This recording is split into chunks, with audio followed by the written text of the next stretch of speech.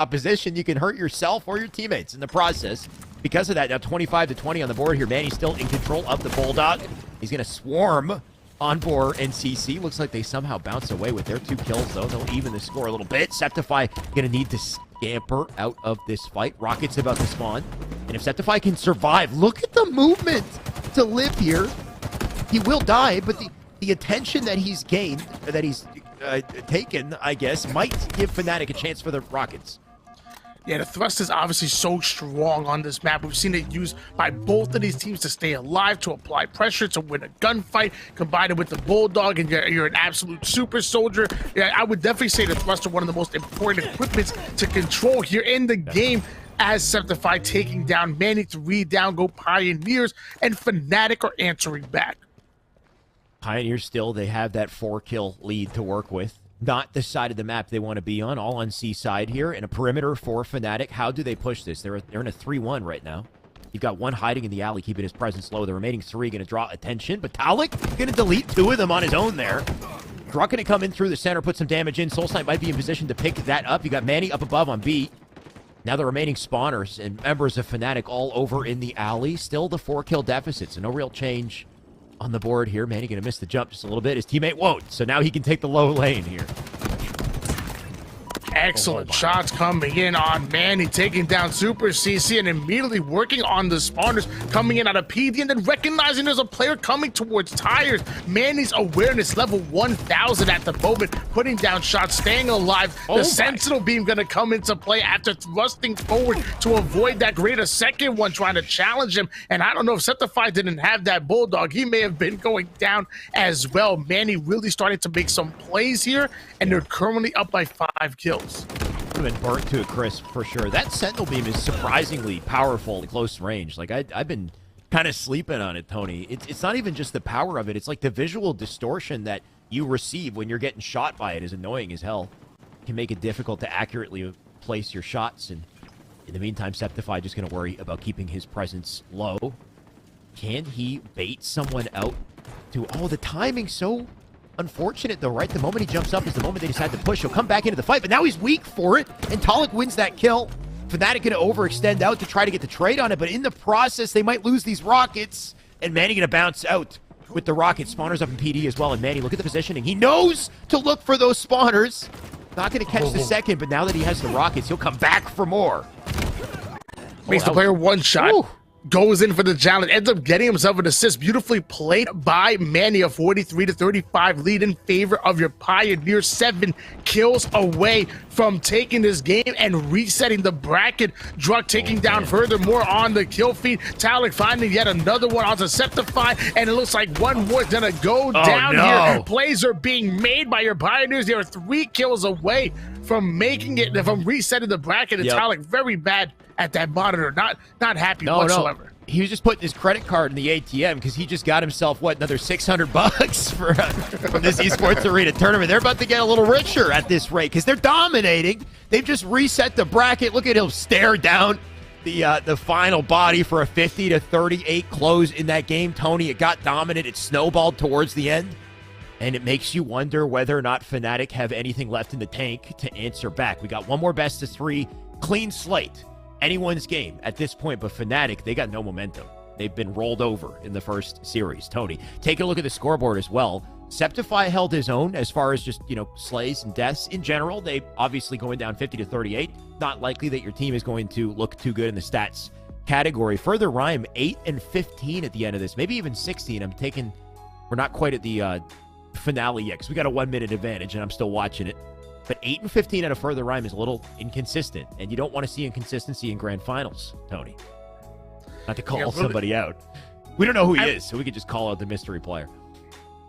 I mean, obviously a tough game for Further Rhyme. A tough series for Fnatic in general. Pioneers knocked down to the elimination bracket in round 2. Obviously, we're not happy with that, and they fought their way back to make it here in the grand finals and pulling off the reset. Pioneers are finally playing like we know the Pioneers can play here, and now we're going to see if Fnatic can answer back. They had an advantage going into the grand finals. They lost it.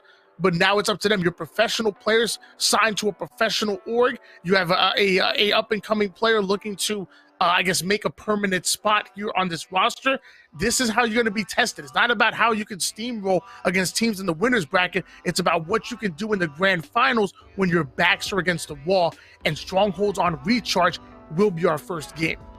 Still anyone's game at this point, but things could barrel out of control very quickly. Here we go, Tony. Grand finals, bracket reset, best of 3.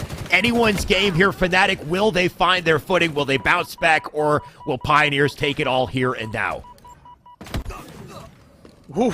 4 down, go Fnatic right off the rip. Oh, no. Pioneers looking good, grappling the shock rifle to himself, and oh no might be right. Fnatic split spawning over towards the elevator. Nades are already starting to rain down. It's only a matter of time for them to collapse, but somebody coming into the gold side further. Rhyme trying to make a play, ends up being caught and taken down. 2 down go your Fnatic squad, and that's a 25-0 run for your Pioneers. Look at this. They let them spawn A, and how do they cover it? Manny and Druck locking down control. They likely have a sword over there, too. We'll see. Druck's going to fly and get aggressive. Repulsor on deck. Doesn't get a kill. 3 come through for Fnatic. So great fight back from them. They found a way to break out of what could have been devastating. 42 points still on the board because of that early setup. And now a flip in the setup. The exact same kind of scenario here, except Fnatic not quite in the same positions Pioneer once was. They're going to have to try to find those positions very quickly. Further Rhyme already getting tagged up from behind. We'll toss a couple pre-nades in, make sure nobody challenges him there, but you got to watch for the flanker. You can see Super CC aware of it. Further Rhyme, can he kill this last player? So far, Fnatic doing a good job of answering back here. Melee comes in, but Further Rhyme was stuck by Soul Snipe. You know the professional players come in. Whenever they come to play, if they're going to go down, they usually find a way to trade out kills, even at being at a disadvantage. Septify now making his way from Mangler Pit, trying to put some pressure onto C. He sees it being taken. Nades go in. He's going to take a bit of nade damage as well. Challenge in. Soul Snipe down. A second one comes in, but Super CC coming in for the cleanup as well. Both of these teams fighting for that Charlie control, but the BC hold is being held by Pioneers. Taking notes on those bank nades out of Manny, by the way, though, right? The diagonal bounce he hit on the edge of the staircase brings it up and into the hallway, which is a very difficult bank to get damage on, but he made that look pretty damn useful. Manny going to walk away with the kill and coverage of this section of the map because of it. Doesn't quite hit the curb slide on the stairs, and because of it, he might not be able to finish this kill right away. He'll have to play it patiently here. In the meantime, Fnatic going to control A and C. Manny going to get... Oh, that was scary. Got a player behind him to finish him off, but at least he walks away with a trade there. Septify looking for a trade of his own into B, and he'll secure it. Septify gets the kill, but not able to secure Bravo. Druck going in for the challenge. Super CC gonna take him down. Beautifully played, and Bravo will end up changing hands onto Fnatic. Currently down in points, but Envor coming in with the energy sword, laying down the law. How many more rules will this man break? He's going to get right into the back elevator here. Oh, does he live in this situation? My God, the milk. Where's that sword?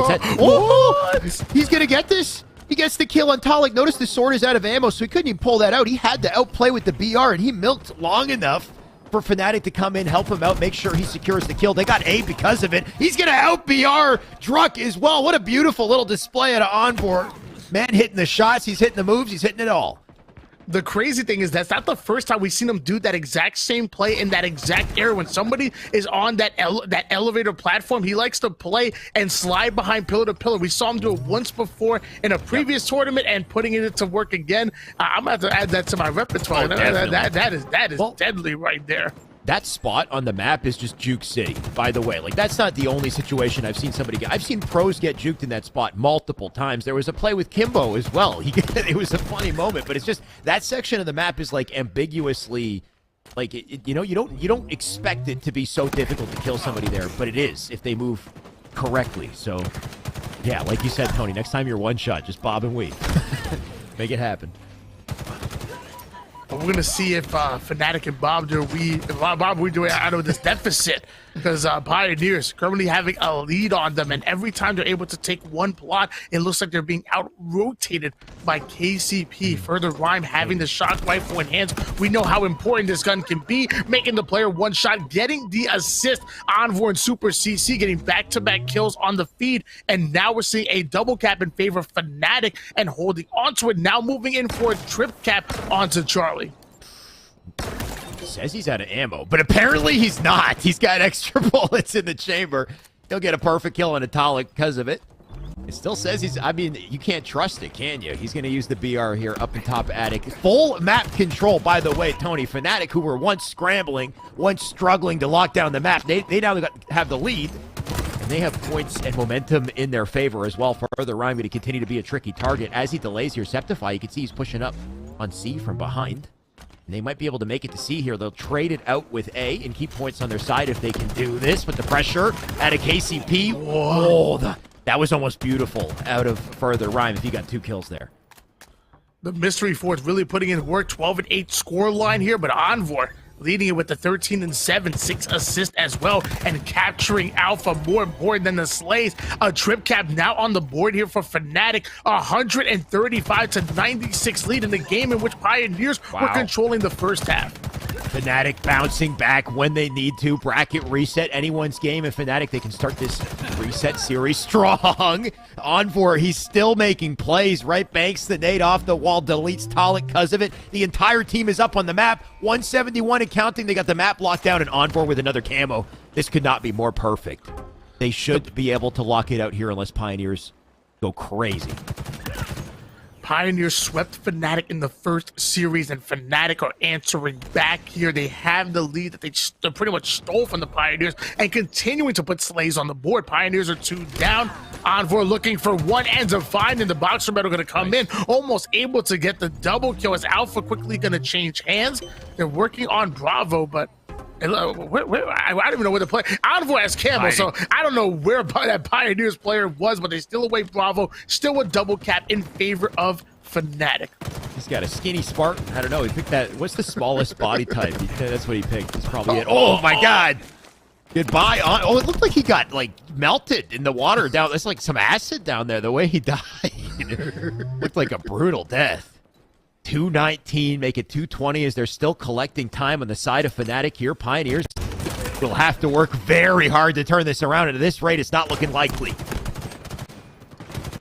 Billion-dollar super soldier. The only thing that can stop him is water. 224-98 lead in favor of Fnatic. Further Rhyme defending Bravo with dear life right now. Tries to get away with the shock rifle. Will be shut down over towards the gold stairs. Envor taking height onto Bravo, looking right over his opponent, but it will change hands. Pioneers putting a trip cap of their own on the board.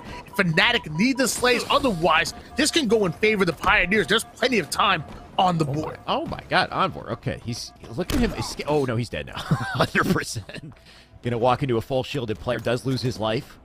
And we do see Pioneers creeping up a little bit on the score, but that could change very quickly if a little bit of control goes back over to Fnatic. But Soul Snipe not going to make that easy. Envor in a 1v1 here on the C. Can he defend it? He cannot. Druck going to kill him with a nade. And Druck going to bounce into C as well. So maybe trip cap potential for Pioneers. And maybe this game flips on its head very quickly. Camo just spawned up. I think a member of Fnatic might have secured it.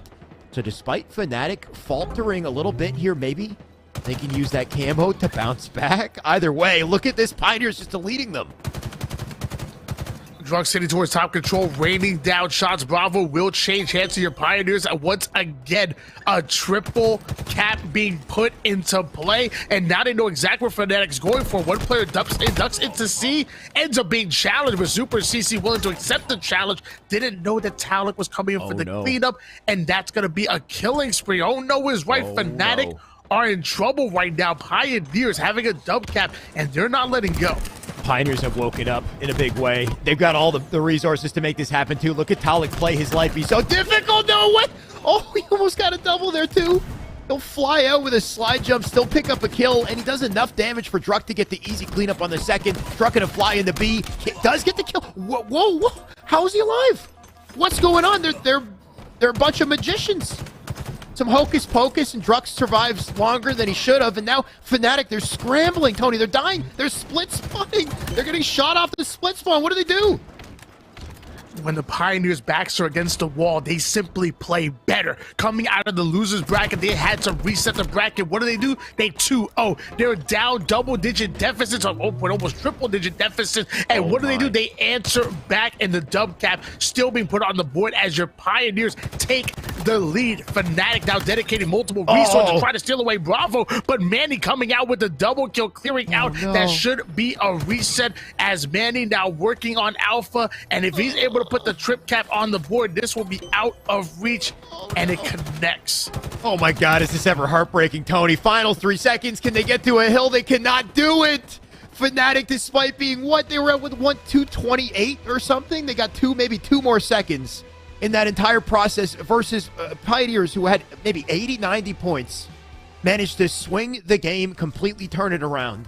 And you could see the composure of Fnatic disintegrate in the 2 minutes that we got to witness, where they're split spawning and they're dying and kind of, dare I say, choking a lot of kills as well. Like certain scenarios where Talik lives as long as he does, right? He gets behind the podium there, slide jumps, almost survives and gets a double. Then Druk lives. How does Druk dodge a melee, right? They're whiffing melees, whiffing. I don't know, Tony. It's just, I don't know what I witnessed. We witnessed a comeback in perfect unison out of Pioneers. Pioneers stealing away game number 1, and now they're going into game 2. And I mean, if you're Fnatic, that game was yours. I don't know. It was. I don't know many teams that will have the mental fortitude to bounce back after that. I mean, they got swept in the first bracket. That the second game number 1, which is all there, should have been literally one mistake away from stealing that game away.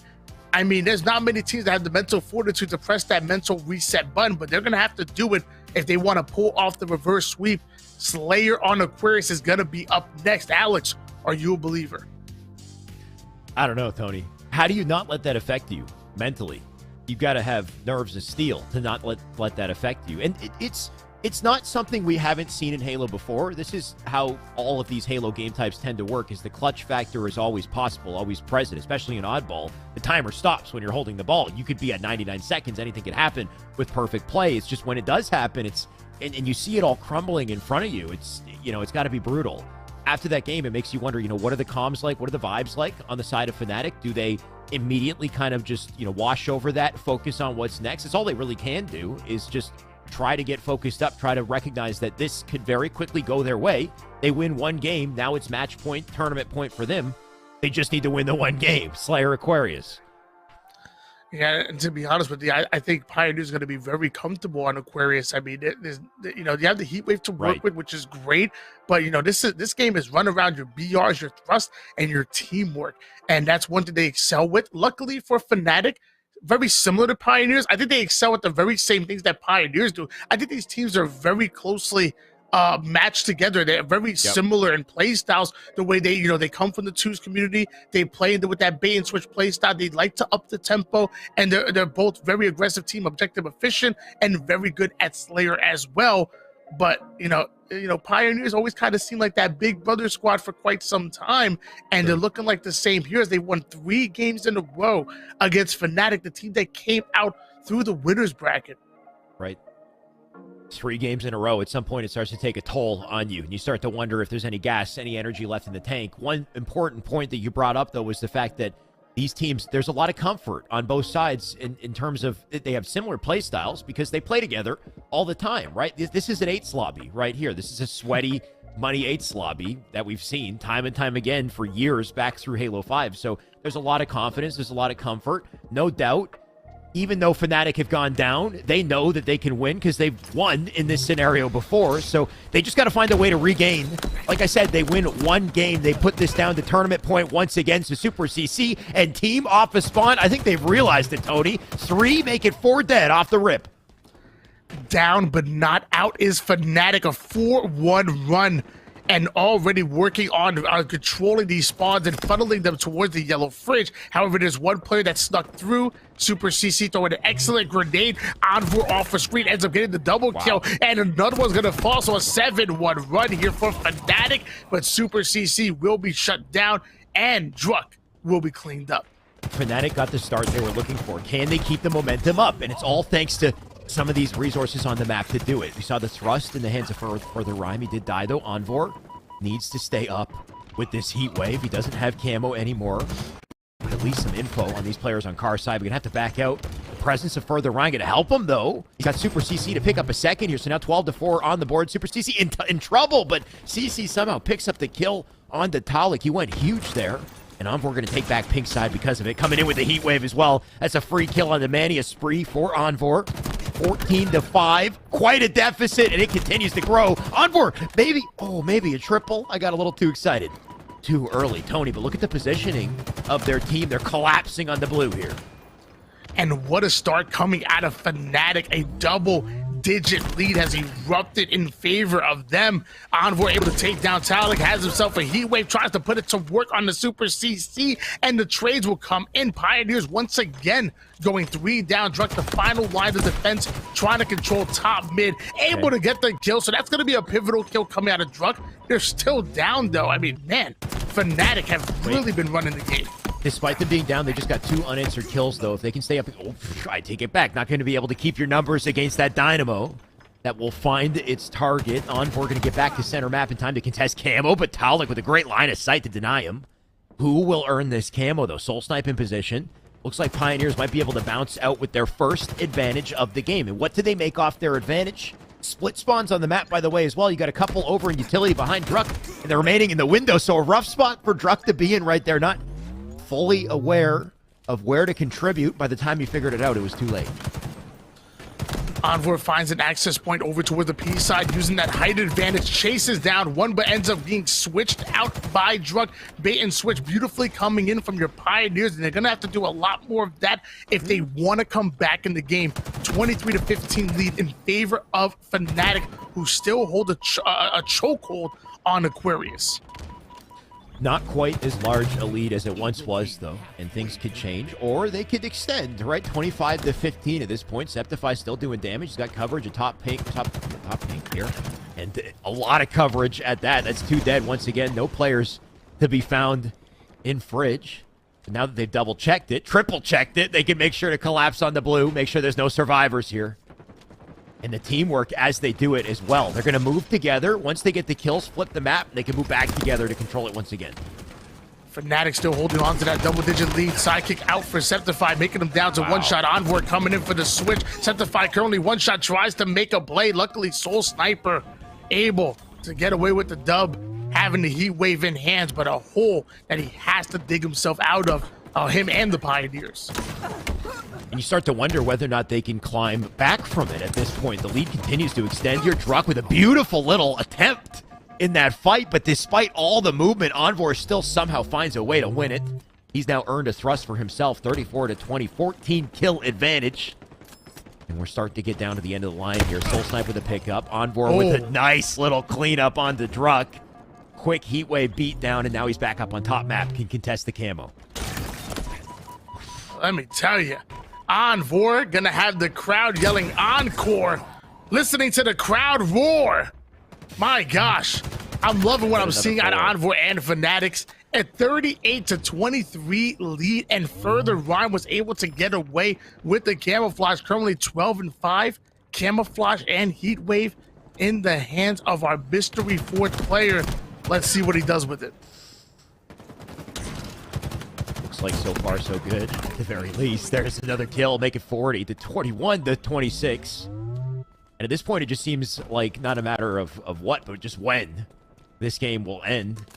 And Pioneers, looks like we will be going to a game 3 at this rate, unless Pioneers go wild somehow. They're going wild, but more in terms of just killing themselves. They'll fly out and die. Druk gonna lose his life for that play.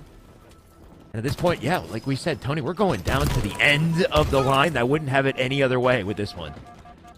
I mean, it's Fnatic and Pioneers. We should have known this was not going to be a series that disappoints here. Fnatic lost 3 games in a row to Pioneers, including a bracket reset. But now they're about to tie things up. Almost spectacularing Pioneers right here, as Envor looking to find just 3 more kills And if Pioneers somehow come back in this one, that would definitely be one for the history books. It ain't happening. What do you do, like, especially in a map like this in Infinite? You die so quickly to team crosses. Like, there's not too many good opportunities to find a comeback, you know, without trades, without some sort of an answer from the enemy team. 49, make it 50, and they'll close that out in dominant fashion, and that's exactly what they needed to regain confidence. Tony, just rewind the clock 5 minutes, and they were blown out in a series, in a game one, where they should have rightfully taken that win. Instead, Pioneers, they found their footing. They flipped it around last second, won the game. So you would have thought that would have hurt their mental. But testament to Fnatic and their level of play to not let it affect them, to jump into Slayer and then dominate in Slayer. Now it's anyone's game. Now we're right back to even, and you love to see it. And, you know, Streets is one of my favorite maps, so it's only right that we send it to Oddball, which is potentially one of the longest game types that we have. I want to see it go the absolute distance. I'm talking both teams put up a round, take it the full 12 minutes. I want regulation and sudden death. I want to see an all-out brawl here on the Streets.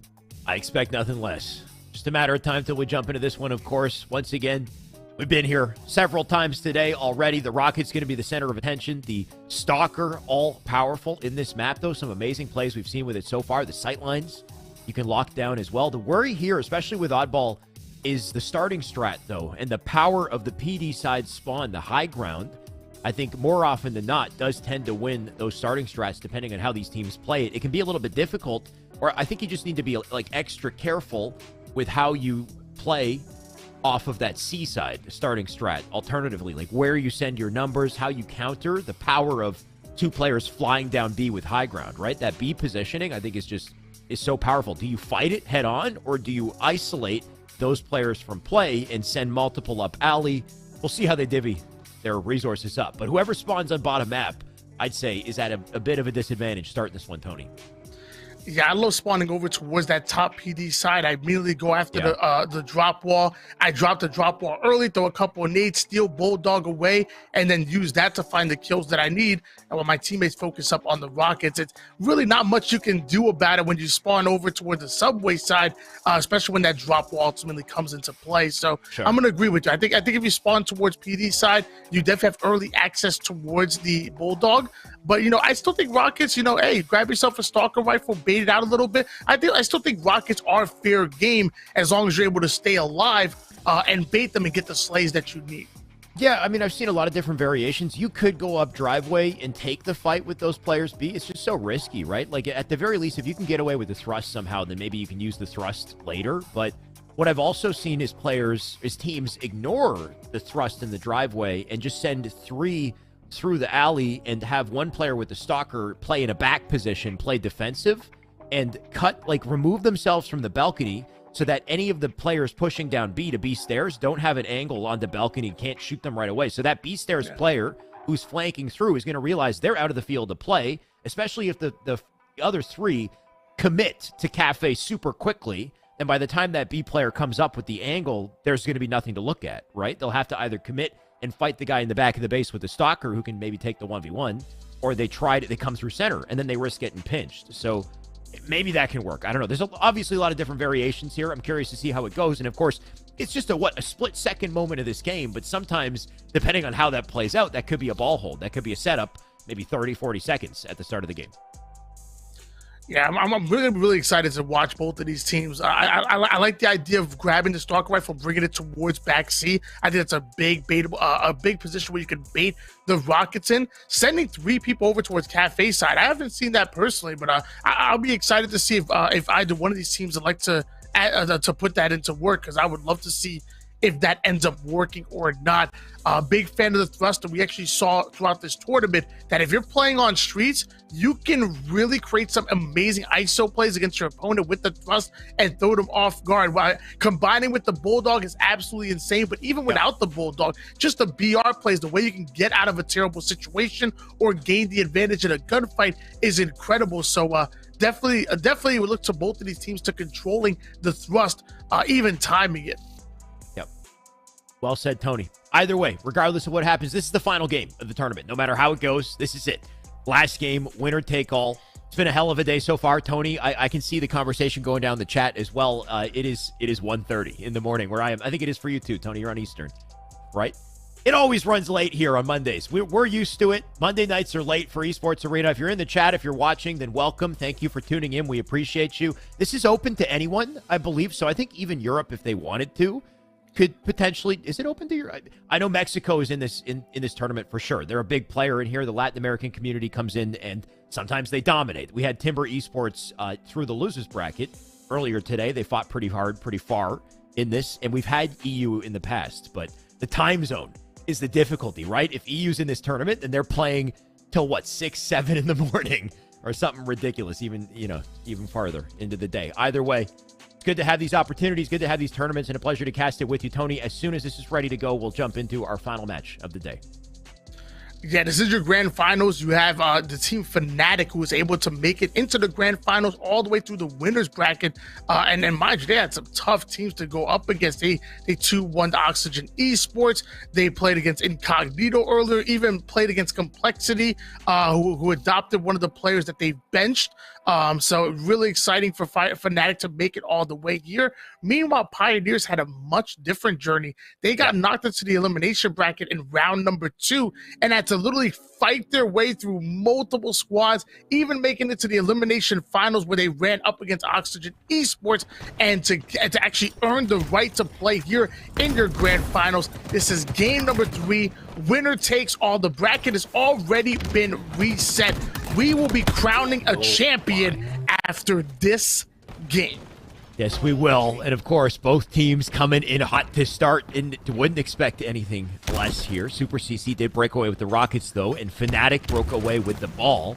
And maybe Fnatic can get a little bit more started. You can see Septify over on the left-hand side getting covered from the perimeter. He got one in the subway as well. Rockets coming in, and not enough to get a kill. Pioneer's going to find a way to survive the Rockets and move together to push up onto C here. This might be a quick little turnaround for Pioneers. Love the collapse coming in, clearing out the subway side, and that's going to be some early ball time coming in from the Pioneers. Obviously, Fnatic having a bit of an advantage, but with them being 3 down, Pioneers can get a secondary round of slays and really look good, trading out the Commando for the Sentinel beam. Does Druck, and just baiting those B stairs, waiting for anybody to push. Meanwhile, off the screen, Oddball takes down Talik. Septify goes after Manny, and Druck putting the microwave into play. All while that happens, further Rhyme going to get a nice little ball rotation to get it back to C. I do love the combination of the slide with all these little tools and mechanics. Like you can drop the ball curb slide. You can even curb slide holding it. I believe you can sprint holding the ball as well, but dropping it is going to give you a little bit more speed. And we can see further Rhyme pull that out as they try to get a hold over to Subway. Very quickly going to be pressured though, and Envor in the back of the map going to try to keep his life intact. We'll see how long he can do just that. You know, I definitely be running the ball with a little bit of juggle, but you might have to make a YouTube video about how you be sprinting with the ball, because no. Okay, good. I don't know where. I will say at the end of the game, if the game ends, you do have a sprint animation, but only at the end of a round. But if you out here sprint, I'm gonna need another Shyway video on that one. You out here sprinting with the ball? No. Show me that movement. It's weird. I've never sprinted with the ball in my life, but I've seen. We've been casting, and I swear to God, I've seen players just like randomly sprint curb slide, and it was at the end of a game. So I don't know if that's maybe what I saw. Okay, yeah. So I saw something I didn't recognize, and I was like, oh, maybe you can sprint. But I've never even tried to sprint with the ball because I've always just assumed it was not possible. So I always juggle it. So anyway, turns out it's not possible. Don't listen to anything I say. Don't unsubscribe from my YouTube channel right now. All right. Either way, Fnatic going up against your Pioneers. Pioneers actually having a bit of an advantage, but Fnatic having the ball early in their subway setup. Talik trying to advance forward onto the B Street as a player holding down that mid. Manny coming in for the collapse onto Purple Street, able to take down further Rhyme. Septify going after Manny for the cleanup, and Talik takes down one. So both teams fighting for that map and numbers control, and it looks like Fnatic might be able to gain it right here. Yeah, Fnatic managed to get that ball out of C, bring it through B side. Super CC going to try to be a line of defense over it. Man's in trouble. Nades coming in, but the coverage out of further Rhyme to help him out and keep CC alive. That keeps the ball in their hands. Maybe some numbers as well, but Talik with a big pickup and a kill. And I like this positioning at Aceptify. They didn't check the corner as he ran by 2, and a beautiful play at Aceptify. He doesn't go for the shots. He just drops the nade, then hits the nade shot for an easy cleanup kill. And now they got some great positioning with the ball as well. They've rotated it back over to A side, sitting in PD, 79 and counting. They got the Slays coming in, locking him down in Subway. This is the snowball you want to see out of Fnatic. And Aceptify, don't tell me he takes his fight as well. We'll get a trade. We see the reticle flailing a little bit there, but the final rocket launcher going to come up on the map at this point. 95, though. Pioneers can't even afford to get the rockets. They got to kill that ball player, and the ball drops to 99. Don't tell me they further. It doesn't get the kill with the rockets. Somehow Further Run dies, and SoulSnipe has the ball, but 99 for Fnatic. And it would be an incredible comeback if Pioneers were able to make this happen. Manny taking down Super CC. That microwave coming right into play once again. Druck getting the rocket kill onto Septify, but cleaned up immediately. SoulSnipe ends up rotating the ball all the way over towards the PD side of the map, and they are still putting points on the board. They just passed that 75-point threshold. No, not another heartbreaker for Fnatic. Tony, does this happen twice in one series here? The boom block with the nade, thanks to Druck. They're going to try to get some coverage, but look at the pressure coming in for Fnatic. Fnatic just need 1 second on that ball. They should be able to get it here. SoulSnipe going to rotate it out to PD. Somehow they're getting trades on their fights. Druck with a huge pickup. He'll snap on the one in PD. He does die. Can somebody on Fnatic just touch the ball for 1 second? Further Rhyme will do it. And thankfully, Fnatic managed to survive what could have been another heartbreaker, but they walk away with round 1, and now it's tournament point.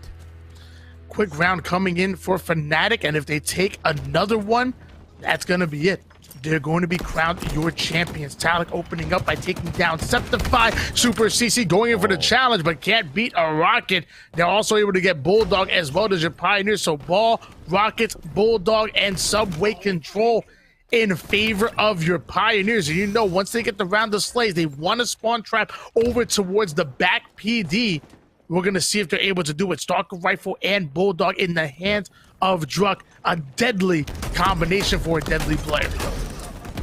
And he dies with it too, though. That could have been a little more deadly, and it wasn't. And because of it, look at how quickly Fnatic are going to bounce back, get their kills. A double out of Envoy. Ball going to be handed over to him, and he takes it right back into C. So 20 seconds collected for Pioneers in that exchange.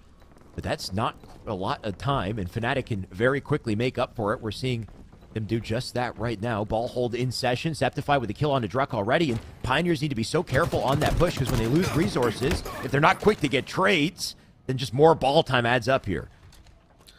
Fnatic going to take the lead in this one as they're rotating the ball B side. Pioneers ready for it, so the cutoff is going to come in, taking down the ball carrier. Not able to get the second one. Finally, Druck taking down Septify. Super CC trying to get into the gunfight as Pioneers are scraping away at the ball time, and Fnatic are currently 2 down. Super CC looking for an entrance into this fight. Doesn't want them to get away with that ball for free. He's going in full aggro as well. Can he take down this weak player? He will. They'll delete Druck. Maybe in position to, okay, where does he want to go here? He's got his teammate now dead top B. He's going to continue to press.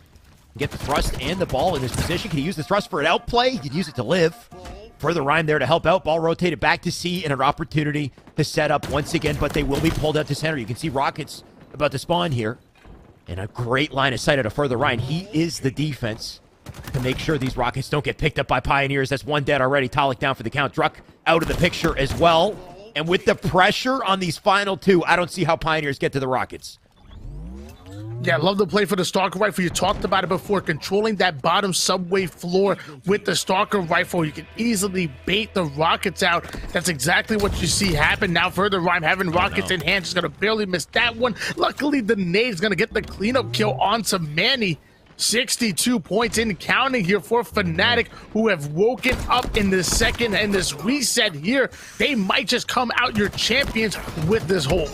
Fnatic, who were staggered all series long, all of a sudden have Pioneers on the ropes. Pioneers with only 32 points to their name. They'll try to get a setup. Pioneers need to get some coverage of the map at this point. Maybe this is the opportunity to do it. So Druck just going to worry about these sightlines. Tough spot to take a fight. You can see how prevalent these nades are as they come into driveway. He's still pestering it, though. He's got to thrust out of the action. He'll get back. In the meantime, the ball's still in the hands of Pioneers, but they are under fire. You can see the push likely going to come up from B side. Just a few seconds. Druck already anticipating it.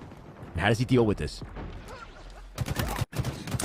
Oh, he has the responsibility of getting 2 kills here towards the back subway. Takes down 1, ends up getting the double kill. 4 members go down for Fnatic. That was all drunk right there. He had to get both of the players. He ends up doing so. 4 members being wiped for Fnatic. Pioneers might be able to tie up the game with this whole talent, taking down yet another one. Drunk going right back at the further line, but both teams are 2 down.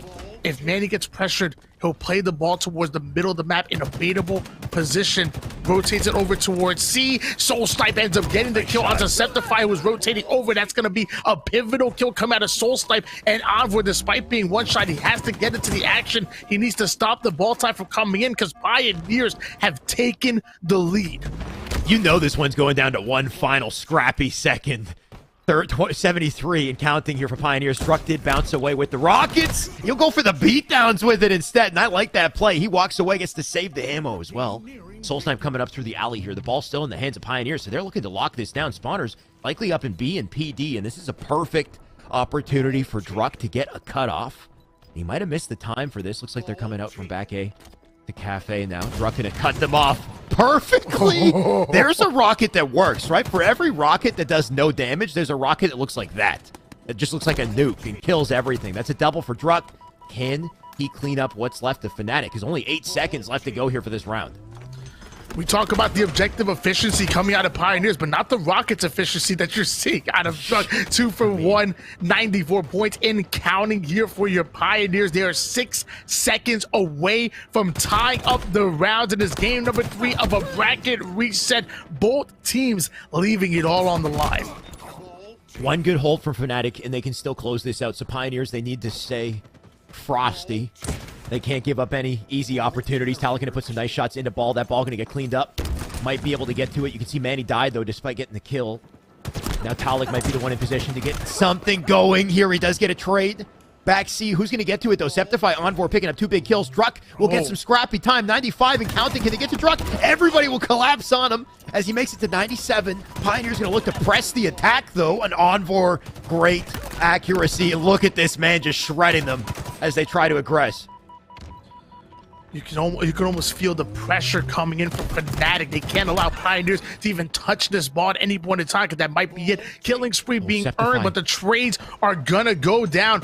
Ball time still in the hands of Fnatic. Nobody able to touch Super CC. 2 down go Pioneers, and you're seeing Super CC now rotate the ball. That's gonna be it. Fnatic taking the game 2-0, taking the series 2-1, and taking the lion's share of this $1,000 prize pool. We have our Vizio Week champions.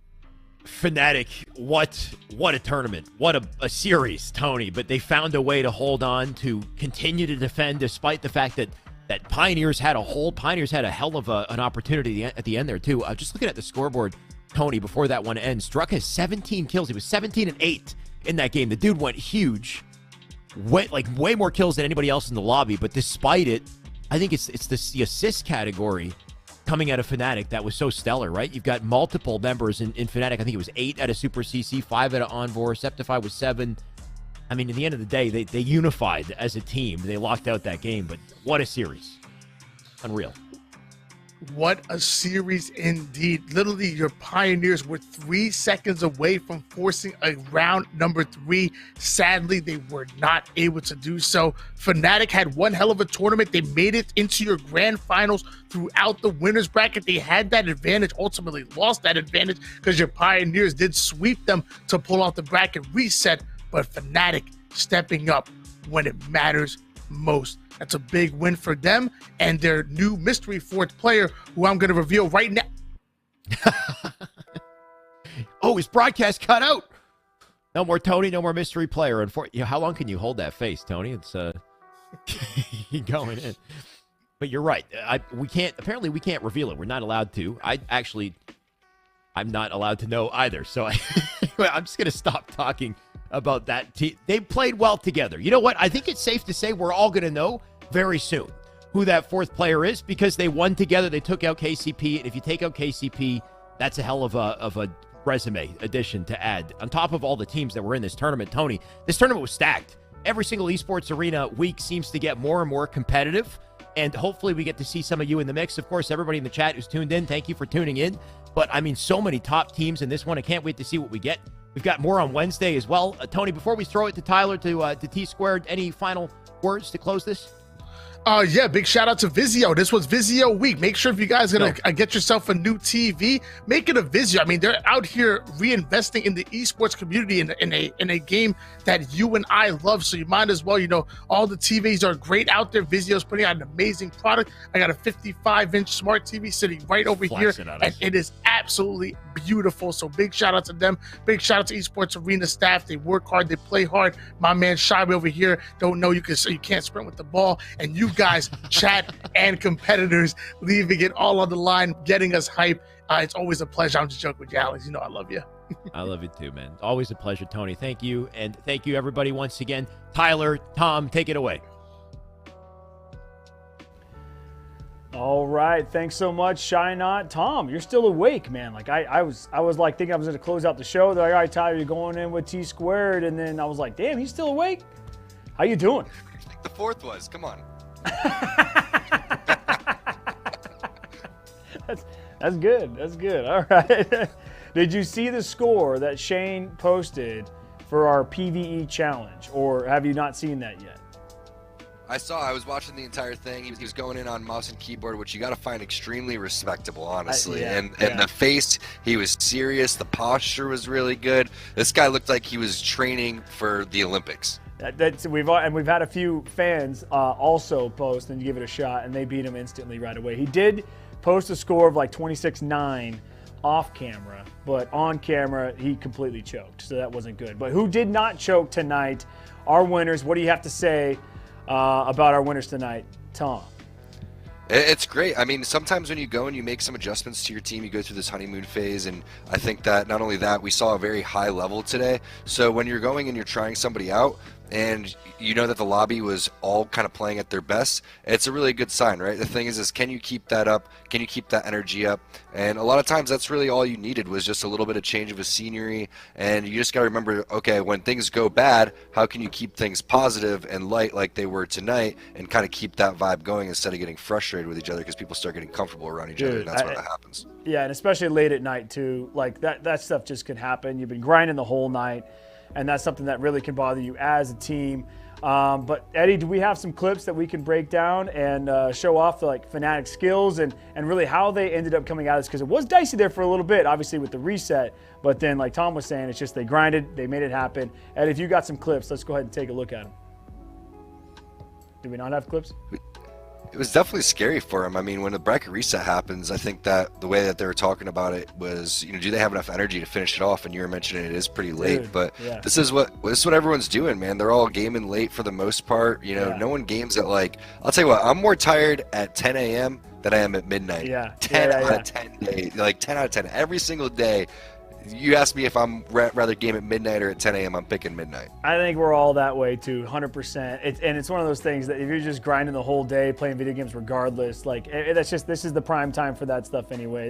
You're right. You're right about that. So, all right, Tom, break it down for us here. The big thing is not playing the ball right here. So they're going for the play ball, but you see Envor is there to go and grab that and toss it back. And that is just huge, because it was already being called, hey, this looks like, already game. We're going to go to the final best of, in the best of final 3 here. And we're also going to go to the final round. That would have been absolutely lit, right? That's what we were kind of rooting for as someone that's going to be a fan. But when you see the score, you don't realize that's only one spawn cycle, man. 96 to 76, that's really not that much. So what happens here?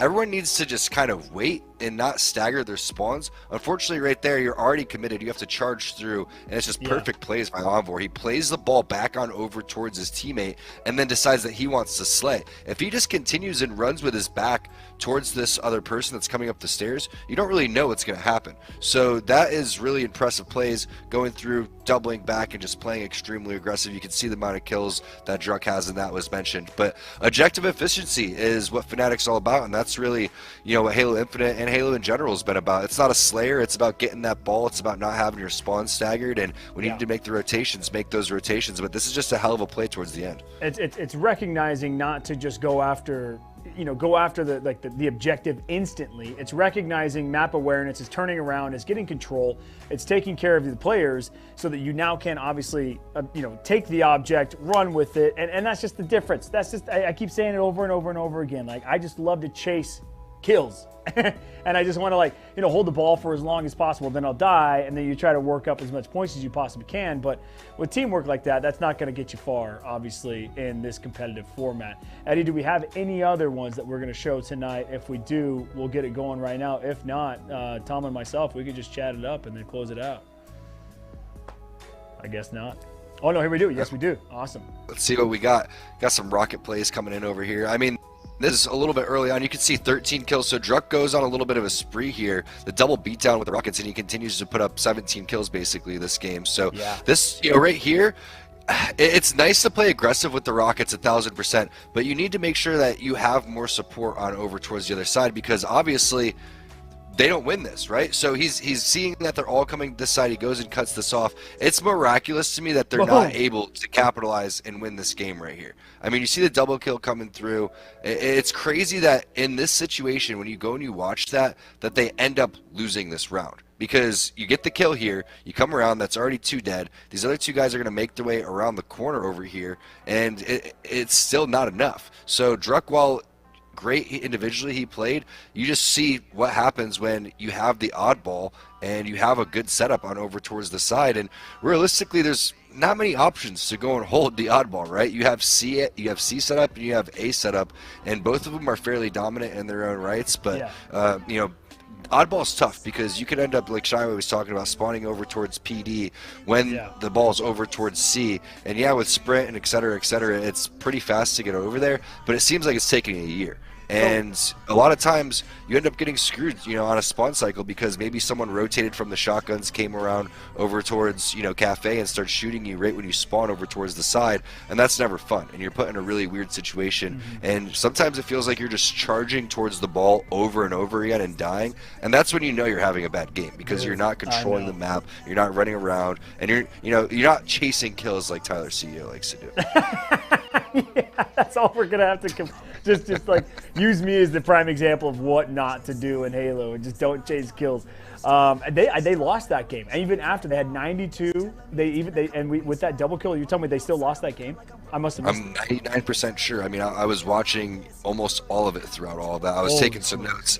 Got a little sidetracked during that round. When I saw it and I was listening, I was like, okay, yeah, this is going to a round 3, and I can't wait to hone in on this. And next thing I know, I look over and Fnatic's winning it. And that's what's so crazy, is that was a really, really good play by Fnatic and by Envor.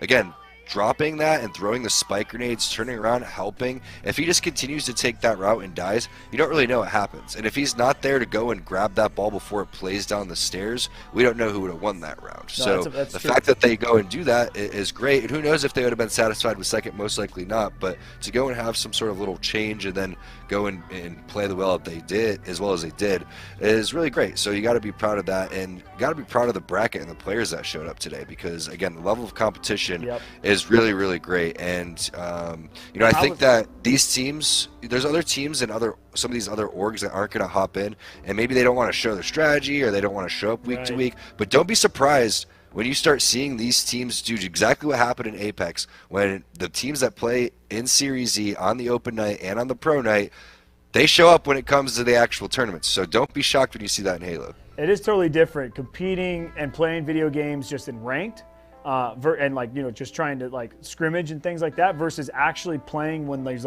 pride on the line, and there's money on the line. Don't get me wrong, we're not talking life-changing money here, but it still is a good amount of money on the line to put towards your resume. So Pioneers, we talked about them very early on. They had the upset early on. They didn't have that great start. I think that, and you had obviously said early on, I asked you, I said, what do you think about these guys? And you said they're basically going to tank because they're not going to recover from all this sort of. You said. No. I was saying that as an example, and you took it to the next level. All right, Tom? So they came back, got second place. So they clearly did take a break. They played some lower level competition, got their confidence back, their mojo back, made it all the way to finals, and with the reset. So how serious is Pioneers in the overall Halo Esports ecosystem. Very serious. And again, I just have to say that if you're going and showing up, for Series E tournaments or playing in as many tournaments as possible, there's a couple of things. One, the level of intensity rises whenever there's money on the line. Two, you have to, just like you said, there's these breaks, this dead time. That happens in LAN, that happens all the time here. Having that dead time, deciding what you want to do with that dead time, whether you want to play, whether you want to laugh and giggle, whether you want to fight and argue with each other and yell at each other and tell you how bad you guys sucked and blew the last round, whatever your team's vibe is, go for it. But that time in between is still time practice, towards the tournaments, because you have to get used to these situations and used to this downtime, how fast it plays out, how slow it may play out. Fortunately, here in Series E, we got a really smooth ship, and we didn't run into any major issues. We had a couple lag outs here and there, and we were able to recontinue with the original score, which I think is really cool. It's unfortunate that that stuff happens, but that's again what the practice goes towards, right? So again, there's so many different things in terms of raising the level of competition that you're going to see that week after week, and hopefully more teams continue to join, and hopefully the teams that do show up, they show up really hot in Kansas City, because I think that what do we have 6 weeks until that event, so we have 6 more weeks of Halo to see who's going to rise to the top here. And it's also pretty, let's know, they were pioneers today, but they are Kansas City pioneers. So KCP, the fact that it's going to be in Kansas City. Welcome, ladies and gentlemen. Same set, different host. My name is Yeso, and welcome to Series E Halo Infinite. We're kicking off Pro Night here during Vizio Week, and I'm excited to be back once again. Thank you so much for joining us here. We've got an incredible show ahead of you here today. And of course, if you are here for Apex Legends, don't worry, that kicks off just a few hours from now, immediately following the conclusion of our Halo Infinite bracket. We'll get right into the Apex action, so do not worry. You can stick around, enjoy the Halo, and then watch Apex immediately after. Now, for those of you that are new, maybe you don't know what Series E is and what we're doing here at Esports Arena, but I'd like to break it down for you, okay? Series E is a professional esports open circuit that absolutely anyone can join across multiple different titles. We've got Apex Legends, we've got Guilty Gear Strive, and of course, Halo Infinite. Now, the way things work is players and teams come and compete in our open qualifiers, and the best of the best from those open qualifiers get into Series E.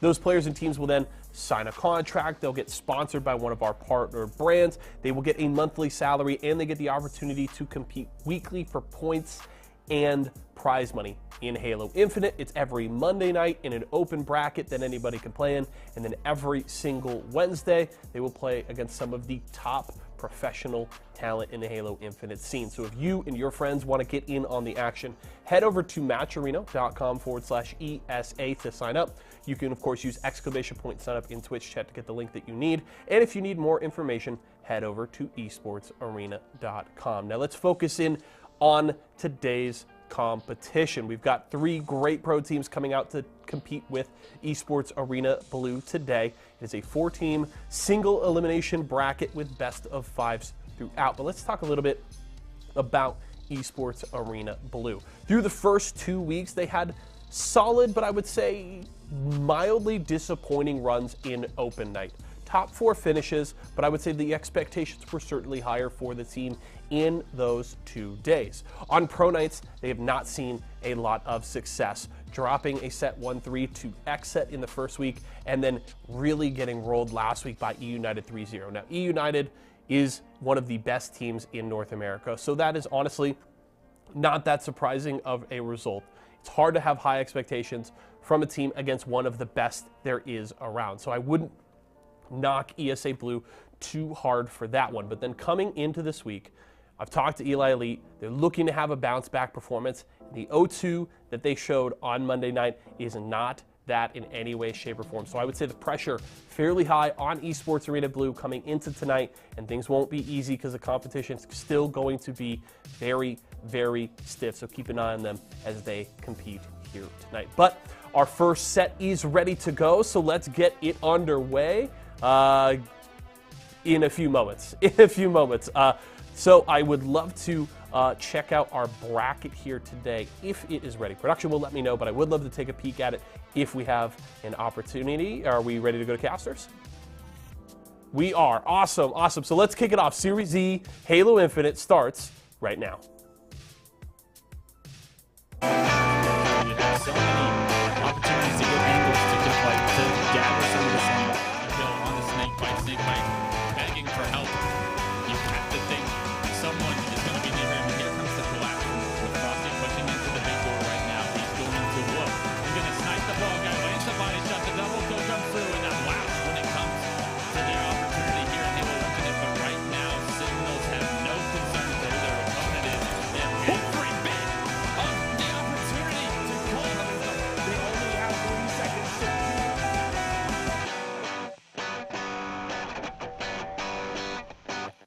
Hello and welcome back to Esports Arena. It's Pro Day. It's Vizio Week. We've got plenty of awesome matches lined up. Actually, just a nice little exhibition lined up today. $1 grand on the line. We've got ESA Blue, like Yeso had introed for us. And then we've got 3 high-caliber pro teams all going head-to-head in a single Elim bracket. I can't wait to get into this. Of course, I'm Shyway. I've got Wes Clutch with me. Clutch, it's been some time since we've casted. How you doing? Welcome back.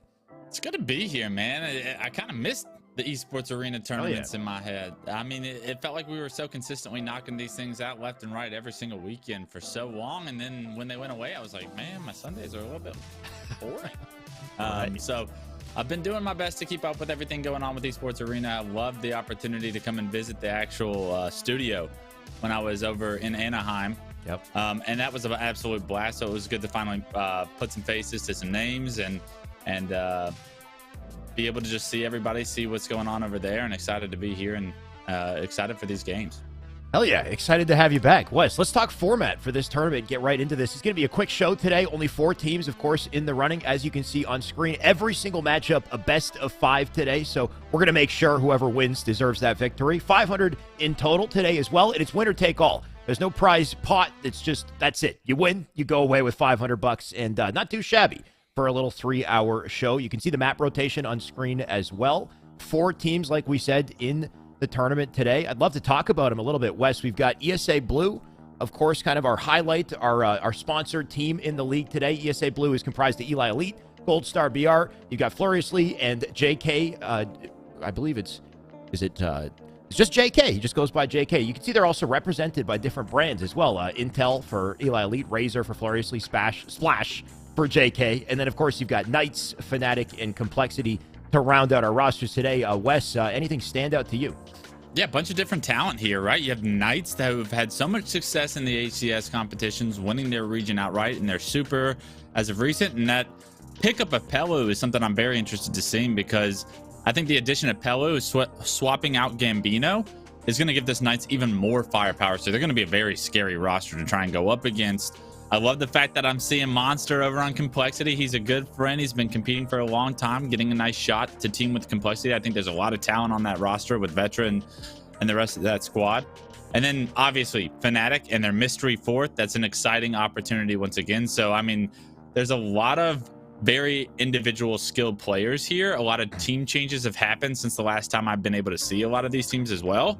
So it'll be good to get a new wins on everyone competing today.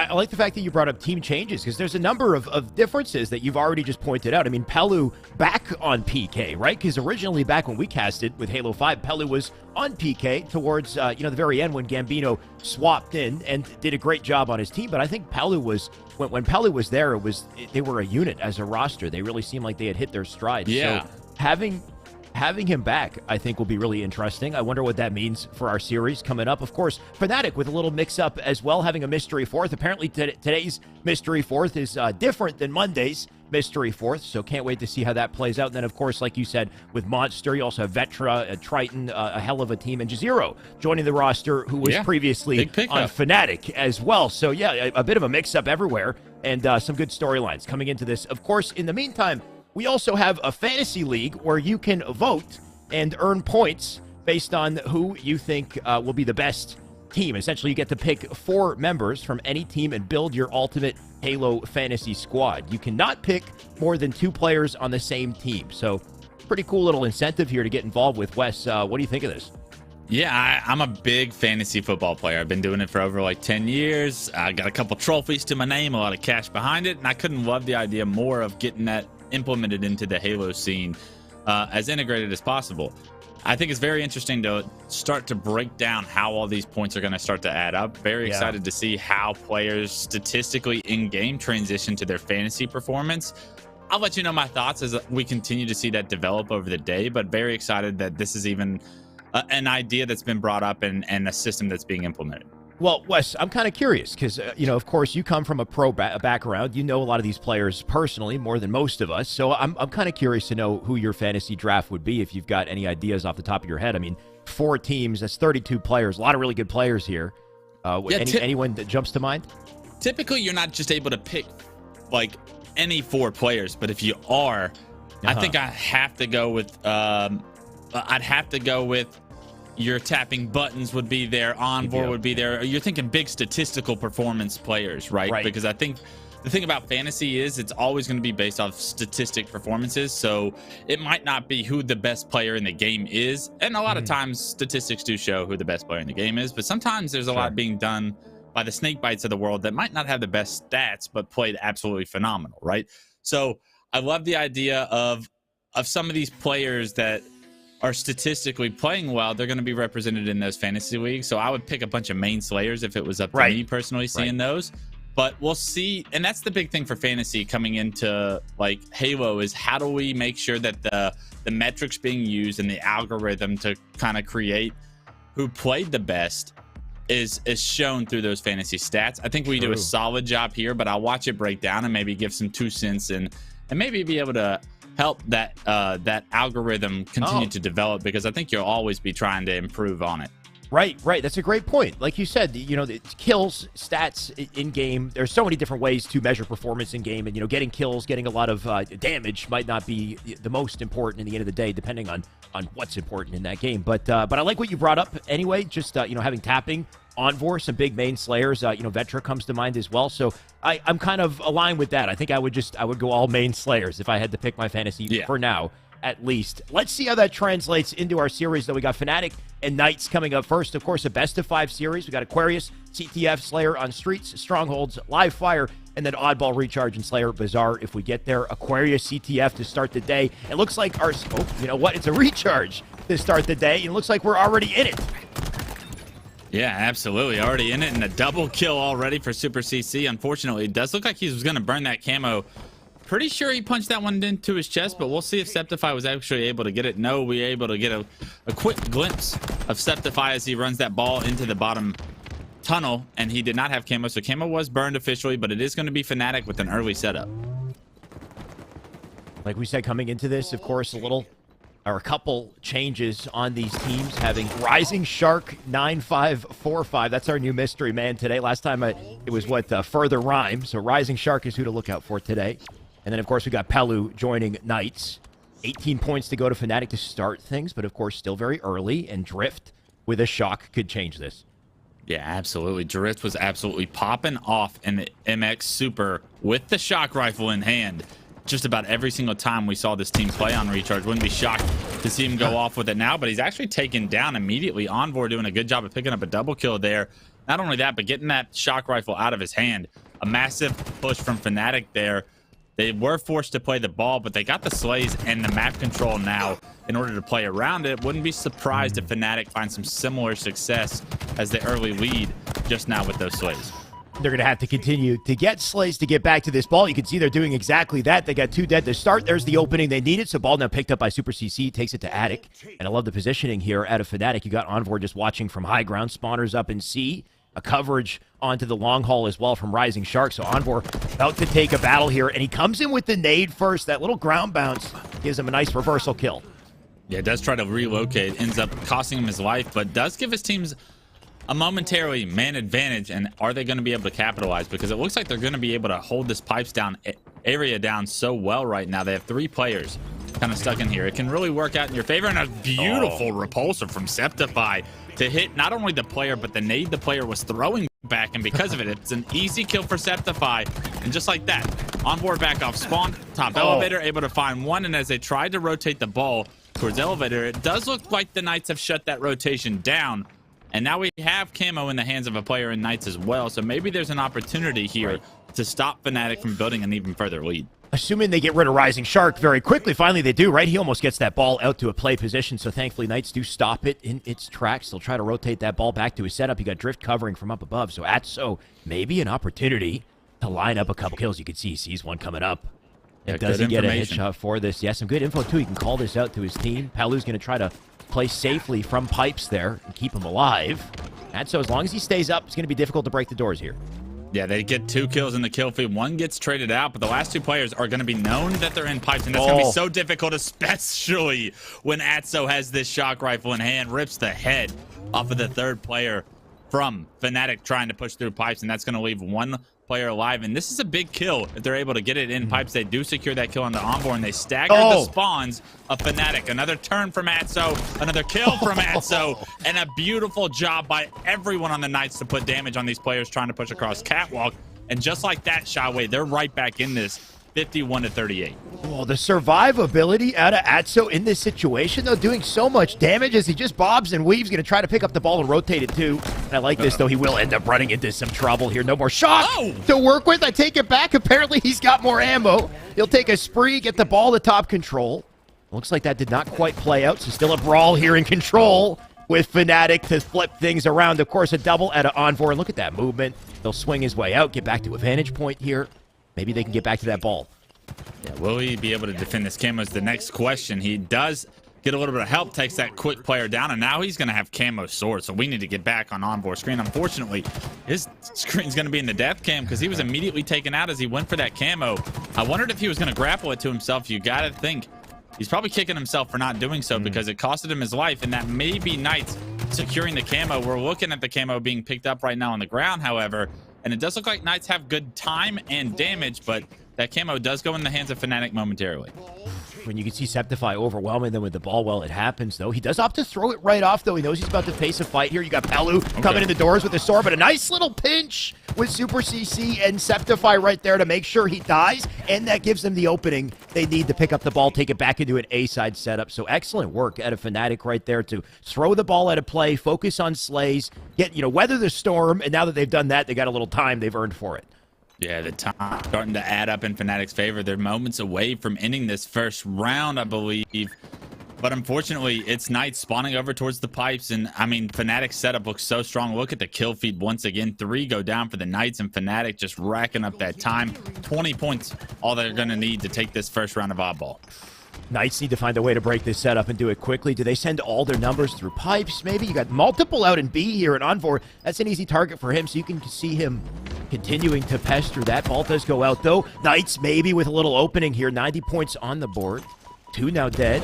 Unfortunately for Knights, can Palu stay up, get the pick he needs? Big fight here to win, and it can't quite do it. Actually, it is a trade somehow, but a trade's not good enough. 95 and counting here as they get the ball to back is C, and it looks like there is no chance anyone on Knights will get their hands on it. That's a round 1 secured for Fnatic.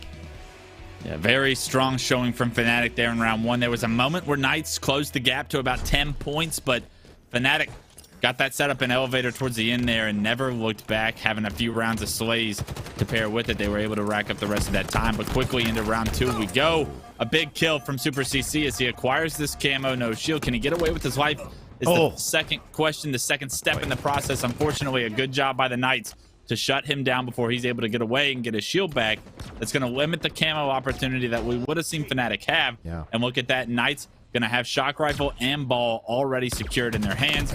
This is a very, very ballsy play by that player top middle to be pushing with that shock rifle. Typically, you want to sit back with that weapon, but I mean, we saw a little bit of up close and personal highlights already in this game 1. Wouldn't be shocked to see it again. You can see Knights finally being elusive, though. They managed to rotate the ball and their players away from it. Super CC on the chase, though. 2 die in the feed thanks to Knights. So the coverage still coming in, but Septify maybe a chance to sneak up, make a play here. You can see they're just picking up as much time as possible. Well, it happens. Nade's going to ring out. Septify looking for the kill here on the ball carrier, but tapping will send him off the edge. Looks like the ball goes off with him, so reset in play. A nade thanks to Envoy. Envoy has been popping off in this slay category, and one way to ensure that Fnatic gets back to the ball. Yeah, tapping having a great start to this second round. 5 kills to his name already. We'll see if Knights are able to capitalize on all the slaying he's been able to do so far. Make it 7 as he picks up a double in the feed. Atso with the ball in hand, trying to rotate it towards the elevator, but unfortunately taking a ton of damage. And you can see how quickly Fnatic are going to be in a situation to try and shut this setup down. Just like that, the push comes through to go down for the Knights, and Fnatic have broken the setup before it could even take shape from the Knights.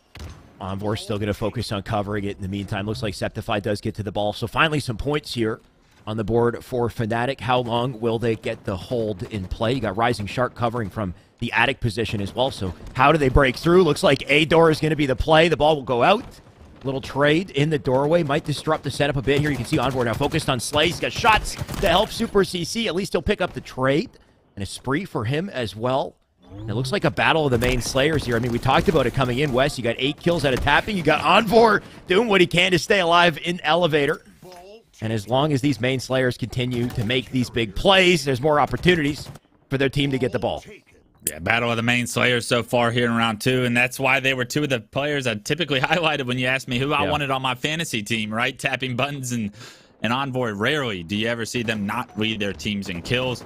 Statistically having a great round 2 so far, but Knights are doing a good job of holding this ball. You're seeing them pick up the first kill over towards that elevator, make it 2 for the Knights, and that's numbers advantage for the Knights as well. So they should be able to rack up some time here, especially with that big win from Atso.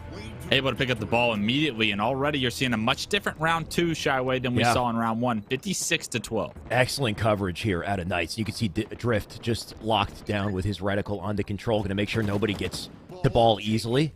Couple drop moments too coming out of Knights, just to make sure that they're flexible with the ball as well. And that's so important, I think, with these setups, is just because you're the ball carrier doesn't mean you can't contribute or shouldn't be aware of, you know, when to poke and prod, when to be a nuisance on the map. Listening to those callouts, you can see the ball still going to be held in play here. Can't quite see the time they picked up, but the pressure definitely here. Cavalry going to come in the door. That Septify who gets the ball, so the setup might transfer. And 4 dead, like you said, you can see on the scoreboard there at 74 points. So Fnatic, they're going to have to answer big here. And look at this decision by Septify. It was going to bring it over to BR, going to probably rotate this ball all the way to blue, but opts to not. Actually doubles back with the ball, brings it right back to elevator. Must have been some information received by the team that they wanted to hold the elevator setup instead of getting it to blue. You know, Fnatic rotated it to blue a few times there in round 1. They preferred that. Camo does come up during this setup, though, and Envor able to secure it. Unfortunately, Envor starting to lose teammates, so although Fnatic have secured this camo, they may have given up their ball setup in order to do so. They still do have numbers, though. And there comes the push through the door. You got Super CC entering with the sword.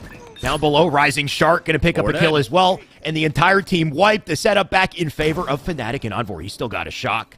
He's still got a camo. Looks like he's got the grapple as well. A lot of playmaking potential here. How does he do it? Coverage on that hallway. You can see the nades already going in. Envor going to worry about center map instead. And he's got to be careful here. You can see he's pinched by multiple. 3 dead now. 1 left still for Fnatic to try to slow things down in the back of elevator. And if he can play his life, he can hold the, or give maybe his team an opportunity to get back to ball. But Knight's very quick to reverse the setup. They only need about 20 seconds as well. A little bit of a blunder there from Fnatic. They had a full setup with camo shock. You have to think that they're going to be able to find the damage and the input to be able to hold a nice setup. But 3 points is all Knights need. And now it's going to be a tied up game 1. Both teams winning rounds 1 and 2. Push us to a round 3. We're going the distance already. These two teams seem to be so evenly matched with these new additions. And because of it, we're rewarded with that extra little bit of Halo. You got to love that adaptation out of Knights as well. Getting the slays they need to, breaking those setups very quickly, and then they'll take one of their own and efficiently cover it. We'll see if Septify can cover his own, but here he's got to back off 2 pipes.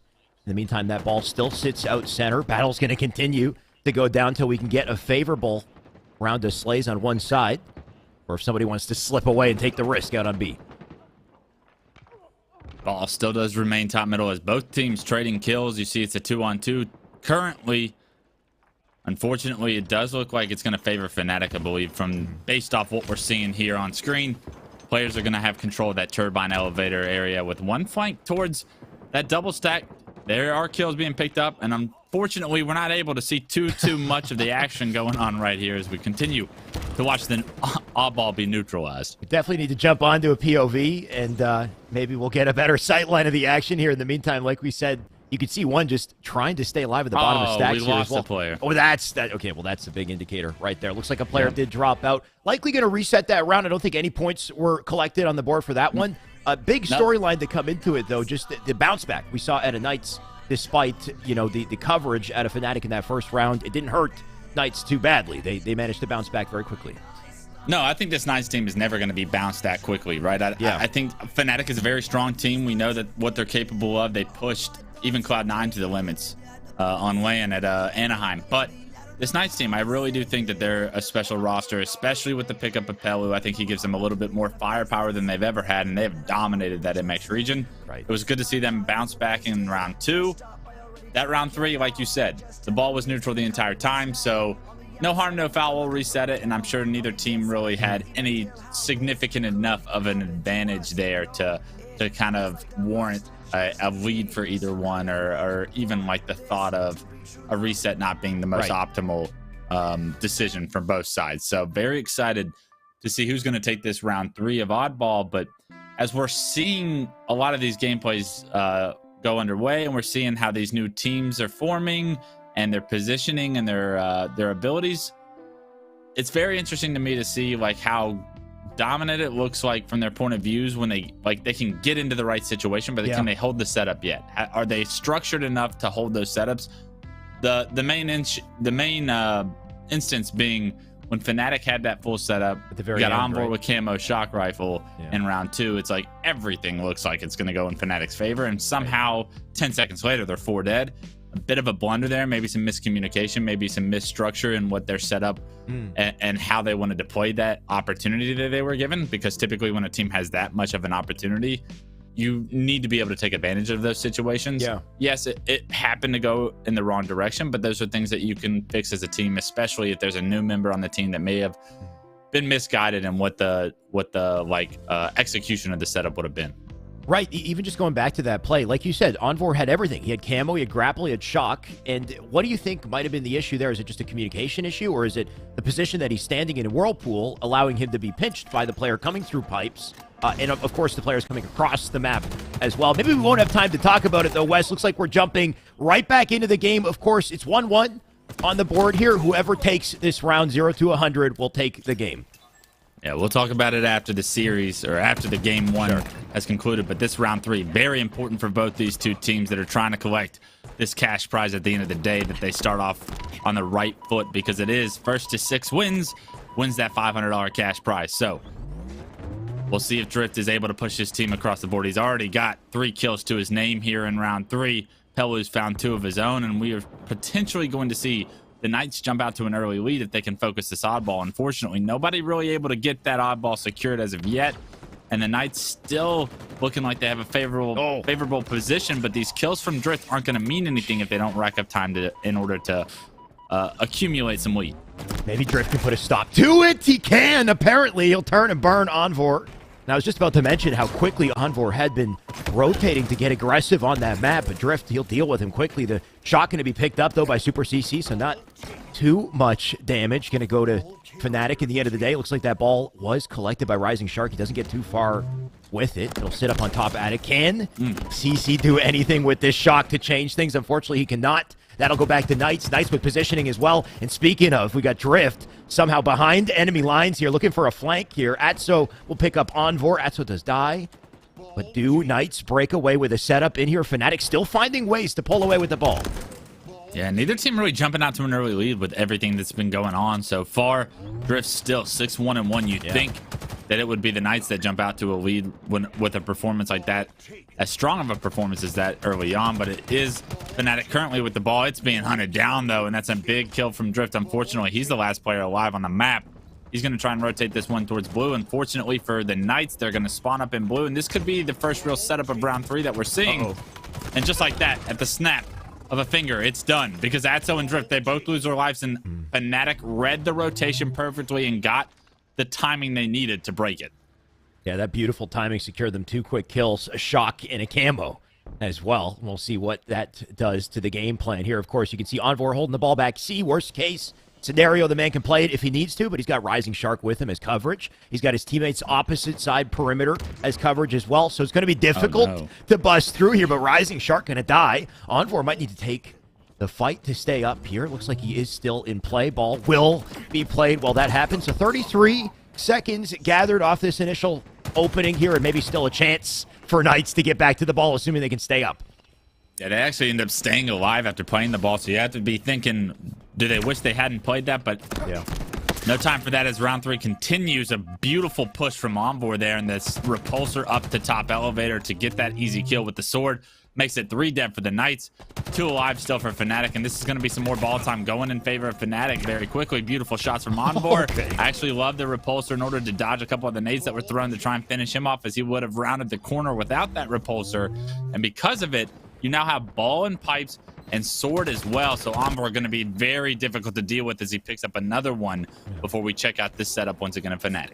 I think there are so many players that will work so hard to conserve the equipment that they have, whether it's the grapple or the repulsor. But when you watch Envor use it, the confidence behind it, and the fact that he'll pull out repulsor when he thinks he needs to, and I think it allows him to survive and rotate quickly in situations other players may have missed the opportunity. Fnatic not worried about holding down this setup, though. They're doing a great job of it. In the meantime, you got Rising Shark with a sword in a perfect position here too.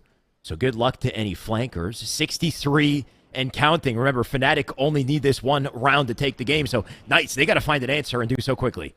Yeah, Rising Shark keeping pipes on lockdown. Unfortunately for him, nobody on the Knights actually pushing towards that pipes area, so he's not going to have any successful kills with that sword over there, and he's got to understand that the push is coming from that BR side of the map. I do believe he's going to be impacting that, but now we're hopping on board with Septify as he picks up that Mangler, makes this a very easy kill onto Atso as he catches him off guard. That 2-tap finish with the BR. You hear a lot of complaints, but no complaints from Fnatic fans now as they reach 82 points and climbing, just 15 now needed for them to close the door on game 1. Final 10 seconds right here, and the sword in the doorway will ensure the close of this game. We still do have some contention, though, in the back of elevator. Envor going to have to work for this kill. I think it might be Drift, who's trying to be a hard target. Actually, it's Pelu. Pelu, unfortunately, will die. They can get back to the ball. And once again, 10 seconds to do this, but the coverage, the sandbox unlock for Fnatic here is just a tall task for Knights to find an answer. We got tapping with an opening kill, but the final seconds will come in, and ultimately Fnatic and their setup just too strong here for game 1. I think you said it best when you referenced the sandbox. It was really sword and Mangler at the end. We saw 3 or 4 kills be influenced by those close range engagements that those weapons give you such a significant advantage in. And I mean, if you're on the side of Knights, you have to do a better job of denying Fnatic from being able to acquire so much power with their setup. And if they have that power, you have to take different angles rather than that top doorway or the bottom doorway in order to try and break that setup. It's got to be a turbine push where you're able to create a little bit of distance from yourself and Envor with that sword, because he was putting it to work often. And that's Fnatic just showing you that they have a great understanding of what it means to be successful right now in the meta of Halo Infinite, and that is controlling that sandbox when you want to have a successful setup and putting it to use. Definitely. And I know in some of our past tournaments, especially with Esports Arena, we've seen teams GA the Mangler because of this reason, right? Because of how powerful it is. They'll just opt to, okay, let's get this off the map. Let's make things a little easier for ourselves. When it's not GA, though, you really get to see the teams who know how to prioritize it and use it to their advantage. We saw that at the end of the game, like you said. I mean, the sword, the Mangler, hell of a lot of coverage. The positioning of these players as well, they're always complementing each other. If Envor's got the sword up top, he's got 2 teammates down below with coverage, with angles to make sure that flank doesn't come in, from tapping or from Pelu when they do try to stay alive and, try to make that impact play. So the organization here clearly advantage side Fnatic at the moment, but things could change in Slayer on Bazaar, especially when you've got coverage of the center of the map here. I wonder if Knights can find an answer, especially with Pelu on the team. There's got to be a lot of slaying power here to enter Bazaar. Yeah, a lot of slaying power on this team now with Pelu. Are they going to be able to transition to the Slayer? Because we actually didn't see the slaying power there in Recharge Oddball. Yeah. It was typically Fnatic that led the rounds in the Slays, and because of it, it's very difficult to go down 2-0 and try and reverse sweep a team, especially like Fnatic. But right now, you're going to see what the Knights have to show us. And it's a question to me. I just watched this team play 2 weeks ago in the MX Super with Gambino. It's a question to me is how much practice have they gotten with Pelu? How much on board are they with Pelu being a part of the strategy and how they like to play and their play style and trying to formulate their structure, right? So it doesn't feel like they were as strong of a team as I've seen them be, but I think that their ceiling is definitely potentially higher with Pelu. Maybe just not on their A game there in game 1, but it's a long series and a best of 5 for a reason. You got to close the door on 3 of them in order to take the win. Right, and you got to think that Fnatic could potentially be suffering from the same chemistry issue with Rising Shark on their team, right? This is the second mystery fourth we've seen in the roster. They've been trying out a couple different players. Not sure who this player is this time, but I will be keeping an eye on Rising Shark in this series. We'll see if he's a playmaker, but to start things, looks like Septify might be the one to make the play. Slayer Bazaar. Septify already finding these rockets, and Fnatic jumping out to that early power weapon advantage once again. Envor finds one in the feed, and that's 3 dead for the Knights as they make it a clean sweep at the early start. It's 4-1. Traded kills are not what you want to see when you have this kind of control from Fnatic side, so a little bit of a blunder to give a couple back. Good job by the Knights to keep this one close, but for how long is a big question because these rockets are getting put to use now. Septify with a nice predictive rocket as he sees that player leaving that big door. A great rotation from Septify to shut those players down from leaving the base, but unfortunately, now that he's been forced to back up, it does look like Fnatic have given up the middle of the map, and maybe a little bit unintentionally, right? Because when you control middle of the map, you don't want to give it up, especially without like going down fighting. And unfortunately, as soon as we saw Septify rotate there, it was everybody on Fnatic stuck in a base. And now look at the control the Knights have in the map right now. Top rockets, both closets. This is a perfect opportunity for the Knights to run away with this game. They've stolen the lead as well. Knights was such a quick answer to deny those rockets as well, though, right? Just the fact that they would turn and toss all their nades over to Septify and really limit his options, force him to burn the rocket out and earn back center. While that happens, I like this play to Envor, though. A sneaky little flank through center, comes in with the AR, makes sure he secures it very quickly. That setup going to change hands. You got Fnatic in both lockers. Now you got one in BR just pestering the new spawners as they come up through Treehouse. And Envor, something he's so well known for, I think, at this point, is the aggressive playmaking that he will take advantage of here in BR. He's already got one into drift, and the flank will continue as he gets right up behind 2 more. We'll take a trade, but the damage done here for Knights, they've lost center map, and it's all favor of Fnatic. You want to talk about important kills. Kills right before power weapons and power-ups are coming up are very important. Envor giving you 2 of them are going to allow Fnatic to acquire that overshield. It does get eliminated with a trade right there on screen, but keeping overshield and rockets out of the hands of Knights just gives you so much opportunity to have success. And look at this, a triple kill from Super CC as we hopped on board with him. Hunts down the 4th player, but unfortunately the kill feed is going to reset a little bit, but a beautiful triple kill from Super CC. That's all because of the control. Envor kind of helped them with that pressure like you were talking about. And it gives Fnatic a little bit of breathing room on the map as well to get in good positions. Envor in a great one as he does want the kill, but I like that he doesn't go to just chase it down immediately. Doesn't quite have numbers. Septify will join him in alley, and maybe there's a chance for a little team play here. Bottom Rockets. Apparently the whole party is here. Bottom Rocks. Couple trades will come out. Fnatic not quite walking away with the best of that, though. Atso, somehow a massive kill. Atso lived as well, so Tapping will take a second kill, and Rising Shark now left with less options. Going to try to slow play his way through. Somehow he found a shotgun as well, but can he make a play with it? You can see Tapping's gotten away with the rockets here.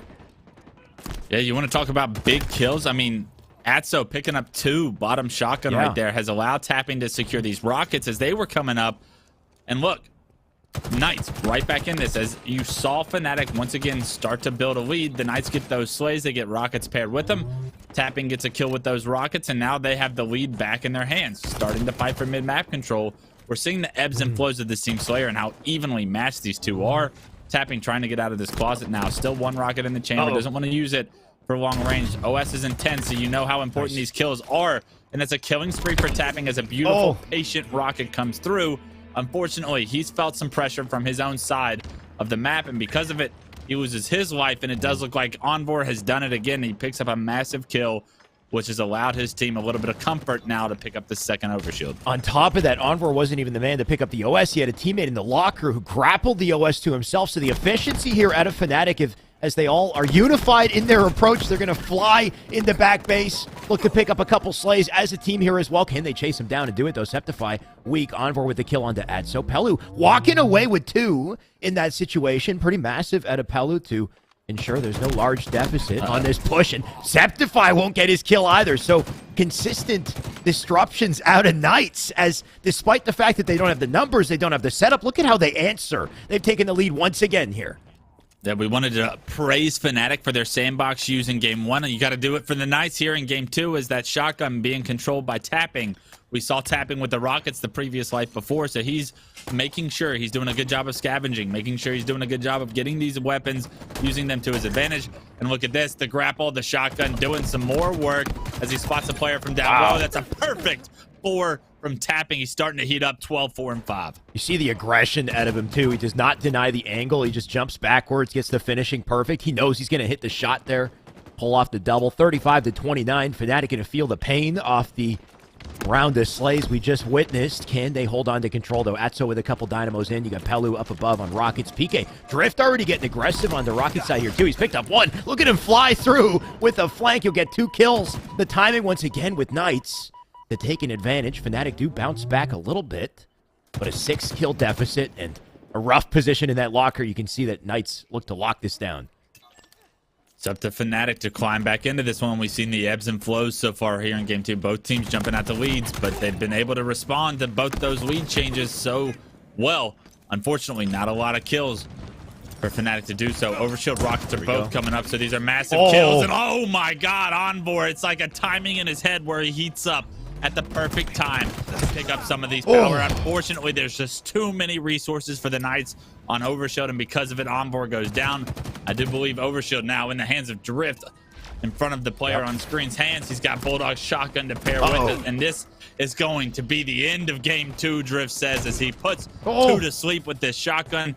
Unfortunately, tapping, getting that one's going to help his fantasy stats as well, and it's a killing spree for Drift. Yeah, everyone getting a couple fantasy stats in this game, especially Drift and tapping 13 each as they look to keep the aggression up here. 10-kill advantage. Plenty of padding to work with here. And Drift, he's not going to stop with the pressure. He's got dynamos in. Shotgun for the damage here on the Septify. Will rip him a new one. Here's a second victim down below. Drift will make short work of him. That's a double. Make it 48 at this point as they look to just close out the final 2 kills. But what a bounce back out of Knights to bring our series to a tie here.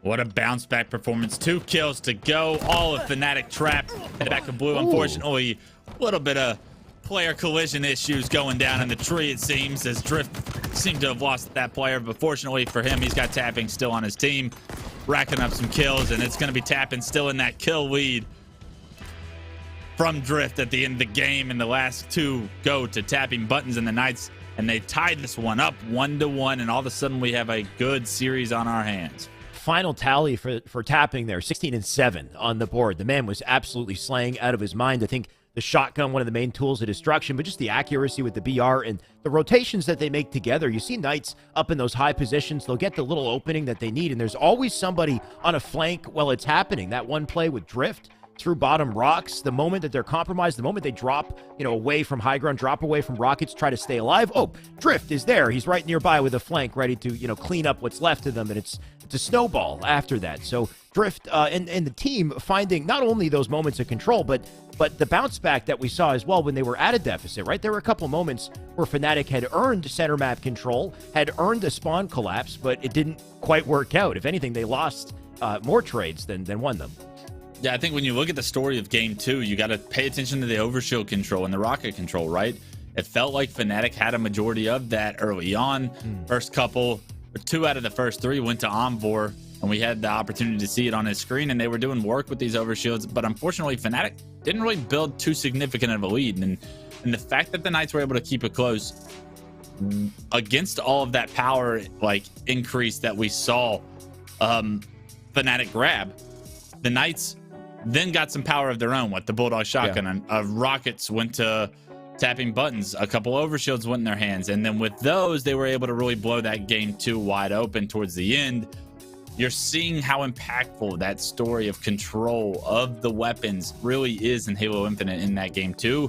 The Knights, if they're able to successfully implement that kind of a strategy on each of these next few maps, they're going to come away with the win in the series. If they're not, it's going to favor Fnatic. We talked about shotgun and rocket control in game 2, Wes. I mean, convenient because Stronghold's on streets. That's the exact same thing we're going to be looking at. We got the rockets on center map. We got the shoddy spawning in the alley. There is a stalker in the mix as well, which can definitely be the source of some big plays. And the thrust back in the mix here too. Going to see who can look to control and maintain control of these weapons to get to these plots and get that map set up. Of course, B does seem to be the anchor point for teams on this map, the extension, the opportunity to get to C or A if you need to. What would you say would be the key to success for Fnatic if they want to bounce back against Knights here? Yeah, I think it's got to be, how do you get out of tough situations when you only have C controlled and the other team has A and B and they're looking to pressure you? How are you going to get out of Tram successfully? Because we've seen some of these teams get successful setups. How strong are these two teams going to be at holding those setups? And then how are these teams going to get out of these, how to break the setups of the other team successfully quickly? Because a couple rotations of spawns can, and strongholds, especially in a trip cap, this game will be over for either one of these two. So we're going to learn a lot about these two teams as far as how can they get out of these deficit positions quickly in order to make sure the score doesn't get out of hand. Because in Oddball, it's much easier to delay the oddball carrier of gathering time and to extend and elongate that round or that game. In Strongholds, there's always a team scoring points. And if that team has control for about 2 or 3 minutes straight, the game's going to be over. It's a good point. How do they break setups when they're at a deficit? How do they coordinate, win those fights, especially up driveway, which can be such a difficult area of the map to push? You've got no real good cover. You're on low ground. You can get to the thrust, and maybe you can thrust and try to maneuver your way through a fight or two. But once a nade hits you, it's pretty chalked, right? You got to go right back. It's almost like you shouldn't push there. Right? It's almost like you shouldn't push at all, right? That might not be the best place to be pushing. Exactly. You can bait attention there, maybe by playing it safely, but really the staircase push seems to be very powerful. The flanking routes that we get to see through Cafe, through the alley side of the map might be the play. In the end, I'm sure we'll see the players in the game do their work here. We got Knights and Fnatic. 1-1 in the series. The winner here, of course, can move ahead. B control is probably the most important stronghold, and knowing that Atso able to transfer that one early on, and look at that, a trip cap already for the Knights as they look to pressure onto C.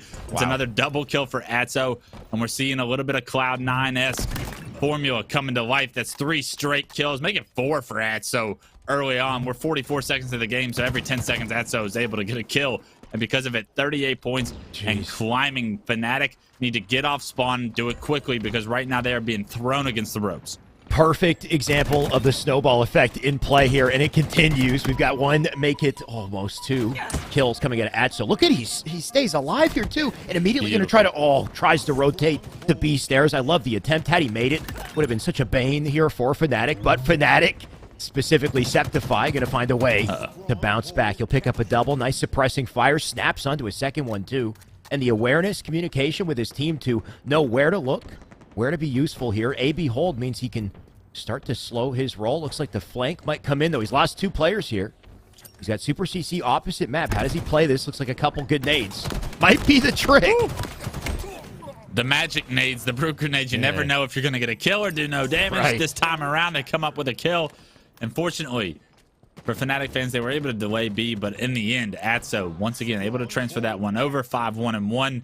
Still starting this game off on the right foot. Looks to try and pressure A. Bulldog shotgun in the back pocket. It's going to make this one potentially a much easier transfer of a stronghold. If you can find this player back tower, he finds him. Knocks him to no shield. Unfortunately, he made a little bit of a difficult kill.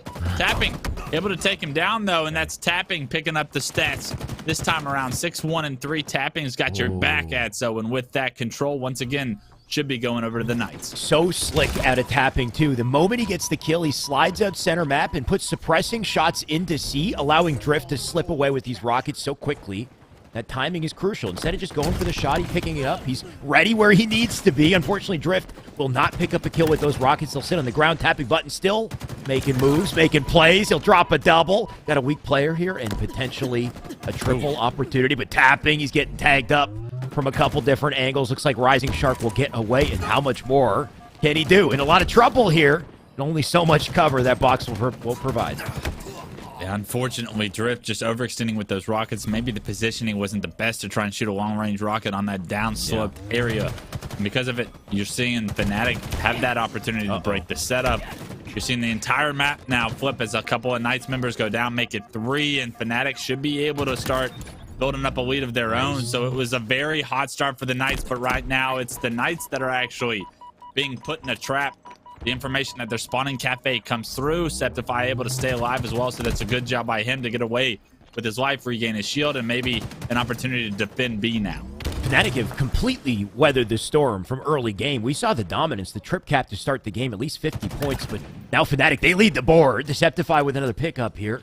B and C accounted for, and Deceptify looking to keep B in play. The teamwork out of Knights, they'll deal with him, though. Atso going to try to lock down high ground here, but Envor going to come in, make a massive play, and shut things down, give his teammate a chance, and uh-oh, here comes the Sentinel beam as well. Looks like he'll drop him before he'll do damage with it. Envor picking up a double no shield as he pushed up those steps. Kept B control in the hands of Fnatic. You're seeing another push come through. A 2v2 situation now as two teams going at it. 116 to 80, and the Knights trying to transfer over B. They get it, but they give up rockets in order to do so. We'll see how this strategy plays out, but unfortunately, when you're drifting, you have that Bulldog shotgun, you need to get that kill on Deceptify, and Deceptify just having some great shots with the battle rifle denies that from happening. Nice little attempt with the setup, or the positioning he had with himself too, just sitting up in the fence there. Such a tricky spot to sit, but not too safe for nades. If you throw a good one, Knight's going to find a way to deal with Fnatic and lock down the map. In the meantime, they got a full trip cap, spawners up in Cafe and tapping, already looking to pressure them. Those nades going to do quick work of them, though. Envor going to find a way to delete tapping immediately. Fnatic can fight themselves out of this deficit unless Knights can work the pinch and collapse, take the best of these trades here. Pelu's still up, and he's still going. That's a double for him. Make it a triple. Can he get a 3? Oh. Yes, he can get 3. The last player alive is going to be jumping into A, but Fnatic off respawn needs to do something quickly because we're going to once again be looking momentarily at a trip cap. The big question is can Knights implement this trip cap similar to what they were able to do at the start of the game and build up another significant lead? Because we saw Fnatic jump out to a lead at the 116 mark, but ever since then, they have not scored a single point, and the Knights look to be running away with this, and it's off the back of Pelu's 14 kills. A little risky, too, out of Fnatic. Instead of going for a hill immediately, they want to make sure they get sliced, so they all try to move together to do so, but they got no progress to a hill when they do it. Trip Cap's still in session here, 2:05 and counting. We got double time on the board, and Fnatic can't seem to find their footing. Rising Shark will die here too. Atso still going to keep the pressure up. And look at this as he picks up another kill for the spree. Back into C, you got Pelu and Ace, so spawners up on B side, and they already have a perimeter to assault the spawn. How do Fnatic bounce out of this? They're very quickly running out of time here, Wes. They got to go. They have to go. But unfortunately, rockets were coming up at the same time, and Knights, in a perfect position to pick up those rockets, were able to deny B, able to get the kills they need. And now with 7 points, all they need, it's going to be in a moment that they jump out to a 2-1 lead. It's going to be the Knights taking the lead in this series after being down 1-0 from the Oddball and climbing back into Slayer. They have done it. They have taken the lead, and now Fnatic are looking to get bounced from the tournament with one more game. Just a wild turn of events in the end of that game. Fnatic had brought it back. They had taken the lead, but the moment that Knights had control, it just seemed like they had a lock on every single spawn for Fnatic, and Fnatic couldn't find a way to break out of the setup. We talked about that coming into the game. Is one of the most important keys to success is how well these teams and how quickly these teams can break setups from their opponents. What do you think went wrong with Fnatic in this situation that made them scramble at the end of the game there? Or maybe they took a couple risks to try to break C, to try to, guarantee some control. Instead, they all kind of died together. Yeah, unfortunately, they just never had the control that they kind of needed in order to fight off of. It's like when you're the first one up, I don't think you're able to really hop into a stronghold right away. You got to figure out a way to get the slays in order to play the objective. The slays just never came through, right? If you look at the difference in between the kills towards the end of that game, it was starting to get ugly in the favor of Knights. And because of it, Fnatic just didn't have the same opportunities. I mean, that last spawn coming up, you spawn in B, you can't hop B because rockets just came up. Right. And that's probably the easiest stronghold to try and defend once you acquire those rockets, because you're coming from Tram, you're coming from PD, you're coming from mid with rockets, and all of a sudden you don't really have a fighting chance if you're Fnatic. So creating some space, figuring out a way to get a few kills to stop the momentum of Knights was something that they could not do, and that's something that you have to do if you want to try and come back in that game. And yeah, it looks so brutal in the end. When we saw that setup, the Rockets spawn, Pelu in that perfect position on C, and then you see his teammates just grab Rockets, take it right through the tires window, and it's just, all hope is lost. They get the kills on B. Yeah. That flips the spawns. They're scrambling, right? They're just so quick to get back to where they need to. And now it's up to Fnatic to find a way to break the momentum, to find a way to reset themselves, because this is match point. Best of 5 here. One more game could be right here, Aquarius CTF. But one more game is all Knights need to take this series, and it's a single elim. They lose this, they're out of the tournament today. Yeah, not so good if you're that random fourth, too, right? If you're trying out Right. for Fnatic, you want to win these series. This is a tryout, in a sense, right? Yeah. This says a lot about, we don't know who this mystery fourth is, but this is his opportunity to be on one of our sponsored teams in the HCS, one of the best teams in the world. We know how strong this Fnatic team is. They pushed Cloud9 to Game 5. They have high expectations. Losing in the first round is not one of them, right? An unacceptable performance if they lose this series, and they are a game now away. It's Aquarius CTF. Unfortunately, I think this Fnatic team is a very strong Aquarius CTF team. We're going to need to see their best if they want to stay in this, at this random fourth wants an opportunity to wear that Fnatic jersey at Kansas City. Well said, Wes. We need to see the best out of Fnatic, and will we get it? Well, we're on board with Envor. If anybody's going to show us the best of Fnatic, I think he's the man to do it. He'll get an early backspec to start, make that a double as he cleans. Oh, will help clean up a second. Knew that player would die, but will Envor survive? That's the question now. Big fight, good help. It's always well received. As Septify able to help his teammate out there, and Envor and Septify now looking to push into the closet. Good teamwork will award them once again with a little bit of space and control of the enemy closet. Step 1. It's complete for Fnatic. Can you get the flag secured into the closet is step 2, and this is Envor executing the strategy to perfection. Now all you need is a couple of kills to go in your favor to advance this flag even further, but unfortunately for Fnatic fans, they lose 2 players, and the Knights have come off respawn, and this flag is going to be shut down. And at the same time, Drift is in your base running a flag of his own, so look at the Knights go. They flipped the entire script on the opening break and have the flag already into the closet, and that's going to be the last player I think that has anything to say about it. Although nades do come through, I'm not sure it's going to be enough to stop the Knights from taking an early lead here, 1-0. Knights are so quick and confident with the overextension off of spawn. We saw it at a Drift. The moment that Fnatic faltered, that flag was out of the base. Drift was running it, and the entirety of Fnatic had to try to stop the momentum, turn things around. Unfortunately, it was too late. Looks like Fnatic couldn't even find a chance to countercap as well. They're just continuously sent back to spawn. Your Peluga going to put Super CC on the spawn screen, and Septify make it a double. They're pouring back into the base, and a second flag about to be pulled here. One of the things I loved about the Knights as we watched the MX Super was how fast they played the game. It literally reminded me of Cloud9 at times. Maybe not the same individual skill and dominance, but they love to play quick and fast Halo. You always are seeing these guys press, even to sometimes at a deficit or a disadvantage, right? Unfortunately, the Knights, that aggressiveness, it doesn't paired with Slays this time around on the flag run, and because of it, Fnatic have 4 dead, camo secured, and a counter cap opportunity as the flag crosses across halfway right now. And look at this perfect positioning from Super CC. 3 straight dead again, and this time around, Fnatic have got the Slays to pair with this flag cap, and they're going to tie this game 1-1 very, very early. They already got a second flag out as well, so you got to love the efficiency here. Fnatic still going. You can see that Super CC with that camo was looking for that 4th player that didn't die. He was hiding out on Fridge. We'll see if that has any impact. I think he's still there. CC, he's still in the fight on that side of the map. He does die to 2, and maybe a chance for Knights to return this flag and stop things from getting out of hand. So that 1-1 tie will maintain. Palu going to try to hold his ground here in utility, and he's done exactly that. Maybe a second as well. He actually got the trade with the melee. So once again, Fnatic put back on defense here. Septify with a good opening. Envor going to drop to the screen. That's thanks to Atso, but maybe Septify can turn things around. Yeah, Septify needs to stay alive. I believe he's the only player on his team on this side of the map, and unfortunately, big responsibility is 3 players from the Knights get spotted Dynamo's side, and somehow Septify not only finds one, but turns the corner, stays alive, gets his shield back, and that was a massive kill from him as 3 dead for the Knights. The rest of Fnatic able to capitalize on those rest of the players on Dynamo's side, and because of it, look at how powerful Septify just became. Thrust, heat wave in hand, control of the enemy closet, all the boxes are checked. Now what can Fnatic do once again with this control? You got to love the confidence to fly into the base and trust the teammate will have that secondary angle. He doesn't chase down any kills. He doesn't need to. He's always focused on the next step. Of course, as I say it, the next step is him, unfortunately, on respawn. Knights, instead, they'll hold strong in defense. Pelu going to continue to lock down this angle. Camo now up.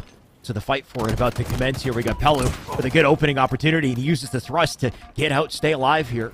Does that give Knights an opportunity to walk away with Camo? I'm not quite sure where it went. And the impact out of Pelu here, maybe a good flank. He doesn't see him. He's about to get back smacked, but no, he just gets shot instead. Unfortunately, that player hiding in the corner gets the jump, and you thought Pelu was going to have such a big opportunity there to put some pressure on Fnatic, but that was a good job by Rising Shark to play very sneaky in that side corner where the generator is in that closet, and because of it, he finds himself a very easy kill, releases a little bit of the pressure Knights once had. Pressure still on here for Fnatic as well. They got Drift with the flag as I say it, though, so Drift already running a flag in here, a counter flag out, a bit of a bait for Knights as they try to get this flag to the last links. Looks like that return did not go through. That flag's still out. They're going to try to get it as far as they can. In the meantime, Drift going to do what he can just to lock things down back base, take his 1v1. Can he win the fight? No. He somehow will. Not quite sure what happened there. But Super CC will die and Drift a second lease on life to defend this flag. Super CC yelling a call out that his enemy player has no shield in his base. You can guarantee that, and unfortunately, that's going to reward Drift with the flag cap. A pivotal 1v1 was won by the Knights there on the side of Drift, and because of it, they now take the lead 2-1. Drift going to get locked down there, P1 as well. So fight's getting scrappy here. Flag out front once again. Can Fnatic finally get a relay on it? Do they have the slice to get far? Apparently, Septify found his opening. We'll see if he squeezes around the corner with it. He will. Super CC, I believe, actually Rising Shark up above. He got 2 kills on the feet as well. As a good defensive line here, Septify going to do a full lap around bottom mid before he gets to that flag, and they need to make sure they deal with Drift, though. Look at the play this man is making. Heatwave back base, almost picking up a second. Big kill. And it would have been massive, but because they killed him, they got the flag in. Can they defend for the counter, though? You want to talk about a pivotal 1v1? Septify getting one of his own to tie this one up, so that's Drift giving you one to give Knights the lead. Septify finding one again to tie this game up, and it's all about players making plays, and we're seeing it here and now transition into the score line. Not often do you see that really impact the exact score, but back-to-back plays from individuals are what we get to tie this one up 2-2. 5 minutes and 30 on the clock, so the clock starting to dwindle down a little bit. You're not seeing it completely become an impact on decision-making as of yet, but this Camo player does turn the corner, and not only that, places that grenade right under the feet of Fnatic as he picks up a second kill. Tapping Buttons now leads the lobby with 16 after that beautiful double. That was nasty out of Tapping, just deleting 2. I don't know how he got away with his life. He does eventually die, but the use of the camo, the abilities there will secure him quite a lot of pressure on the side of Fnatic. Looks like Fnatic have found their opportunity to break out, though. Super CC should be able to get this pick. He had to work for it once again. You can tell Knight's not going to make this battle easy. He'll die immediately. Tapping, look how quick he overextends to get back in the base, keep the pressure up. Yeah, beautiful push by Tapping, understanding that he's got to create some kind of pressure. Unfortunately, he is spotted, needs to win this 1v1, but wisely actually able to back up because that player decides not to challenge him. Unfortunately, though, doesn't expect the second player to be there, and Drift able to trade it out for now, but it looks like Fnatic are going to get the better of the trades. 3 go down, and Fnatic are going to have control early here as 4 minutes and 15 on the clock. Still a tied game, but Fnatic starting to get a little bit of map control could change that entire story. Rising Shark with all of this artillery might be able to turn things around as well here.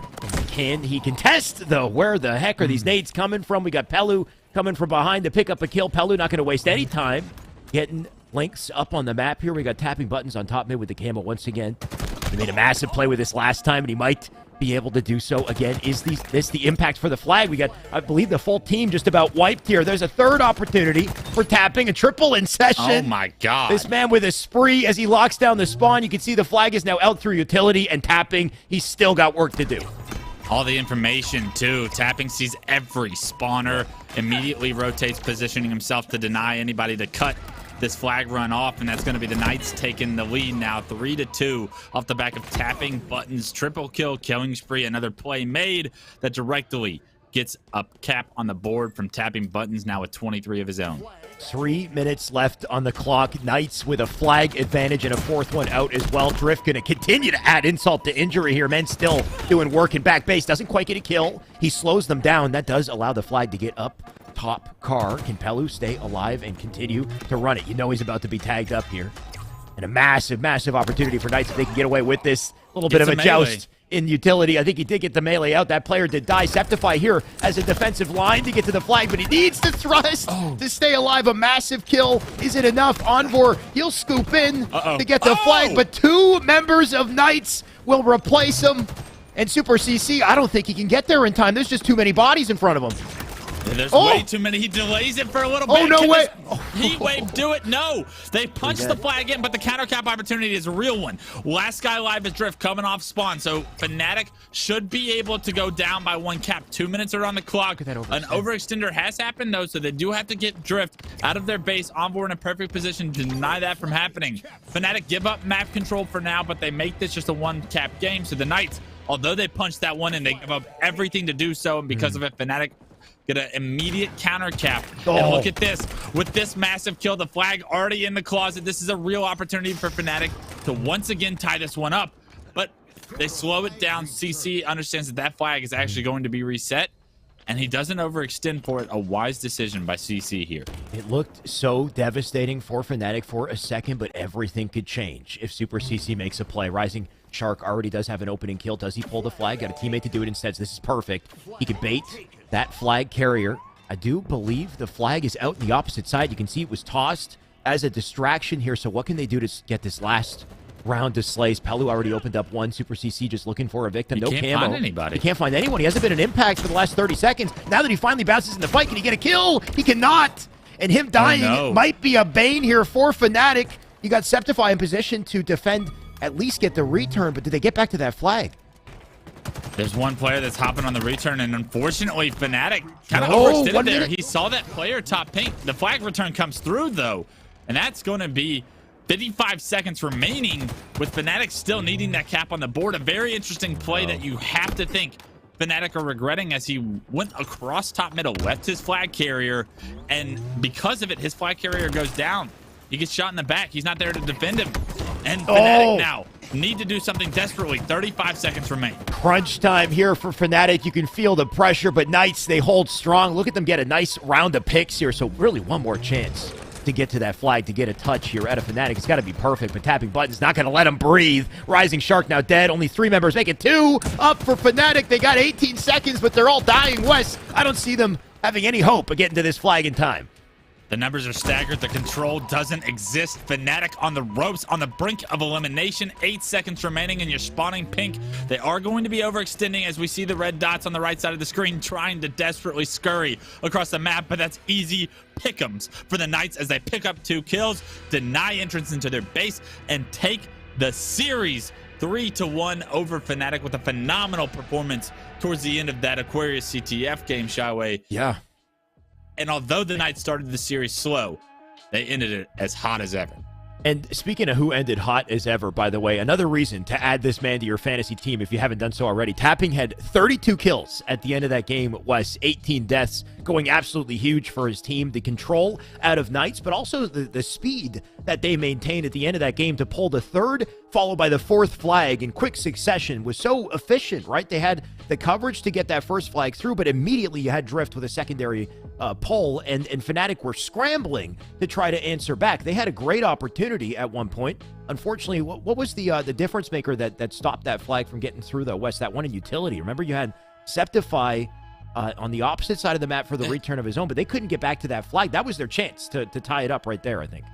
Yeah, I can't recall who was on screen with the heat wave. It may have been Septify, actually. And he had camo, and he was watching the flag carrier the entire way. I'm not sure if you remember. Oh, no, it wasn't. It was Super CC who had camo, and he never was able to make an impact with that. We comment that he's not able to make an impact, and he hadn't shot his gun at an enemy player in what felt like 30 seconds. He went his entire camo without touching an individual. And you know he feels that too. You know he's like, I got camo heat wave. I need to be impacting the game. Sees a guy top pink. 30 seconds later and the flag's being run. And you could, like, as a player, I've been there before. I've overextended because I'm like, I've done nothing. I need to do something. My damage output is non-existent in the past 30 seconds. And if we want to punch this flag in, I have to do damage. So he felt the pressure there, especially being down in that game as the time starts to tick, and you understand that this is probably one of the last opportunities you have, and you're in such a good position. He overextended towards pink. They did everything right up until that point where he was escorting the flag carrier, right? Escorted him to halfway. Flag carrier wasn't touched. Everything looked great. Right. And then he decides to leave the flag carrier. You got to stay with him. You got to be there to suppress players that are going to be shooting the flag guy, trade that kill out, and continue to run the flag your own. But I mean, you saw it as soon as he overextended towards pink. Even though they get that kill top pink, and he ends up getting traded out. Sure. We switch death cams, and the flag carrier is just getting shot in the back of the closet nearby and dies, and nobody's there. Yeah. That guy top pink is not going to impact that flag run, right? Like that flag is cleanly getting into your closet, and you have to think that if you're Dynamo side of the map, if you're CC, you're able to shoot the guy shooting your flag carriers, not only suppress him and allow your flag carrier not to get forward in the back of the head, but you're probably picking up that kill. And if your flag carrier goes down still, you're able to continue that flag run. Unfortunately, CC kind of overextended for that one kill, feeling the pressure that he wasn't impacting the game enough. Yeah. And it actually costed Fnatic the entire game. Such a great point, right? If you can't find the player, you get antsy. You want to impact the game. You want to be in the match. So you do things that you maybe shouldn't do. You make that overextension. Hattie, just like you said, played it from maybe top car, shot, some suppressing fire, had that coverage, but was listening to his teammate. He could have got there in time. He could have saved that flag and stayed up and kept things in play. But unfortunate for Fnatic, they don't get too many opportunities to bounce back in today's tournament. It's just a single elim. So that's it for Fnatic. They will bounce out. Instead, huge opening out of PK to beat Fnatic with Palu back on the team. And I wonder what that means for them. They have punched their ticket to grand finals. We'll find out who they face. But first, we've got another match before we get there, Wes. And before we go to that match, let's go back to Yeso and see what he thinks about our last game. Very big victory there for Knights, taking down Fnatic 3-1. And Fnatic's a team that's been really good over the past couple of weeks. Of course, they're coming off of winning Open Night just a couple of days ago, but the Knights come out and knock them down a peg with a very strong victory in this series. And it didn't quite start out the way that Knights wanted to. Granted, the Oddball game did go the distance, a full 3 rounds, but it wasn't enough for them to get the victory as Fnatic was able to close out round 3 and take the win. But Slayer was a big turning point in this set, and I want to go to a specific play in that second game here from Drift that really kind of was the final nail in the coffin in the second game. It really felt like a turning point and a catalyst for Knights to push through, kind of carry the momentum through the rest of the series and grab the 3-1 win. So we're going to pull that one up here for you folks momentarily because one thing that was talked about specifically in those first 2 games was Fnatic's win in game 1 being as a result of the consistent control over the sandbox. A lot of talk about the Mangler and the sword in that first game on Recharge, and then a similar story for Knights in game 2. Playing Slayer on Bazaar and having consistent control over rockets, over Overshield, over the Mangler and other weapons, and that was a big reason why they were able to push through to a victory there. And it is, of course, something we talk about a lot because it is incredibly important to your success here in Halo Infinite, and I think this play just exemplifies that being done well by Knights in game 2. So we'll have that play up for you here momentarily. Of course, game 3 and 4 started off well in game 3. We went to Strongholds on Streets. Started off strong for Knights, but there was a good kind of mid-game surge from Fnatic. But once Knights regained control there, they really didn't let it go. We do have the clip ready right now, so we're going to pull this up. So we're going back to game number 2 here. Slayer on Bazaar, and we jump on with Drift here, who has already picked up that Bulldog, able to pick up one here, finishes off a second, and then a beautiful peek down here inside of the base to close a killing spree. And you can see the score line there. That pushes Knights up to a 10 kill lead. So really just puts Fnatic in a spot where They aren't going to have the opportunity to come back in this game. Got the Dynamos looking for another kill here on Deceptify, peeking down below, hunting for the double kill. And that is just such a huge play here from Drift, because that really just puts that entire Slayer game completely out of reach. And then really Knights didn't slow down from that point. As I mentioned, they come into Strongholds, they start Strongholds strong, finish it strong, take the win there. And then they did the same thing in CTF. Strong start, very early flag cap.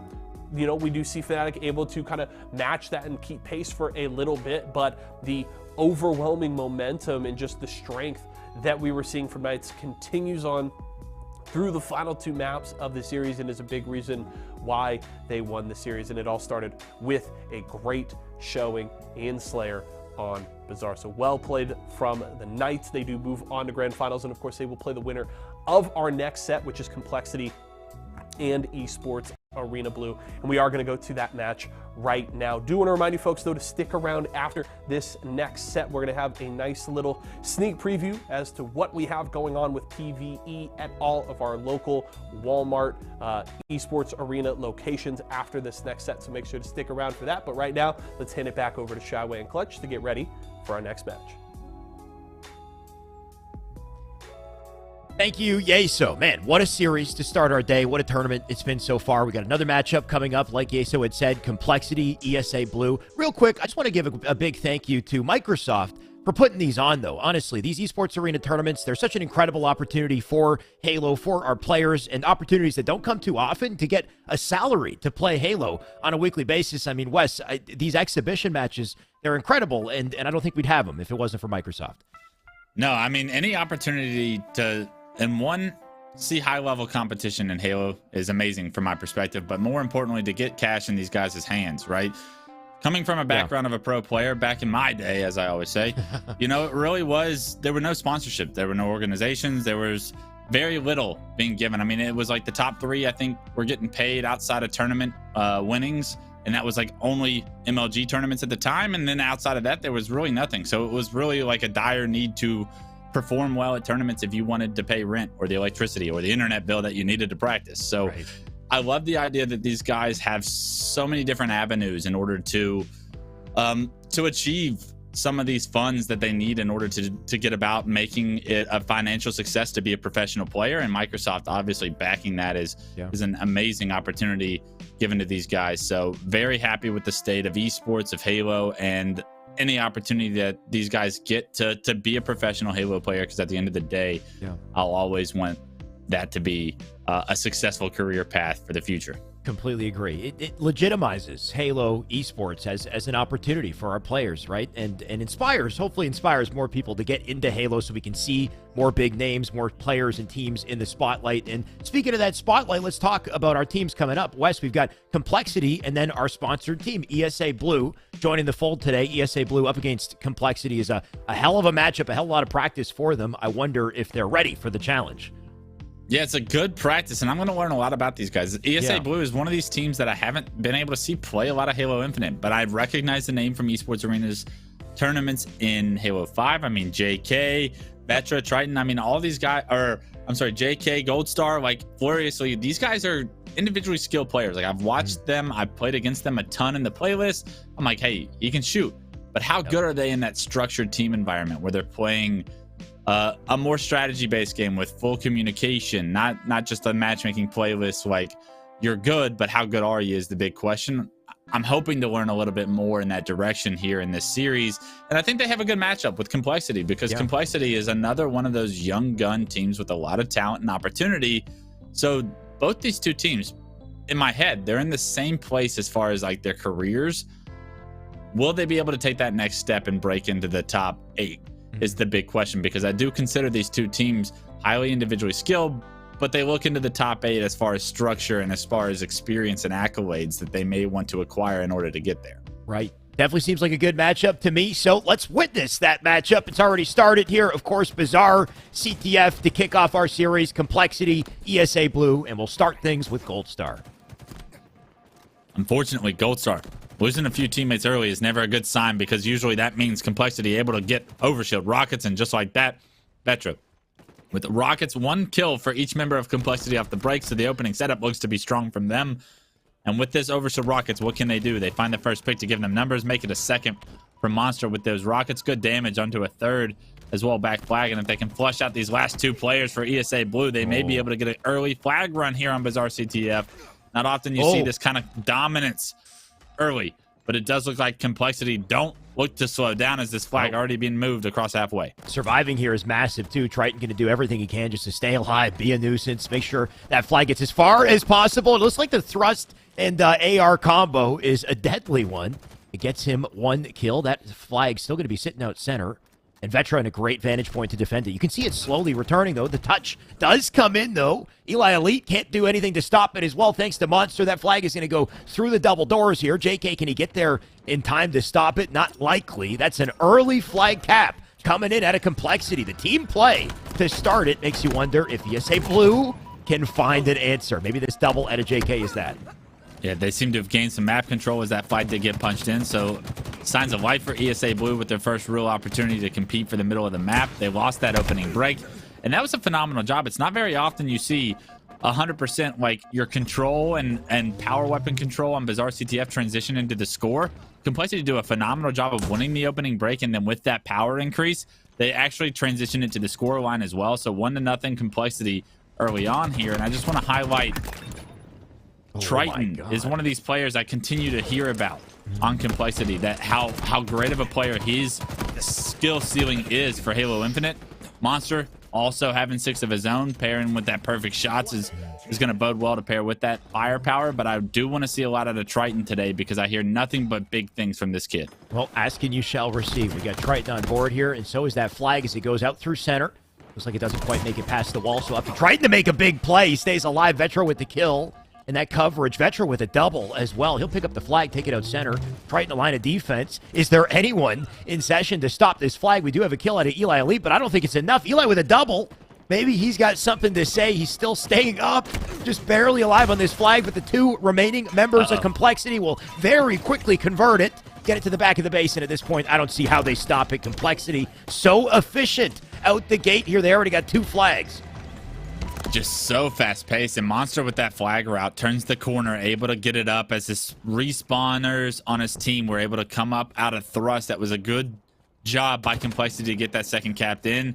It looked like it was going to be a tough one to punch in when Eli got that double, but Monster with the route was perfect, and because of it, he awards his team with that 2-0 lead. And honestly, Shyway, when a team jumps out to a 2-0 lead on Bizarre CTF, I know it's early, I know there's a lot of time, but hardly ever do they give up that lead.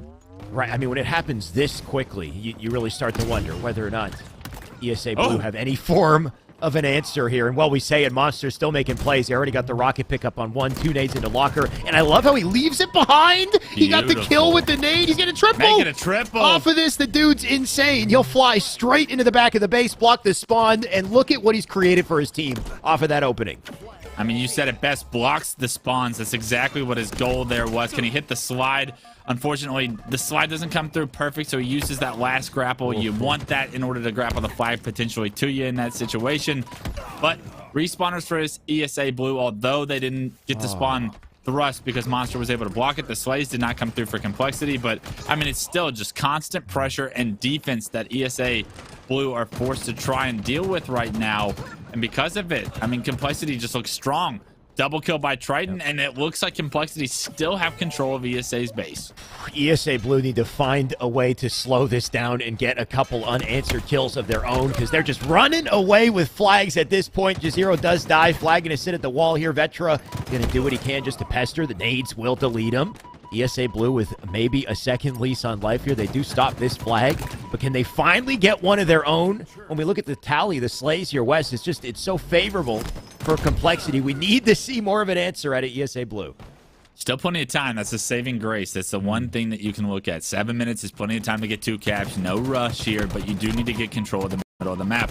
Unfortunately, Complexity able to deny that now as that big kill on the Eli comes through. They're going to pick up another one on trucks here shortly, but Flourishly did get 2 before he gets taken down. Now it's a massive 1v1 for Rock at Top Rockets, just for map control. Fortunately, though, ESA had the numbers advantage in that situation. Turned that 1v1 to a 1v2 as the players stayed alive. And ESA Blue need to figure out a way to get control as some of this power is coming up, because we've seen rockets in the hands of Monster both times so far, and Overshield in the hands of Complexity as well. ESA Blue once again in a lot of trouble here. Yeah, clean wipe. 2 players pushing through the base. We've got our spawners trying to do what they can to cover. That's furiously with a big opening kill here onto Monster. Triton going to go all aggro. Does end up picking up the trade. He's got a teammate in position to fill the space there on the map, and Goldstar will find his chance to slip through to bottom mid. And can that net him some sort of sandbox? You can see the Rockets OS about to spawn. Goldstar needs to not only stay up, he needs to do some damage, help get these kills to ensure nobody can get to the power-ups by the time he needs them. Unfortunately, an overkill comes in play, this time thanks to Jazero. The not quite the second overkill, but just the second massive round of slays we've seen, and only expect to continue for Complexity here. Yeah, although we don't see the overkill on screen, the impact is going to be felt in game. ESA Blue now going to be coming off respawn, having to deal with a Bulldog, a set of rockets, an overshield. Once again, all of the control going to Complexity, and now what can they do with it? 3 kills, and the kill feed go in their favor. Monster does lose his life, but with numbers and that significant of an advantage for Complexity, you have to think that this flag is going to be on the move shortly. This is so overwhelming on the side of ESA Blue. What do? They need to find some picks, need to find a way to break away, and it just doesn't quite seem to be happening. Everyone in Complexity are just living way longer than you'd expect them to. Triton's somehow going to survive after tossing the flag out. Jazero here to help out with the coverage. Triton going to go full aggro once again. Goldstar dead. Can Triton take a pick in this situation? Unfortunately does not. The team play out of ESA Blue going to slow things down. But is it enough to stop the flag? The flag is still moving. Jazero now replacing Triton. He'll get a kill of his own. That was a team nade. No, real. Oh no, not like this. Not like this, because that flag is on the move. However, I think we see both flags on the move, so it's going to be a bit of a standoff here as the flag does get transferred across Shotgun. Unfortunately, he's going to be hunted down very shortly by Vetra, and another player on Complexity hot on his tail. He does turn the corner to his base and has respawners there as well, so this is going to be a very difficult push from the Mangler side of the map. Don't think it's going to be much of a successful one, but this flag standoff now, 14 minutes and 15 seconds remaining. The clock shy away.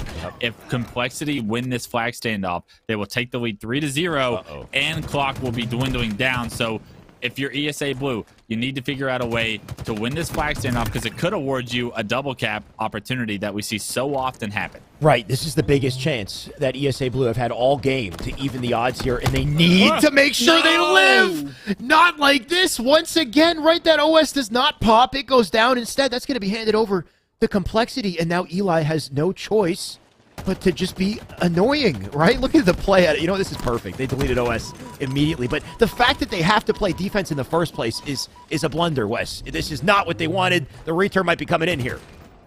You cannot afford to not activate that overshield. Unfortunately, though, Vetra able to try and get back to that touch. The return is hopped on by Monster. He's able to get a kill, and that flag is actually going to return due to time. Spike grenades are not going to come through in time, and I do believe that's going to be Complexity taking the 3-0 lead. No matter what ESA Blue do, they can't seem to find a win in this situation. The third flag does go in. 3 minutes on the clock, so the nightmare scenario that you hinted at, Wes, seems to be a reality here. And can they find any answer? Looks like as the time continues, a fourth flag going to go out now as well. Vetra going to do what he can to stay up. The Rockets will come in thanks to ESA Blue, but they got to do a lot more than just get a rocket kill here. I mean, they have to do God's work to punch in 3 flags in 2 minutes and 45 seconds. Now, here in game 1, you're seeing them trying to fight out of their base. Jazero able to get an assassination. Not only that, but get another touch on this flag, get it across halfway. And look at his awareness. He loses 2 teammates, immediately drops it and decides to relocate. Finds a kill on the Eli as he stays alive, and now he can be such a nuisance in the enemy base. I love this rotation. He immediately goes around and then shoots the player in the back, just draws his attention. Even though he dies, look at the opportunity he's given Monster and team as they team shot their way through. So much space on the map, so much freedom to make plays. Your Monster now out bottom mid, still doing the damage. And Vetra, you can see he's rotating in. Vetra just a second too late. Some beautiful shots at ESA to at least shut down Monster, but even better at a Vetra to get a double of his own. Oh, make it a triple, baby. It's been so fast-paced, and it's on the back of Vetra 24. I mean, look at everybody on Complexity. They're outslaying. Big numbers, big slays, and the scoreline matches 3-0.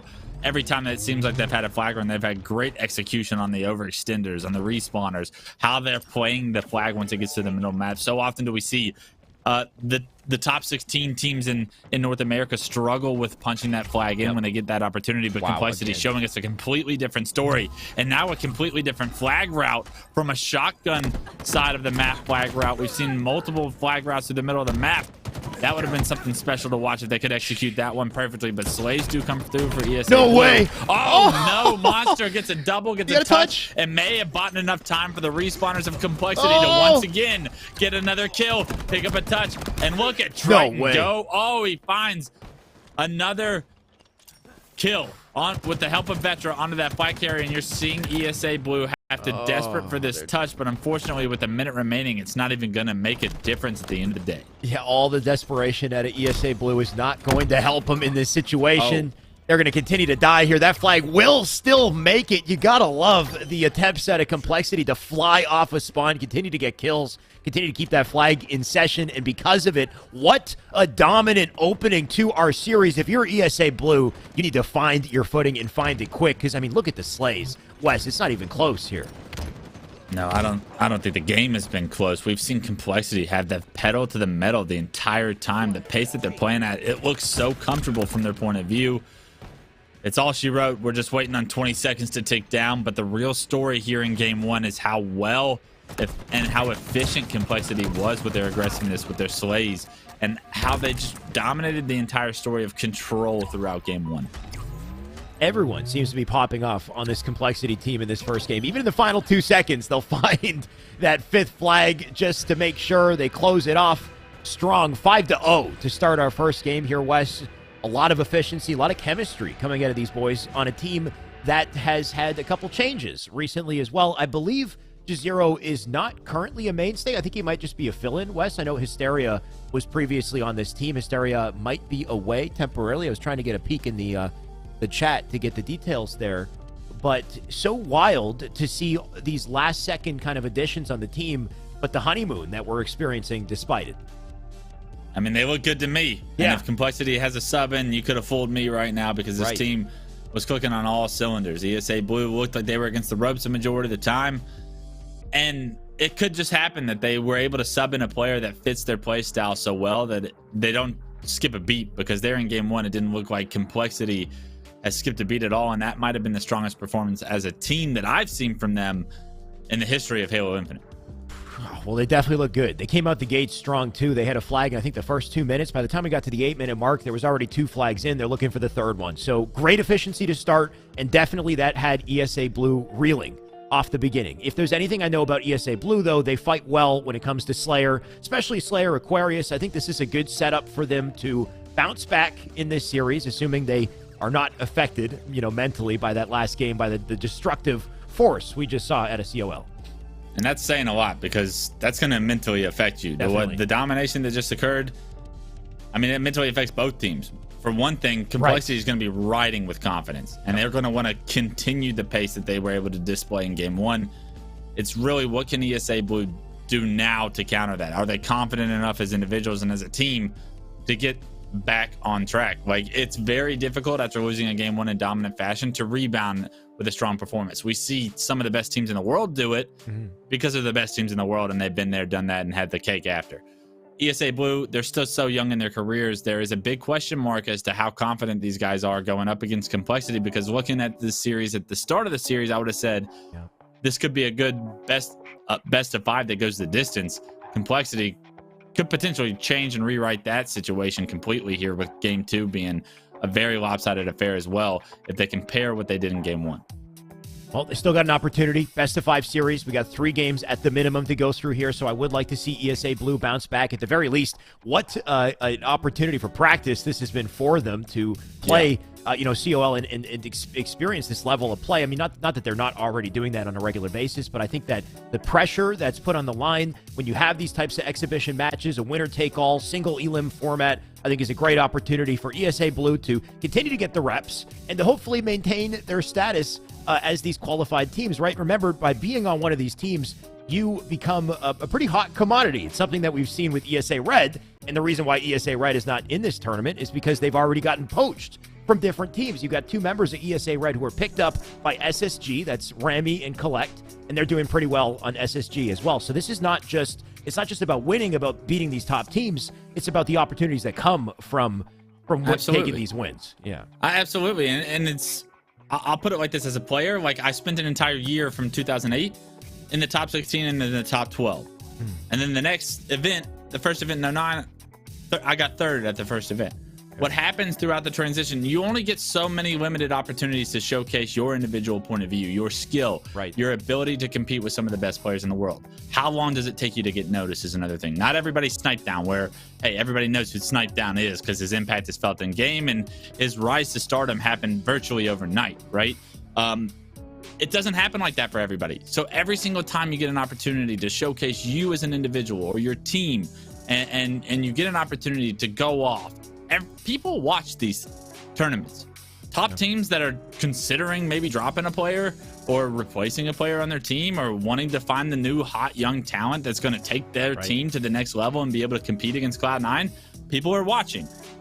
Making sure you play at your best, making sure you perform well, that when the cameras are on and the lights are on and there's a cash prize and in a tournament format, that you are on your A game and you are basically putting out film for other people to watch. This is always going to be an opportunity for these guys to showcase their skill sets. Right now, I'm looking at Triton and Monster because they just popped off in that game one. Actually, all of Complexity, really. Jazero statistically popped off too and had an overkilling game. You know he was popping. We didn't even get to see it, but I can tell you it was clean. Far and away the most assists too. The man was going huge. So I mean, and he was just removed from Fnatic as of recent. So like he's got to find a team, and this is great tape for him to be able to showcase his skills, especially with an opportunity to outplace Fnatic in this tournament as well. Fnatic, like we had just witnessed, are already knocked out thanks to PK. So a hell of different. What am I trying to say? The storylines so far have been quite interesting, Wes, and I can't wait to see it continue. 3-3 to start this game, but we need to see ESA Blue do a little better to really bounce back in this series. We'll see if they can do it. Already off to a much better start as they're only down 1 kill early on, and it's within striking distance. But for how long will it be within striking distance? Complexity look to have control, and Vetra, Jazira, they find 1 each. Good teamwork, make 3 dead quickly for ESA Blue, and with that, you see the heat wave going into Jaziro's hands. He's going to be able to push into Blue, and if he can read this play correctly, this heat wave would do a ton of damage up this base. Unfortunately, his teammates are so fast that they wipe those 2 players out of that base, and they're going to have to flip the map once again. Pretty favorable little split spawn situation, though, right? They got to collapse on 2 with a numbers advantage. Those 2 died so quickly. The remaining 2 on the opposite side of the map could not contribute, could not help. By the time that they did get into fights, now they're being overwhelmed by the entirety of Complexity. Make it 13-6 on the board. They need to find trades, and you're not going to find any against Monster. The man already got himself a double. Make it 14-6. He'll get back to center map. 14-6, Monster picking up right where he left off. Good shots, good thrust to reposition to make that an easy kill for him. Can he find the double? Another kill dies before he can even get the melee off. And it looks like Complexity still want to keep up this extremely fast pace. Look at this. Monster thrusting forward into a heat wave player's face. Playing with the ultimate confidence right now. Complexity, you can see it in all their points of view. No fear in the dojo, that's for sure. 3 members out front, by the way. Monster, look at the efficiency to use these walls, by the way. I think which is so powerful in this game with the limited tools that you have. Monster, so far in this series, is one player I've seen just, jiggle peeking so confidently, so accurately, and giving up none of himself while still returning fire, doing damage, being a nuisance on the map here. Goldstar going to have to do a bit of the same to stay alive. Goldstar needs to try and pick up that kill, but unfortunately it's Monster who picks up that second camo of the game. Gonna try and find some opportunity here. Top, pink. Gets information that there's players in each of the closets, and fortunately for Monster, he's just walking right into an easy kill on a Fluriously. Can he find the double on the second player jumping up? No, he can't quite finish that kill off, but you have to think Complexity are in a good position to try and capitalize on all of this positioning. And look at this. There's always another player for Complexity in each one of these situations. They always have the numbers advantage, the teamwork advantage, and it's because they're all on the same page of how they want to push these players out, how they want to perform the constant pressure on the map. It's beautiful to witness. They're rolling in 2s, and they've always got the sandbox advantage. You can see those thrusts dropping as they die, because literally everyone on the map seems to have a thrust, and thankfully Goldstar does pick up a double to slow things down. This is where we need to see the answer with ESA Blue. A bit of team fire, a bit of team action of their own. 2 pushing both sides of the base here. Triton going to drop. Jake JK makes sure to check the corners as he flies in. He'll take one, ends up being a trade. Where's that teammate to fly in, immediately pick up that second kill? This is where we want to see the efficiency out of ESA Blue to answer back and even the odds here. Thankfully, they have removed some of the deficit, right? Make it just a 3-kill deficit at this point. Yeah, major kills coming through for ESA Blue as they gain control of the map. Look what they can do when they get a little snow or a little bit of ball rolling downhill and momentum in their favor. That was a beautiful job by ESA to make this within striking distance game. It was a 10-point lead for Complexity at one point. Now just a 3-kill game, but ESA Blue still have work to do. Can they do it? JK finds the opening on a monster. Can he stay alive here? The thrust was a great use of the sandbox, but unfortunately still cost him his life. Nobody quite there to pick up the kills, but a good job by Goldstar to reposition, find some damage of his own, and just like that, it's a 1-kill game for Complexity. Okay, here we go. ESA Blue, they were staggered. It was looking rough for them for a second. Here's another trade, though, out of JK, but they found a way to slow things down or at least reverse the tides in this game. Goldstar with 2, by the way, as he'll punch past his weight class right there, delete 2 of Complexity. Now got the heat wave for it. JK gonna take another, and here's the 2-man push up through utility. Keep that pressure. You can see he's got his teammates up on top mid, so the coverage on the map right now at ESA Blue, very obvious they've got their confidence back. Yeah, look at the control they have now and what they've been able to do with it. A 3-kill lead in their favor, make it 4, and a nice melee, and he stays alive too. Goldstar BR starting to take over here in game 2. 12, 5, and 5, absolutely being the difference maker here for ESA Blue. Somebody needs to pop off on the team to bring things back to even, to take the lead. I guess Goldstar was the one to do it this time. We'll see if he can maintain it. Complexity, they've slowed their roll just a little bit. You can see them now focusing team fire and try to lock down angles. You can see the pings coming out as well as they get that communication out to the teammates here. Triton looking for a low presence flank through bottom map. What will he find with it? You got one up on top pink, I believe. Maybe not. 3 dead, though. Well, we know Triton's alone now, and not likely he's going to live in this situation. Look at the collapse out of ESA Blue. They got 41 off of this. So what was once a dominant lead at a Complexity completely flipped. Yeah, hold the phone on Complexity's dominance in this series, because ESA Blue have answered in the middle of this game. They have figured out a way to find control, and since they've done that, they really haven't looked back. Building this lead up to 7 now. They were down 10 kills, Shyway. Yeah. And now, with a 7-kill lead, look to tie this series up and forget completely what happened on Bazaar CTF. They have rewritten the script once again, and they're going to be able to secure this camo with those 3 kills. I believe Eli needs to figure out a way to get up there. He does, and because of it, it looks like ESA Blue with 4 more kills will be able to do the unthinkable and get right back in this series. Nice attention to detail from Eli Elite as well, is even though they're up, even though they're about to take this, he makes sure to secure everything and get that victory guarantee. That's a double for him, make it 49, and 1 final victim to bring our series to a tie. Exactly what I think we were hoping to see, Wes, was an answer back out of ESA Blue. It looked scary for a second in the beginning of that game, but man, did they find their footing. Yeah, although I started to question what the series was going to look like after game 1. Complexity or an ESA Blue, I mean, in game 2. I mean, they answered back as strong as they could have ever, right? They now have the momentum from this series. They say, hey. We talked about how evenly these two teams we believed were going to be at the start of the series. Looks like we could be right on board with that prediction as they tie that game up. And it was looking so ugly early on, right? Yeah. Like everything that could go wrong was going wrong for ESA Blue, but somewhere along the way, they were able to rewrite the script there. They were able to find their footing in the series, able to control the pace of the game a little bit themselves.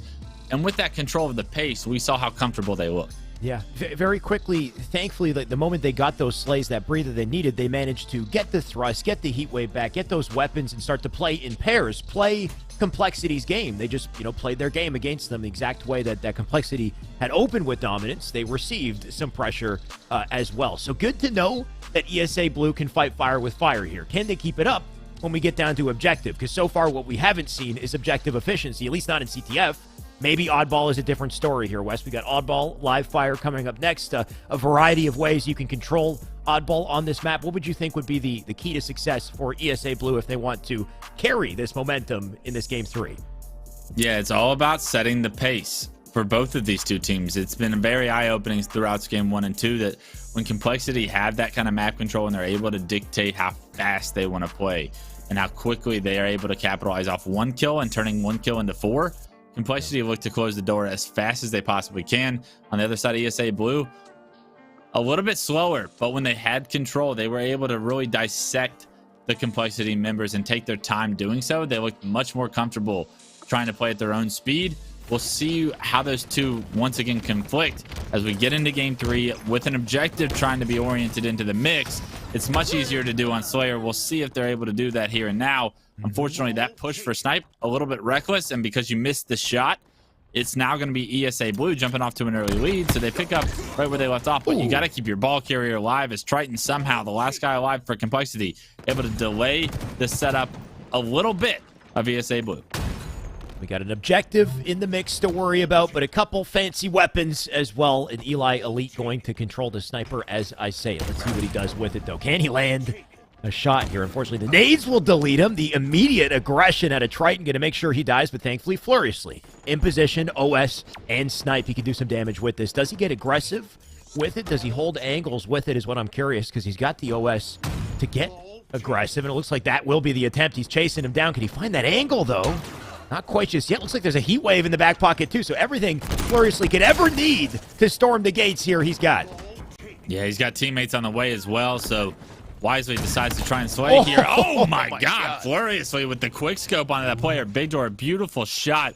And that was 4 dead momentarily for Complexity. There are several players spawning green, though, so Big Door and top middle are going to be what you want to watch if you're ESA Blue.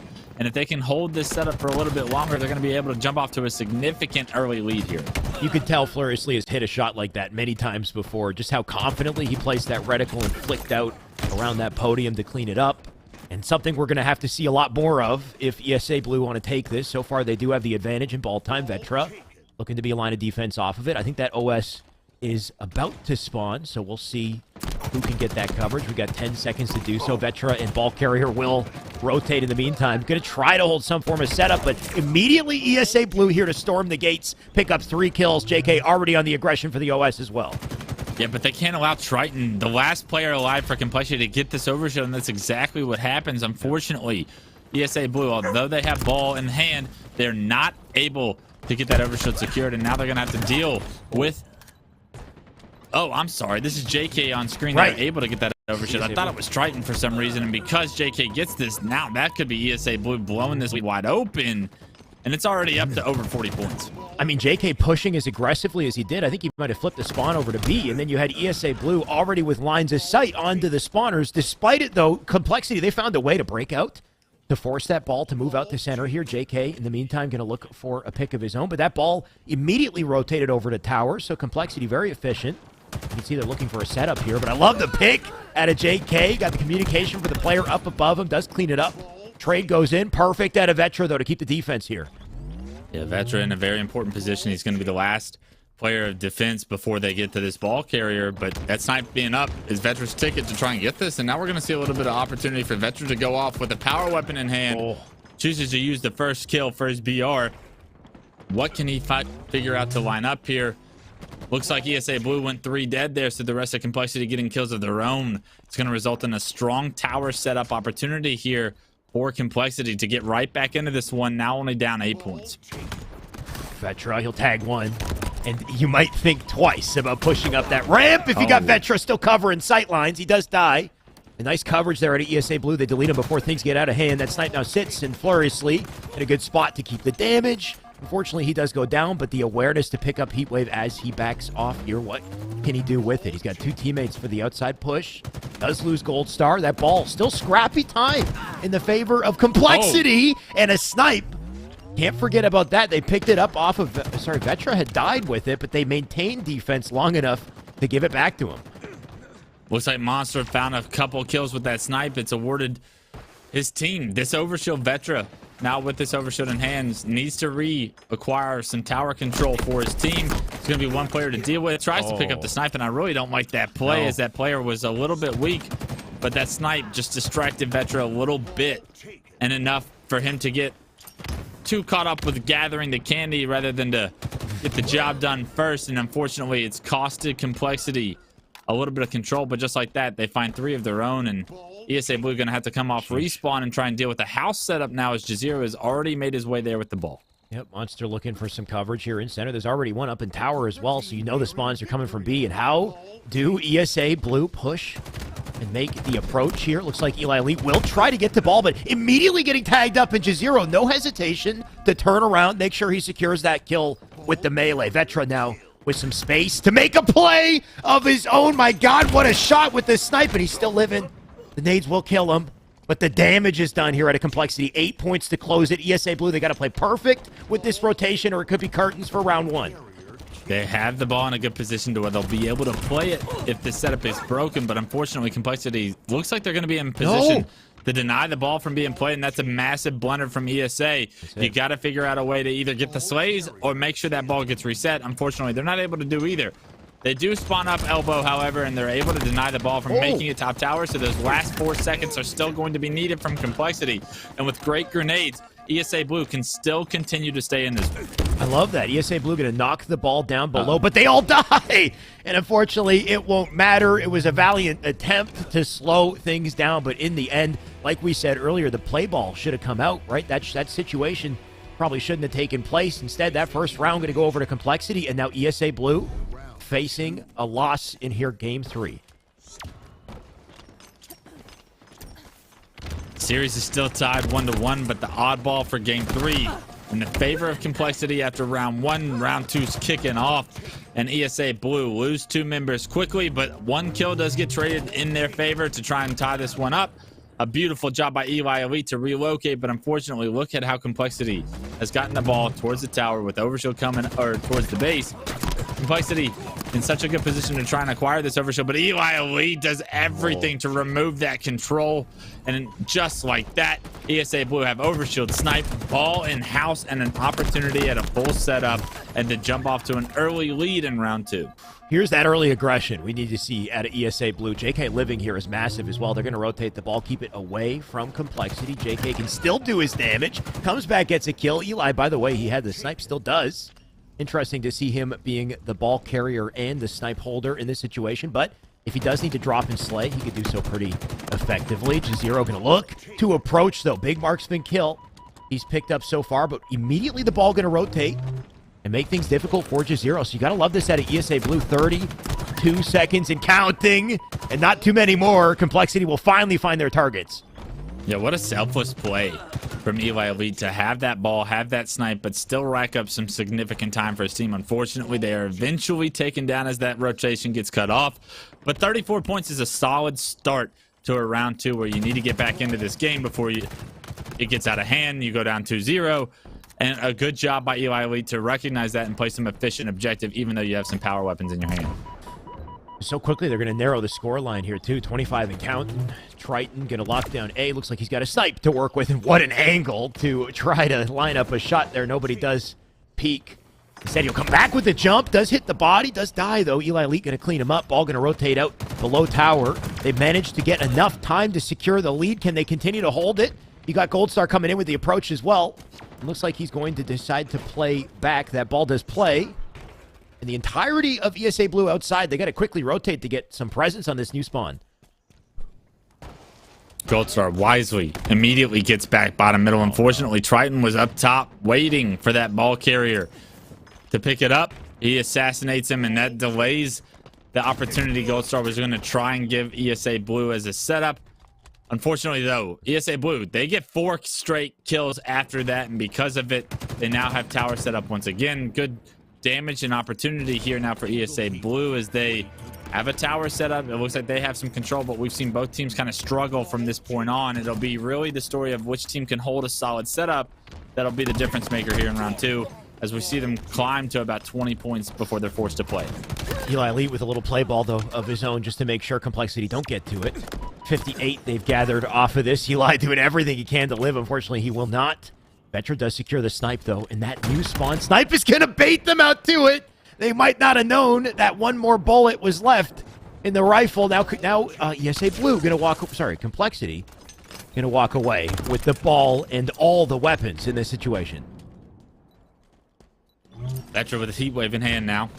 trying to delay these players trying to push bottom middles, and that's exactly what he does as he finds the first. Make it a second for Monster in the kill feed, and Complexity now going to jump out to a lead in this round 2 for the first time as they rotate the ball towards Overshield. And pay attention, Shyway. 15 seconds for Overshield. If Complexity can get a few more kills, this round 2 will go in their favor as well, because that Overshield is going to impact it very well. And Monster, he finds the first. It's traded out by Goldstar. Nice. Eli Elite and Goldstar both paired up with a kill of their own, and they've done it. They've broken the setup, it appears. And Goldstar trying to get to that Overshield, finds a third onto Jazero. But unfortunately, Triton matches it with a kill of his own as Goldstar tried to punch that Overshield in. And now ESA Blue, even though they have Overshield, what a play by that Overshield player as he grabs the ball and gets out of dodge, decides to not slay, but to rotate the ball. And because of it, he keeps it away from Complexity for now. It was a good play, but Vetra was so quick to get through bottom mid and slow that down. And now Monster's here to continue the answer as well. So the ball might be transferred to Complexity despite the moves out of ESA Blue to try to keep it away. Monster doing everything he can to live. The days will come down, and he'll get the kill on JK as well. He's got no business surviving, but look what he's done for his team. Now ESA Blue, they are forced to fly. 15 points is all Complexity needs to take game 3 and regain the lead in this series. A massive kill for Monster, gain them this control, and now ball back green. With 10 points remaining, they're going to either be forced to play it, or in the game, you're seeing how desperate ESA Blue have to push. They are going to be able to get there, but they're not going to be able to deny the ball from being reset. And because of that, Complexity should be in a good spot to defend this ball from bottom middle. Eli Elite quickly relocates, though, and acquires some points, but he's going to be surrounded shortly. He doesn't know where to go with it as well. He's not sure where is safe. He's just still sitting bottom mid. In the meantime, they will try to get defensive slays. That ball's still held by Eli. I think there's still a member of Complexity at that doorway. You can see he's now looking for the chase here. JK up above, maybe with some help. Jazero does get a stick. Love the slide at a JK, though. What an aggressive play he'll make for the angle onto Vetra. Gets the kill because of it. Now 75 on board here for ESA. It is not out of the running for them. One good setup for ESA Blue could be all they need, and the snipe and the OS are about to spawn as well. Beautiful job by ESA Blue to stay alive bottom middle there with the ball. They're able to actually rotate it successfully in the house, get a few kills to match, and now they're only 15 points away. So now pressure on both teams to play perfect from here on out, because this life might be your last, and the Complexity just had 3 dead. 10 points is all ESA Blue need, and with respawners not even up yet for Complexity, you have to think that this round is going to ESA Blue. Despite all the aggression, wait a sec, 99! Can they get to the ball in the final 4 seconds? Don't tell me they upset it like this. Complexity, who wins the fight? We got Floriously. He'll fly and get a trade. Is anyone in position? Where's the ball? It's stuck! The ball is stuck. Oh, okay, he naded out. They get it now. Oh, is that enough? 99, that's it. Oh my god. Oh my, I've never seen a situation like that with the ball stuck. Wes, unbelievable close to that game. Oh, my God. I cannot believe the decision to turn the corner with the ball on Big Door. There was nobody really coming from house, I don't think. And the ball carrier at 99 points gets taken down. You have to put yourself in a position where you get that 100th point. I don't feel like the pressure was too much from Complexity, that it was necessary to extend yourself into that line of sight from Big Door. And ESA Blue lose game 3 because of that mistake, because the ball carrier was taken down. He thought he could get away with it even if he turned the corner and was shot. He thought that they weren't going to be able to get a grenade under his feet, but that's exactly what happened, and it gave Complexity the exact opening they needed to rack up those last final points. I guess his intention there is he's got Floriously on his left-hand side over on B. Does he want to try to rotate all the way to B so at least they get it close to that play position, worst case scenario? But then if you don't make it there, you're stuck in that sight line, right? Like you said, you opened yourself up to the garage door sight line, which is just anywhere you spawn, you know, outside of B or a nest, you can shoot and contribute to that fight and fly over the ball. Whereas instead, if he didn't go that direction, he was being flanked at the same time through bottom Midwest. So he might have had to take a 1v1, or could he do some tricky movement maybe off of the panel, try to jump off the panel, do something wild, like I don't know, to try to force an individual fight and maybe keep things in play and avoid that angle. Either way, what a close though, the ball getting stuck in between a box and a corner, which it tends to happen. Sometimes the ball can get stuck, but I mean, 97 to 99, the ball's getting stuck and they have to nade it out. I want to see it there. I mean, the resourcefulness, though, too, to immediately recognize, okay, we can nade this ball out. We can still save it, because other players might not have done that so quickly. Heads up play by Complexity to do that, and it would have been an awful thing for that ball to be stuck there and it come back to bite Complexity in that situation. So it's good that that didn't dictate or influence the end of the game, right? Or the impact that it would have had on the game. Yeah. But you still have to kick yourself if you're SA Blue. I'd have to say that was a big mistake by them to even rotate the ball outside to have that exposure on the ball carrier. But a good job to clutch up by Complexity, knowing that they had that opportunity to land the perfect grenade, to hit the shots, to clutch up and slay the rest of ESA Blue as well. At a moment's notice, coming off respawn, I honestly didn't even think they were going to have an opportunity there. And they showed you that with just a little bit of an opportunity, they'll make you pay for it. It's not over yet, Wes. It is 2-1. That definitely hurts for ESA Blue. A bit of a heartbreaker. They definitely could have secured that second round. But the tournament, the series, it goes on. Strongholds on recharge. Coming up next, they still got a shot in this, Wes. What would they have to do in Strongholds recharge to really secure it this time? It's tough, man. It felt like they did so much right in that oddball game. Yeah. They had so much power control. They did a good job of getting a little bit of the overshields and the snipes and doing work with it and building their leads. They're really going to be tested on their rotations here. And we've seen when they're at a deficit position how they struggle to fight out of it. They need to do a better job of that. We'll see if they can do that here as they start off on an early hot foot as they get 3 different Complexity, and maybe they won't need to get out of deficit position if they can use this control that they've earned early on and transition it into some good points.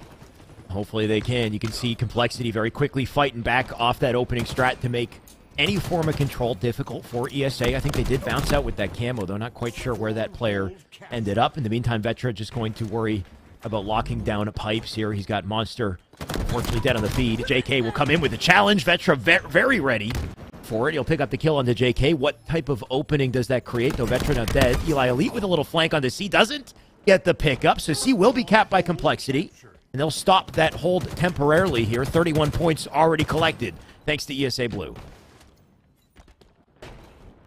Complexity trying to get back into this one. Pressure on the elevators. They're not satisfied with just a double cap. They want to push the trip cap, and it's no surprise with how they've played their objective game types thus far that they want to play aggressive. They want to play a dominant form of Halo Infinite, and that means the trip cap is in effect. Great shots by Monster to get the killing spree, the perfect shots.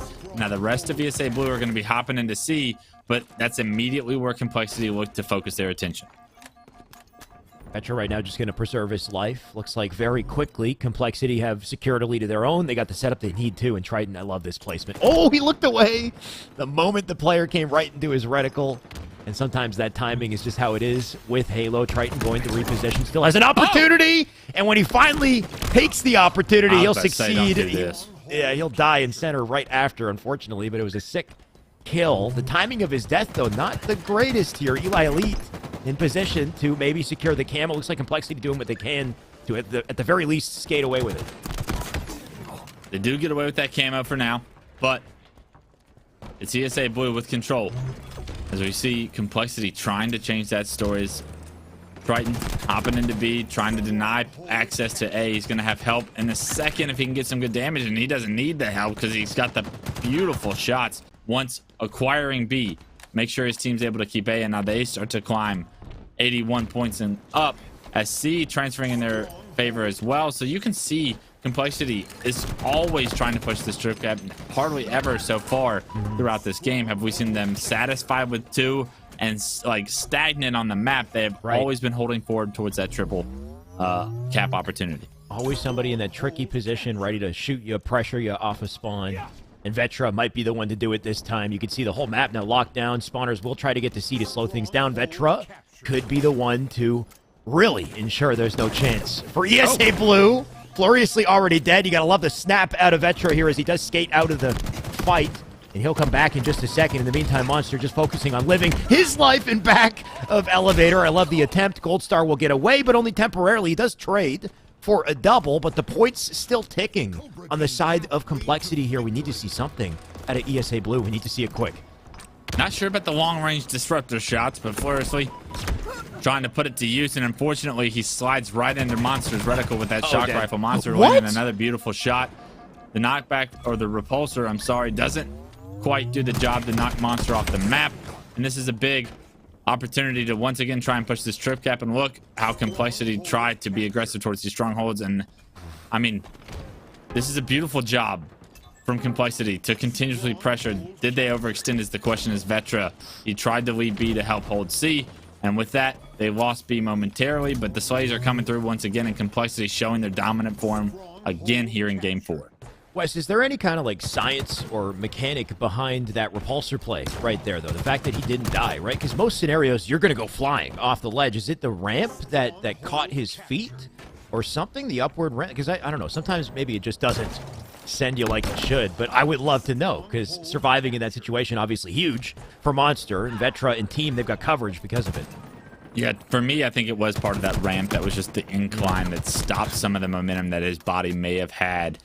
Fortunately for Complexity fans, he's able to stay on that map, and we saw the impact that he was able to have with the rest of that life. But this is the Monster show right now with 13 kills, and on the other side, Eli Elite with 1 under his name. So he needs to figure out a way to impact this game and get involved a little bit more, because right now, tournament life on the line, you're down over 100 points, and it's climbing, and Vetra does not look to let you back into this one. The confident reactions at a Vetra here, too, as he snaps for the first. He'll clean up Gold Star. Gold Star barely able to return a shot in that situation. A now earned and secured, and like we said, they push for the trip cap. Monster already in there getting in the fray. A killing frenzy for Vetra. They want to end the series here, Wes.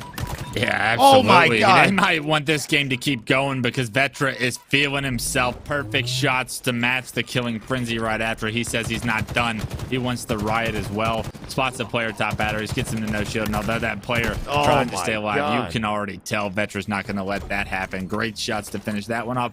Backup player down top glass. And even though he's on a frenzy, he's the first one into the hill. He will pay for it with his life, but it shows you that he's going to play selfless, and it does not matter about his stats. That Complexity is here to win.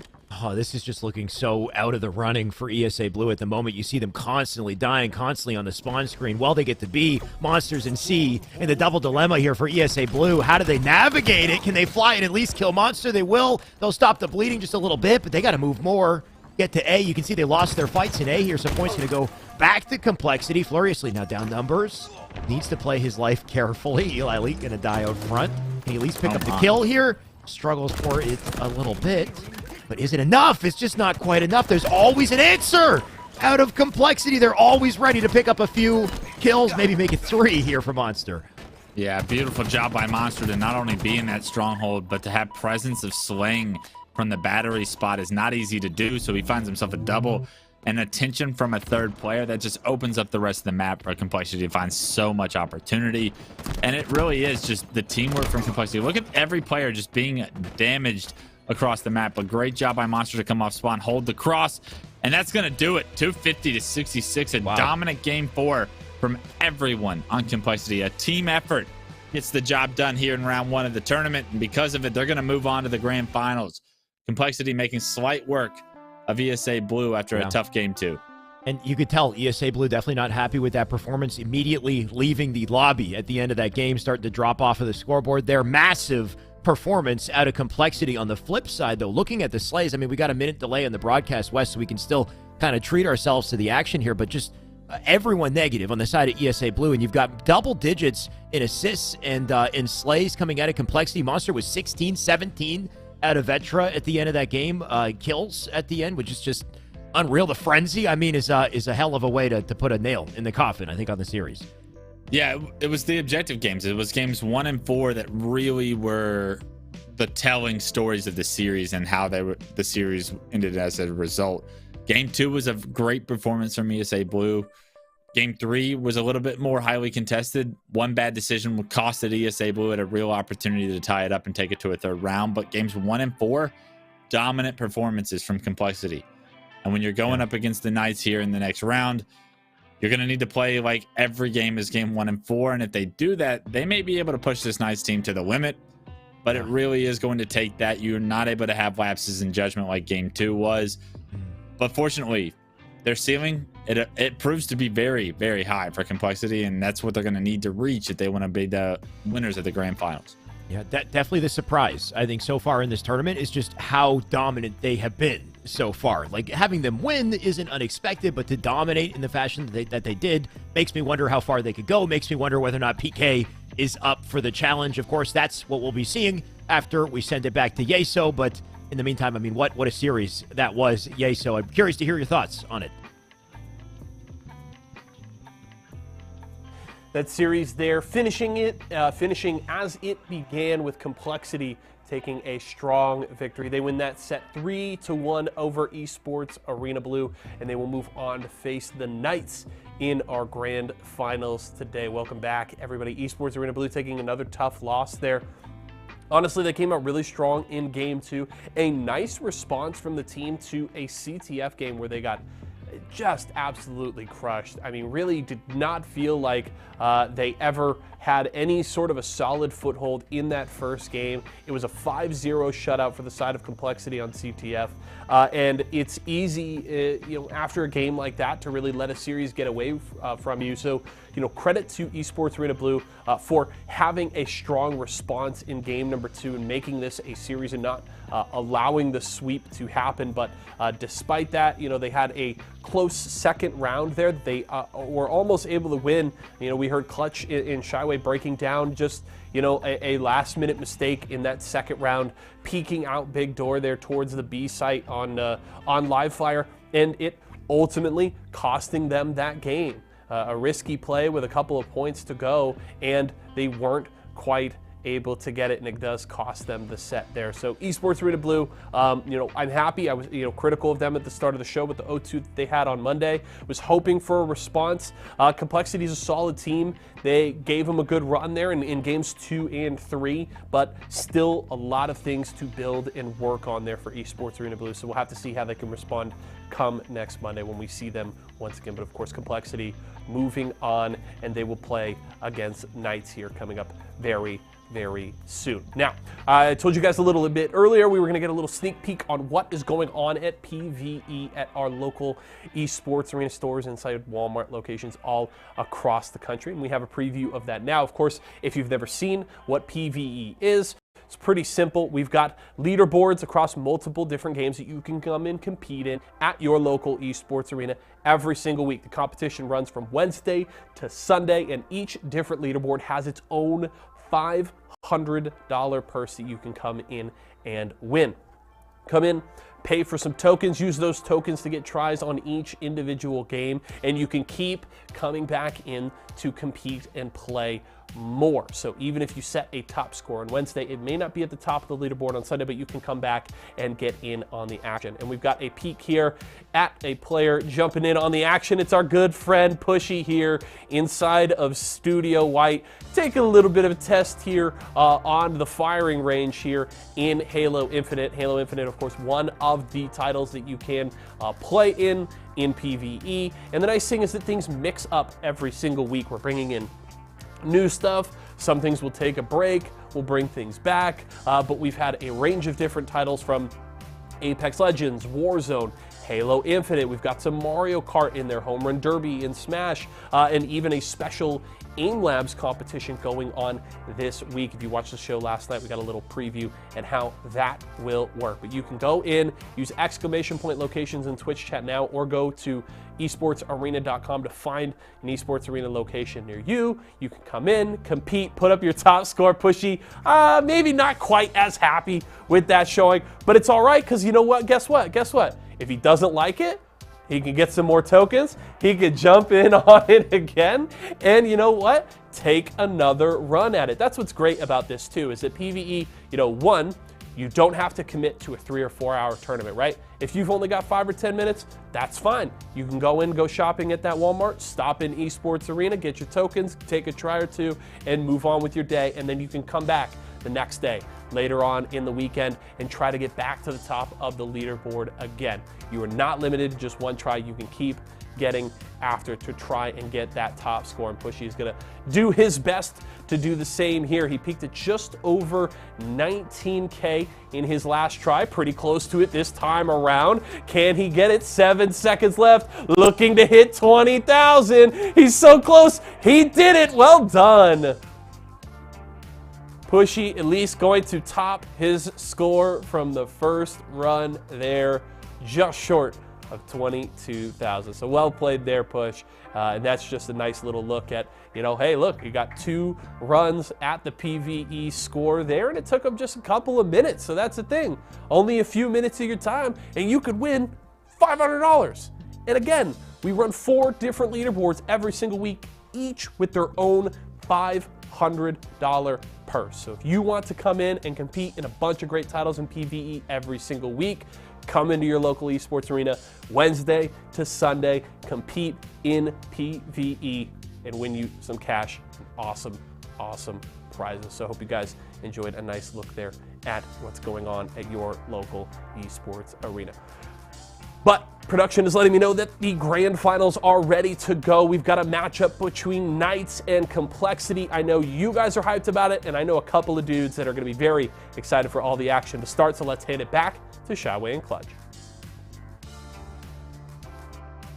Thank you, Yeso. I definitely can't wait to see it. And good to see $500 cash prizes going out in all different areas, right? Whether you're at your local ESA location or for this tournament, 500 to the winner. Let's take a look at the bracket, by the way, and just see how things have gone so far. Only 3 matches today. Very short and sweet. Fnatic coming in and getting defeated by Knights today. Knights playing incredibly well with their new addition, Pelu. And then Complexity with a bit of a new roster, or at least a sub from Jazero, have been playing excellently. They look like they haven't missed a step or have been playing as this unit for a long time. I'm just wondering what this means about grand finals, Wes. Who's got the edge, you think, coming into this?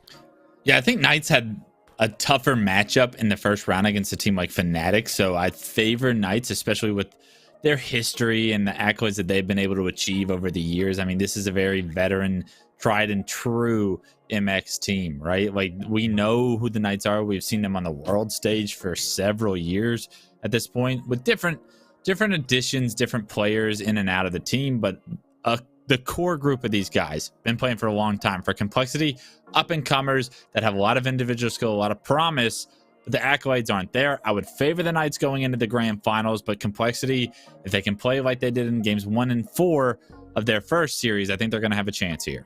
Definitely. I mean, the dominance we saw in that last series will be surprising, I'm sure, for Knights, but they always find a way to handle pressure, find a way to handle the speed of play, regardless of who they face. So, like you said, Knights, they're very well equipped for this challenge. Very curious to see how it goes. Curious to see that series layout as well, and maybe that'll give us some indication on our expectations for this series. Wes, based off of what we've seen today, though, our Dream Team predictions looking pretty good, I think, though, right? We got Tapping Buttons has been slaying out. Vetra hit a frenzy in that last game. Yeah. Who's had the most slays so far? I think it's Vetra, Monster, Tapping, maybe somebody else on PK. Envoy's been doing nice. Monster, Drift. They've been having some good performances, right? I think that those are definitely the top performers. And I think when you look at the fantasy roster, looking back, you got to look at the structure of how the fantasy rosters are implemented. And if it's based off like total kills and whatnot, you obviously are going to want to pick players from teams that are going to win series and to advance. So coming in, I think you stack it up with Knights players, because obviously they're going to be the favorite for the tournament. So Complexity, yes, some statistical fantasy like boosters on their side, but we'll see if those numbers get affected as they play against probably the best team in this tournament.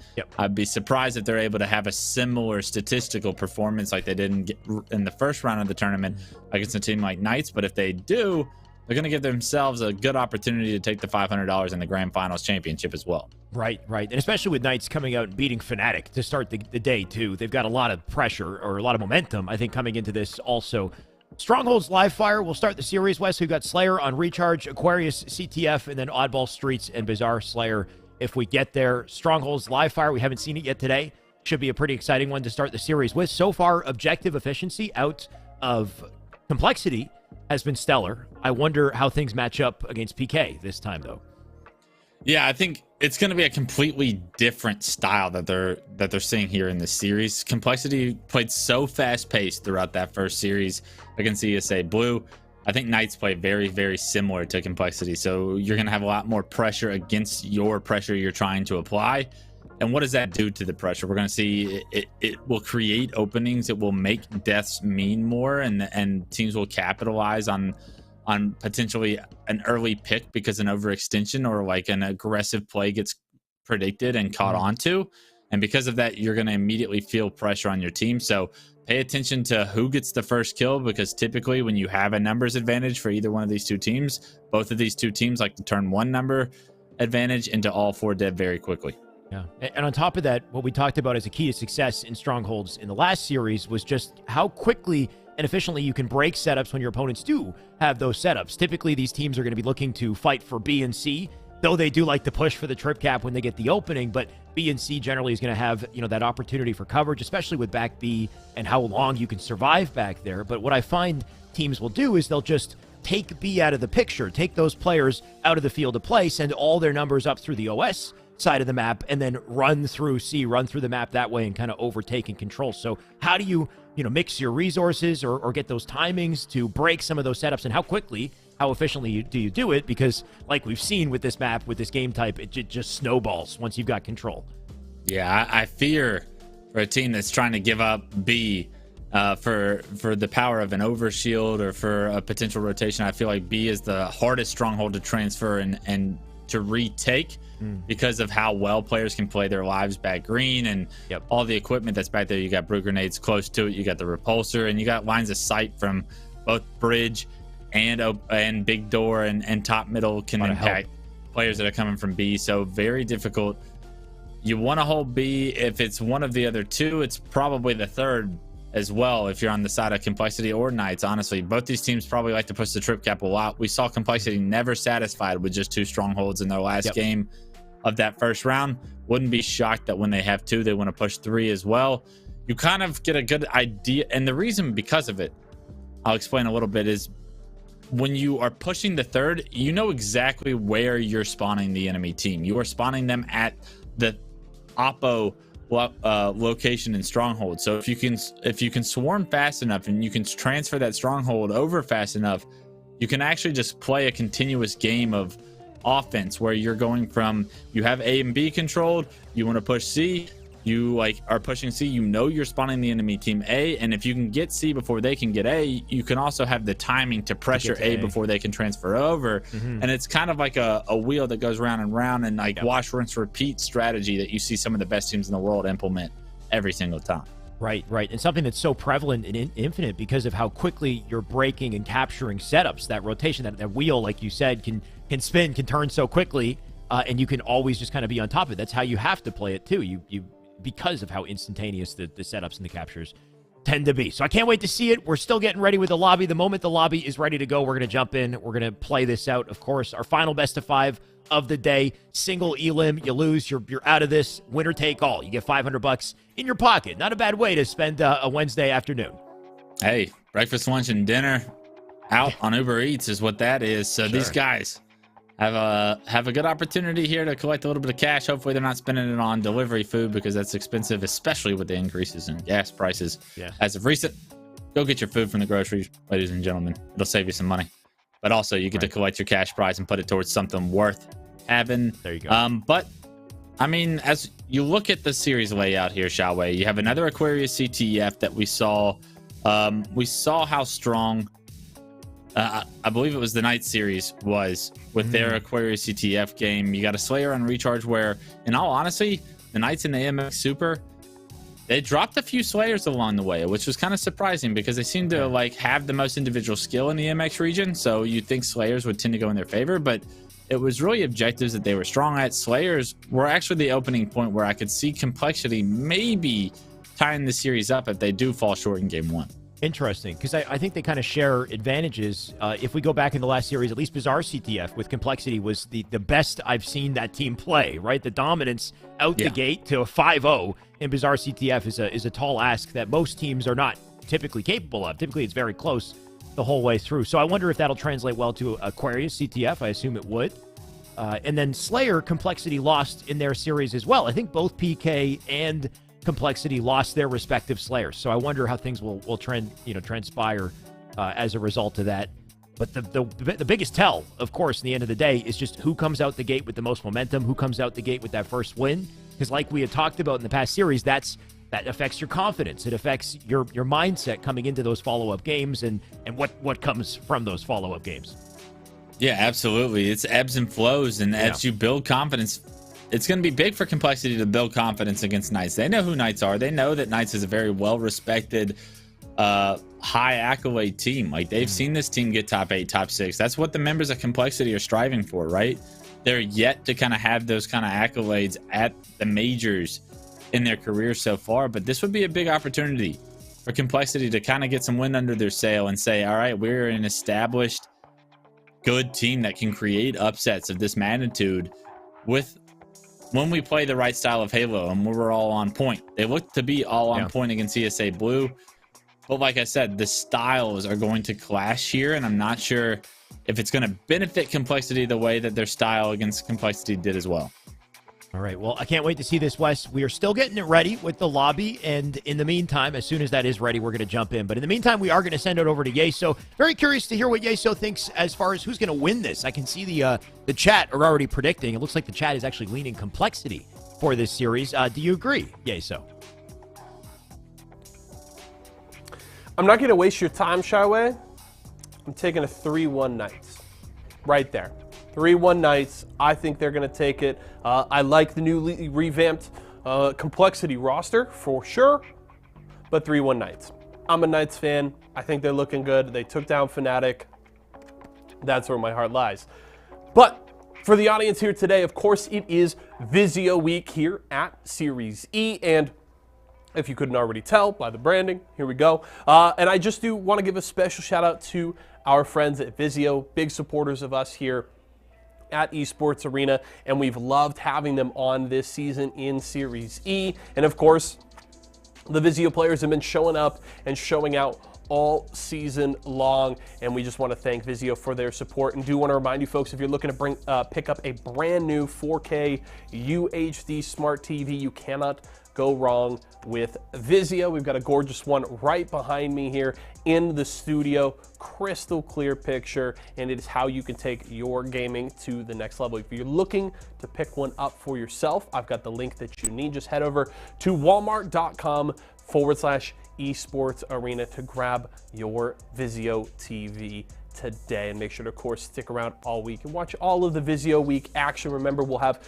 Series E Apex Legends Pro Night coming up right after Halo ends. We'll have Guilty Gear Strive tomorrow, and then series recap on Friday. But we're ready to go. The game is starting, so I'm gonna hand it right back over to Shyway and Clutch so that they can talk about how correct my 3-1 prediction is for Knights. How correct will it be? Finally, here we go. We're back in it. Our final match of the day, a best of 5, Knights and Complexity. Predictions were in. I know Yeso's voting Knights. I think that's where we were at the desk as well, Wes. But I'm curious. I can't wait to see some surprises in this one. A safe pick from Yeso. We'll see how true it comes out to be.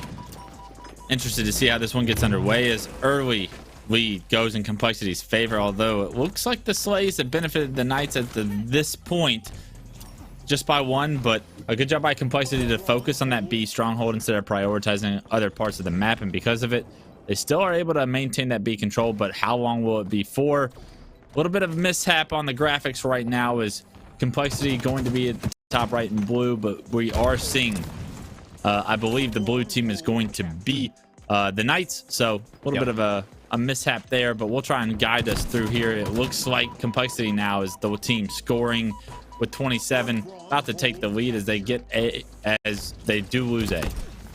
They'll take A for now. B and C currently accounted for thanks to Complexity, and what can they gain from it, especially with tapping buttons, looking to put this snipe to work. He'll pick up 1 kill. That Heatwave does drop. He drops as well. Going to leave the snipe down bottom mid, but Atso and Palu, they're quickly going to retrieve it. You got the camo, I believe, spawning up as well here, but we need to see some control at a Knights early on. 54 and counting for Complexity. Despite all the weapons Knights seem to have, they can't get their picks just yet. They are able to get A, but unfortunately 40 points have gone by unscored, and they looked, even though they jumped out to an early lead, Complexity in the driver's seat right now. But Palu with a beautiful shot with snipe. We saw it from one of the Complexity members' points of view, and because of that, it's created the opening to secure this overshield. It's a matter of what can they do with this overshield. Can they even get it? Because right now, Atso tried to hide there to try and acquire it, but he couldn't jump up because he was no shield, and that's created the opening for Complexity to not only get the slays, not only have control, but also get the overshield in hand. And now, although they lost A momentarily, they're going to transfer it right back and continue building this lead up. So Complexity having a strong game one, similar to the last series. Things might only improve, especially with Zero and this heat wave. Great positioning here. Well, only temporarily. He still gets the kill somehow, but you're always at threat of falling off the edge on that backside of B whenever you're there. And unfortunately, Jazero was victim to it this time, though it doesn't look like it's hurt Complexity too much. Triton already going to secure C. And you've got the sniper now spawning up as well. So Triton looks like he's got the opportunity to bounce away with it and make a play of his own. Yeah, I like this play by him backing up all the way to tower, expecting players to come from the brute side of the map. I do believe there's multiple players bottom middle. But unfortunately, I think the focus from the Knights is going to be on the B, so that's going to cause a rotate here from Triton.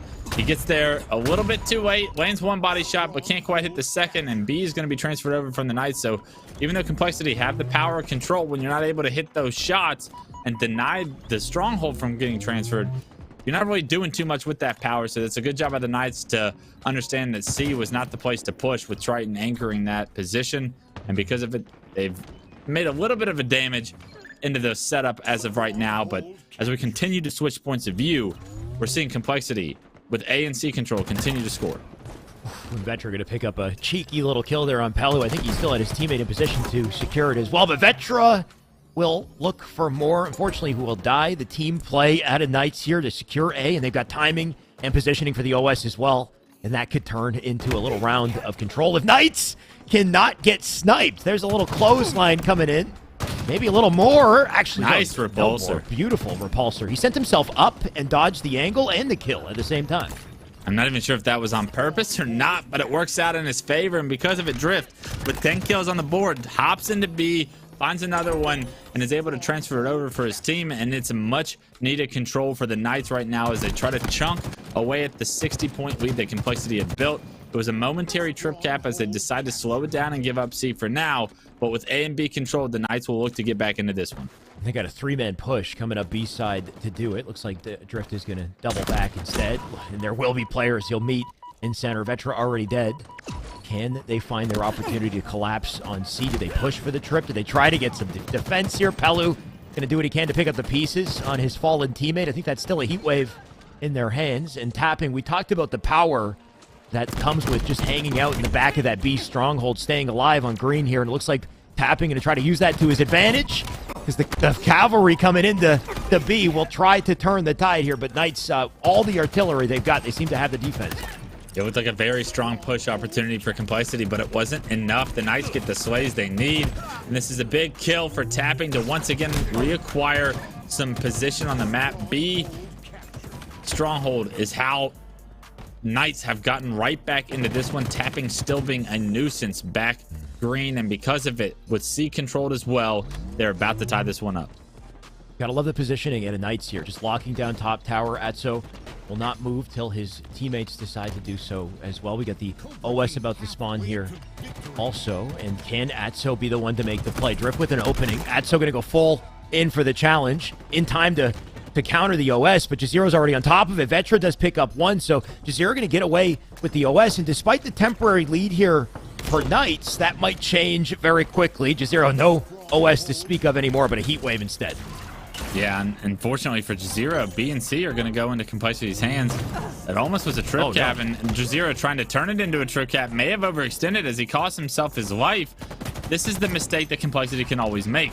Whenever you risk pushing that trip cap, do you overextend? And what does it mean to overextend in this manner? Because right now, with control in their hands, they've regained the lead momentarily. But with these deaths, it looks like the Knights have the opening they need to hop into B. And we'll see if Complexity can come off respawn and defend it. Not going to be an easy fight to do so, though. Triton, he'll slip in, get one. Melee's a second. Oh, my God. And I think that player died as well, thanks to Atso here. So Vetra, he'll get in. He'll get the reset on the cap. That doesn't go through. 146. And Vetra going to send a couple more players real in here. That's Drift now on the death screen. He'll ice up and hit everything, and now he's locking down back green. Jazero's got the heat wave. They got everything they can need in this situation. Knights, they got to find an answer. Yeah, I mean, Vetra finds 2 of his own just by himself, able to knock out 2 players of the Knights. Not many players on the planet can do that, but Vetra showing you, or I'm sorry, Triton showing you that he's worth every bit of his weight in gold here so far in game 1. 164 complexity have now, but Knights, they get slays off the respawns. They get a couple of strongholds controlled. They're able to transfer over B, and now that they're in the driver's seat, only down about 10, 14 points at this point, are right back in this. But Shyway, I mean, I almost thought that this was going to be a lopsided series, affair in Knights' favor, but this is a highly contested game 1. I see this one going all 5 games, Wes. I just feel like these teams are a good matchup, and I think only time will tell, but so far, so close in this game. 153 and counting. Knights have earned back the map. You'll see they'll take C. They already had presence onto A, too, so complexity with a double dilemma here. They're going to have to give up that OS or get the kill before it gets put on the body here. Pelu, nice use of the drop wall as he'll pick up a kill. Doesn't get away. The OS still in play here. You still got members of Knights going to try to get in the fray to slow down the approach, but complexity and Jazero specifically going to get away with it. Zero getting this overshield. What can he do with it? A nice nade, 1 shot onto the player top tower, creates the opening, make it a double kill, and a great use of the overshield to find that opening. 2 kills onto C. They have B, they have A, and once again, complexity pushed the trip cap, have it in effect, and now they're going to have all the information that these players are spawning scoreboard side of the map. Beautiful use of the Needler. The repulsor is no match for the Needler in that regards, and because of that, it's given complexity the numbers advantage once again. Triton's gonna get his 3 dead for the Knights, and this trip cap still in effect means complexity are moments away from ending this game if the Knights can't get off spawn quickly. This is brutal because on top of that, they got to rotate to a hill, but they got to give up snipe in the process. So somebody on complexity currently has the sniper, 2 kills in the feed as well as the time is just ticking here. They'll try to get to C, they'll try to get to A, but if they all die in the process, that'll be curtains for game 1. There's no chance Knights will get their footing in time. Instead, complexity, they will rule the map in game 1 with a 250 to 146 close. It was close, and I said it was going to game 5 West, but all of a sudden, complexity, maybe they heard me. I don't know. I mean, that's the damage a trip cap can do, right? You blink, you go all 4 dead, the enemy team gets a trip cap, and you don't get off your spawn and make a play and figure out a way to at least minimize the damage to just a double cap, the game's going to end quick. And complexity, that is their clear strategy in these stronghold game types. They are not satisfied with 2. They want to push that trip cap and see how long they can hold it. And there at the end, they were able to hold it up until the 250 mark. And because of it, they now take game 1. And it's off the back of Vetra's unbelievable performance, 21 kills in such a quick game. I mean, when Vetra's dropping numbers like that, it's just creating so much space and opportunity for the rest of the boys to have time to collapse on these strongholds. And because of that, I mean, you're seeing this complexity roster compete with some of the best in the world. Right. Without an answer here, too. Vetra went 21-9 in that first game. But mind you, how many kills did he have? As he closed out the last series, Vetra was popping off, right? He was approaching a running riot in the previous series. So he's riding a high right now, and he's still in full momentum coming into this one. A dominant way to start the series, and it's all up to Knights to see if they can find an answer in Slayer on recharge. And like we had talked about just previously, Knights have been a little weaker in Slayer. And like you said, you had noticed over in the MX Super, they've been a little weaker in the Slayer game type. So kind of a rough spot to be offset to start this series. They got to find a way to regain here. Got to do it, and got to do it quickly. And it's in a Slayer. And one of the things I highlighted before the series was kicked off is this Knights team. They've struggled in Slayers throughout the MX Super. They actually lost 2 or 3 of them, which was surprising because they didn't lose many games in that Super. Unfortunately, they're going to have to do it now if they want to stay in this series for a little bit longer. Down 1-0. It is a best of 5, but going down 2-0, the way complexity is playing, you have to favor that team. Already kicking this one off. It's 3-3, so early. It's going to result in trades and those beautiful shots from Pelu with camo to create some space, make it a 6-3 game, and the positioning even better to find some more easy kills, and this camouflage being put to work in Pelu's hands. Oh, and he does get taken down, though. Good entrance out of Pelu, though, to completely clean up the team, give them a lead to work with. And like you said, space is the biggest thing. His team has space to return fire, to make plays of their own, and Atso to get the shock. Maybe Atso can be the one to go to work. Drift still doing damage, by the way, behind enemy lines.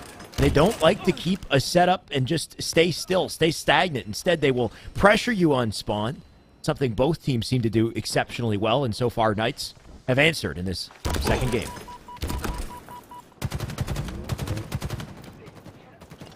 Triton.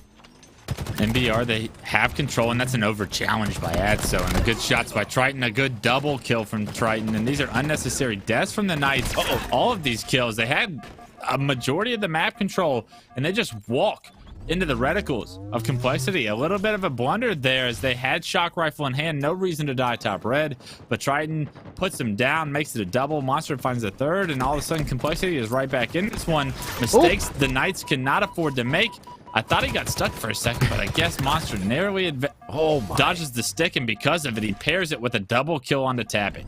You see how quick Monster goes from dropping to bottom mid to snapping his reticle over to Attic. He's so efficient, so ready for that fight to get the kill, gets a double because of it. Now Camo is up and will miss the slide to get to it, but he can still walk his way out. He's got some covering fire to make sure that this one does go over to him. Barely surviving, though. But finally planting in Camo, 16 to 19 at this point. That's about to change as he'll reach the lunge range with the sword. Will reach him from bottom mid. Oh, and that would have been an over challenge. You got too confident, but Monster, you can tell he's feeling himself after those kills. Would have been disgusting. Tapping came out confidently, though, too. You know, Tapping was, you're not going to hit this. There's no way. Yeah. Monster doesn't hit this, is what he's saying. And unfortunately, he didn't even shoot, so. It's hard to hit the shot when you don't shoot. And unfortunately, a lesson learned for Monster, but obviously starting the game off on the right foot, all of that sword being put to work has kept Complexity in this one. Now only down 2 kills. The Knights have done a phenomenal job to have this lead, but have made some crucial mistakes to not have that lead extended at this point. You do not want to keep Complexity in this one till the end, because right now everything shows that Complexity would use this game to momentum to close the door on the series. Definitely. Going to be a rough deficit to fight back from if they don't answer here. And so far, they do maintain a little lead.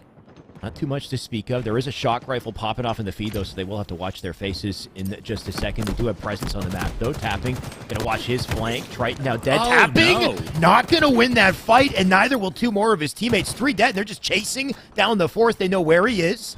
That's just about a guaranteed kill on that 4th. He'll do what he can to slow it down, but they flipped the map, flipped the spawns here. A spree for Vetra. He was a playmaker in the last series, and he's a playmaker in this one.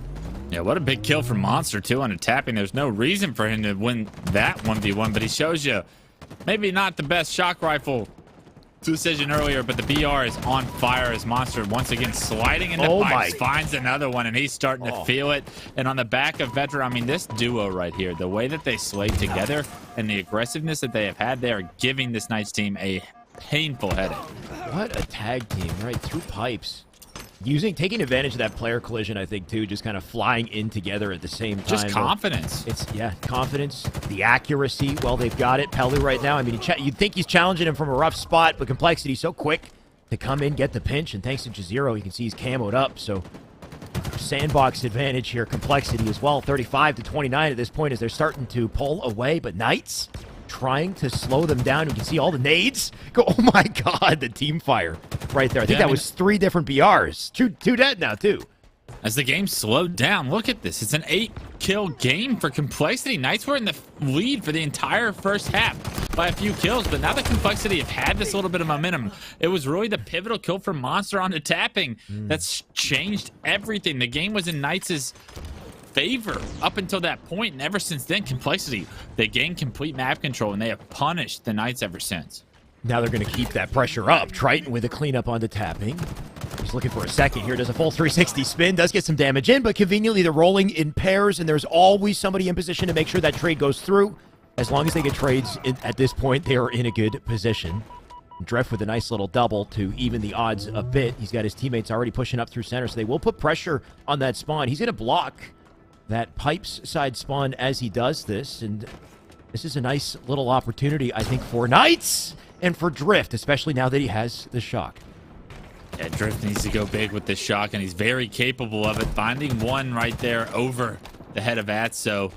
Let's see how aggressive Drift wants to play. You see him running into blue on Atso's screen. The rest of the Knights figure out a way to find some kills in the back of blue, and that was a successful push from the Knights to make this just a 1-kill game. It was just a moment ago we were talking about how the lead was up to 8, so Complexity has lost the map control, have given up lives since, and now will shy away. It's all tied up. Wow. 43-43. This is beautiful out of Knights. No fear. Full confidence. They rotate over to Seaside map, put themselves in position for the camo spawn, and a round of slays on top of that. Adso gonna eat a nade to the face, though. Unfortunately, 2 big kills out of Complexity. Drift, he's in position to, at the very least, pick up a trade here, but he's running into multiple. And it looks like he might have died for that. A couple trades go off in the feed. You can see Drift now dead, but 46 all at this point. Anyone's game. Drift doing his best to keep his team in this. 18 kills to his name. Popped off with that shock rifle. So many kills in the kill feed in the past minute belonged to Drift, but at 46-46, this game starts to slow down. Nobody wants to be that first death. We've seen the impact that one death has on both these teams. They love to push 1 to all 4, and this is a lot of damage from that long haul player. And look at the rest of the Knights pushing that long haul position. It's a shock rifle in the hands. Are they going to expect this long haul push is the question. Monster somehow wins the one-on-one in the corner. And right now, overextensions, a little bit of a misplay with that jump is going to cost that player his life. 48-48. Yep. And now the players on Complexity are all stuck in the fight, but they know where the Knights are. All 4 of Knights over in Whirlpool here, and Vetra rightfully backs down a bit. 49th kill comes in, though. 49th the other side as well, so it's tied up, but the final kill, thanks to Monster, the 17th on the board. He goes huge for his team in this game, and they go up 2-0 in the series.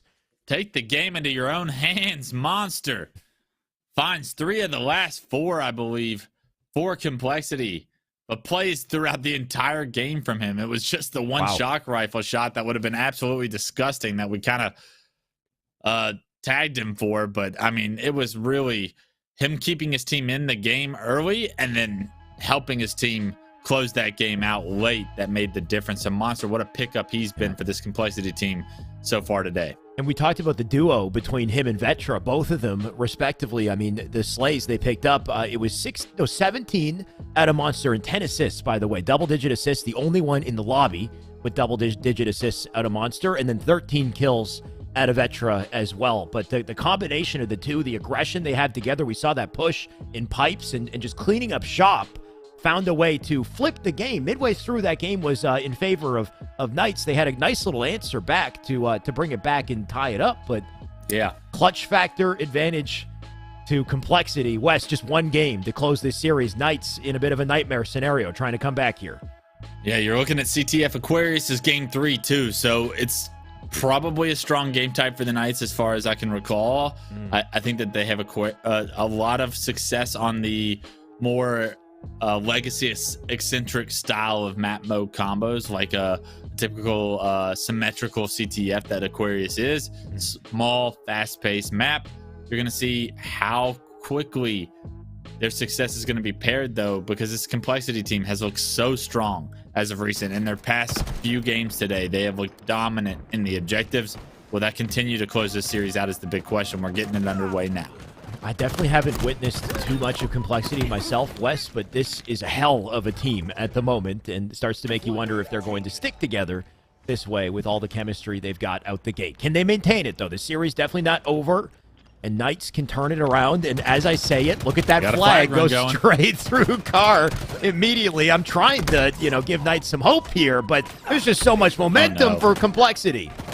There's no way the flag carrier makes a little bit of a bad decision to overextend and try and punch that one in. The slays do come through, so there is one player for Knights that could potentially hop on this return. He does get on the return just around the corner. Nobody can get the touch. And a goal line stand for the Knights will keep this one tied at a 0-0 mark, and that was a bit of a blunder because everything looked gold for Complexity to punch that one in. On top of that, Knights are still applying pressure here. Look at this. Jazero going to go down for the count. Drift on the chase here. He'll get a kill of his own. And now that flag may be pulled by Knights. You can see Drift going to try to live.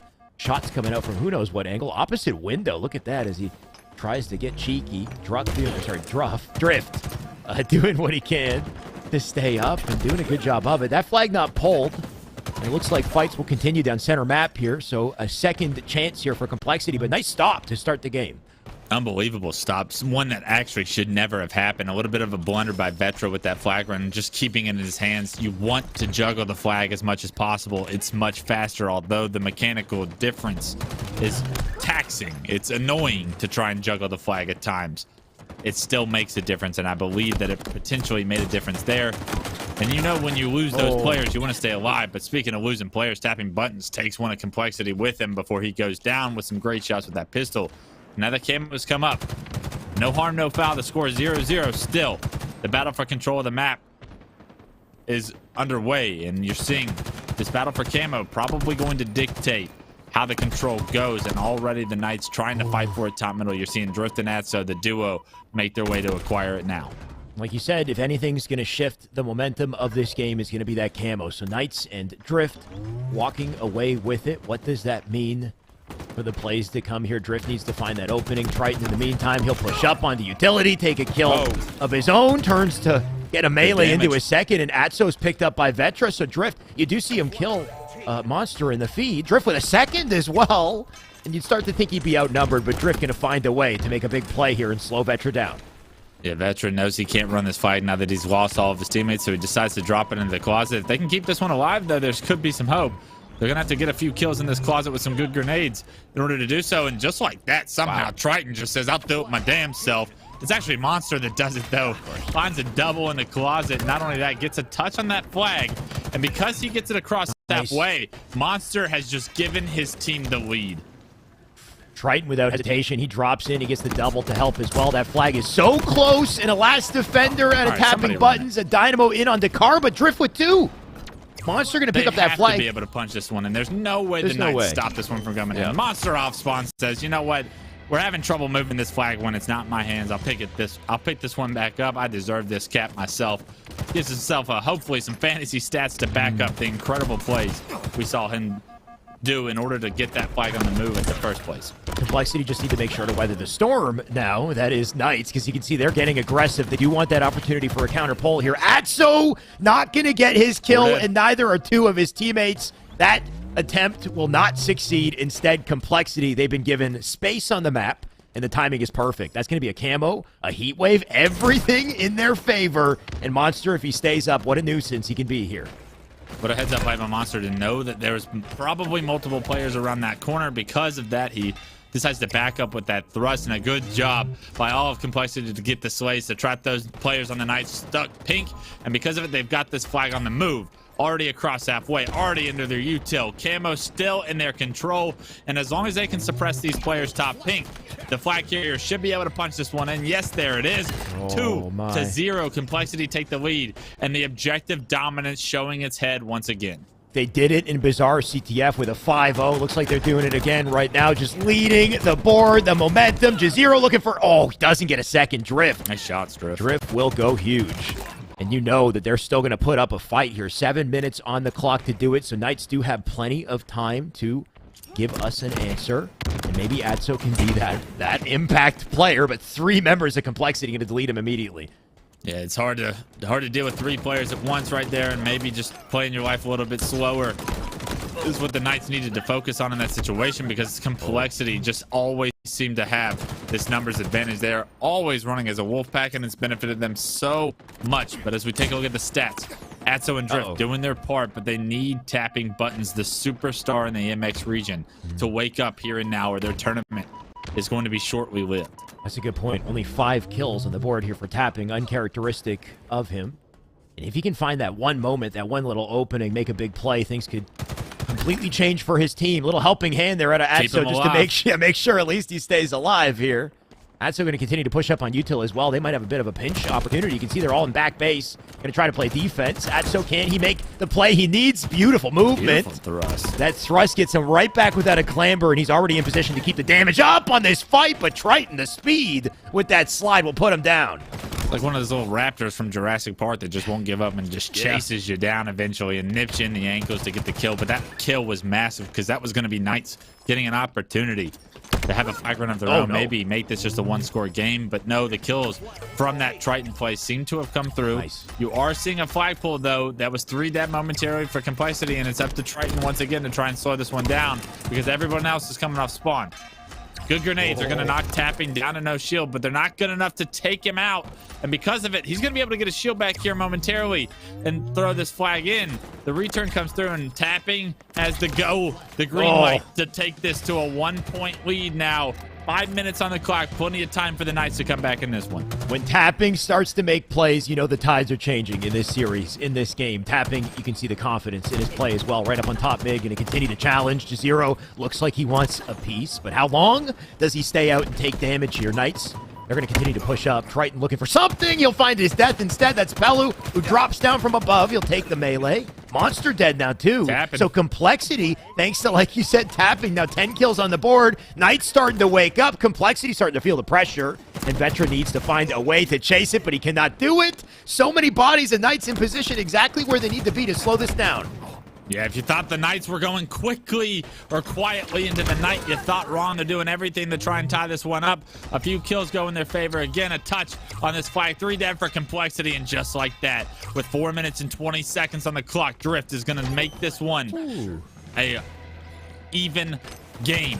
A phenomenal game so far from Atso and Drift, and a much-needed performance from them to keep their team in this one as Pelu and Tapping look to heat up and push this series to a game 4.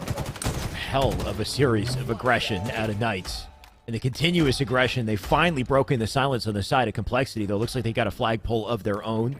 Gonna try to bring this to 3 here. Monster, he's moving quick. I don't know if there's anybody on Knights in position to stop it right now. Tapping's dead on the feet as well. They got to find a way to overextend to get to that flag, but Jazero locking it down. The entirety of Complexity coming back with an answer here, 3-2. Triton's got a camo, and they're still dying on the side of Knights. So Knights, they gave us a second wind, but Complexity, they're not done yet. Yeah, absolutely. Complexity with a much-needed answer here as you felt momentum shifting in the Knights' favor over the past few minutes. Complexity did a phenomenal job to get back in the lead, get the ship corrected, and how can they close this one out is the big question. 3 minutes and 15 seconds are going to be remaining in this game, and you need to stay aggressive because the Knights are going to look to try and tie this one up once again. You see it's a bloodbath in utility in the meantime, by the way. Everybody just going in, taking trades. Explosions everywhere, unlimited nades, it seems. My God, here's another melee trade over on the fridge. Triton, in the meantime, in the back of his base, going to do what he can just to keep these Knights members at bay. Vetra's already pushed up. He can clean up a couple stragglers here, too, with this position, but you can see they're all rotating low car together. Good control of the closet from Complexity, but you can tell the Knights are forced to pressure that. And just like that, they swarm, they hunt, they kill Triton, they grab the flag, and they're going to get the flag into the closet successfully. They're going to have to figure out a way to deny Complexity some map control now, though. They haven't got the slays to pair with this flag run just yet.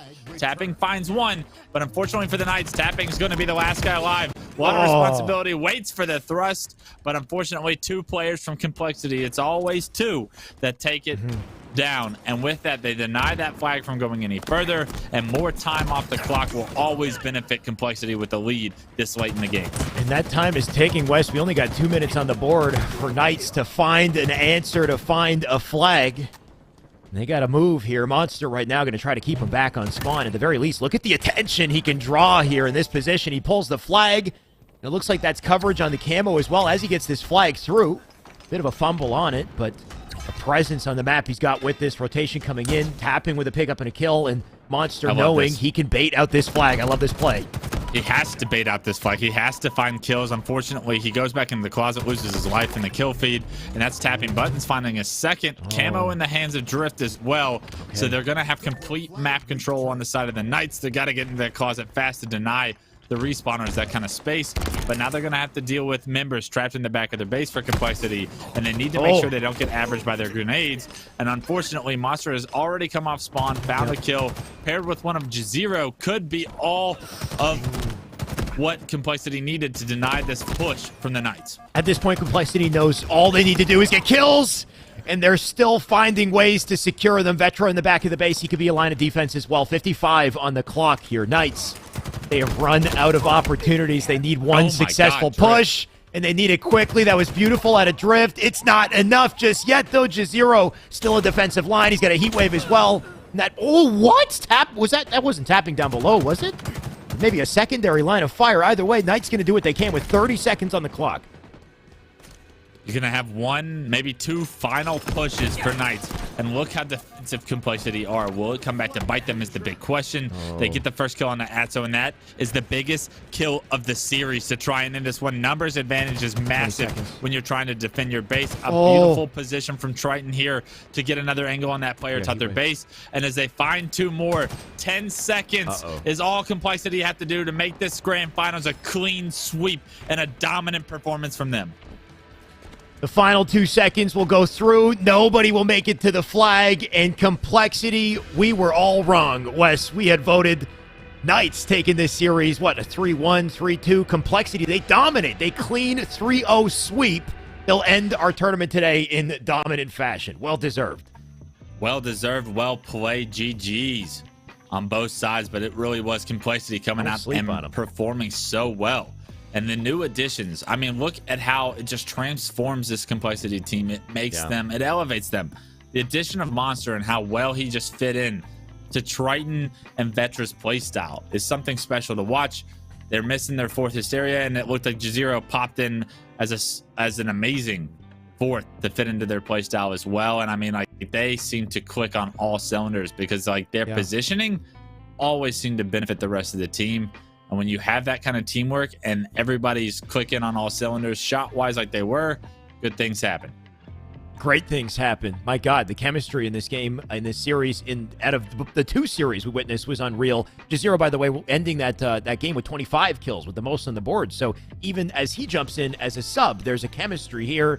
There's some beautiful beginning here, I think, for Complexity, and I wonder if it's something they'll look into, something that they'll carry into future events. Either way, well played at Complexity. Congratulations to them, and let's send it back to Yeso to close out our show. A hell of a show today. Thanks, gents. Great cast on the day, and congratulations to Complexity. I was completely wrong. They come in with the 3-0 sweep, a dominant performance from the team as they take down the Knights and grab a sweet $500 today. So well played to them, and congratulations. Hope to see more of them here in the future, whether it is on Monday or Wednesday nights. That does it for Halo this week. Of course, if you missed Monday or today's show, you can catch up on everything that you missed this Friday when we'll be talking about all of the Halo action on Series Recap. That kicks off at 4 p.m. Pacific time, so don't miss out on that. Right now, we are going to go to a quick break. When we come back, though, we'll be kicking off all of the Apex Legends action, so don't go far, folks. We'll be back in just a few.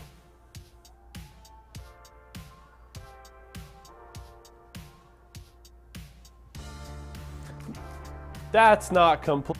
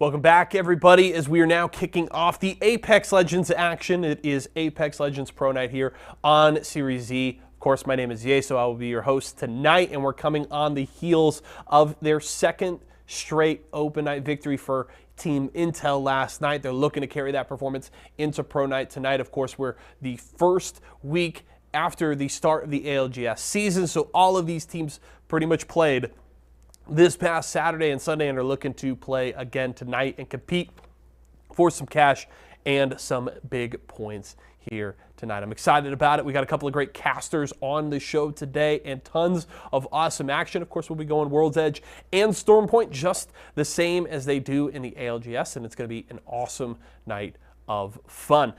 Previous two Pro Nights have been taken by Renegades and 100 Thieves. We'll have to see if maybe one of those two teams can repeat, or if Team Esports Arena can carry their record-setting performance from Saturday night into tonight's competition. They've been one of the best teams in Series E Pro Night throughout the season and have finished in the top 3 in back-to-back weeks, but have yet to capture that top spot here as of late. But after their performance on Saturday, they may be ready and raring to go to take another first place finish here. We'll have to see what they are bringing to the table today. But I promise, regardless, we're going to get some awesome games, some intense action, and some very, very fun Apex Legends here today. Production is going to let me know when the game is ready to go. We'll get right underway here, but I hope you all enjoyed the Halo show there. Great action there, and I promise it will continue here with Series E Apex Legends. We're ready to go, though, so let's kick it off. Pro Night here in Vizio Week for Series E Apex Legends starts right now.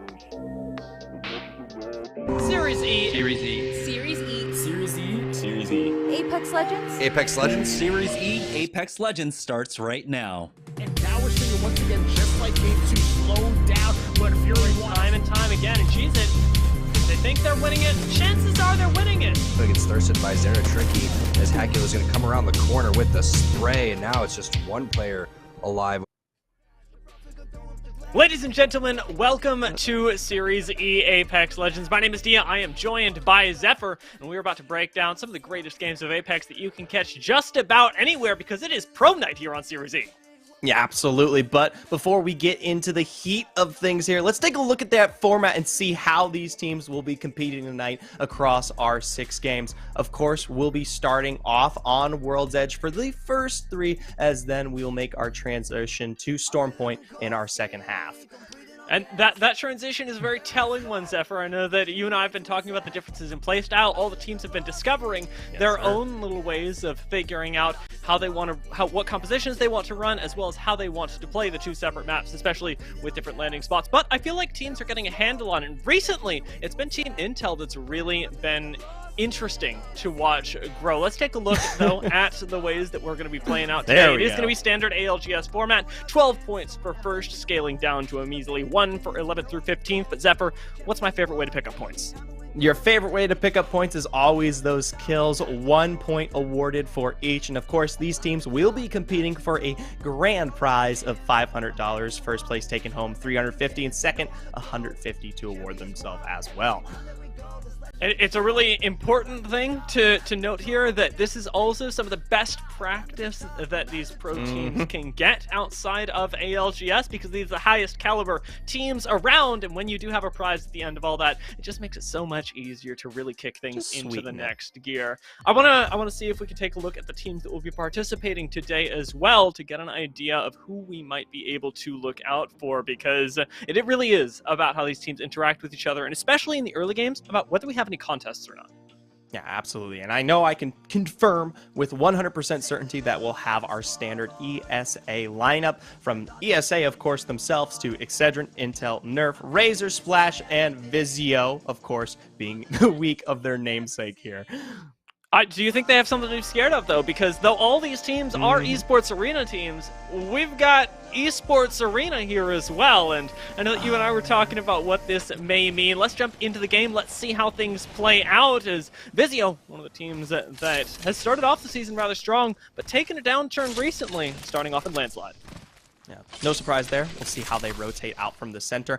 I do want to see if we can make our way towards the standard 50-50 that we typically see out towards Harvester. CLG versus XSET that's already taking place. It's usually the first thing, that transpires here in Pro League. And if you guys have been paying attention, especially at ALGS this recent weeks, CLG, they've been on the up and up, especially with the addition of Mamba here, about a month ago.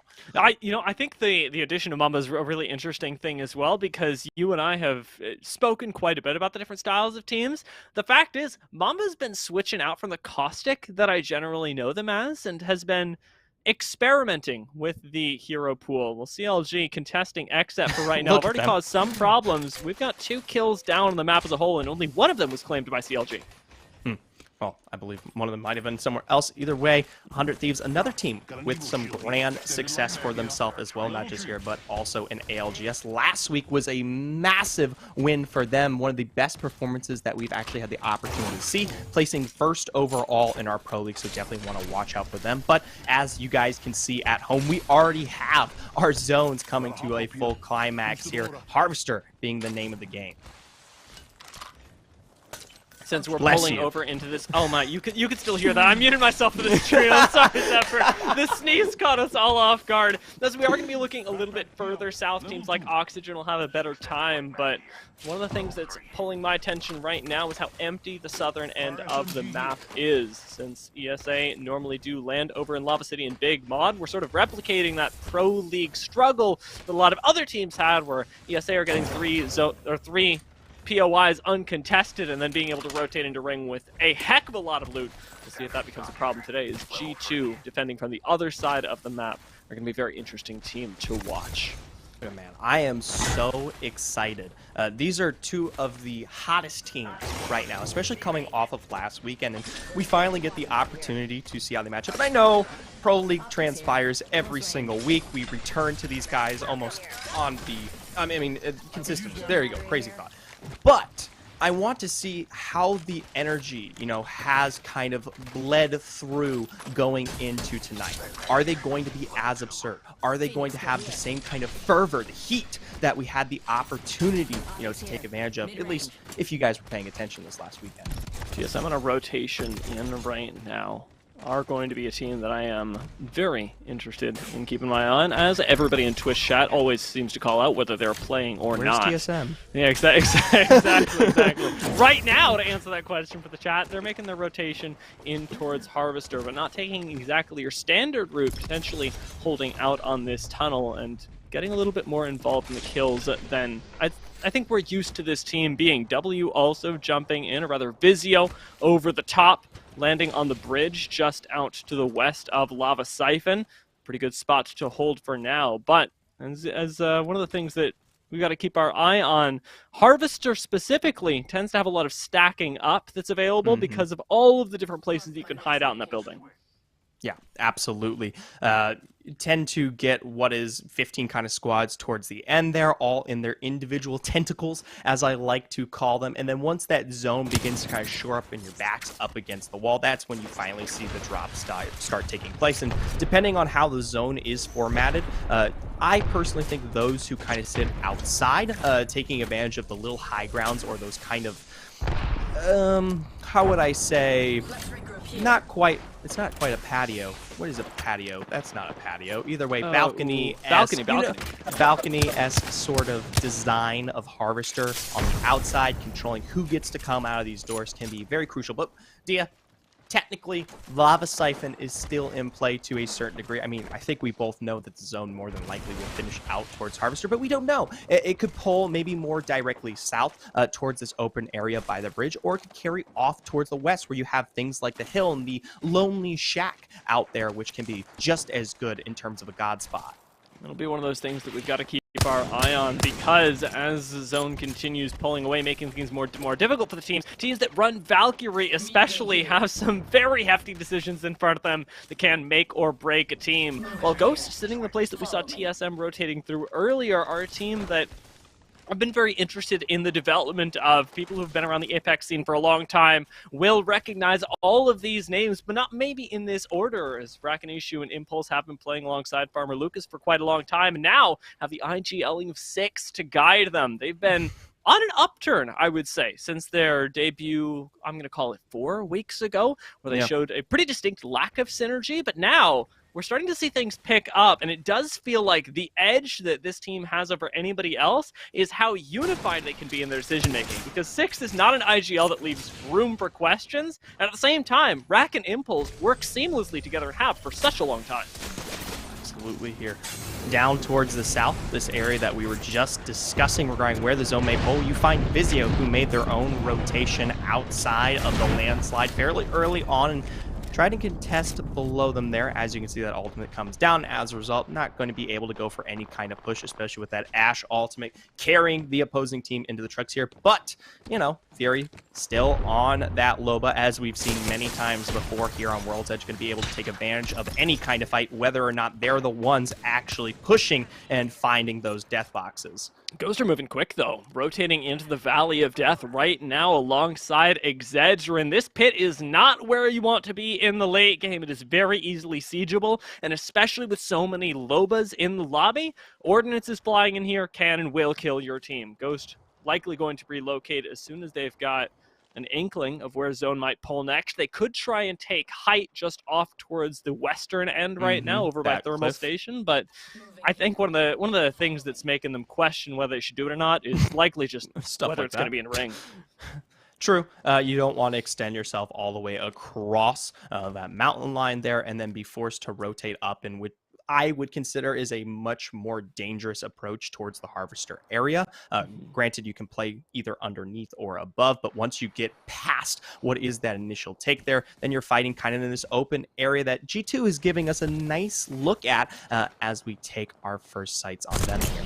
They've actually had a few nice wins from this spot as well. It's not entirely unusual that zone pulls up towards them. They may have teams approaching from the back, though, is all the way off into the west. We've got TL rotating around through Thermal Station. Not going to be spotted by a lot of teams, though Intel got a taste of the fact that they were going this way. Haven't got them with the beacon just yet, though, and I'd like to see TL stop by Thermal, grab the beacon, and then rotate into ring for that extra little bit of information they'll have. You know what? And they'll be able to do just that here. I don't think anyone's going to be stopping them. Intel, though, a team that I'd love to discuss, have been on the up and up. I know we've been peddling Vizio, all week long, and I know it's actually who we're supposed to be repping here tonight. But Intel, especially last night, coming off of a hot win, and not just last night, but also the last open night as well, are definitely a squad to fear here. Just the general approach to Stormpoint and how they've been interpreting that alongside their pressure on World's Edge has really put this team above the rest. And something that we never really discussed, ESA is, coming to its end here. These teams are competing for those last bitty spots in terms of relegation when we talk about our sponsored entities. So Intel competing for that top place position, and I think they're only, 150 points behind Vizio at this point? Not a small gap, Dia. And it's no wonder, then, that we see them playing in this more edge play style, because Intel have slowly adapted to get a little bit more comfortable with the aggression, a little bit more comfortable with the 3v3s, and when we started off the season, we didn't see them able to pull off plays like this. They've been pushed by TL in the very first week. Things would have gone south, but Intel now are starting to find their footing, and have managed to not only repel them, but have the entire western edge of this ring to themselves. With a minute left to go, they can still find Godspot, but instead, they're finding a fight up against 100 Thieves. Ooh, I don't know if they quite did there. Either way, 100 Thieves don't look to be playing the game any longer. As you can already see, they were taken out in part by Team Razor there, and in a more direct trade. Intel here, they're going to pull back towards this God spot. Now, they already know that this zone will be pulling more in towards the actual Harvester POI, but as you can see, of course, they've got a team. They've got one contesting directly in front of them, and their backside is so open. We talked about teams earlier like TL that can still potentially wrap their way around and pose a threat, later on here in the next, 2 to 3 minutes or so. Intel aren't incentivized to move just yet. They've still got plenty of height, though they should know, and they do know, that the ring is not pulling to them. Particularly isn't a deterrent, since they do have the Valkyrie to reposition and the Wraith to do so on a more micro scale. My worry is that rotating in from the west in towards Harvester, once you sort of pass out of any cover that staging leaves you, is pretty out in the open for the majority of the game. So they will likely have to take the Valgold in, which is a rather risky It's proposition. risky, baby. This is a very weird play from C9. Can we talk about that? This is not how C9 have been playing the game for like months. You know, we'll let them handle it here. It's those positive attitudes. The game one is my favorite to watch from C9. They're definitely the most chipper. As the night goes on, we see things begin to crumble. But I gotta tell you what, I like a team that cares. And C9 is one of the most passionate entities in the ALGS scene. So I can have Zach Mazer and friends scream their head off anytime they want. I'll still love every second of it. Yeah, they've been on the ups, especially with Stormpoint recently. I know that while they aren't the most consistent of teams that we've gotten, are we landing at this height? Holy moly, that was a wild animation.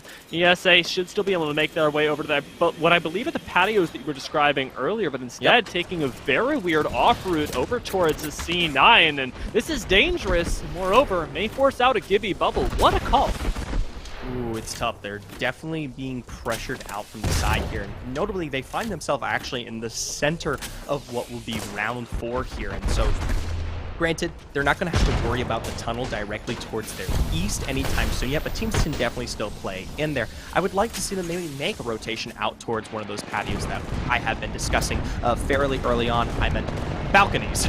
Either way, Liquid on the up and up here. They've already caught out someone from behind, trying to get a little peek of the shots taking place here on the train line.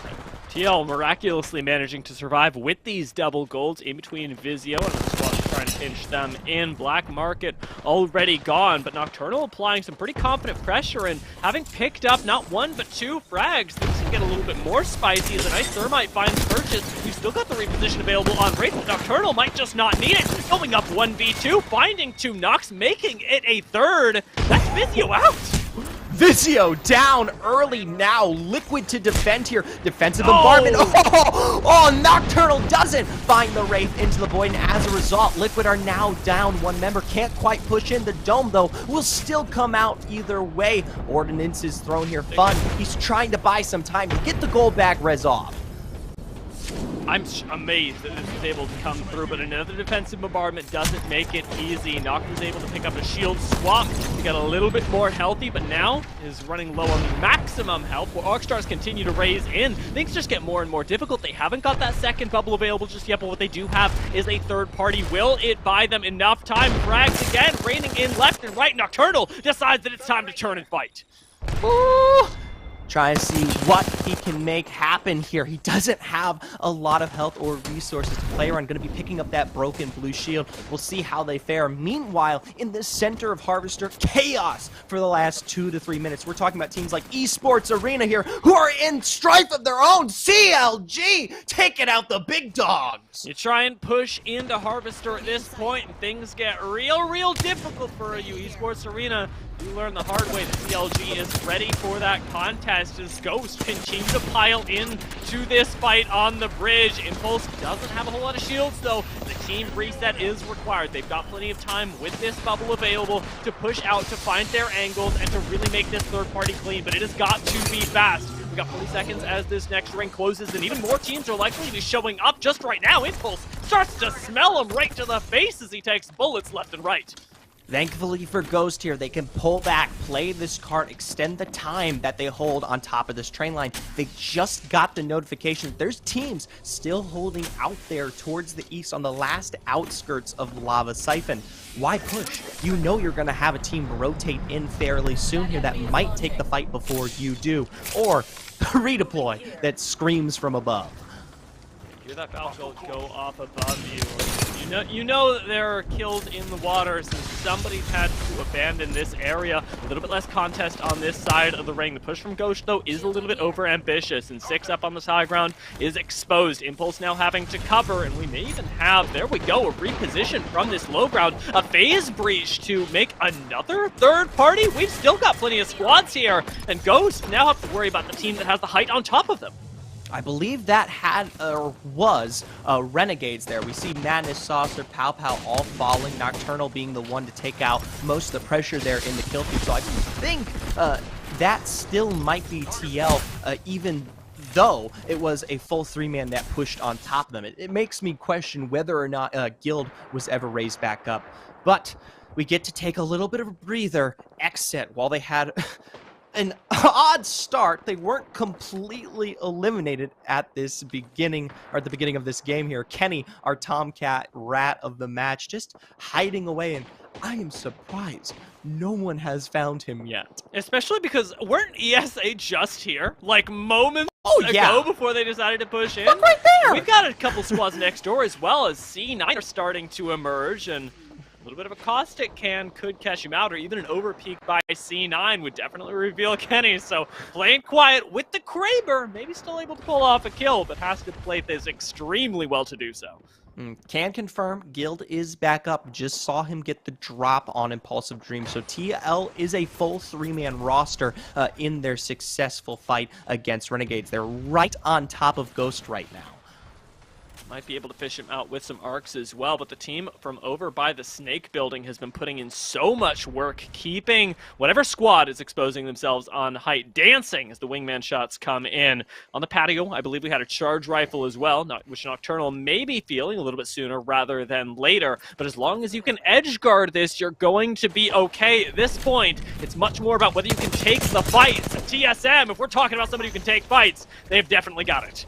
Oh, this is this tunnel that we were talking about fairly early on. Not the one that C9 has held onto, but plenty of teams that existed in Lava Siphon definitely did. Reps bubbled down. Arcstar stuck there. How? He's into the void to retreat for now. Can he find the full bat? I think he's got the spacing. One of the best things about Hal's Into the Voids is the way they use scouting. Tries to get information, but doesn't quite get all of it. While Splash are trying to push in, there is a ring at their backs. They haven't gotten this entirely secure just yet, but with the Gibby knocked, things do get very difficult for TSM on the other side. It's got to be up to Hal, but cracked for 76 right now. Splash are starting to get confident, and they bubble up and push. All right, straight into the bubble there in response. Casellos will fall, but not before the Mastiff does the job for Oi Senpai here. 1v1. He's had to reload! He had to reload the R301! And Burholst has managed to pull it off. It is going to be TSM going down to the third party, but what a series of plays for them as Atlanta Premier end up grabbing that last bit of KP that was left on the map and whittling us down to just the top 11 squads. What a series of plays between Splash and TSM. I am still reeling from that bubble fight. Oh, Kenny, you gotta run, run, run, you little rat. You're already been found out. Straight to the Snake building, and that'll be it. Our Tomcat rat swiped out of the competition. Somebody's going to be able to grab that Kraber as well and potentially do some more swiping across the map. If anybody had expected it to be C9 since they've got the bubble to make it that little bit safer. CLG spotting out Atlanta Premier in the previously bloodbath tunnel. Now have plenty of opportunity. Had they been running Caustic, as I'd expected them to with Mamba, this would be even easier to hold, but as it is, I don't expect that they'll have too much of a problem since so much focus comes at whoever tries to rush this building.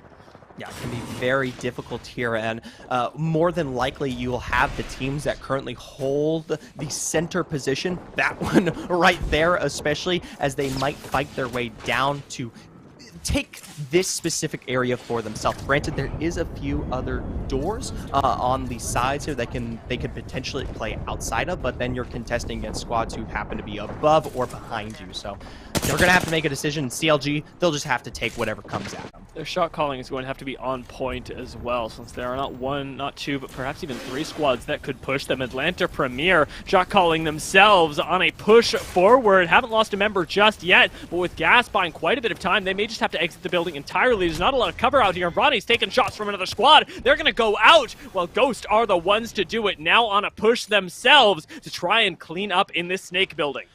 Ooh, right underneath there, barely any space to play around. And a team that we haven't had the opportunity to discuss, one that's been on the up and up here, much like Intel Who Falls, is Excedrin. They're the squad above CLG right now on that little balcony we discussed at the very beginning of this game.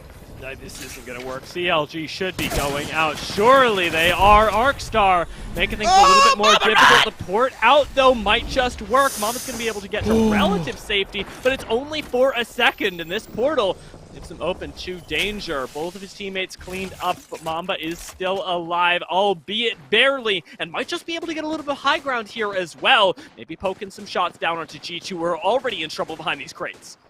I'm about to say, you've got 3 squads all squished here on the Snake building, going to be forced out in only a moment's notice here. G2 in one of the best positions. The problem, they don't have the greatest of angles because Excedrin, kind of being the hawk, having this full sight, the lay of the land here, will be able to take advantage if they do pull back, any further here from that box. Oh, we got Furia right below as well, sort of silently taking this by storm. They're going to have a res beacon to play around as this zone starts to close in as well. G2 already with the bubble down, starting to push onto Excedrin. It's going to be the clash of these two squads that like to play in the same way, but now G2's 3v3 has got to come to fruition. They don't quite have the best of angles here. No height advantage even still. Resulted tries to play around this fence line. Excedrin dome down. Lee getting the revive up onto Cruisin. Doesn't have that gold backpack, so they're going to need some time to get healthy here. Meanwhile, fights continue. TSM versus Ghost on the edge here. You got so much cover up at the top, though, and for My Ghost, it just doesn't exist. They haven't got the reset, they haven't got the bubble, they haven't even got the port, and they get picked off one by one trying to enter the ring. It is Excedrin, C9, and Furia left as our last 3 squads, and Furia especially may just be able to bubble out a little bit further and try and third party.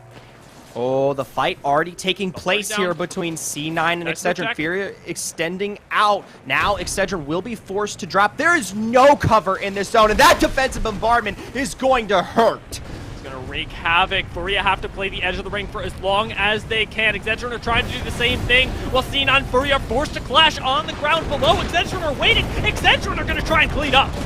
Excedrin here, they had that dome to work with in their final moments, and as a result, they survive and take Game 1's victory. They make it look so easy as well. You talked about the balcony, the patio, whatever we want to call it at the very beginning when we talked about these Harvester zones. Excedrin had it the whole way. Despite the nice play from Furia, the bubble to the outside, it's so difficult to make that timing work for you, and a little bit too early means that both C9 and Furia had their bubbles down as the defensive bombardment literally just murdered everyone. Laid waste to land. I wonder if that was Lee's defensive bombardment. If that's the case, then that's got to feel really, really good. And I can't blame Furia, though. Had C9 and Excedrin actually took the fight towards each other and Excedrin looked a little bit weaker, that pull back into the open there would have given Furia the angles to potentially clean up, but Excedrin was smart. They took their time and they realized they can just wait that one out, maybe.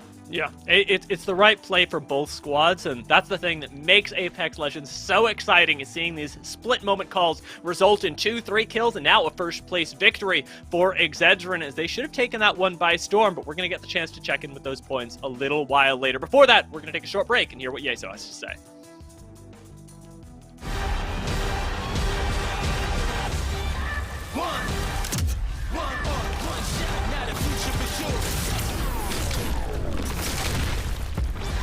Verses coming daily under pressure. Working on the plot and the scheme. The true side trademark is at the edge of your dreams. I'm talking. Yeah. One shot, now the future is yours.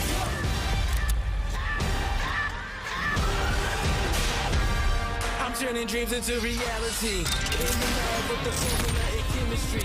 Your memories spark and motivate and make the industry shake. Get the bars in the breaks. I'm talking one chance that I was so going for the goal. It's one shot, now the future is yours. Go! Excedrin with a big victory to kick off Pro Night here. They get control of the high ground and they push it through to a victory. Congratulations to them, and just the way you want to start off Pro Night here for Excedrin. We talked about them a lot last night as they're one of those teams trying to chase down Nerf and break into the top 3 to hold on to their spot in Series E going into next season, and this is certainly a boon to that effort. Let's check out our player of the game, and then I want to take a look at how that final circle closed out and how Excedrin was able to grab the win. It's going to go to Enemy here for game number 1, 5 kills and an assist, just short of 2,000 damage. Enemy with a solid performance here in game 1 and a very well played game from Excedrin. In a moment, we're going to pull up the replay of just this final circle. We'll get a good look at how Furia and C9 are set up, and just how Excedrin is able to play very patiently and just hold the high ground. Perfect look with this beauty shot here. I wonder if we could pause it right here momentarily. Perfect. Right after this, we see Furia kind of pull out to the zone, just closer, kind of right below where the POV is right now. And Excedrin holding the high ground is so perfect. We saw it just prior to this, about a minute or so prior. They won a fight against G2 on the high ground, were able to get the 2 reses they need, so they had full strength going into this final fight. And that fight against G2 was key. It was not pretty. It was not pretty at all. It was very sloppy, but this securing of the high ground is so important, because now C9 and Furia are fighting against each other and also having to deal with Excedrin firing from the high ground. Now, they are eventually pushed off of it, but the defensive bombardments just cause enough chaos. Good Gibby bubble there. And that's the other benefit, is Excedrin with the high ground are able to hold onto their bubble for so very long. And that means that their health bars are much higher here. And it's a very simple cleanup, just jumping into the circle, kills are finished off, and Excedrin grab the win. So a very key fight against G2 allows Excedrin to hold the high ground that secures them the win as they take out C9 and Furia and kick off the day with a W. Well played from them, and we'll keep it rolling here. Vizio Week continues when we come back. We'll have game number 2 of Pro Night.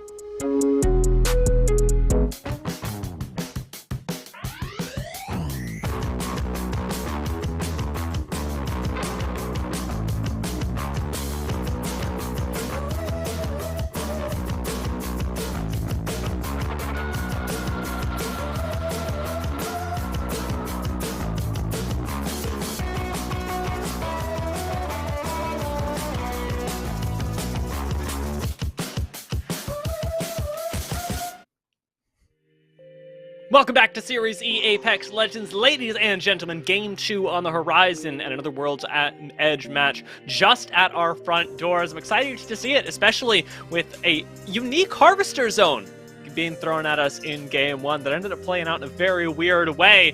My curiosity, though, lies around how many points were accrued, especially by Excedrin, our winning team. And for that, let's take a look at the Mobile 1 leaderboard.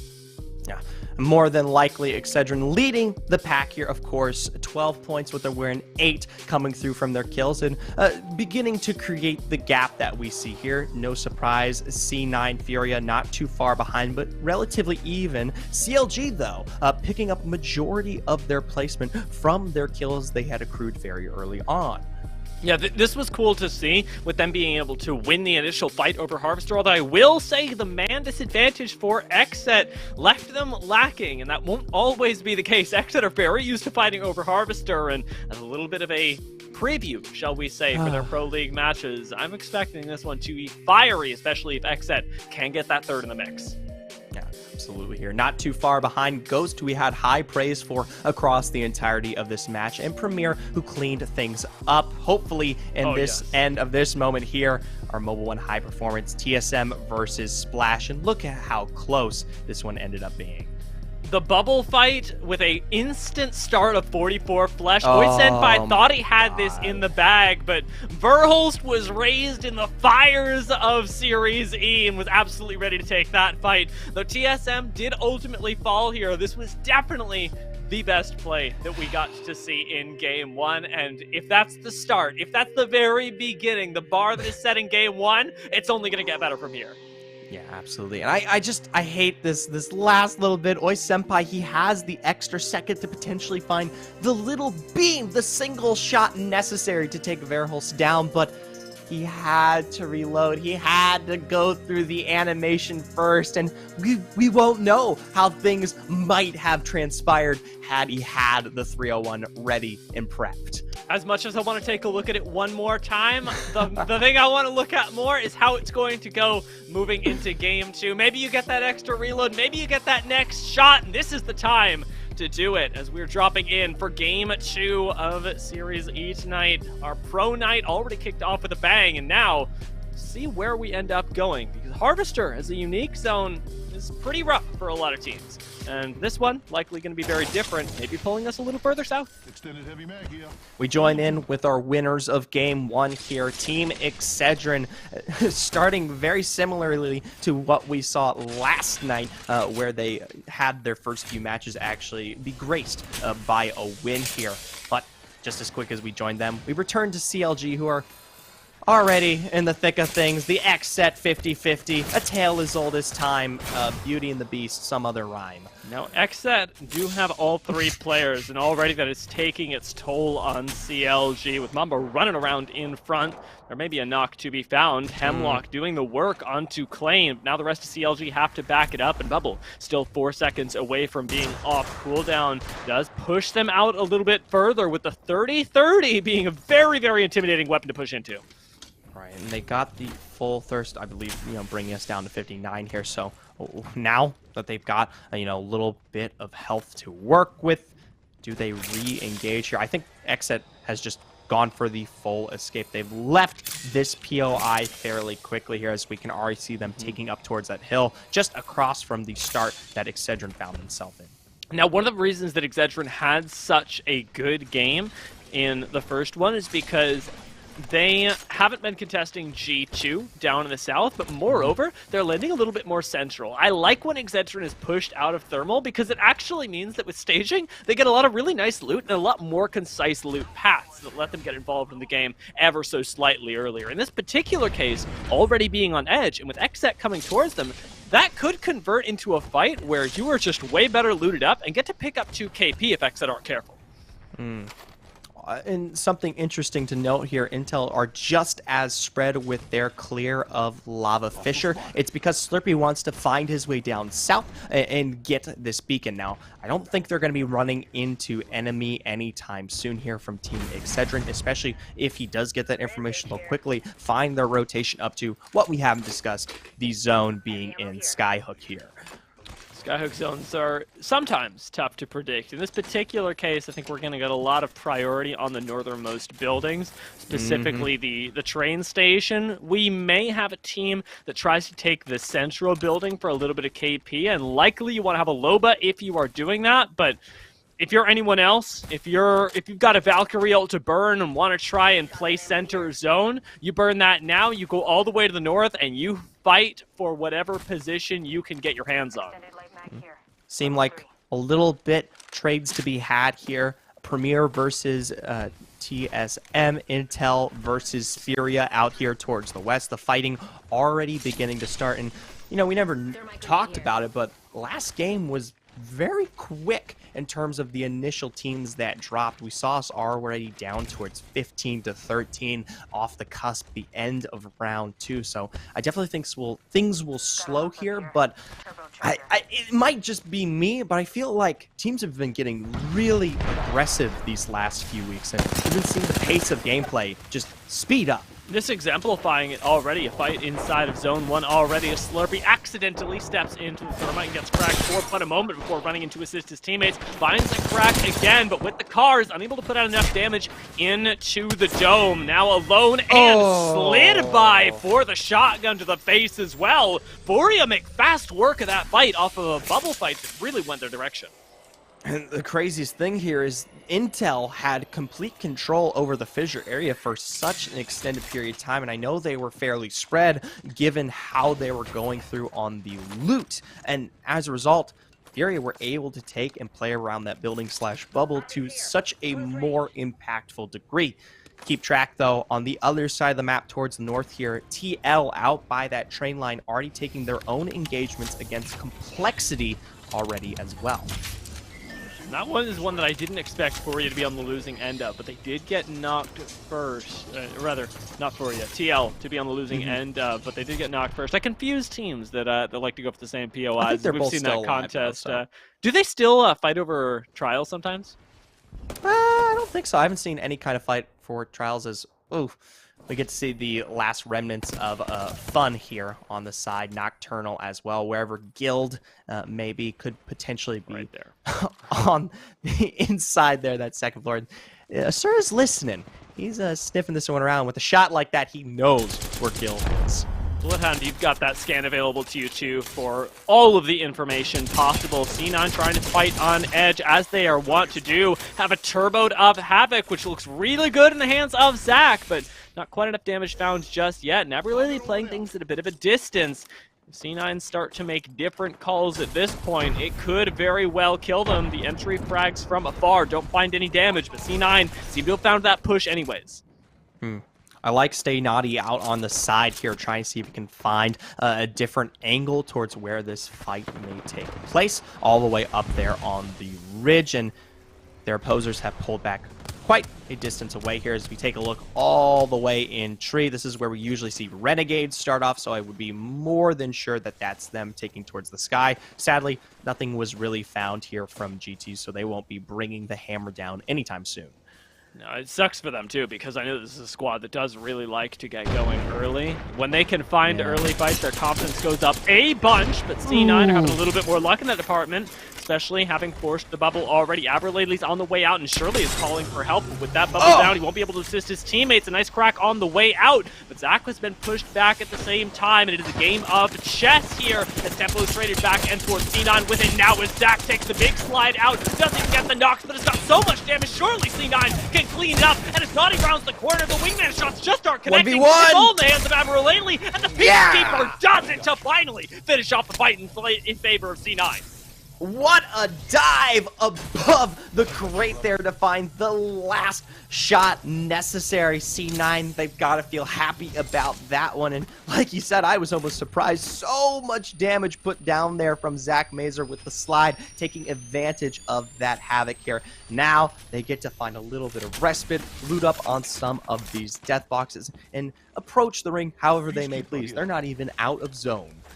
Now, the benefit to this particular game for C9, as you already alluded to, is the fact that while they are not in the red bit of the zone, they still are pretty far away from everybody else and where the second zone is going. They do like to play this edge style a little bit more, and what that means is that teams are not anywhere nearby to actually be able to help out in a way, or third party, and potentially doom C9, because had that fight been that close, and also had somebody within 200 meters of you, you're dead. Exactly, and they'll begin to find their way out towards the west. We saw Premier as well as TSM fighting out there on that entrance where the train line ends. I wonder if they're still sticking around or if they've started to move into some of the more direct Skyhook buildings. Renegades, they've made one heck of a rotation since the last time we saw them, I believe, when they were running away from G2, and they're north of this building out here towards the train, and hey, no one else is pressuring. They've got time to spare. I'm a little bit concerned for their future here, given that there isn't really a major source of cover, and getting into that building is definitely the most important aspect if you're playing within this region of Skyhook. Any rotations to further rings will rely almost entirely on Madness and the Portal as Ghost. Looks like we're trying to make the same rotation. I wanted to point out a little funny trivia as well. Renegades sort of get an odd award for a moment there, having landed in one of the furthest places away from their initial drop spot, since they end up being a tree and have gone directly north all the way to the furthest point in Skyhook. Now, Ghosts do have a similar story. You know, they land over by Geyser, but it's not nearly as far, and this place, at least, it does give them quite a bit more safety. There's a lot more cover here, and interestingly enough, there are a lot more zones that pull over towards Ghost in this particular case. It's an investment for the later stages of the game, and we'll see how much they can pick up as teams hopefully have to run up to the hill at them. Now, this is interesting. You've got a spread here from 100 Thieves. They're in their initial position in this building out towards the east. Vizio just behind them in this one as well, but 100 Thieves notably have their Valk completely separated on the middle of that train line, and I'm a little worried. Yeah, this is helping them out for now. Vizio making the most of their performance buff in Vizio week. Have themselves the black market in the center of Skyhook, which is going to be super duper nice for being able to pick up any cursory bits of loot as folks drop left and right in the next couple zone. A zone, though, that Vizio do not have the information on. And information definitely coming at a premium towards this in these next couple minutes, because there aren't a whole lot of beacons available up here in Skyhook. You would have had to pick them up earlier. So as we move closer and closer towards the end of the game, everybody's going to be adapting on the fly. Another engage here. Aberlele already taken out by 100 Thieves, notably from the building across here. Caught them out on their drop down. Now, of course, they get inside. They're going to be more than safe here. I'm just curious that no one else is taking advantage of hearing that knock. There's got to be another squad in the midst of that train building. 100 Thieves maybe recovering for the moment, as a nice defensive bubble to help Baxlon get back does help bridge the gap between Valkyrie and the rest of the squad that you were pointing out earlier. No kills were found off it, but with C9 being on struggle street as they tried to land, I have no doubt that 100 Thieves did contribute to it. Zero playing things a little bit more carefully. And what I am curious about is that we've yet to see a team sort of take the center of Skyhook for the cursory kills that come with it. I'm wondering if we could potentially find a squad that's got another read on the circle, whether it is going to be pulling this far north, or that we will see it a little bit more directly in the Skyhook POI, because you get two wildly different finishes depending on where that zone ends up. The northern being much harder given this kind of lack of cover. Right now, though, Ghost, they're taking a great fight here against Furia, but they got to be careful. That dome is necessary in terms of the angles that have no cover for themselves. Keeps them safe from everyone else. There's a singularity out there. But Ghost are thinking twice now that they don't have that defensive cooldown. And I like that they're respecting the fact that though they may have individually won the 3v3 against Furia, this isn't the safest position for them. 6. Looking for that big rotation here. If you can find the high ground kind of down into the stairwell angle here without losing too much health and it being an actual, win for himself, that'd be great. But it doesn't look like he's got any kind of direction there, and he's going to be pulling back here fairly quickly to the rest of his team. As soon as 6 started to look over as well and just realized that there wasn't a whole lot of cover here, things started to get tricky. G2 now even more applying pressure to Furia as they're coming in from the zone all the way off to the north. They've got a nice bit of cover in this ravine, but as soon as teams that are actually holed up in Skyhook proper start to pay attention to them, things are going to get a lot harder. They do have that Ash portal with reposition a little bit closer, but perhaps they're evaluating this zone based on its likelihood of coming to them. And well, they don't have the next zone read, well, and nobody that we have seen so far does. Who's to say they're wrong? Yeah, I mean, this is still a very tough area to play, whether they're right or wrong here. I don't think you're going to see the absolute perfect of circles that continues to pull up further and out towards the west here, where they kind of have this advantage in terms of the high ground angle. And as a result, G2 will be forced to play into the hands of Furia more directly. And of course, all those opposing teams who have such a great line of sight from afar. I mean, come on! It's just not a winning trade. G2 keep pushing up, going, yeah, we can take for you, we can take for you, and they can. They absolutely can. But they just can't take the other 6 people that are aiming at them as Furia wait patiently and just try and out-heal. G2 have already wasted so many meds trying to do this, and now are continuing to take the harassment because everybody knows that they're here. They may have doomed themselves sort of preemptively by just running out of econ so early. And they're going to have to take an incredible fight in order to correct it. Back towards Vizio here, our marquee team of the day, given that it is, if you haven't heard, Vizio Week. Pick yourself up a lovely flat screen if you ever get the opportunity. They themselves still hold out this building, 100 Thieves just ahead of them. One of those teams that we discussed regarding the 6 who've got a lovely potential line of sight across the entire Skyhook area. Thankfully, discussing this next zone, they are still within it here, but I don't know how long that one may last. And if your point from earlier still proves true regarding the center of Skyhook, they might have a more direct rotation.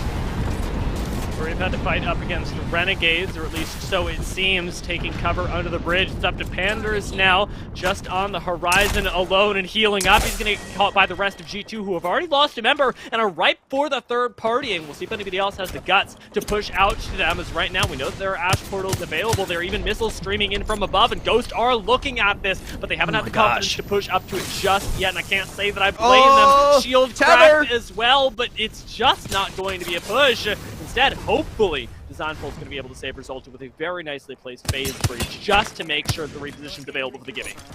And now it's up to the Designful to protect this revive, and it comes through. No one is able to capitalize. No one understands that that was the best moment to particularly pull the trigger here, and they continue to keep themselves fairly in zone. I mean, we made a major call very early on saying there's no way this zone is still going to be pulling into this area, and while it may not be the high ground that G2 were on before, they have now hoisted themselves into Fury's position. Something I am worried about here is they're not the only ones here. You still have teams like Ghost across from them, and we've seen squads win from this angle beforehand, but it's usually when they're able to take advantage of all these other teams rushing from Skyhook into this kind of final choke, and then you just get to laser them down.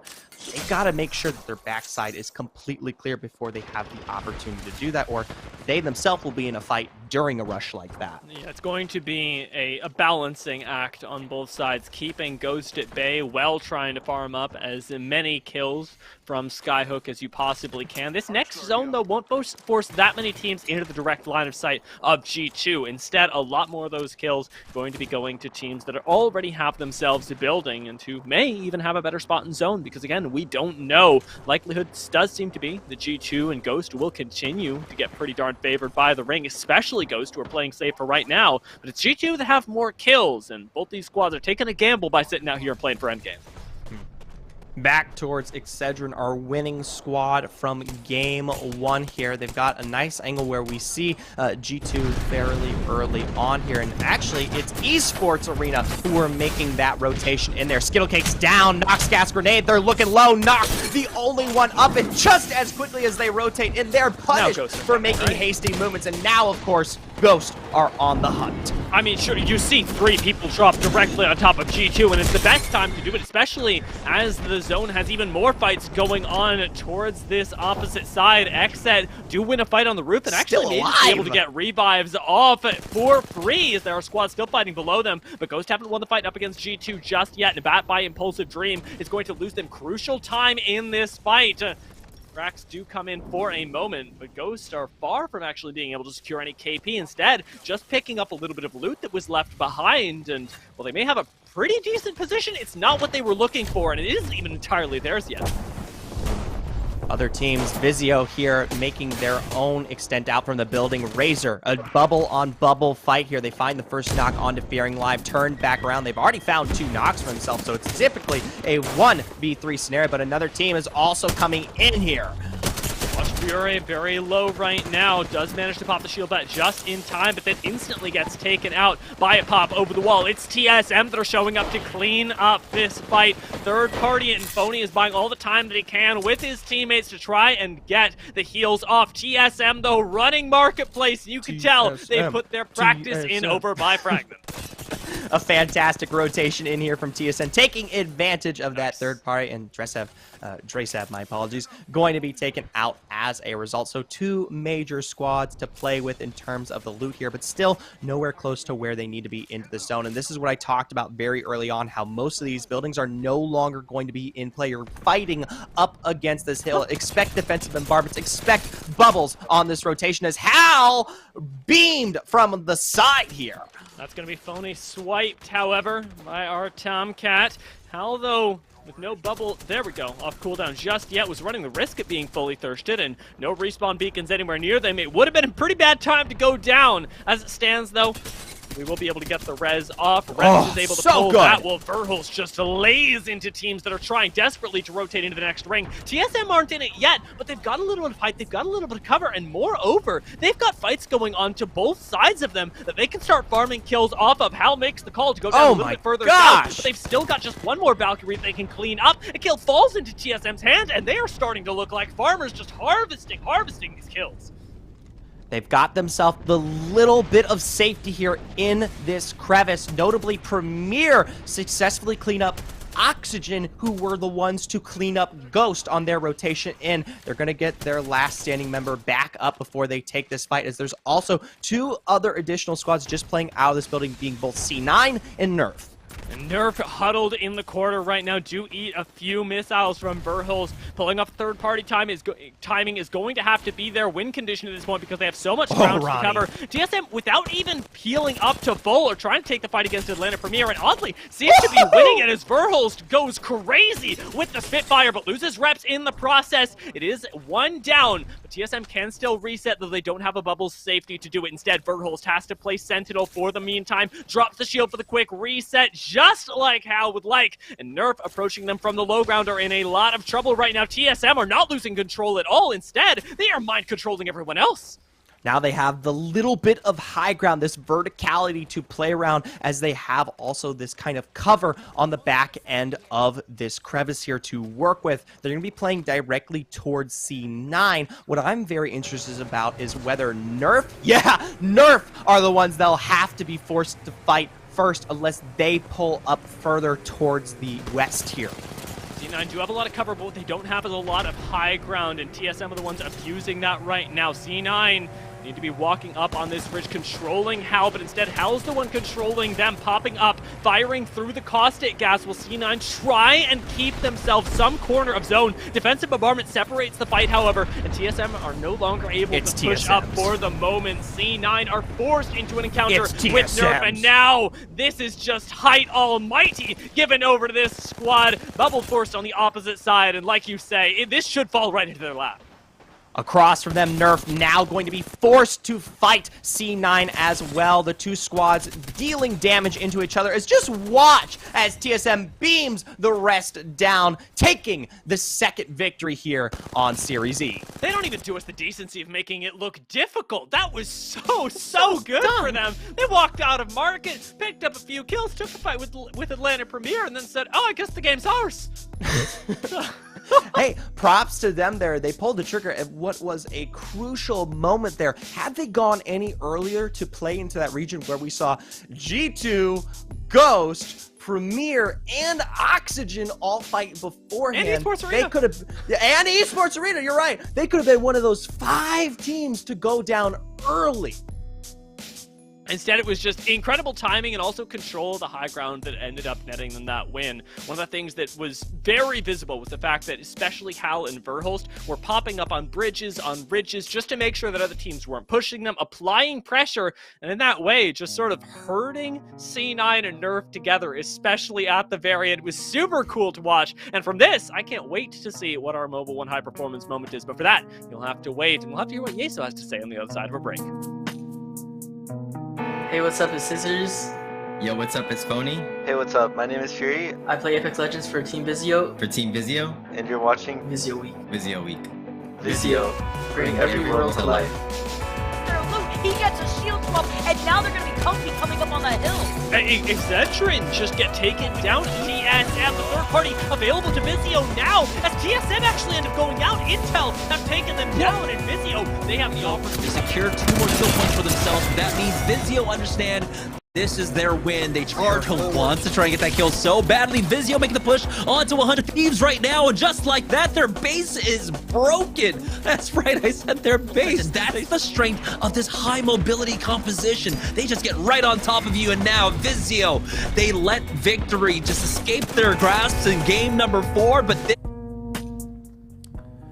it only took 2 games for TSM to get on the board as they grabbed the win there in game number 2. We saw some of the chaos that they ran into in game 1 in our previous Mobile 1 high performance moment, but this time around they come out of the chaos with a victory. Let's check out our player of the game here for our 2nd game of the day, and it's going to be our old friend Verhulst here. 8 kills and 2 assists and over 1,700 damage, playing on the Valkyrie, as no one is surprised to see. And now the question is anybody going to stop TSM? Because it feels like every time they get one of these early wins, all the momentum swings in their favor and they really start to take the server over. It's very early on in the day, still 4 games remaining, so teams do have an opportunity to try and get the ball rolling themselves and try and chase down TSM, but with the way things seem to go for TSM, they win 1 and they turn 1 into 2 and or 3 and take the night over, and we'll have to see how that pans out. But teams, don't waste your time. Get in on game 3 and get TSM out of the way as quickly as possible. We'll have to see what they can do here as we go into game 3 next. We're going to a break right now, but Vizio Week continues when we return.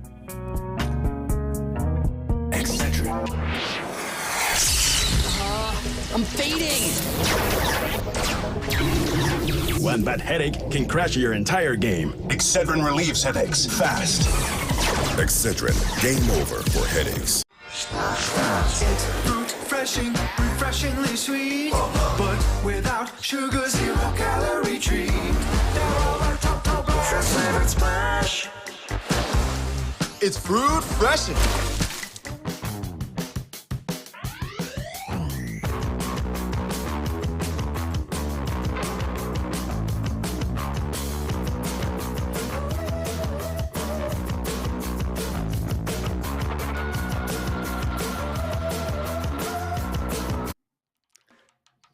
Series E Pro Night continues right here, right now. 2 games down and just 1 more to go on World's Edge before we transition over to Storm Point. It's been an exciting 2 games, but TSM really taking it a step up after being part of our Mobile 1 high performance moment initially. Let's see where they landed on the Mobile 1 leaderboards. Yeah, Excedrin coming up large in game 1 won't net them much anymore. Now both C9 and TSM stand above the rest. Not too far ahead, but a 30 and 28 point placement to bolster. Really nicely done from C9 as well, because though they haven't won a game yet, it's their consistency that's gotten them here in what we mentioned as a little bit of a different style than previously. Let's see if they showed up in our Mobile 1 high performance moment, though, as we have simply got to find out what the most hype play of last game was, because there are several contenders. Oh, I mean, we discussed this already. It looked almost easy. They cut through the both of Nerf and C9 here like butter, and we talked about this high ground position, and if it was to go any other way, you had to see Nerf rotate way earlier, and because they didn't, I mean, it was a TSM win. I want to take a moment here because I know that we're going to see this again. Just take a look at where Reps is during the course of this fight. You can see it through the POV of Verhulst, who is obviously beaming, but even Reps is taking high ground, just sprinting it over at C9, running on top of the train tracks, because he knows there's nothing that Nerf can do, as opposed to the rest of the game that was dictated by teams firing at you from a million miles away. End zone's the one time you don't have to worry about it, especially when Nerf are cowering behind knockdown shields. Hey, it's always about finding those angles. I've learned it plenty of times and more here from the squads at Series E, and albeit maybe not completely necessary in these final moments, maybe just a kill race in the end between the TSM boys to see who could pick up those final members of the 6 that remained. I'm getting a little BM over here. Trust me, I love C9 and Nerf both equally. There's my favorite ESA team. Please don't hate me on Twitter. No, it's okay. It's okay. Zephyr's never gotten hate on Twitter. It's just it simply does. I can see the trauma in your eyes. One of the things that I also wanted to point out about the play, though, just before it pops off of our screens, is also the immense amount of gas that C9 were using there. They are one of our very, very, very few teams running the caustic on this map, and they were trying to use the gas to do what TSM were doing with their positioning, controlling the height, making sure the teams couldn't approach them. It was an innovative way to use it, but it didn't work out for them that time, and I do wonder, especially as we move on to Storm Point, how they'll adapt. Storm Point can wait one last game here on World's Edge, the 3rd overall. We're going to join TSM off of their last string, their last victory here, as they're going to quickly loot up, and we'll see where they end up rotating to. Yeah. Verhulst dropped the P2020 with the gold mag. I think I keep that 10 out of 10 times. But, well, CLG also in a fight. It does leave us very little time to 2-on-2. talk about the decisions that are happening over on the TSM side. Petro dropping down should be able to get this little bit of a kill, as I'm sure your teammates are screaming, he's won, but behind the Gibby shield, it never really is won. Petro still able to clean it up, though, and Xset to end up going out this time, but lose yet another contest over Harvester, where they have been landing for ages. This is 3 in a row here where Xset have lost the Harvester 50-50 going into tonight. Hopefully, as we make our way towards Stormpoint, they'll find better success here. But I will admit, we did get the opportunity to see Xset in those final moments of Game 2 off on what was that kind of southern building. And so they'd actually recuperated all 3 members of the team there. So while they didn't win the 50-50 initially to Harvester, they were able to recuperate and find their way back into the game. And this time, it's going to be likely other squads that are going to be picking themselves up, especially those running into C9 on their warpath down towards the ring. Pulling us so far south should put especially a team like C9 that land and climatize, that like to fight around edge, in their comfort zone. And I'm curious to see how not only they play it, but also Ghost from Geyser, who have these really nice long rotations that they can make if they want to try and play outside of the zone, or can try and take a few jump towers and make their way in early. G2 here, this is their zone, of course. Something that I do want to take note of, though, is the fact that Renegades have made their move out of tree very quickly. Yes, Madness remains, but look at Pow Pow and Sauce. They themselves have already started to take advantage of the beacon that is available towards one of those lonely standing buildings across the fissure on the southern end here. I'm not going to say that's unusual for them, but in most cases, Renegades love to stick around the tree area and loot up for such an extended period of time. For them to go get this scan super early on shows the evolution of the squad, given the literal year we have spent covering them. And it's going to be the only beacon in ring, unless I am missing something. I know Zone 1 has quite a few, but once we hit Zone 2, that's actually the only source of information that you can grab without taking any ticks of damage, and Renegades should control it. By controlling the information, they might just be able to control the map, and I'm very curious how this data advantage will translate for them. A team like G2, who normally like to play a little bit more Warlord style, walking around the edges of the map and cleaning up kills, are going to be forced into playing center zone here, and we're also going to see how that ends up putting them up against teams like Excedrin, who are going to be trying to push into them.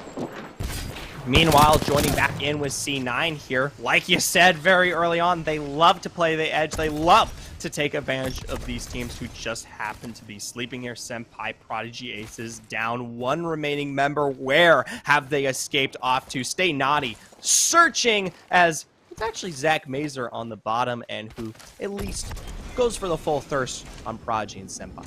That's something you got to be aware of, though. When we do have a south zone like this, you know C9 are likely coming towards you. They almost never take the northern rotation through Skyhook. It is always Overlook, Geyser, and then through Lava Siphon or Harvester.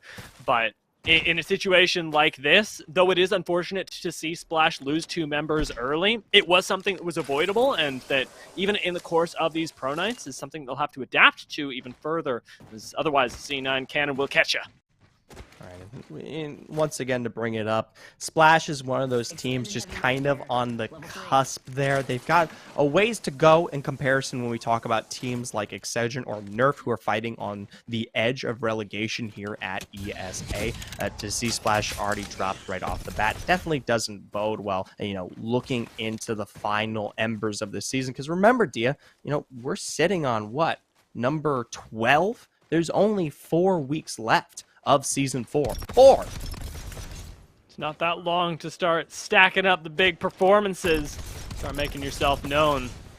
We'll see C9 set up for what looks like it may be a little bit of storm stacking. They're going to grab some information that'll pull us down towards Thermal Station, and now they know. We'll see how they end up playing around it. I believe they've spotted the last member of Splash potentially coming back for the banners, and we'll see if that results in us being whittled down to 18 squads. But Complexity have made a very early rotation into Ring, an almost equally risky one, but seems to be all right for now. This is such a hard spot to play into.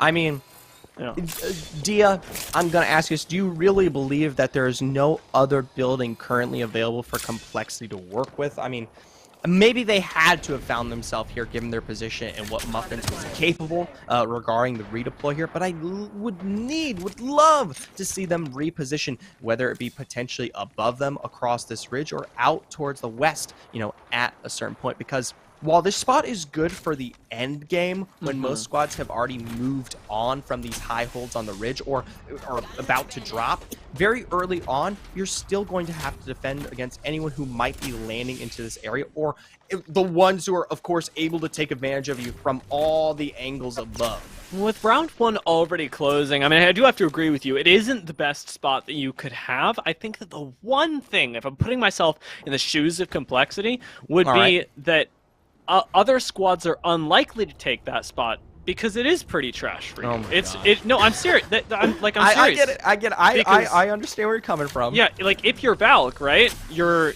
jumping into no data, and would you rather take a suboptimal spot and maybe be able to rotate with Ashe later, putting yourself at a little bit of risk now, or do you just want to land and hope that you win the 3v3 and don't get third partied? Oh man, you know. You're making me think here, D. I don't like that. That's it's your tough. job. All right, buddy. It's true. It's true. I'll just talk. You're already talking, buddy. You're talking too smart. I need a little bit more dum-dum juice in that brain of yours. 100 Thieves, they take this guy. Vaxlon leading the fray here. Will they land in a very similar position? No. They take towards the... Oh, they take towards the ridge, the in-betweener here between both chokes. I don't know how many times we said this. We love this. This is the Furia Ape Zone, by the way. If 100 Thieves are landing here, they should know that they are going to be fighting pretty darn soon, and likely not just against Furia either, because this is a really nice power position inside of the ring.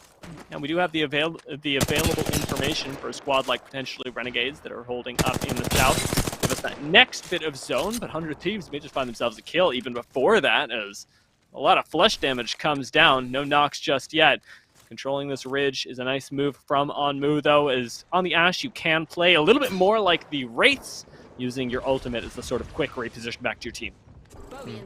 Staging still available going into this next zone. It leaves me a little bit worrisome. I know you bring up Furia, but there's plenty of other squads that are going to be there instead when we talk about POIs. Yes, they can potentially be choked out as this zone, I'm pretty sure, will be pulled down there, right? Directly. But it still proves as a disadvantage here, as that ridge is just so hard to play every single time we approach it. It's very rare that the squad that comes there first ends up being the one that holds on to it throughout the entirety of the game. Yeah, the difficulty scaling up largely as teams that have arrived with a little bit more loot and a little bit more momentum. Remember, calling back to teams like Cloud9 that are going to be approaching from the north. Can start to go, well, we've already got all purples, maybe a red. We've killed 1 or 2, maybe even 3 squads already, so why not take this fight?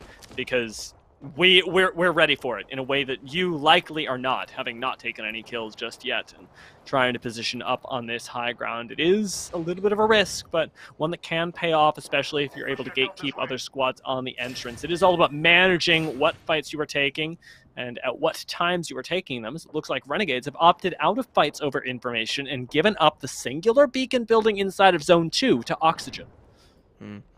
Alongside that, another team, Excedrin here, the center pillar right underneath where every other team currently resides. It's a bit of a risky position and is definitely one of the more contested ones. When the zone begins to cut Thermal Station in half and your back is up against the wall here, most squads are able to take advantage of you due to the fact that there's double high ground angles on both the north and southern ends of Thermal Station. So I think it's a great place to hold for Excedrin, but it's not like a first place finish sort of thing here.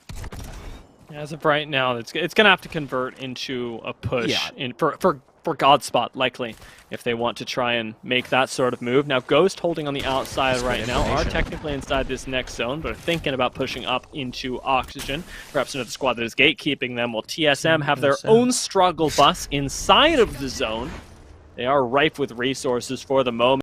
You have plenty of cover, I will say, but Zone's unlikely to pull all the way down to them, as we're already pulling a little bit more towards the center of Thermal, and Renegades, at the very least, have made their decision that scaffolding is where this one's going to be ending, leaving TSM with a lot of open space to cover. You know, this is where we saw the EMEA playoffs finish. Remember that? The ending win for New Esports. Now, granted, it's not as a cluster regarding this wall here, but it is. We get some ideas regarding how this one typically plays out in this open area, especially out towards the north here, as TSM will have to evaluate that, right?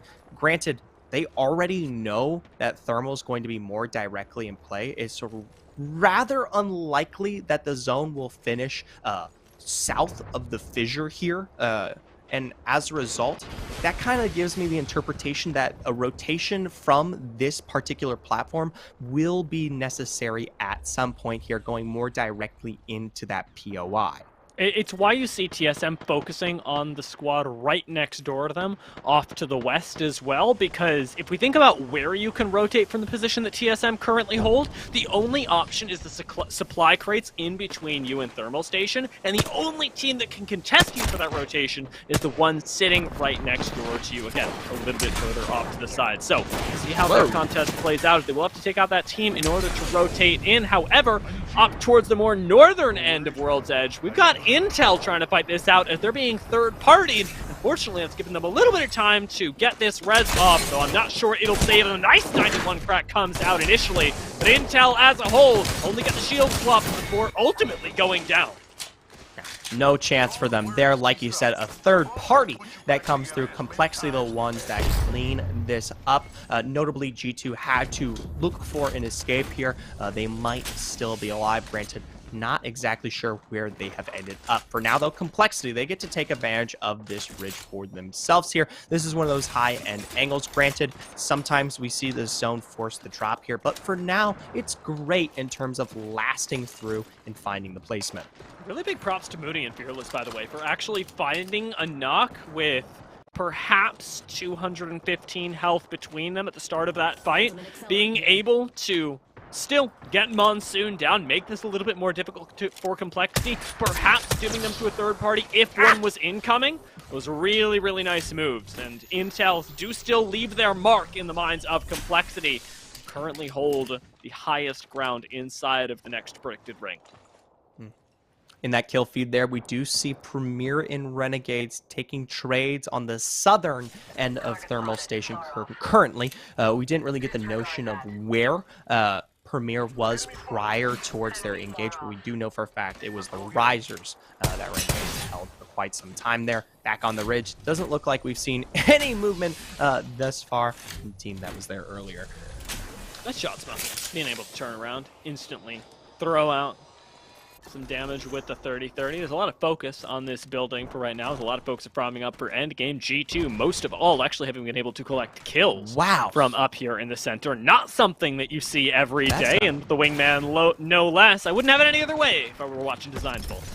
I'm wondering if they were, I didn't get to quite catch to see if they were the team that started there first, but hold the phone here. Oxygen and a fight across the fissure here. Kubsky, Aiden low. Great pumps from the Mastiff, but not enough to survive. Aiden now looking for some respite in the building, but from behind in the doorway, he will be taken out. And to no surprise, it is Ghost here. They're being peppered. A tether is down to prevent any hard rotation in as they pull for the revive. Really nice use of the tether as well, just to make sure to zone you off of anybody trying to contest you for getting your teammate up. Esports Arena now no longer being pushed by Ghost, but instead by C9, who have come around from behind. They're finding themselves in a sticky situation with no defensive cooldowns left. We do have that Valkyrie redeploy, but you may not even have time for that.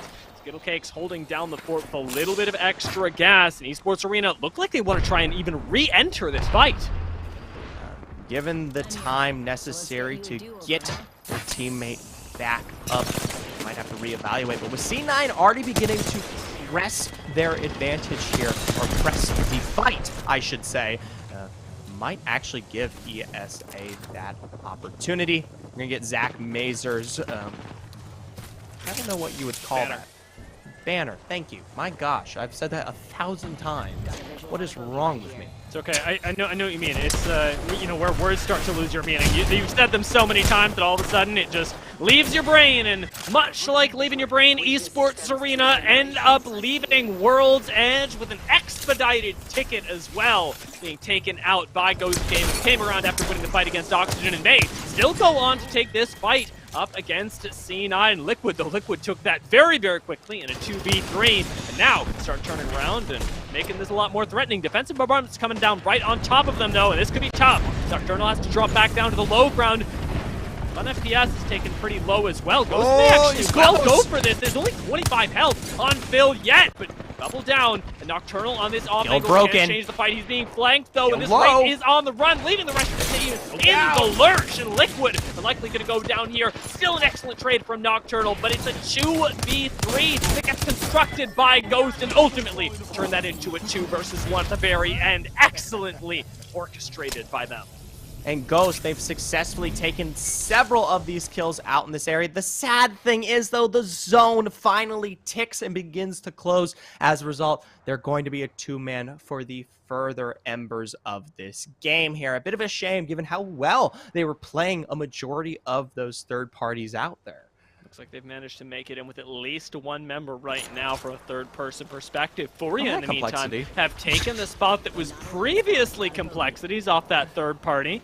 Complexity right back where they started this game, and probably not too happy about it either. But Furia aren't taking pot shots at them too yet, and will have to drop down sooner rather than later if the map is to be believed. This height right above Complexity, actually a really nice spot in the ring if they're able to control it. But Furia, oh, Furia, how they were able to hold on to that height.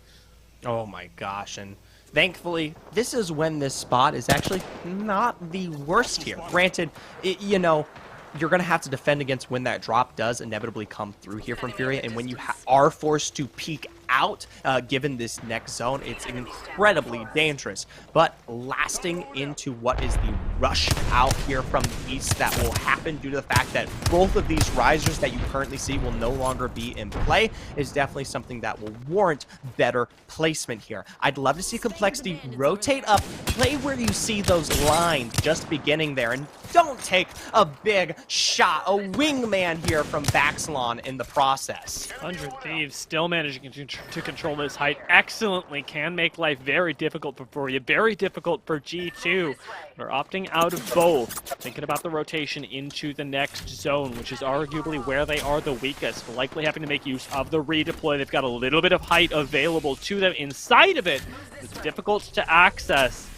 And they may just have to do it on foot even if they want to try and get down to the low ground and take on Complexity. It's going to have to be a really clean 3v3 though, and I don't know. The Thieves are in a very, very tight spot. Yeah, going to be dropping down the fissure. You can see them already pinging out the box right ahead, the little bit of the tanker. The issue is they've got Complexity, right? And as long as Complexity exists there, it will never be a secured position, as well as, let's not forget Fury, right? But now this is immediately, here it comes.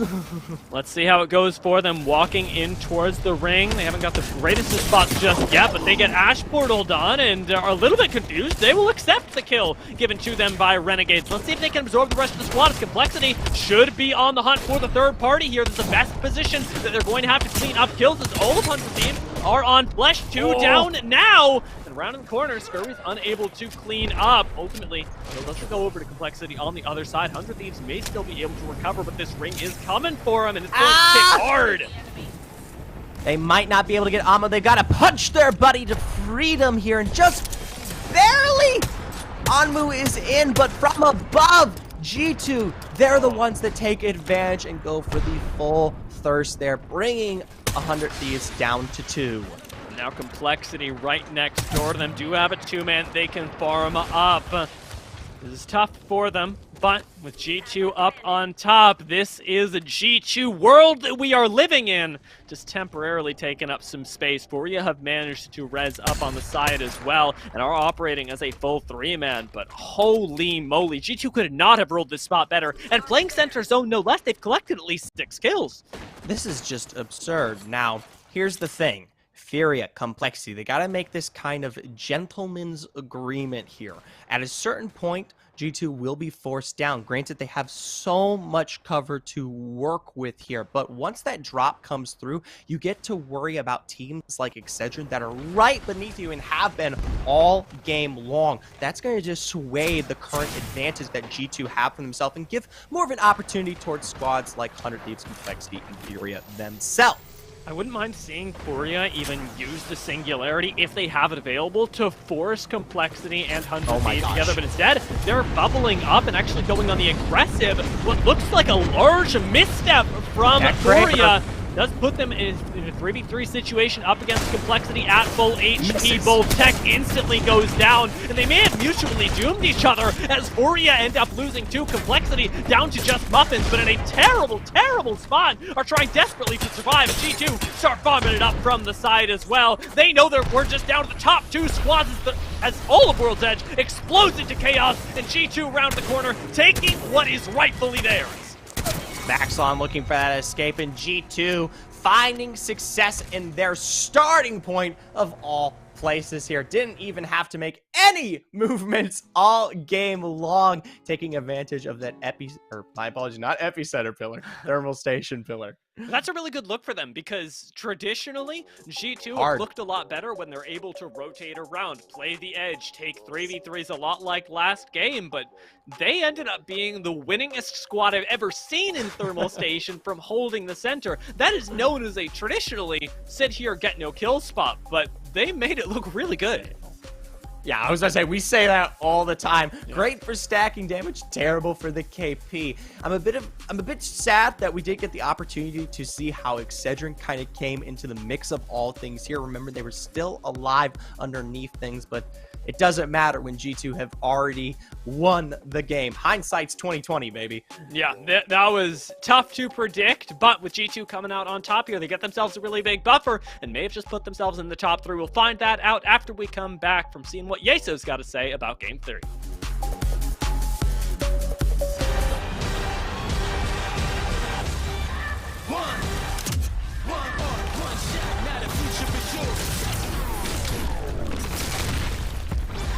Versus coming daily under pressure. Working on applying the scheme. The true side trademark is at the edge of your dreams. Yeah. One shot, now the future is yours.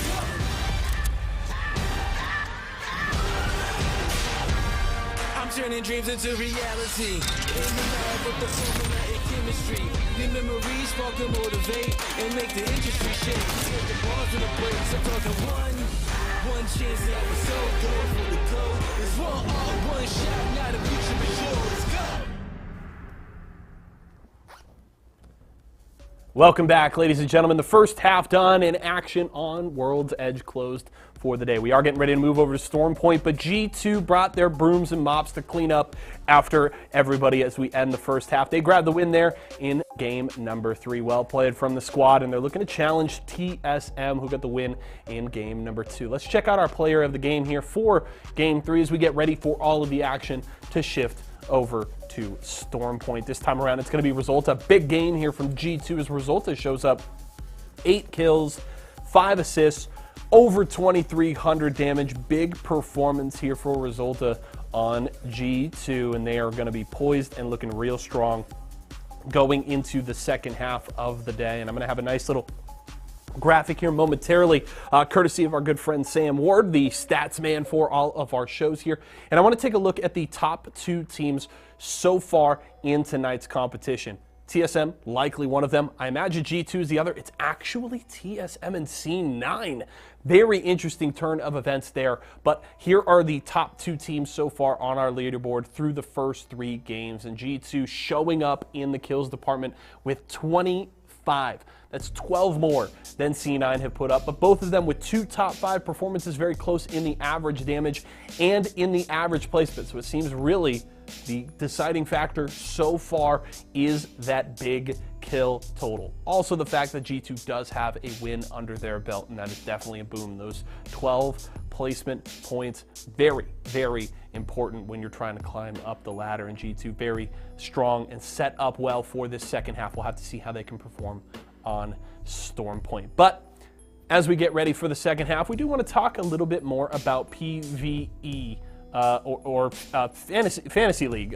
We want to check out the fantasy standings for tonight. Of course, if you were picking your teams at the start of the show, you may have some points on the table, so we can check out where everybody stands so far today. I see a very familiar name there in 5th place. My friend, Why Not Be Reckless, maybe hoping he picked Resulta instead of Designful here, but still looking strong so far. Nojo Z11 is in 1st place and did the tried and true strategy of just picking the entire G2 lineup. That is a strategy that has actually won multiple times in Series E Fantasy, and it currently has Nojo up in 1st place at this point in the night. So well played there from Nojo. We'll have to see if that can continue throughout the rest of tonight. Quite a few Skittle Cakes picks up there as well. I think that's a good one. I would have picked the Skittle Cakes as well. But that's the state of fantasy so far on tonight, and we'll see how things continue on that. Make sure to get in every week on fantasy. Make sure you're following us on Twitter. Make sure you're picking your teams before we start the day. Get in, win some prizes, have a lot of fun.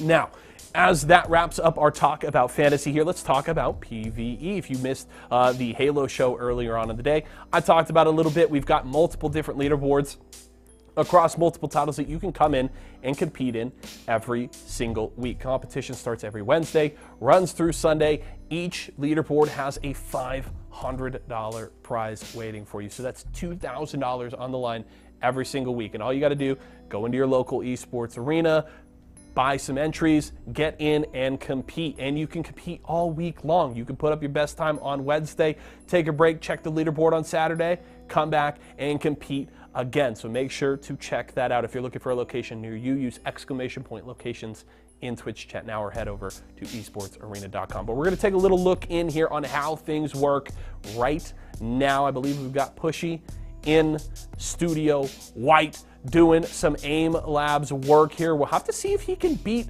Alpha's high score from last night. I believe Alpha's high score was 63,000 if memory serves, but so far a little lower on the accuracy department. Alpha finished with a 90% yesterday, but 40 seconds to go and still some work to be done here for Pushy. We also got a nice look at his Halo shot earlier. He did all right over there as well in the training mode in Halo Infinite, but so far just trying to settle in here on aim labs, hovering just above 75%, trying to kind of shake himself awake here, just getting close to 30,000 onto the score and just able to break it there. 15 seconds to go. Can Pushy get over the line? I don't think he's going to catch up to Alpha here, but may put up a nice, decent score here in this try. Final 10 seconds, looking to hit those last few shots. As 3, 2, 1, and done there. The score 43,820. Little flex from Push over in Studio White. Give us one more, Pushy, if you can hear me. Oh, he's going to run it back one more time. He's going to adjust that sense. Make sure he's all ready to go. Turn it down a little bit. There you go. There you go. Got to get those settings just right, ladies and gents. But come into your local esports arena. Come into that location near you. You can come and compete. We got aim labs going this weekend. One of the 4 titles you can compete in, but here we go. Try number 2. He got better in his second try on Halo earlier on in the day. We'll see if aim labs can have a similar result. Better accuracy here so far. Still over 80% and trying to chase down better than a 43,000 score. I believe he finished 43,820. Trying to shake himself awake there, kind of that mid-try reset here, and still over 75%. Got to get it going. Halfway to that score line he held in his first try, and the nice thing is you can have as many tries as you need. Continue to purchase tokens, continue to take runs at the top of that leaderboard as much as you like throughout the weekend. The leaderboards open on Wednesday and close on Sunday, so you can come back and try again to try and chase that top score, nearing 40,000, over the 40,000 mark. Only a few seconds left. 3, 2, 1, and 0, and just able to beat his score. A little bit of a shrug, but better than the first time. Almost 46,000 there for Pushy. So well done. He's cutting shows and he's clicking heads here in Aim Lab. So well done to Push there. So make sure to find an Esports Arena location near you. Come out, compete this weekend, have a good time, and have a shot at each one of those $500 prize purses. Win cash, win prizes, and game with us at Esports Arena. So check out PvE at a location near you. That's going to wrap up halftime here. We're going to a quick break. When we come back, Vizio Week continues as we kick off the action on Storm Point.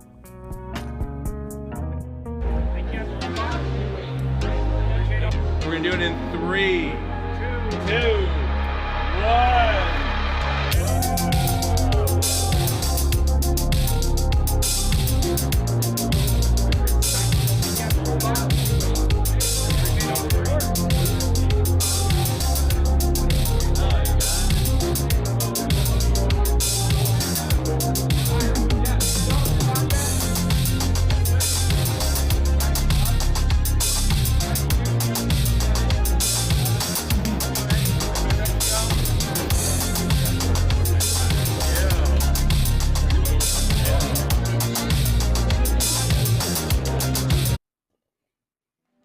Welcome back, ladies and gents. We are just about to pop onto Storm Point, but before we do, we have to take a look at those Mobile 1 leaderboards to see where everyone is measuring up going into the second half of today. Yeah. G2 coming off a big win will thrust themselves above everyone. Now 42 points to their name, 10 ahead of C9, who still, against all odds, is in second place, albeit not really the best Game 3. Team Excedrin, a very similar situation for themselves. As a result, they actually both knocked down TSM, who's leading out of Game 2. That's kind of ridiculous, right? To see that change so quickly. But TSM, I'm sure, can start to bring things back. I am concerned, though, because C9 especially has looked really good on Storm Point since the map's debut. And if they can keep that kind of play style up, they could start to usurp the first place position from G2 as well. We've got plenty of partnered squads that are looking to make their names felt here as well. It is Vizio week, and Vizio from Jurassic Park do tend to run this map, so let's see how it goes. Already starting with their drop down. You can see they've switched the composition almost immediately. They're going to be utilizing the Horizon X Valk Gibby combo. So they're going to pull away from what we typically see in terms of the Ashe or Wraith picks that get utilized here on this map for rotation. And they're going to try to work with the verticality and wombo combo, as I like to describe it, that comes in store with that Horizon pickup. And a lot of squads, especially ones that are getting more aggressive, especially in ALGS right now, have been abusing that Horizon. Yeah, it's really valuable on Storm Point, where verticality does tend to be king, but I cannot think of a zone where verticality matters less than in Fish Farms. Oh my Because, gosh. well, you do end up pulling over to buildings, like you do want to be on top of them. It is nothing like the rest of the map, and is almost, in a lot of ways, like World's Edge, where really it's building or nothing. We'll see how it ends up paying off, though, as Horizon in general is a good pick, and the fights there will be heavily impacted by it. Let's mix that up. So Nerf's got to be feeling good right now, especially since they get to take advantage of not only Fish Farms, but also Gale Station begin setting up for themselves, as well as having the beacon on their back end to play around for such an extended period of time. Teams like C9, TSM also just barely a click away to play inside this zone as well. TSM, though, gotta be a little careful. It looks like Vizio might be looking to contest here fairly shortly. Tough for Ghost as well. Remember, this fight likely isn't going to be isolated. They've been experimenting where they like to drop recently, but it seems like in this match, they're going to be running the Bangalore and trying to fight a little bit early. See if they can pull it off, as they do have some very nice weaponry, but not a whole lot of ammunition left to them. Lakanation does get caught a little bit off guard just at the start of it, but ends up opening up with the Hemlock, finding Flesh. Ghost lose 2, though, and a very quick third means that Splash are able to, in very fast succession, turn that fight around. And you know what? It's a bit of a shame. Ghost has been having some really great games tonight, competing against some of the best here, and honestly, across these last few weeks have shown some massive improvement. We talked already our heads off about it when we were on World's Edge, so to see them fall to the first squad of the day definitely doesn't bode well. But Dia, that's why we've got 6 games in store here, 2 more to go for Ghost to continue to compete, even though they're in that top 5 here. A few more shields were picked up on the roof, but Dressev, undeterred right now, is ready to go. Reloads real quick, doesn't quite get the spray, and now is completely out of ammunition, only a tactical hand and 1 HP. It's not a winning combination, and Atlanta Premier do end up finding the kills. Furia, however, they are in the Furia 8 zone, and you do not escape this. The black hole on the already knocked target doesn't do him a whole lot of favors, and Furia are on the hunt. Already secured there, both Asura and Crook eliminated.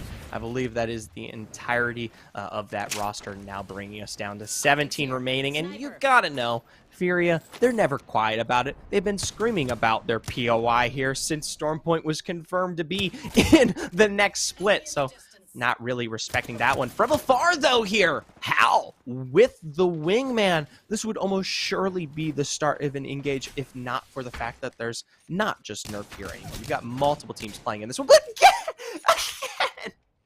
Yeah, this is a tough position that you're putting Nerf in as well, because they haven't had the opportunity to rotate out. They haven't gotten any cursory loot. It is literally only fish farms and then them holing up. The nice thing for Nerf is that in buildings that matter so much, they do have a caustic, which should keep them alive, which should get them some loot if people try and push into them. But with knockdown timers being reduced by TSM, there's a sort of weird impact that's felt here, despite the fact that TSM aren't getting points. Right. I mean, it goes to show the utter dominance of the TSM roster. Don't call me a fanboy, I promise. I love them just as much as the average caster. It looks like a fanboy. It talks like a fanboy. I don't know, man. Second place ALGS, pretty good in my book. They did pretty well. They have had a, I'd say, maybe not even as expected performance to start off the season, but still far and away.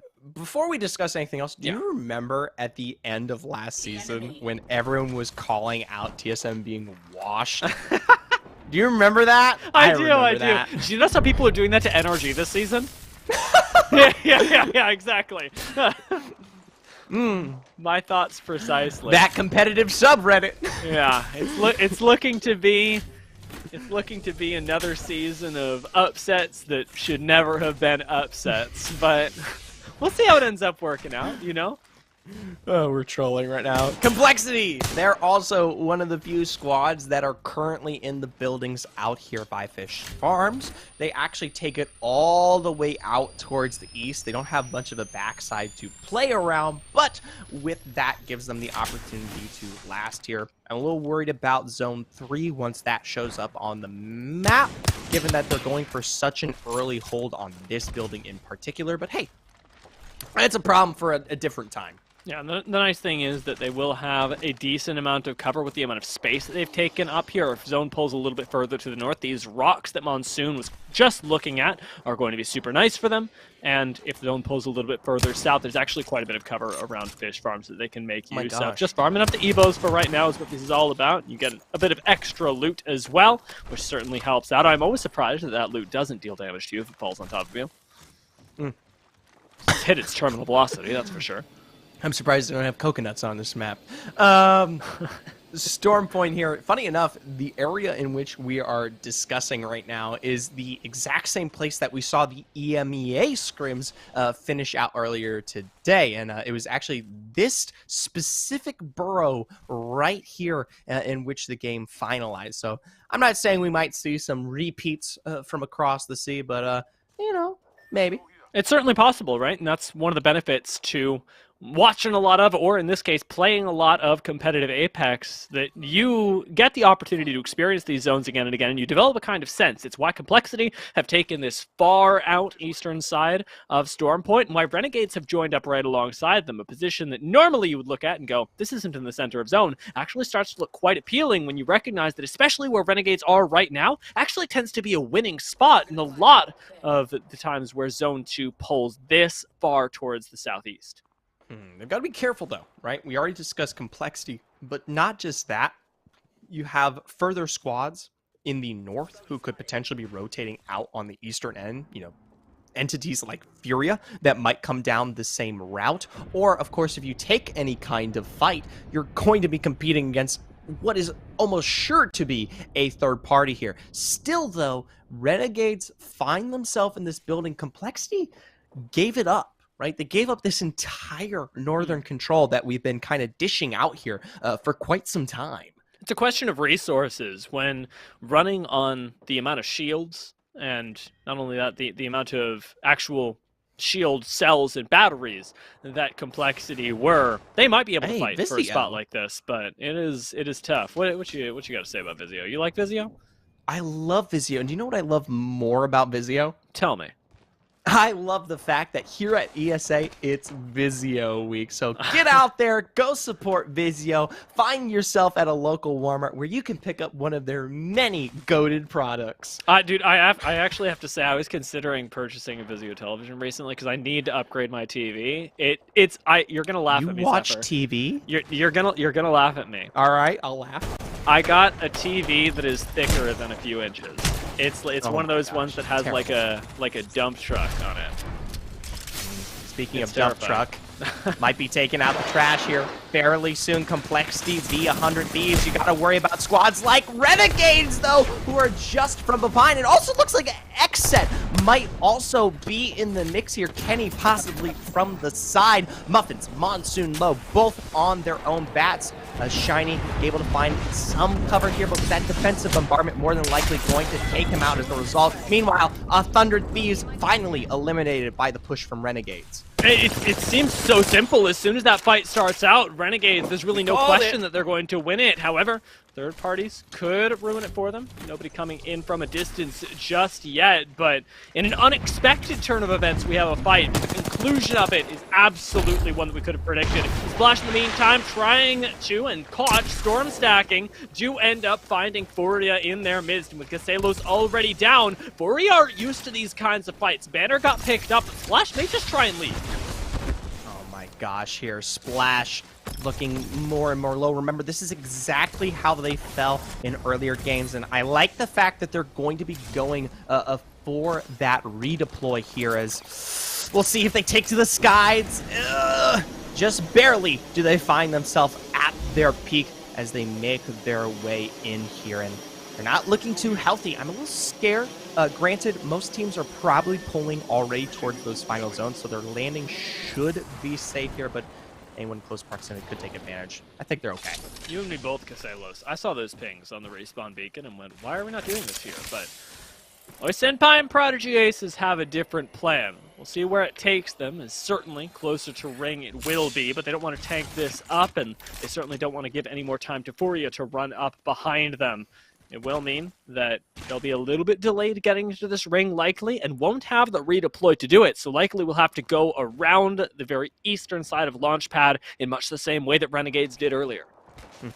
And just to reapproach this, because we were interrupted by such a sick fight that transpired here, I don't watch TV. I don't have cable. I haven't had cable for almost my entire life here, so TVs just seem like an oddity to me. Don't you watch, like, Netflix on the TV? I don't have Netflix. I don't have Netflix. I don't have any of that. That's wild. Yeah. And you are living in 2022 where you are. No. Courts and buggies, you know? Yeah, okay. It's Texas down here, man. We're cowboy. We're straight scooting booting down here.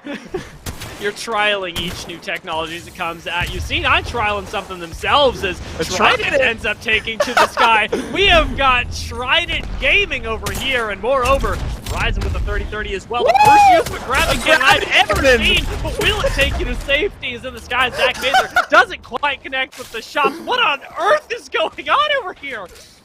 Hey, I'll tell you what, C9, they're successful in their own right. They're able to defend their position, and look at where they are in terms of this zone. Right on the edge, right in front of the beacon as well. They're going to have the opportunity to play through and utilize that one for the end of this game in its entirety. And also, to boot, they've got Zach Mazer on that Loba, going to be able to take advantage of that black market boutique throughout the entirety of this game. Oh my lord. Well, let's see who doesn't make it through the entirety of this game, because G2 have certainly found them.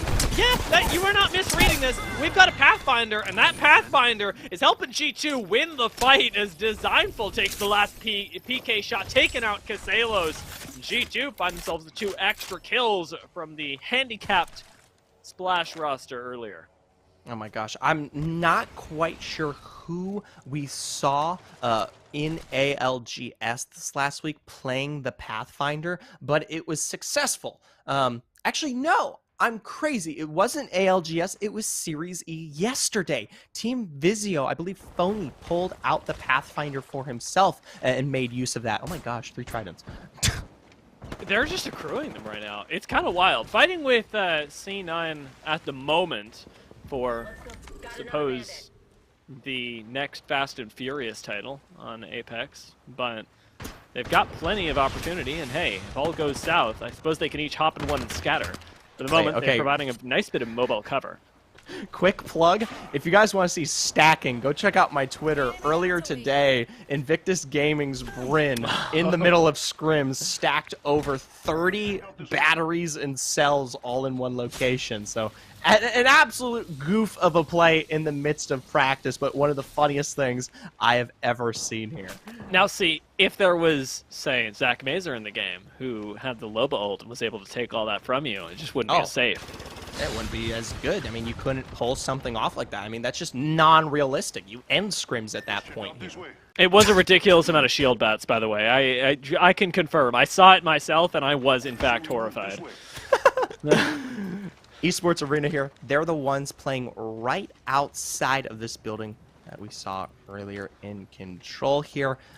Something I want to give credit to Esports Arena, and albeit it's been a very rough night for them here on Pro League, they're usually really good about playing God spots and zone control. And that's why you see them pressuring this building here as already unidentified Skittle low. Skittle able to find the battery. He beams forward within the push. He's going to shred and find the double knock here. 1 member left alive. The Loba to boot. Playing in and out of that zone. Knock having to take to the skies with the Valkyrie. Only 1 shot away, utilizing that passive. But even still, C9 pick it up. And the Crows are coming running. The Vultures here. X-set to clean this one up.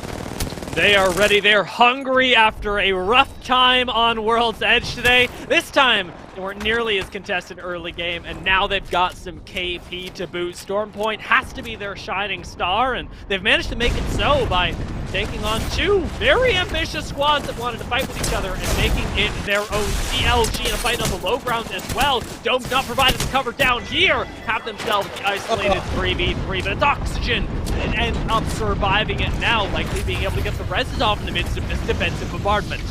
It's crazy that the defensive bombardment may provide protection, but the minute it comes to an end, Furia, they swoop in and pick up the remainder there that was available, so netting themselves a little bit. TSF from a massive chunk of ordinances. Reps almost pulled down there, going to be forced to utilize that bubble. That'll give them the time to heal back up, but even then, it's Verholst. Verholst underneath with the combo, that Wingman R99 that eliminates the rest of the squad. And I gotta tell you, Verholst has been absurd, not just on World's Edge, but here on Stormpoint as well.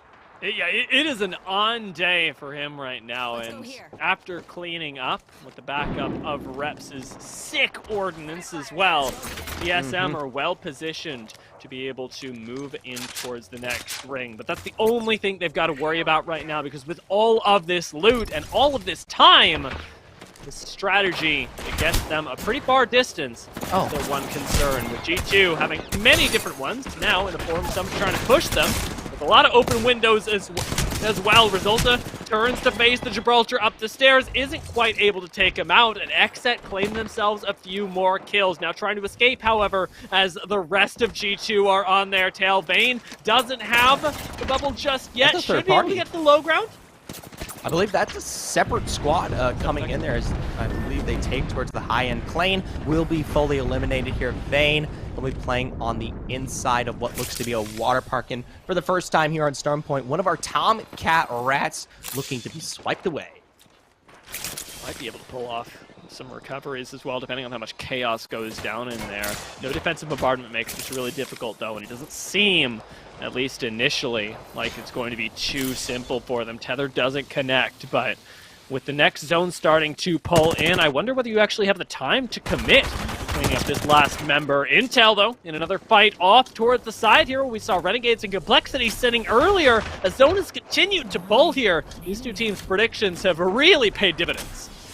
Gosh, Intel, this is the best performance that we have potentially seen out of this squad all night here, and we've been talking about a lot of the pace that they have driven, not only in open, but also the pro leagues forcing the aggression here. Now, Fearless gonna throw down the Singularity, the Black Hole, a squad right in front of them on top of this building here. See how that goes for them. As Singularity is an excellent zoning tool at the moment. Vizio right next door, though, makes this the place for the partnered squads to be in the blind shots from Fury. Actually find purchase for a moment. You've got plenty of ammunition on this Devo for now, so take your shots while you can. Make sure that you don't get pushed while throwing them across the way. That's even more damage and maybe even some knocks later They on. want that building. It is a slow play from Vizio, though. They want that building. Utilize this black hole. Disrupt anyone from pushing behind you and get the full 10-second push here on the southern end. If you aren't able to do that, I don't think anyone will find success moving forward, and they might do just that. Gonna throw down the black hole, throw some ordinances as well. It's immediately destroyed, though. Yeah, using the Horizon Ultimate for the Wombo combo tends to be really difficult, and it's exactly because of situations like that. The team fire eliminating it almost immediately, and now Vizio are down a significant amount of utility with not nearly enough time to get it back. They've got to push in front of them now and have no way of disrupting teams that would otherwise come from behind. It's a tragic loss.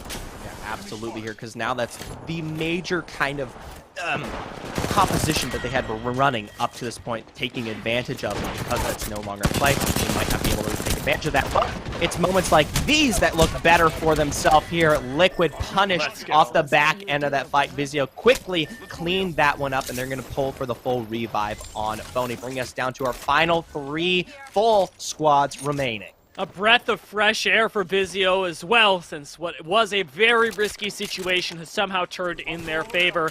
With these 3 squads go Renegades and TSM right in front of them, I am not breathing easy just yet. It's very tough for them. Zone closing in. There's little to no cover here. The rock right in front of them may be good, but they're going to take it toe-to-toe right in front of the Renegades here. You've got to question, how will TSM impact it? And it's from above! Yeah, they are owning the roof at the moment, keeping Renegades at bay. Now, almost dooming Renegades in the process. Vizio and TSM get to work together to take out the squad right below them. Look at this. I will say, Vizio's making it tough for TSM on top, throwing up that gravity lift, putting Rex in the sky where he gets taken ridiculously low and now has to reset underneath the building. TSM are starting to lose height, and Renegades, they are getting hungry for blood. Oh, Sauce moving up there. Pow and Mattis, I like the position that they had been playing up until this point, waiting for that zone to close, and now with it up against the back of the wall, they're going to sit right in front of this door and just wait for them to move, which happens to be now. Ash ult into the back line does take TSM on a reposition. Renegades, rather, back to safety. You put it down to TSM pretty significantly, and it is now effectively a 3v3v2. Vizio may still be able to pull this off, especially if they can continue to disrupt TSM's plans. A nice bubble right outside would do it, but this is a stroke of genius. I love that Fury keeps doing this. On the outside, they try to use the gravity lift to put TSM in a poor position. Now a defensive bombardment more than likely will remove the last embers of TSM. Now Vizio versus the Renegades. The zone begins to close. It's going to come down to a bubble fight right now. Phony should have the bubble available, but throwing it outside the door Tether should mean that Vizio get enough chance to walk up. Renegades, though, will then have the opportunity defensive bombardment sitting back, and it's a chess game that starts right now. Here they He go. takes the lead. There's the bubble. It's got to be the send onto a member of Renegades. An isolated one as that Fury starts it off with the devotion and does so much work. May have single-handedly clutched it for Vizio. And with the last shotgun shot, does it, Vizio? They turn crap into gold.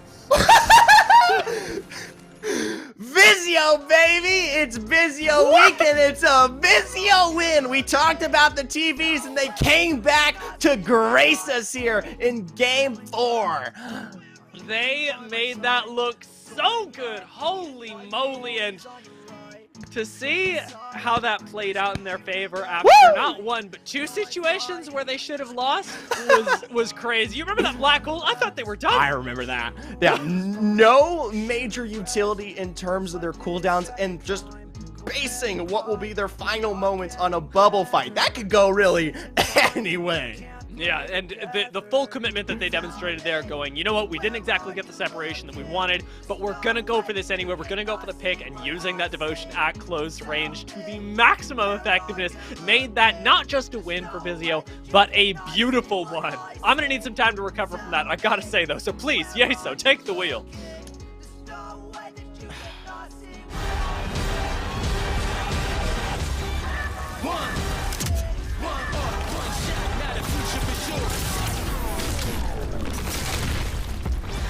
Versus coming daily under pressure. Working on the plot and the scheme. The true style trademark is at the edge of your dreams. Yeah. One shot, now the future is yours.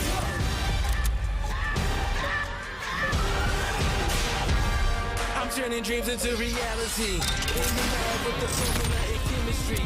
Your memories spark and motivate and make the industry shake. Put the balls in the place. I'm talking one chance that I was so good for the goal. It's one shot, now the future is yours. Let's go.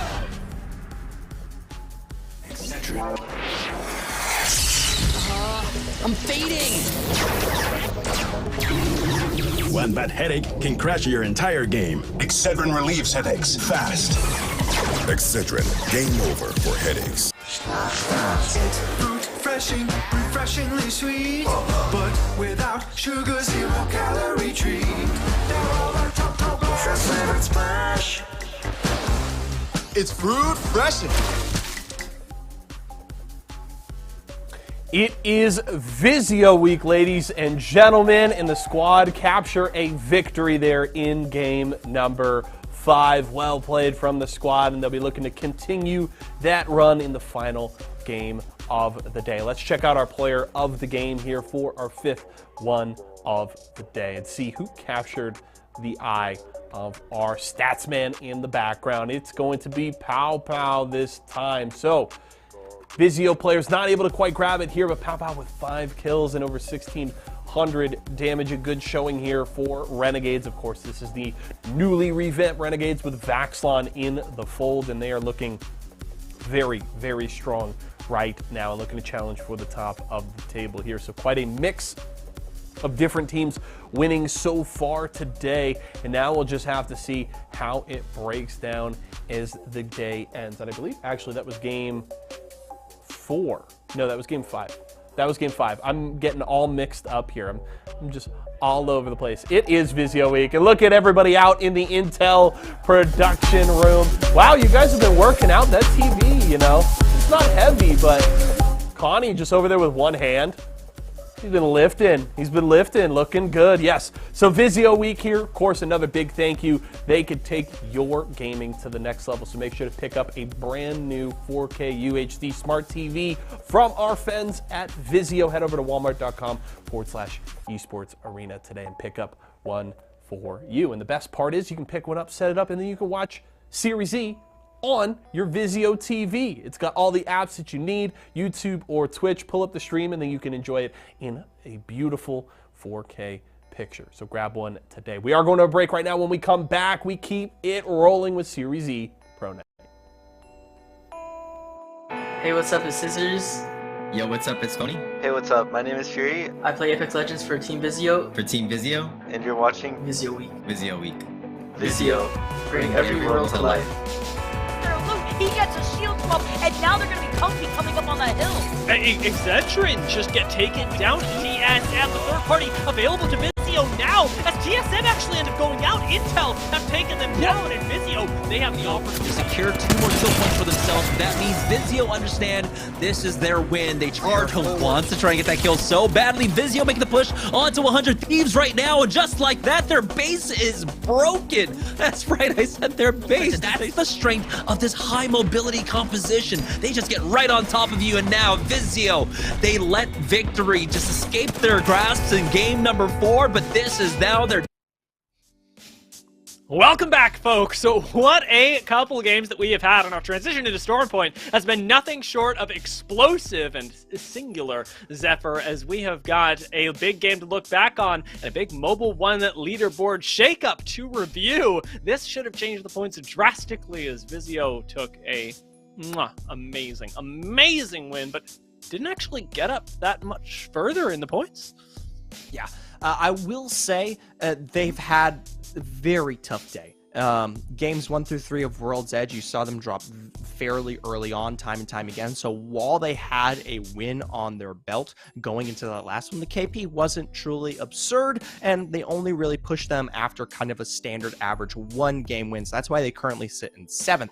As a result, G2, TSM, etc., C9, the Furia, these squads that we've seen all night long still persist right above them. But hey, we've got 2 more games to go here on Stormpoint, but before that, let's take a look at this high-performance moment. Yeah, this was a really good one and opened up after the fall of these 2 squads by some excellent nades from Reps. It turned into what looked like yet another TSM highlight, just being able to clean up what was the 3rd and 4th party of this particular game. It seems like we've had one of these moments every single game, and in this particular one, as our transition onto Stormpoint was made clear, we had 2 separate instances where teams were just throwing themselves at each other. One was here in the underground pool, and the other one was a little bit further south near the gravity cannon.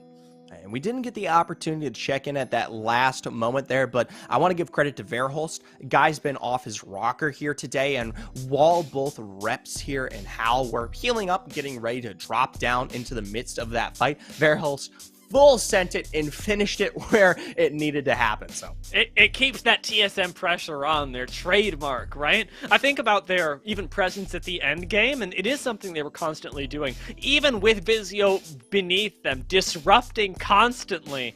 Things were looking relatively good for TSM on that route, but let's take a look at how things sort out for them next game, as they are currently only 2 points behind G2, with a bunch of squads vying to catch up to these 2 powerhouses. Fury hitting the table once again. This was, oh my god, I think back on that Devotion moment every time I see him on Horizon now.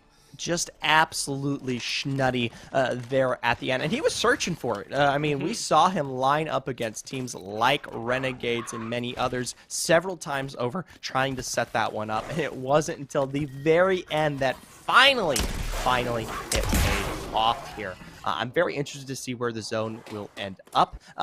Would I be wrong to say that Fish Farms is a non-standard here for Stormpoint? Yeah, I mean, it is, you'll get it once in a tournament, but it shouldn't happen twice. This isn't exactly the World's Edge that we know, where we really like to go south. Zones on Stormpoint do tend to be a little bit more varied, and we've got a lot of curiosity about how well the Horizon will do this time around, because as we mentioned last game, for Vizio and a lot of other teams, Horizon doesn't do that well in Fish Farms, even though she's clearly got some utility. It does happen when we go a little bit more north that Horizon is just godlike. Right. Looking to take... oh, speaking of Vizio, by the way, I did just want to throw this one out there before I forget. It almost slipped my mind. Connie, there's no way you can lift with one hand. I'm pretty sure that box was empty. That's all.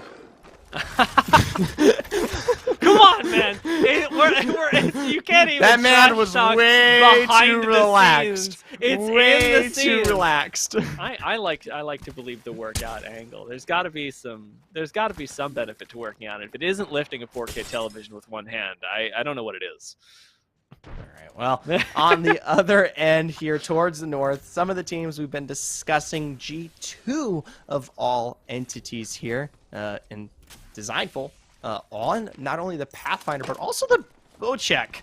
An interesting combo. Probably fighting for you, as these two teams have been going at it for such a long time. With Panders getting knocked initially, this might just be a G2 angle as well. Designful wastes no time jumping up, and with this bow is already finding flesh. Does this guy miss? Is he Robin Hood swinging from the rocks? And now, maybe he can find the last shot. Doesn't quite get it there at the end. Panders down. Valkyrie disengages, but yes, Panders fallen, thirsted, G2 on the chase, making this game especially difficult for Furia, and Zara got knocked by Jet just at the tail end there.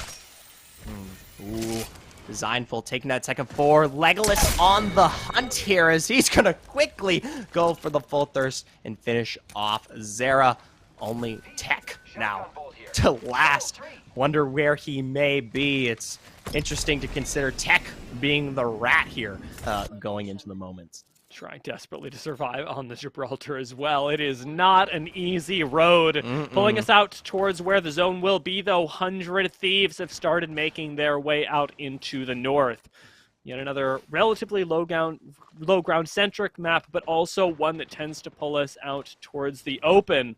We'll see where it ends up going, as there's still a lot of options available. We could fall towards wall later on, and we could go a little bit further out towards checkpoint. 100 Thieves take this nice intermediate spot, get a little bit of sustain, but for the most part are just making this more difficult for everyone else. One may look at this and wonder why are we kicking in the doors? It's because 100 Thieves are not going to play this building, and they want to make life as difficult for the team that does as possible.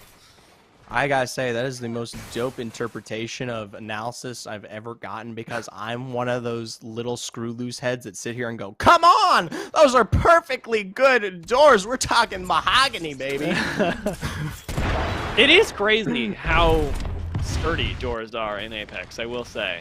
The fact that it takes 2 kicks is kind of crazy, but so the fact that bullets don't go through them. Bullets do, however, go through Kupski, especially when Berthold comes up behind him, and that's going to be the end of the Kupski story. Doors again under siege, though, as TSM do lose one member fully thirsted, but they are not going to let that go unavenged. Shots ringing from Bertholst and Hal, and the reps is down. The legacy is secured, and they should be able to get this guy back in the fight.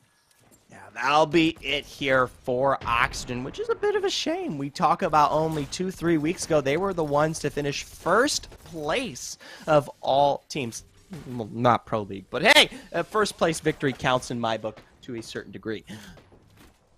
Now with 100 Thieves having a team right next door, we get to see exactly what we saw, or what we sort of preluded earlier play out. They're already making life very difficult, especially in that building that doesn't have a whole lot of cover inherently anyways. The doors being missing now just relegates you to only half of it if you don't want to get shot in the face by 100 Thieves. The big problem, though, is that 100 Thieves do have next-door neighbors on both sides, I believe, so they can't exactly relax at this point, having to keep tabs on both squads, one of whom still has doors. The blasphemy. Didn't get the opportunity to slide over there and make some destructive force in that regard. And as a result, may pay the price fairly early on here. You got to worry always being kind of the hot dog in the midst of the bun. In those cases, especially if you are the one who pull the trigger or your enemies are the ones who make that move, it almost surely ends in a third party that does not play towards your advantage. So I brought it up back when we were on World's Edge. It's one of those gentleman agreements, right? Mm-hmm. It looks like as well that everybody sort of agreeing to coexist there, that Zone is likely to be going there. I do tend to think that my zone reads are pretty good, but in this case, if 3 teams are disagreeing with me and saying, no, this isn't going well, this is instead going down towards the south, more towards North Pad or Checkpoint, we've got to start questioning myself. Vizio, I picked up a Havoc and a G7 Scout. Not bad, especially if you got the Turbo, and with a bit of nice long and medium range mixed in. It is something that'll force them to retain high ground to get the most value out of it, which they are doing nicely, at least to start. If we ever get the opportunity here, I would love to pull out and take a look at this zone, get an interpretation where these teams are starting to end up in regards to the round 1 finally closing in here. I'm slack-jawed right now. I've never seen somebody get on the roof like that. I always get on the roof by climbing the light. I have been inching this whole time. That was awesome. All right. Listen. Apex tech is that was nice movement tech. I love Apex Tech. Exactly. You Tech got is you one got of to my get favorites. hype in any way possible. CLG have interestingly abandoned the car more often than not. We do see them ride it all the way into ring, but they're playing things a little bit more carefully and maybe running into a squad that is waiting for them. They might not even know They here, don't. but they surely will the minute that phase comes through. They'll hear it right above them. Have to be very careful. Ow! Sweet, switch away. How? All right. Well, I don't see them dying, so that No at one's least dying. is a good sign. I'm shocked that it's happening, but I have no idea what is going on in that side of the map. All right, well, it looks like no one falls there in that initial fight. There's a defensive bombardment over there, so they're definitely putting pressure down. I can assume that the Gibraltar that we saw indoors throws the defensive bombardment down to dissuade that initial rush. So that's probably what transpires here. Xset, though, this is one of those teams that we talked about regarding our hot dogs here in the Outlands, as they themselves still trying to find some angles here towards where we saw 100 Thieves fairly early on. They did find a bit of a break, but once again, like I said, you really can't full send the fight. Nice shot from Vayne onto his former team as well. A little bit of anger, perhaps, fueling that accuracy as Xset make the push into the lower floor. And I like the move from them, just starting to mind control 100 Thieves left and right, and left and right, and left and right is not enough to save you. Xset find that knock, they make it a second, and this is going to be a clean wipe. It's a fantastically clean wipe here. They're going to get almost immediate shield swaps, and the team towards their east did not even look for a push, and it's because they've got a third squad coming in here now. Granted, they're going to combine forces by the power of Grayskull here and absolutely destroy this squad who tried to fight their way in. Both of those double domes down in the midst of all that action. I mean, Vayne, please, this guy is playing disgustingly right now. It's after smooth. After taking down 100 Thieves as well, just barely misses a shot, poking his head out towards north, cleans up another kill, and now Xset already have 4 points and will likely look for more as Zone should continue to pull to them. The unfortunate thing is that they don't know yet how this is going to go down. A lot of other teams seem to have gotten that zone read, teams like Vizio, and they're starting to move in. That G7 Scout is a tap-in, but not quite where it needs to. Doesn't find the full knock there on enemy Loba. Vizio will continue to push their way forward. They have that gravity field to get some high ground in play here for Fury as he continues to tippity tap, tap, tap, tap his way to victory. Really nice shots. Takes out the very last member of C9, if I'm reading the feed correctly. Should mean that Vizio have the spot uncontested. Although these rocks are perilous, I like that they've got enough presence to hold them down for now. Esports Arena sliding in on CLG. The fight for CLG evidently won, but won't be working out too well for them as an additional 2 kills end up going over.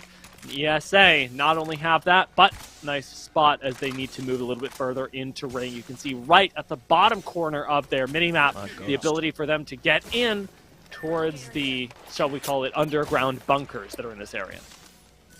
And so just to confirm, that was Ghost who held that interior for quite some time there, and CLG took that fight.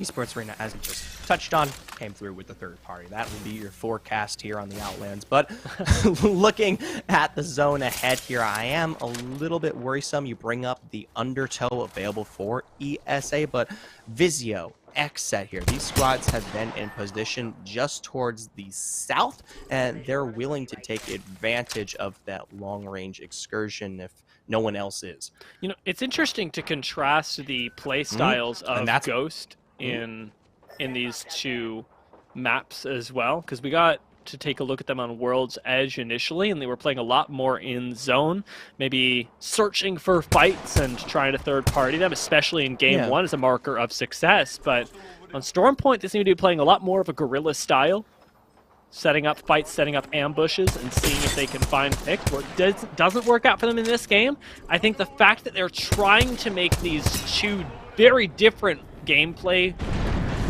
techniques work is interesting. Esports Arena, we saw their redeploy out from the zone, and once again they find themselves in it. Looks like they just barely have a wall to work with as they find their way out. They're going to take to the sky, utilize a fantastic black hole here. Knock is low, unidentified as well here. The cracks from behind, trying to punch them into the edge of that ring there, but still, even still, ESA will fall. And look at who's on the sidelines here to pick up the rest. That was really slick. It didn't work out, but it was really, really slick. Horizon movement, Horizon gameplay, zipline usage, everything. Vizio now should be able to clean this up, and a little bit of a tragic moment for Esports Arena. They don't quite get that 3v3 they were so well known for this weekend, but it's certainly set up Vizio for success, and that is something Vizio will take every day of the week. It's definitely difficult here for the last remaining squad. Throwing down those ordinances, Vizio are just counting their minutes here. Looking, and they're going to be able to find that final knock there as who will pick up the full thirst. You've got shots ringing in from both ends, and it is, in fact, Fury. Fury's still hunting for that very last member. I believe Phony and Stizzers have found him way out in the distance. You've still got plenty of loot to grab over here as well.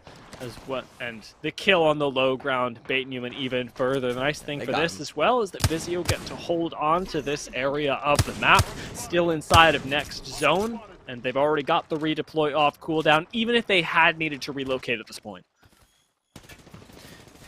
Intel here. Looking to go for the full engage. I love the reopening of that door to punish Fearless, but Mooney there with the arm shield will quickly respond in his own way to find the knock there onto B Bursty. They drop down that dome. There is I like the movement from Bursty to at least put himself in front of that door for the potential future, but he, is quickly eliminated. They don't quite have the pressure in that situation for it to be that much of a punishment. And Razor can't exactly jump down to get their teammates either because they don't have that instant reposition that the Ashe provides. I'm sure in the final moments, trying to pull the trigger on that ultimate was the only thought in the mind of Bursty, but now separated from the squad. This is interesting. This is 12 seconds. This is actually a potential avenue for success, but it's a very difficult one. Zone about to close in here, and it will be fairly fast. They're on the thicker end of this one, so have to be very careful as Intel, though, on that low ground has to worry just as much or more. So force this fight immediately. Horizon to the sky. There's that black hole going to pull Fearing away, but the rest of the team is showing up late. Nice. Good stuff from Razor right now. They've controlled the high ground well. Haven't actually lost shields just yet. They end up surviving the fight, but now with the ring on the way, Fearing Live has to throw down that defensive bombardment. They've got to get nades behind them. They need something to dissuade the push. Defensive bombardment, though, a little bit placed too far behind. Puts Razor in the position where now they must fight again to make their way into the ring, and this will likely be the end of them as no additional damage coming in from the skies. Take ourselves back into the center here of this zone. TSM, they're the ones that say, oh, no, we're going to take ourselves back into the embers of this fight where you'll be seeing Razor more than likely join up with the rest of these squads when we talk about Xset and the like. Fearless to quickly slide through with that Peacekeeper and finish the job. They've got a little bit of some rock to space themselves here as they're not quite punished yet. No, defensive bombardment isn't going to hurt them here either, and having managed to dodge two in a very short amount of time, Intel are on a roll. They're in our top 9 already and have 2 kills. TSM have started to pick up momentum as well, though, taking out Atlanta Premier. And with G2 on the prowl with this Pathy, we might just see a few more knocks here. I like that our Intel production room is all hyped up as well. They're all abuzz. Seeing if they can catch a glimpse on this 4K Vizio TV of the action right in front of them. G2, defensive bombardment is in fact thrown here at this corner. That's going to force the initial trade. Bit of a high dome. Got to be careful that your toes aren't getting shot as G2 will, of course, pull back off of that fight there. There are a ways to go when we talk about zone. And hey, one of the few Tomcat Rats we've had the opportunity to take a look at here on Stormpoint. No, Teamy! This is a rough spot, but a great actual, place to be because the tree is covering. You know what? That's a winning spot. That makes sense. I wonder how low your graphics have to be for that spot not to be good and for you to just look crazy. I think they're gonna be pretty darn low. Trees are pretty heavily prioritized, especially on Stormfront. I was surprised at how much foliage could cover you, but this map does really demonstrate something else. There's some game sense that's got to kick in at times. You know what I'm saying? Yeah, they're sniffing that one out, whether they like it or not. G2, this is what's going to count for them, though. Valkyl. You're okay. I think the Valkyl is very risky into a situation like this. I'd much rather see them. Maybe I'm a little quick to assume here. That's a tough fight, but if they successfully take it, less than 10 seconds, quick pacing. Wow. Should be okay. They've decided to go for it. Tether does catch Gent on the way in, but evidently the squad on the low ground that I believe is TSM is opting not to take the fight on two fronts. Exet, though, with a very nice angle, does at least find the initial hits. Their wingmen have been on point today. First Vayne, now Klein. With Liquid holding down the lower floor right now. Oh my Matter gosh. holding this door. Splash trying to disengage from G2 that were behind them. Do have a little bit of extra cover with this care package. They may be able to survive a defensive bombardment. And Prodigy Ace is split from the squad, makes things difficult. Because remember, G2 are not done. They're going to be coming in right behind you. You've already lost Prodigy Aces. You've got no way to pick them up. Oi Senpai is burning. And now people are coming for you. They know. They smell the blood in the water. I was going to say, it's not just G2. You've got Vizio, who have been holding out here towards the north. Of course, they're dropped out of their initial position in that building, but their angle is so good here, and that's what makes this team really shine. They don't want to give away too much, though. Stepping up like that is a quick realm for punishment when we discuss Murray's current positioning. So, pulls back, just go wait away as intel might be done for them here. It is the punch, though, that secures the fight. They've got to worry, though. A dome coming through, and one more team member will remove them. Secures you that KP as well. G2 now gone, and just like that, Splash end up following with one member left on TSM, though we may just get a third squad wipe. We may be moving down to 2 squads at this very moment. Singularity is perfectly placed, and Vizio don't even make it look close as they take out 2 separate members of TSM in under 5 seconds. This third party was massive as well, but Renegades have heard this. Renegades have got to be coming, and we don't have a lot of defensive cooldowns on Vizio. Bubble's not even up yet for either squad, and Renegades throw out that defensive bombardment with a lot of cover above them. Is already taken down, though, as instant reaction time from Renegades throws down that bubble. They round the corner, they take out a second member of Vizio, take out that third, and Renegades take game 5. This time around, Renegades find redemption for themselves coming out of Game 5. Don't forget Game 4. They handled a very similar bubble 50-50, but this time around, they found the knock before it even had transpired. They got to turn it around. The pick onto Scissors changed everything. And it was Renegades being on exactly the same page that let them do it. I love that you call it back to last game as well, because you know this whole time, as soon as Renegades saw that they were in the last 2 squads with Vizio, they were hunting for revenge. And it's definitely got to feel good there for Renegades. They've had not the best performance here, and especially after being so close to victory on their first inkling of Storm Point, turning that one around will go on to continue, hopefully, some positive energy for themselves here, as World's Edge was not too hot. Now, you know who else is going to be pretty happy after that game? Ironically, after going out in third, TSM should be pretty happy because they were only 2 points behind G2. They cleaned up a lot of kills, and they may just have first place. But those questions, Zephyr, those questions that we're posing right now will only be answered after we take a short break and Yeso takes to the stage.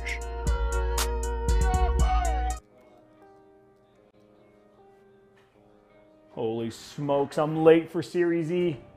It's Series E o'clock. So we have this Vizio area over here. It's Vizio week too.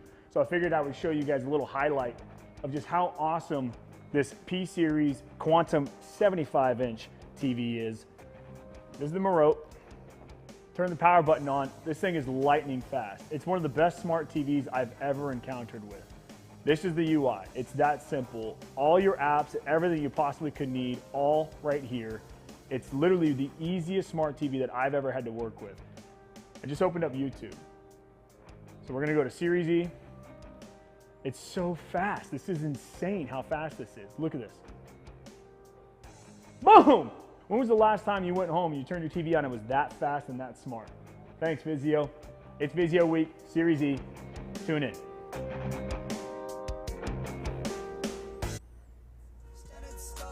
Renegades weren't satisfied with just the player of the game. They decided to grab a victory also as they grabbed the win here in the actual game number 5 because it was game number 4 last time. I was totally wrong. So game 5 goes to Renegades, and now they jump themselves up into the conversation as well. 5 different winners through 5 games, and it makes things very, very fun as we enter the final one of the day. Let's check out our player of the game here and see, did Pow Pow maybe go back to back on player of the game honors? We'll find out here momentarily, but Vizio Week has been very fun so far, and it is going to be Pow Pow once again. Back-to-back player of the games, a win here in game 5, 4 kills, an assist, and over 1,600 damage. Well played there for the player for Renegades that's been around since the roster got signed back in 2021, and they're looking to have a resurgence here. Is they look, solid to start off Pro League. They're looking really good here tonight, and a win in Series E Pro Night a couple of weeks ago. Well played from Renegades. And now we just have 1 game remaining ahead of us. I want to hear from everybody in Twitch chat. Of course, we'll get a look at the Mobile One leaderboard when we go back over to Zephyr and Dia, but I want to hear from you folks in chat. Who do you have your bets on that take this final game? Do we finally get a repeat winner, or do we mix it up and get another new team up on the board? Let me know what you're thinking in Twitch chat. We're going to a break right now. When we come back, Vizio Week on Series E Apex Legends will conclude. Was a 3-1, but it was a 1v3. Bet you mad, rolling around a circle like a private lobby. They gon' need a 3rd, 4th, 5th party if they wanna stop me. Call me the meta man. They copy when they can. They just don't understand. I got this massive and I'm ripping up your plans. I ain't let it slam. My bullets flood you, open up the dam. Everything I do, this the way I am. Run up feeling dirty, hit 'em.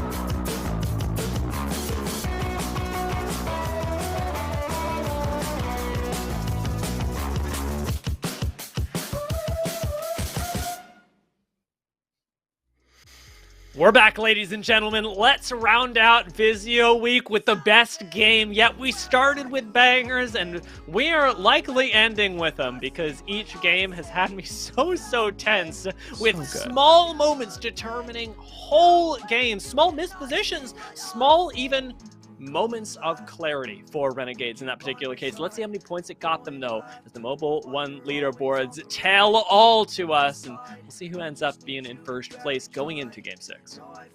Already, TSM did, in fact, surpass G2. The question we left chat with before we extended our hand back over to Yeso, not even by a little bit, Dia, almost a full 10 points ahead here, really setting the pace at Pro Night. This is an Uno reverse card from earlier where G2 had been 10 points ahead coming out of Game 3. They had looked really good. Let's take a look at that Mobile One high performance moment and see what it ended up being. The slick movement. I cannot praise enough the patience that Skittlecakes had here. Even though ESA lost the fight, this was beautiful. Yeah, they didn't quite find success in those final moments there, but it started out well enough for them. Vizio, of course, able to mop this one up to no surprise, turning that one back around, especially with Fury on the long shot with the G7 Scout there. So definitely one of the more micro moments when we talk about Mobile One performance choices. Yeah, and Vizio have continued to look good as well. You talked about them coming in at the end. They're sweeping up these kills. There's a reason they're in third, and there's a reason why they're the squad that has been, I dare say, the winningest over the course of this season, even with the uptick of Intel. The Open Nights and the Pro Nights have largely belonged to the very talented Vizio squad, and they may just be able to find themselves a win, a second one on Storm Point, no less, as we drop into Game 6 for our final game of the night. Vizio and Intel, I will touch on it, back and forth in these recent weeks here. And while Vizio has consistently been in the lead here, you still gotta wonder what Intel can pull around next time around. 4 weeks to go here. As we approach, though, our final game of the night, we join Renegades, our winners from last time around, and our second place victors of Game 4. Moving up towards High Point and Wall, you do have the Prowlers to farm up, as well as plenty of loot on the low ground of Wall. Lots of flexibility for the Renegade squad if they need to take height as well. This landing position has very clearly influenced the way they like to play the game, rotating into a nice spot in zone relatively early, but not playing central, as we see so many other squads do on World's Edge. Back to the Splash and likely Ghost contest, though. It seems like we are going at it again, and a wingman in the hand of Caselos already makes this a very difficult fight for Ghost on the high ground.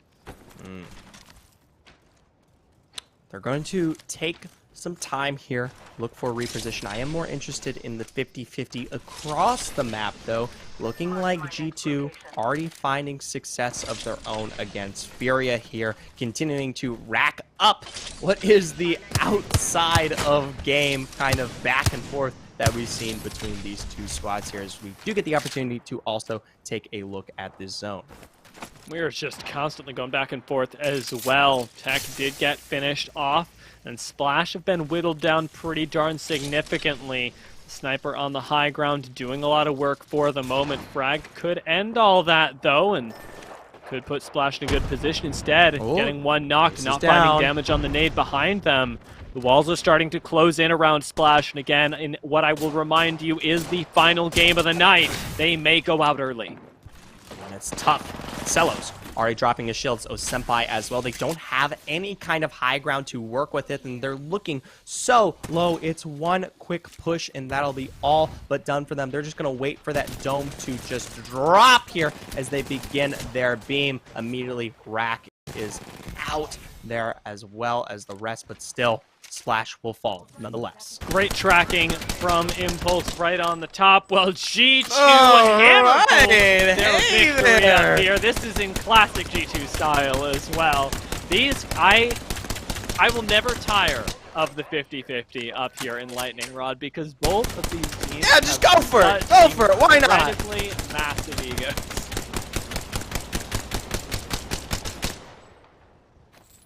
Does he reload? Does he reload? He had one more bullet. He had one Surely bullet left. He does it, right? Surely you gotta he give just, him the last he's bullet. gotta give him one tap there. There's no way you let that one go. Can't wait to hear Tex tweet about it later. Yeah, Either way. Exactly. Vizio out in the mid here. No real further movement necessary from them, playing towards the direct center of the zone, and with that comes a lot of danger for themselves. Got to be careful here. Not a really great position. No major building to play around, just kind of this weird verticality with the stream available. Now they've chosen this, right, with Jurassic Park. They know what they're in for. Xstat, however, didn't exactly know what they were in for, but seemed to be pretty okay with it, chasing down Complexity now. Two members down already. Actually, everybody down, as it was not just them, but Vizio that contributed pretty heavily to that. Right now, I can't get the image out of my. I cannot get the image out of my head, Zephyr. I have this idea of a perfect future where I'm able to sit down in the morning, sit at the kitchen table, grab a cup of coffee, right? A little bit of milk, a little bit of sugar. So I start my day. Yeah. Hey, coffee. And just open up a newspaper, but instead of the news, it's just text timeline. Doesn't it sound perfect? I don't care what anyone says about tech. The man is goated for the scene. Content machine. It is perfect. It is absolutely the best thing I also wake up to, albeit no coffee, no kitchen table, as you might have found out given my financial status, but still text timeline to find out every day. Ooh! Wouldn't mind seeing some of those on my timeline either. That was a sick beam. And Intel, right now, I've got the snowball going with some great movement from Horizon once again. This time it is Intel showcasing it, but looking so good. Fearless basically 1v3s the squad. Yeah, gets a little bit of an assist from his teammates, but these Horizons are stepping up, man. This season is crazy. This is the intel that we have come to learn here in these recent weeks. The aggression, the unadulterated rage, even some would say, as they take these 3v3s in such fashion. They're going to be very happy with that KP on their belts here. And also now look to in front of them that antenna, the beacon, the reads that they'll have available for the next and further zones. Oh, this Devo's looking good too. You picked up the Devo with the turbocharger. I've seen this. Oh yeah, I've seen this story that we have told so many times, and I am looking forward to the reiteration of it completing the trilogy tonight. C9, however, from Prowler Camp, looking for a little bit more damage themselves. They've already got blues, and they've got a nice spot in ring. Not one that's too easily pushable, but definitely one where I'd watch your back, because in rings like this, it's not entirely uncommon for CLG to trident up behind this position that C9 are holding. Still, though, C9 do have a lot of space to recuperate. I don't think it's going to be that much of a punish, but turning our attention to Xset here, they find, once again, a very quick and a very clean fight. The second time around, we have seen this roster go for the full thirst, this time being unfazed. 6 kills already picked up for them is not bad, and in the same place, moreover, it feels like they're setting a trap, like a nice tasty piece of cheese on the lower floor here, and just making sure that they get these beams lined up just right. I am really enjoying the way they've played this out. We check back in with C9, who are really uncontested, just watching all of that go down below them. This is the Vizio spot, though. The one they claimed, or rather tried to claim early, ended up taking it after Complexity went down up here. But with the Loba that they would normally run, this is an excellent place. And with the Horizon, I think it only gets better because you have so much accessibility up towards this high ground. It does get a little bit rough if you can't collect loot. But I'm curious how it'll end up playing out with the new team composition that they're running today. Mazer on the bracelet here, having to escape. He's going to be able to more than likely find the full bat available here. Very curious to see what team they were taking it toe-to-toe there is. Now we join in with Esports Arena, looking to recuperate of their own, but from behind, knocked of all people, finding the beginning of these kills. Oh! They went for the Xset piece of cheese, but who got trapped? That's the question. Noct is going to answer it for us, but can't quite do it fast enough as Xset end up collecting yet another 3 kills. But maybe we'll go down to Vizio here. We've already seen 1 full thirst. A second's going to come in. Still, though, 9 kills to Xset over the course of this game is already basically second place. If they can rat this one out for placements, they are good. It would be fantastic here. Remember, they currently sit in 10th place with 25 points. And I don't know if that will last them much longer as Kenny is spotted out. Their journey ends here, bringing us down to our 13 full squads remaining. Still the 9 kills. Still the 9 kills. A lot. That's pretty scary. Took down almost half of the teams that currently are no longer in play before finding themselves out. Level 3. Wild that we have a game like that from Xset after their rough start to the day, but you can see the peaks of this roster when they get a chance to pop off. TSM holding up right next to C9, a rivalry as old as time, it seems, now brought directly to the front of your 4K Vizio screens. Burholst going up against Zach as well is going to be a matchup for the ages. Zach takes him down, though, and TSM have to rush to the rescue. Oh, immediately their reps on the move forward with the utilization of that dome there. You can hear the shots ringing in his head. Now Burholst able to potentially find that battery. Look at Hal's angle here. He's trying to protect what is going to be this re-engage from C9. Zach's playing with this Loba so well, though, making excellent use of the bracelet, being a thorn in the side of TSM, and it's going for this off angle once again. Atlanta Premier in a fight just outside of the zone, though, are definitely not in the nicest of spots. G2 ended up taking them down, and if we get G2 coming down and joining this fight, the C9 TSM G2 matchup would be historic. Yeah, some of the best teams currently across the board in the North American region, all only steps away from each other here. But don't forget, this is our pro night. TSM, G2, so close in terms of the standings. Only 10 points that separate the two. And Vizio, the only one closest, at 39 to their 54 and 64, respectively here. An early engagement could potentially cost them what might be a victory or change of position.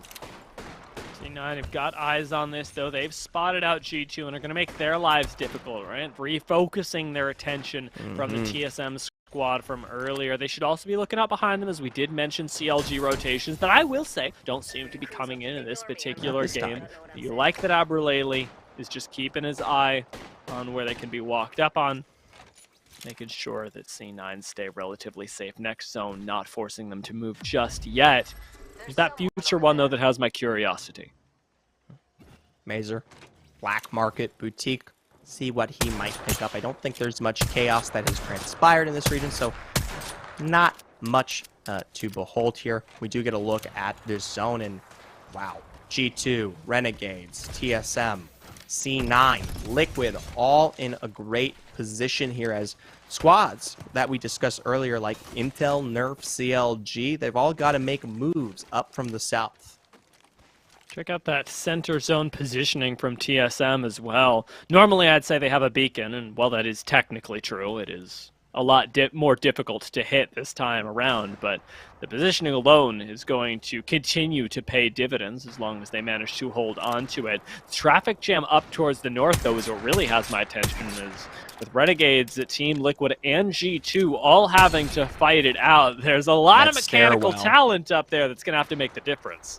All right, you got that little cluster regarding Stormcatcher as it takes itself lower onto the hill there, and that's where you see currently TL and Renegades posted up on both sides of those stairwells, right? And G2 actually get the notion that this might be too much, too hot to handle, and they're going to be potentially looking to rotate back around, which is, luckily for them, actually clear. They might have to worry about Lee on their rotation, but watch out for Nerf. They're going to be heading directly center into the midst of that zone themselves. I wonder where they're going. Damage. Valkyrie doesn't get you all the way to where you want to go. You're forced to land on top of TSM, and I'm not sure how that's going to work out. The cover that these rocks provide is not great. And remember, G2 can take the caves right above this and get yet another angle on you. TSM are playing this pretty safe, not overextending for these kills, but still making life very difficult. Running low on the meds, though, is something that I'm noticing. Urhol's only 2 shield cells left, and TSM are in much the same situation as G2 were. What was it? In game 2, where they desperately need a fight just so that they have access to sustain.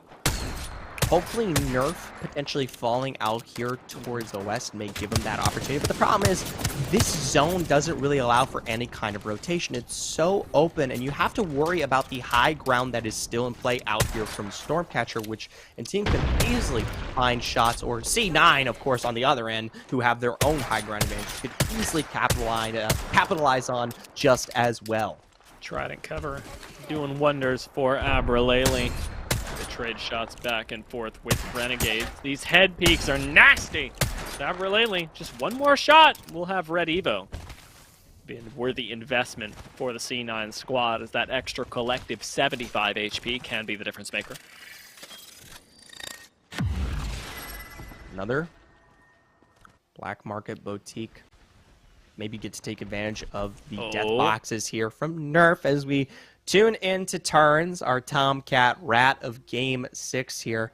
This time around, much less foliage for the Nerf squad. Got a question for you. Is it inappropriate to meow when the Tomcat Rat gets swiped?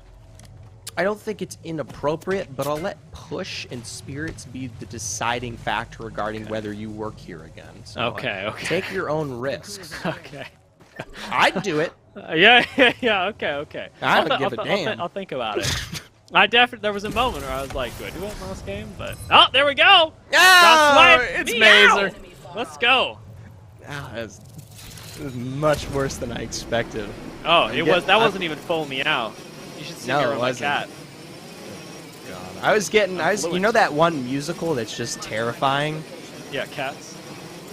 Oh, is that its name? Yeah. Oh, that's oddly topical. Either way. It really is. It really is. is. That's what I'm getting reminded of. It's like a human saying meow. Have you seen the musical? Or will any references be lost on you? You try them. Okay. Well, I'll try and sneak them in during this game. Chat will be the deciding factor on that one, not me. All right. Well, all I've got to say to chat is if you've seen the movie, yes, it's awful. But if you haven't seen the movie, the actual musical itself, you might actually enjoy the references. Ooh, Lord. I keep hoping that we're going to get a team that is dialed in enough to knock a Valkyrie in that split second right above the bubble, but haven't quite seen it yet. Not quite here as CLG, one of those squads that just found their own redeploy. Now we take a look at Excedrin. Remember, last time one of our partner teams tried something like this, they ended up as a Tomcat Rat. You don't want to be on the other end of a Dia Meow here. As a result, enemy will in fact be down, trying to find some cover underneath this POI, but he's got to crawl through the water first here. Thank God Xed aren't here, because otherwise Excedrin would be dead. These guys were the goats of setting traps in this area, but with them not around, enemy may still be able to be rezzed. CLG throwing in the damage, trying to decide which way they're going to go, but are ultimately going to be forced into heading south now in the waiting arms of several squads that know that they are there. You got a little bit of time as CLG, no redeploy just yet, as they have used it to relocate to this position. But yeah, this is going to have to be a crazy couple shots from either Mamba, Nano, or Vetro to break this fight open. They don't particularly have to take this one, right? They just need to keep the pressure in store for when that redeploy becomes available. It's only seconds away here, and they've got the time regarding that zone to make that one happen. So I wouldn't like them to take the fight. Obviously, a redeploy is very risky, but it's much better than fighting it down into a zone that you don't even really have access to. Right now they're getting pushed up on, but a very nice crack opens it up. Nano's hit purple as well, and strikes for flesh. This could be the game changer for CLG. Thermite's not going to connect. That's a bombardment. Also not enough, as it's Ghost that they are fighting against, and Ghost that are going to opt into it at the end of the day. They've got the shields still. They've managed to recover. Can they take on CLG? Not having dropped a member just yet. The movement from Impulse takes him out of the fight, but he is hunted down by the members of CLG, with Rakinishu having to hold it up. He slides in with the flatline, but doesn't quite get the shots off in time, and CLG managed to turn again, grab into gold. Oh my gosh, there, CLG. We had stacked this one up against them here. Now they're able to take advantage of those kills as well as what might be their eventual redeploy if that zone proves a little too tough to sneak into. Vizio are going to have a pretty nice time here as well, speaking of zones that you're going to have to sneak into, because they have height on what is now going to be the approaching CLG squad and the squads that are over to their east, who have to rotate in from the buildings on low ground. This should be a place where you can get a lot of damage, pick up that very last red Evo.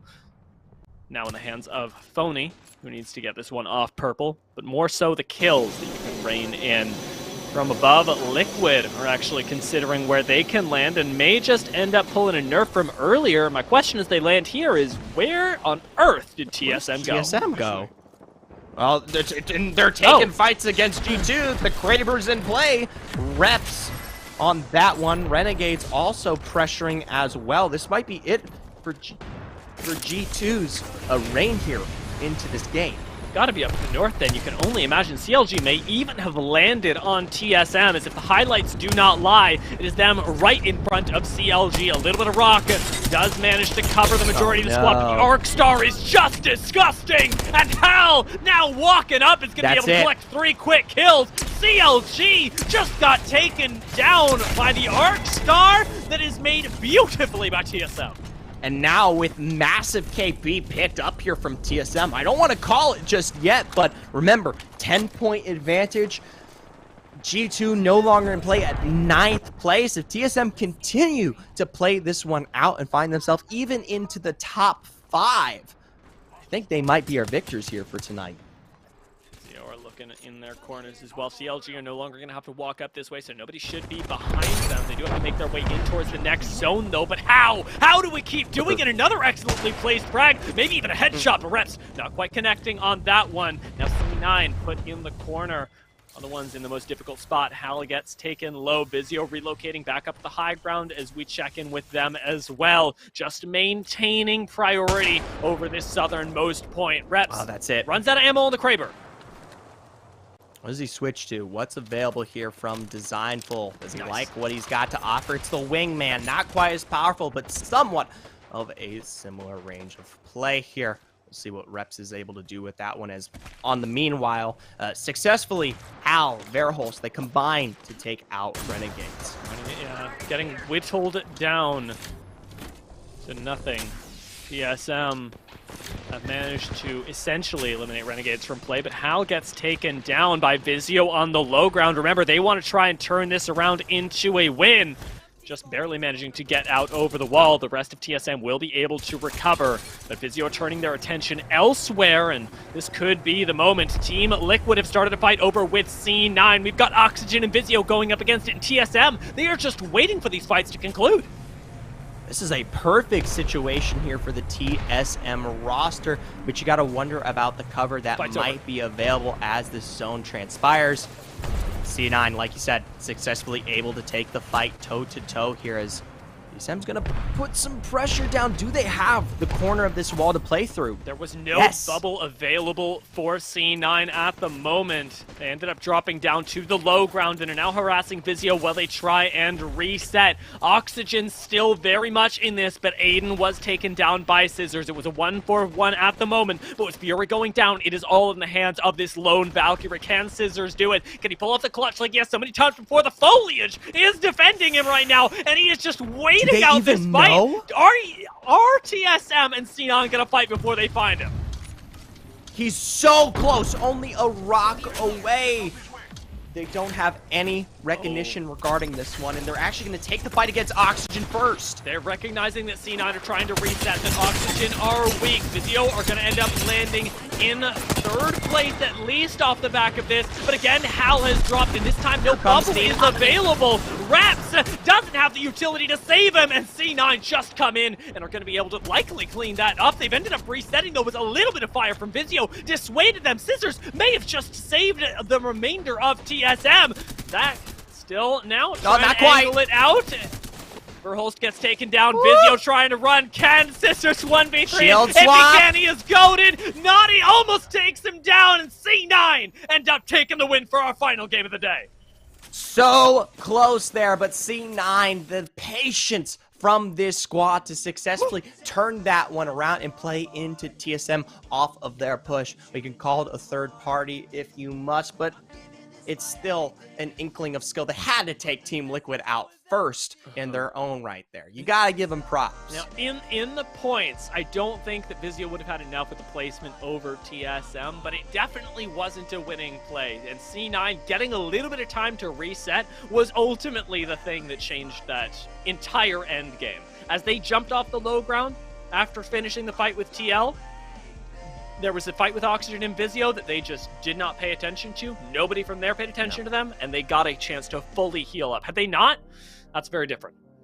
Now, this is tough. I know you did just bring it up, but Vizio sitting at 39 before this game. Remember, G2 did fall at what was, I believe, 10th place off of their rotation up against that hill there. So if Vizio just found an absurd amount of kills, maybe they have taken away their position here. It's possible, but I don't know. Yeah, I could see it, because they did pick up a few. They didn't get any of Oxygen, but any of the rotations in. It should be a pretty low point game from Vizio, but like you say, 2nd place plus any of the cursory kills they picked up is going to be really good. We're going to find out, though, after the break and after Yeso walks us through Game 6.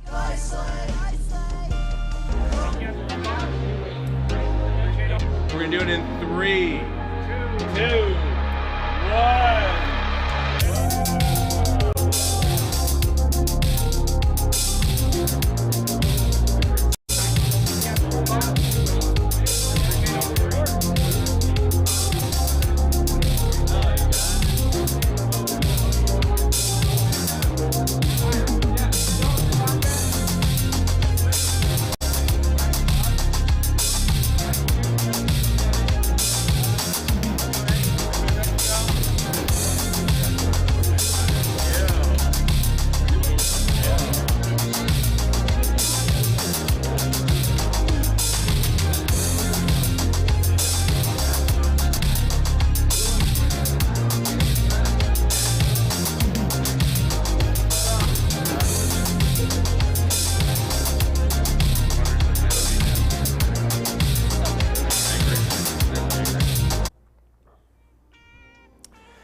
Team Vizio tried to double up in the end there, and Scissors sneaking around with his ninja skills in that final circle, but it wasn't quite enough as C9 grabbed the win to close out the night. And wow, what a final fight. I hope we get another look at that in the Mobile One high performance moment, because that was absolute chaos in that final circle. But 6 games in the books, and C9 grabbed the win to close it out. Let's look at our final player of the game for tonight's competition. It's going to be our good friend Zach Mazer. Also, a special happy belated birthday to Zach. Zach turned, I believe, 22 just a day or 2 ago. So happy birthday, Zach. A good way to celebrate here with a win to close the night. 5 kills, 2 assists, and over 2,800 damage. Pretty good showing from Cloud9 there to end out the night. And now the question is who finishes on top? TSM and G2 were close to the top of the standings going into the final game, but TSM getting into the top 3 there, I think it should be enough to give them the victory here tonight. We will find out when we come back. We'll check out that final Mobile One high performance moment and the Mobile One leaderboard, and I'll be back to close the show, so don't go far.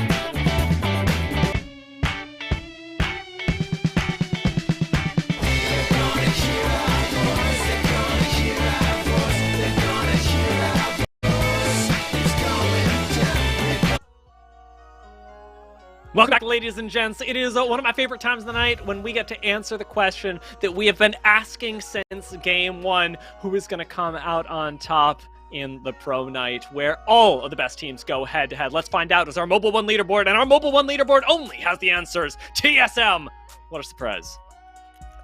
TSM there. We saw the drops early on from G2 and the like, and the only team that really could put up the mustard to potentially usurp some positioning there was Vizio, but still a massive 22-point lead over the rest here. A great showing here from this team. Please. C9 overtaking Vizio as well in the leaderboards just by the kills on TSM, by the way. Had they not gotten those, Vizio shortly would have placed above. It is a spot they were sorely missing. Let's see if they ended up making it into the high-performance moment, though, as Scissors with the ninja skills certainly did. A bit sad that we never got the opportunity to get your meow there at the very end of that rat camp, but there was more important things transpiring with moves like this from TSM start this one off. Had this fight gone a little bit cleaner, and had they not found the entire drop there onto Hal, I wonder if they might have been able to turn that one around and defend against the onslaught of C9. Yeah, it was one of 2 things that needed to change for TSM, either not losing the bubble on entry or not getting knocked. One of those things you can control, the other one you kind of can't. Scissors, though, with this third party did look good, as had C9 been a little bit weaker, he would have been able to do much more. Did end up still getting a kill, but man, oh man, right at the end, this just puts up such a fight, almost 1v2ing. A little bit too strong. The Tomcat Rat Cam always gets swiped. The Tomcat Rat Cam always comes back and claims its victory here. Still, though, big congratulations to our winners tonight. TSM, a fantastic showing, not just in this game, but across everything here on Stormpoint as well as World's Edge. We had a lot of tight moments from this roster, and while they might not have picked up every single win, I can't count on one hand because there's 6 games. But I can't count on one hand the amount of times we saw that team find success in those final top 5s. Yeah, it was pretty incredible as this team and all the others continue to improve. You got to keep an eye out for our partnered squads, though, because one of them they're gonna take these pro nights. I just know it. We'll have to wait for that in the weeks to come, though, as the season starts wrapping up. It is back to Yeso to close us out. It's all right, Zephyr, we'll work on your numbers a little later this week, then we'll move into the multiplication table, so don't worry about it.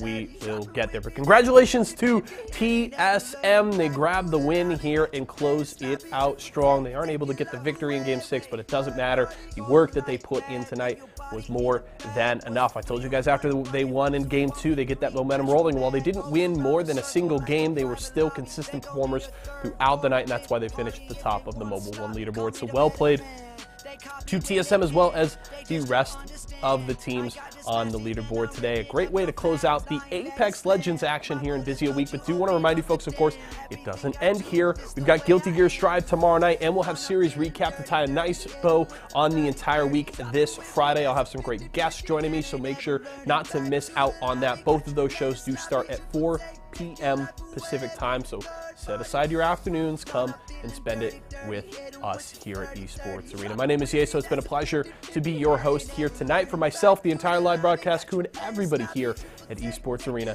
thank you so much for joining us, and we will see you again next time. All in, yeah, we mobbing down the hill and they falling. I'm looting up their squad, yeah, they balling, I'm balling. I told you we would get it, yeah, I called it. We keep on queuing up, run up feeling dirty, hit them with the 30-30. Dropping with me, that's a 50-50, and ain't never learning. Back to the lobby, got you playing sloppy. Triple take your life away, we the third party. Run up feeling dirty, hit them with the 30-30. Dropping with me, that's a 50-50, and ain't never learning. Back to the lobby, got you playing sloppy. Triple take your life away, we the third party.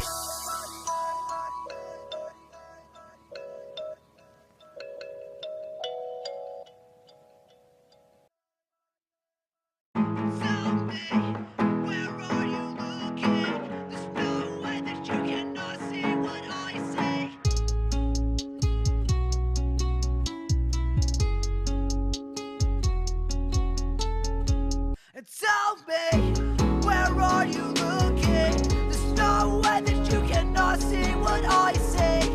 Tell me, where are you looking? There's no way that you cannot see what I see. We're going left, I need you by my side. We're going left, tell me why you're always on the right. Don't decide, I just need you to barely try.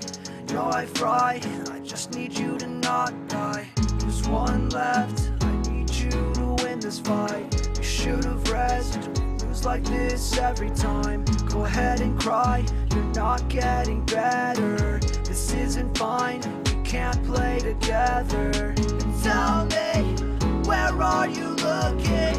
There's no way that you cannot see what I see. And tell me, where are you looking? There's no way that you cannot see what I see. Tell me, where are you looking? There's no way that you cannot see what I see. And tell me, where are you looking? There's no way that you cannot see what I see. Going left, I need you by my side.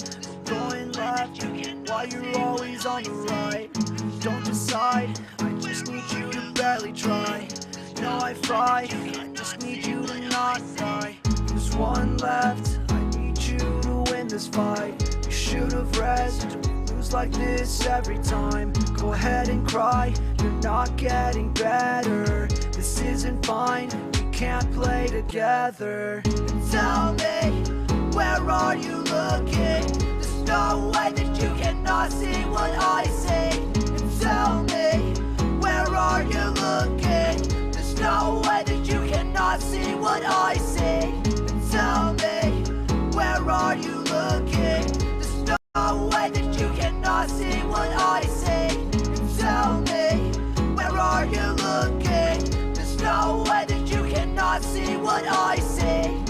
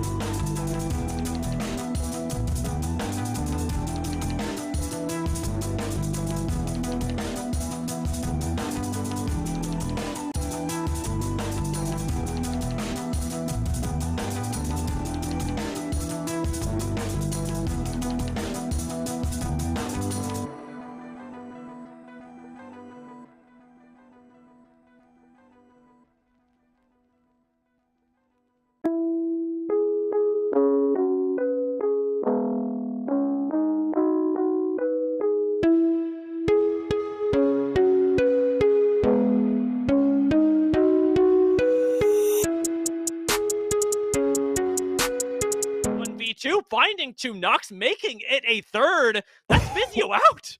Vizio down early now. Liquid to defend here. Defensive bombardment. Oh, Nocturnal doesn't find the Wraith into the void. And as a result, Liquid are now down 1 member. Can't quite push in. The Dome, though, will still come out either way. Ordnance is thrown here. Fun. He's trying to buy some time to get the gold bag res off.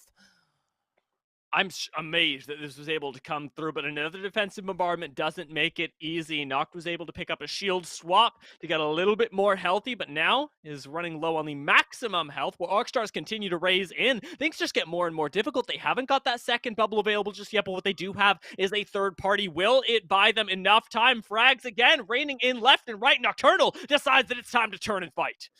Ooh! Trying to see what he can make happen here. He doesn't have a lot of health or resources to play around. Going to be picking up that broken blue shield. We'll see how they fare. Meanwhile, in the center of Harvester, chaos for the last 2 to 3 minutes. We're talking about teams like Esports Arena here, who are in strife of their own. CLG taking out the big dogs. You try and push into Harvester at this point, and things get real difficult for you. Esports Arena do learn the hard way that CLG is ready for that contest. As Ghost continue to pile in to this fight on the bridge. Impulse doesn't have a whole lot of shields though, and a team reset is required. They've got plenty of time with this bubble available to push out, to find their angles, and to really make this third party clean, but it has got to be fast. We got 40 seconds as this next ring closes, and even more teams are likely to be showing up just right now. Impulse starts to smell him right to the face as he takes bullets left and right. Thankfully for Ghost here, they can pull back, play this card, extend the time that they hold on top of this train line. They just got the notification that there's teams still holding out there towards the east on the last outskirts of Lava Siphon. Why push? You know you're going to have a team rotate in fairly soon here that might take the fight before you do, or redeploy that screams from above.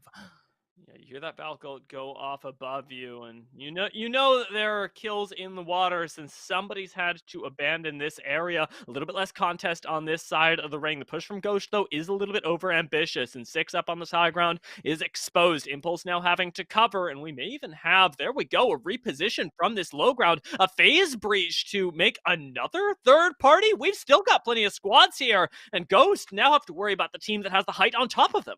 I believe that had or was Renegades there. We see Madness, Saucer, Pow Pow all falling. Nocturnal being the one to take out most of the pressure there in the kill feed. So I think that still might be TL, even though it was a full 3-man that pushed on top of them. It makes me question whether or not Guild was ever raised back up. But we get to take a little bit of a breather. Exit while they had an odd start. They weren't completely eliminated at this beginning, or at the beginning of this game here. Kenny, our Tomcat rat of the match, just hiding away, and I am surprised no one has found him yet. Especially because weren't ESA just here, like moments ago before they decided to push in? Look right there! We've got a couple squads next door as well, as C9 are starting to emerge, and a little bit of a caustic can could catch him out, or even an overpeak by C9 would definitely reveal Kenny. So playing quiet with the Kraber, maybe still able to pull off a kill, but has to play this extremely well to do so. Can confirm Guild is back up. Just saw him get the drop on Impulsive Dream. So TL is a full 3-man roster in their successful fight against Renegades. They're right on top of Ghost right now. Might be able to fish him out with some arcs as well, but the team from over by the Snake building has been putting in so much work, keeping whatever squad is exposing themselves on height dancing as the wingman shots come in. On the patio, I believe we had a charge rifle as well, which Nocturnal may be feeling a little bit sooner rather than later, but as long as you can edge guard this, you're going to be okay. At this point, it's much more about whether you can take the fights, and TSM, if we're talking about somebody who can take fights, they've definitely got it. Oh, this is this tunnel that we were talking about fairly early on. Not the one that C9 has held onto, but plenty of teams that existed in Lava Siphon definitely did. Reps, bubble down, Arcstar stuck there. How? He's into the void to retreat for now. Can he find the full bat? I think he's got the spacing. One of the best things about Hal's Into the Voids is the way they use it for scouting. Tries to get information, but doesn't quite get all of it. While Splash are trying to push in, there is a ring at their backs. They haven't gotten this entirely secure just yet, but with the Gibby knocked, things do get very difficult for TSM on the other side. It's got to be up to Hal, but cracked for 76 right now. Splash are starting to get confident, and they bubble up and push. All right, straight into the bubble there in response. Casellos will fall, but not before the Mastiff does the job for Oi Senpai here. 1v1. He's had to reload. He had to reload the R301. And Burholst has managed to pull it off. It is going to be TSM going down to the third party, but what a series of plays for them as Atlanta Premier end up grabbing that last bit of KP that was left on the map and whittling us down to just the top 11 squads. What a series of plays between Splash and TSM. I am still reeling from that bubble fight. Oh, Kenny, you gotta run, you little rat. You're already been found out. Straight to the snake building, and that'll be it. Our Tomcat Rap swiped out of the competition. Somebody's going to be able to grab that Kraber as well and potentially do some more swiping across the map. If anybody, I'd expect it to be C9 since they've got the bubble to make it that little bit safer. CLG spotting out Atlanta Premier, the previously bloodbathed tunnel. Now have plenty of opportunity. Had they been running Caustic, as I'd expected them to with Mamba, this would be even easier to hold. But as it is, I don't expect that they'll have too much of a problem since so much focus comes at whoever tries to rush this building. Yeah, it can be very difficult here, and more than likely you'll have the teams that currently hold the center position, that one right there, especially as they might fight their way down to take this specific area for themselves. Granted, there is a few other doors on the sides here that they could potentially play outside of, but then you're contesting against squads who happen to be above or behind you. So they're going to have to make a decision. CLG, they'll just have to take whatever comes at them. Their shot calling is going to have to be on point as well, since there are not one, not two, but perhaps even three squads that could push them. Atlanta Premier shot calling themselves on a push forward. Haven't lost a member just yet, but with Gas buying quite a bit of time, they may just have to exit the building entirely. There's not a lot of cover out here, and Ronnie's taking shots from another squad. They're going to go out, while Ghost are the ones to do it now on a push themselves to try and clean up in this snake building.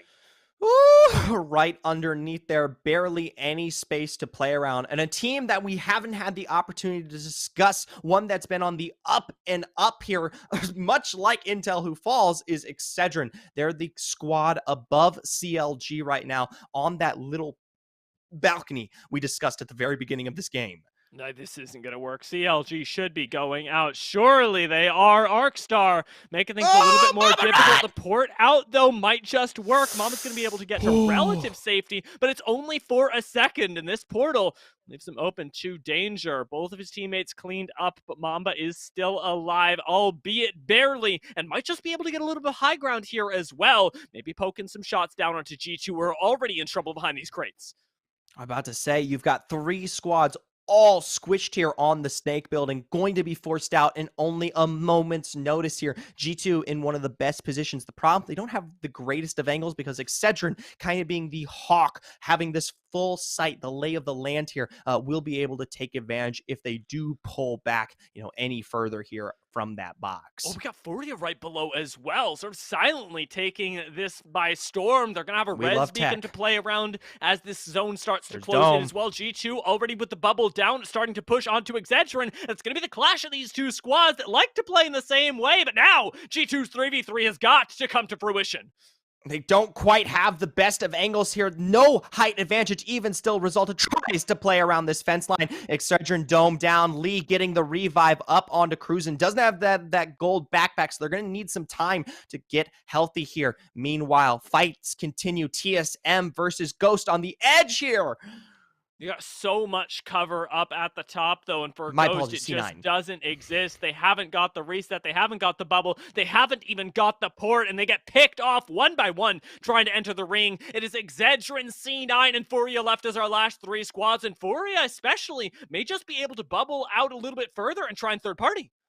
Oh, the fight already taking place down. here between C9 and Nice move, Excedrin. Jack. Furia extending out. Now Excedrin will be forced to drop. There is no cover in this zone, and that defensive bombardment is going to hurt. It's going to wreak havoc. Furia have to play the edge of the ring for as long as they can. Excedrin are trying to do the same thing, while C9 and Furia are forced to clash on the ground below. Excedrin are waiting. Excedrin are going to try and clean up. Excedrin here, they had that dome to work with in their final moments, and as a result, they survive and take Game 1's victory. Out there. But Ghost are thinking Gotta pull twice back. now that they Gotta don't pull have back. that defensive cooldown. And I like that they're respecting the fact that though they may have individually won the 3v3 against Furia, this isn't the safest position for them. 6. Looking for that big rotation here. If you can find the high ground kind of down into the stairwell angle here without losing too much health and it being an actual, win for himself, that'd be great. But it doesn't look like he's got any kind of direction there, and he's going to be pulling back here fairly quickly to the rest of his team. As soon as 6 started to look over as well and just realize that there wasn't a whole lot of cover here, things started to get tricky. G2 now even more applying pressure to Furia as they're coming in from the zone all the way off to the north. They've got a nice bit of cover in this ravine, but as soon as teams that are actually holed up at Skyhook proper start to pay attention to them, things are going to get a lot harder. They do have that Ash Portal to reposition a little bit closer, but perhaps they're evaluating this zone based on its likelihood of coming to them. And well, they don't have the next zone read. Well, and nobody that we have seen so far does. Who's to say they're wrong? Yeah, I mean, this is still a very tough area to play, whether they're right or wrong here. I don't think you're going to see the absolute perfect of circles that continues to pull up further and out towards the west here, where they kind of have this advantage in terms of the high ground angle. And as a result, G2 will be forced to play into the hands of Furia more directly. And of course, all those opposing teams who have such a great line of sight from afar. I mean, come on. It's just not a winning trade. G2 keep pushing up, going, yeah, we could take Furia, we could take Furia, and they can. Oh, they absolutely God. can. But they just can't take the other 6 people that are aiming at them as Furia wait patiently and just try and out-heal. G2 have already wasted so many meds trying to do this, and now are continuing to take the harassment because everybody knows that they're here. They may have doomed themselves sort of preemptively by just running out of econ so early. And Right. They're going to have to take an incredible fight in order to correct it. Back towards Vizio here, our marquee team of the day, given that it is, if you haven't heard, Vizio Week. Pick yourself up a lovely flat screen if you ever get the opportunity. They themselves still hold out this building, 100 Thieves just ahead of them. One of those teams that we discussed regarding the 6 who've got a lovely potential line of sight across the entire Skyhook area. Thankfully, discussing this next zone, they are still within it here, but I don't know how long that one may last. And if your point from earlier still proves true regarding the center of Skyhook, they might have a more direct rotation. Or we've had to fight up against renegades, or at least so it seems, taking cover under the bridge. It's up to Panders now, just on the horizon alone and healing up. He's going to get caught by the rest of G2, who have already lost a member and are ripe for the third party. And we'll see if anybody else has the guts to push out to them, as right now we know that there are Ash portals available. There are even missiles streaming in from above, and Ghost are looking at this, but they haven't had the confidence to push up to it just yet. And I can't say that I blame them. Shield cracked as well, but it's just not going to be a push. Instead, hopefully, Designful is going to be able to save Resulted with a very nicely placed phase breach just to make sure that the reposition's available for the Gibby. And now it's up to Designful to protect this revive, and it comes through. No one is able to capitalize. No one understands that that was the best moment to particularly pull the trigger here, and they continue to keep themselves fairly in zone. I mean, we made a major call very early on saying there's no way this zone is still going to be pulling into this area. And while it may not be the high ground that G2 were on before, they have now hoisted themselves into Fury's position. Something I am worried about here is they're not the only ones here. You still have teams like Ghost across from them. And we've seen squads win from this angle beforehand, but it's usually when they're able to take advantage of all these other teams rushing from Skyhook into this kind of final choke, and then you just get to laser him down. they've got to make sure that their backside is completely clear before they have the opportunity to do that, or they themselves will be in a fight during a rush like that. Yeah, it's going to be a balancing act on both sides, keeping Ghost at bay while trying to farm up as many kills from Skyhook as you possibly can. This next zone, though, won't force that many teams into the direct line of sight of G2. Instead, a lot more of those kills going to be going to teams that already have themselves building and who may even have a better spot in zone, because again, we don't know. Likelihood does seem to be the G2 and Ghost will continue to get pretty darn favored by the ring, especially Ghost, who are playing safe for right now. But it's G2 that have more kills, and both these squads are taking a gamble by sitting out here and playing for endgame. Back towards Excedrin, our winning squad from game 1 here. They've got a nice angle where we see G2 fairly early on here. And actually, it's Esports Arena who are making that rotation in there. Skittlecake's down, knocks gas grenade. They're looking low, knocked the only one up. And just as quickly as they rotate in, they're punished for making hasty movements. And now, of course, Ghost are on the hunt. I mean, sure, you see 3 people drop directly on top of G2, and it's the best time to do it, especially as the zone has even more fights going on towards this opposite side. Xset do win a fight on the roof and actually may be able to get revives off for free as there are squads still fighting below them, but Ghost haven't won the fight up against G2 just yet, and Bat by Impulsive Dream is going to lose them crucial time in this fight. Cracks do come in for a moment, but Ghosts are far from actually being able to secure any KP. Instead, just picking up a little bit of loot that was left behind. And while they may have a pretty decent position, it's not what they were looking for, and it isn't even entirely theirs yet. Other teams, Vizio here making their own extent out from the building. Razor, a bubble-on-bubble fight here. They find the first knock onto Fearing Live, turn back around. They've already found 2 knocks for themselves, so it's typically a 1v3 scenario, but another team is also coming in here. Watch Fury very low right now. Does manage to pop the shield back just in time, but then instantly gets taken out by a pop over the wall. It's TSM that are showing up to clean up this fight. Third party and Phony is buying all the time that he can with his teammates to try and get the heals off. TSM, though, running marketplace. You can tell they put their practice in over by Fragment. A fantastic rotation in here from TSN, taking advantage of that third party, and Dresav, my apologies, going to be taken out as a result. So 2 major squads to play with in terms of the loot here, but still nowhere close to where they need to be into the zone. And this is what I talked about very early on, how most of these buildings are no longer going to be in play. You're fighting up against this hill. Expect defensive bombardments, expect bubbles on this rotation as Hal beamed from the side here. That's going to be Phony swiped, however, by our Tomcat. Hal, though, with no bubble, there we go, off cooldown just yet, was running the risk of being fully thirsted, and no respawn beacons anywhere near them. It would have been a pretty bad time to go down. As it stands, though, we will be able to get the res off. Res is able to pull that. Well, Verhulst just lays into teams that are trying desperately to rotate into the next ring. TSM aren't in it yet, but they've got a little bit of height. They've got a little bit of cover, and moreover, they've got fights going on to both sides of them that they can start farming kills off of. Hal makes the call to go down a little bit further south, but they've still got just one more Valkyrie they can clean up. A kill falls into TSM's hand, and they are starting to look like farmers, just harvesting these kills. They've got themselves the little bit of safety here in this crevice. Notably, Premier successfully clean up Oxygen, who were the ones to clean up Ghost on their rotation in. They're going to get their last standing member back up before they take this fight, as there's also 2 other additional squads just playing out of this building, being both C9 and Nerf.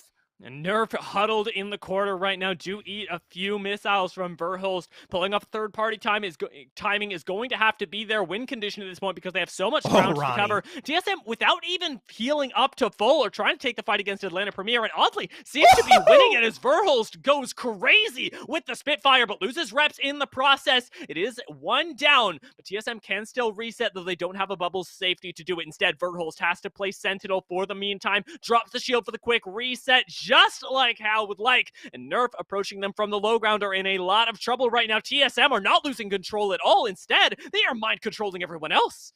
Now they have the little bit of high ground, this verticality to play around, as they have also this kind of cover on the back end of this crevice here to work with. They're going to be playing directly towards C9. What I'm very interested about is whether Nerf are the ones that'll have to be forced to fight first unless they pull up further towards the west here.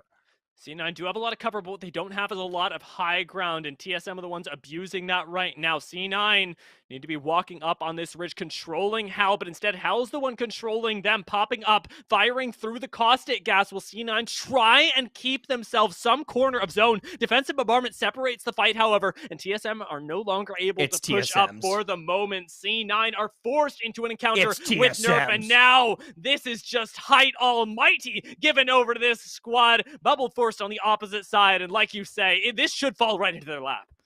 Across from them, Nerf now going to be forced to fight C9 as well. The two squads dealing damage into each other. As just watch as TSM beams the rest down, taking the second victory here on Series E. Here, going more directly into that POI.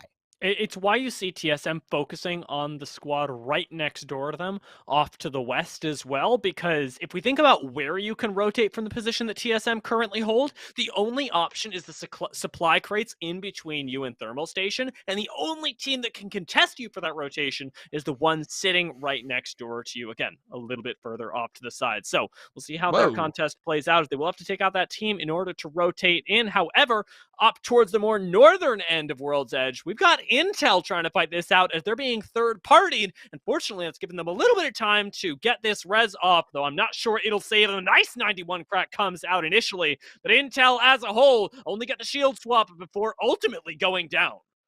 Yeah, no chance for them there. Like you said, a third party that comes through. Complexity, the ones that clean this up. Notably, G2 had to look for an escape here.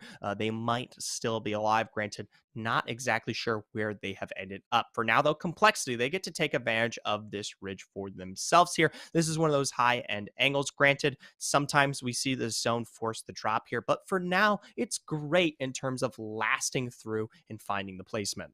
Really big props to Mooney and Fearless, by the way, for actually finding a knock with perhaps 215 health between them at the start of that fight, being able to still get Monsoon down, make this a little bit more difficult for Complexity, perhaps dooming them to a third party if one was incoming, was really, really nice moves. And Intel do still leave their mark in the minds of Complexity, who currently hold the highest ground inside of the next predicted ring.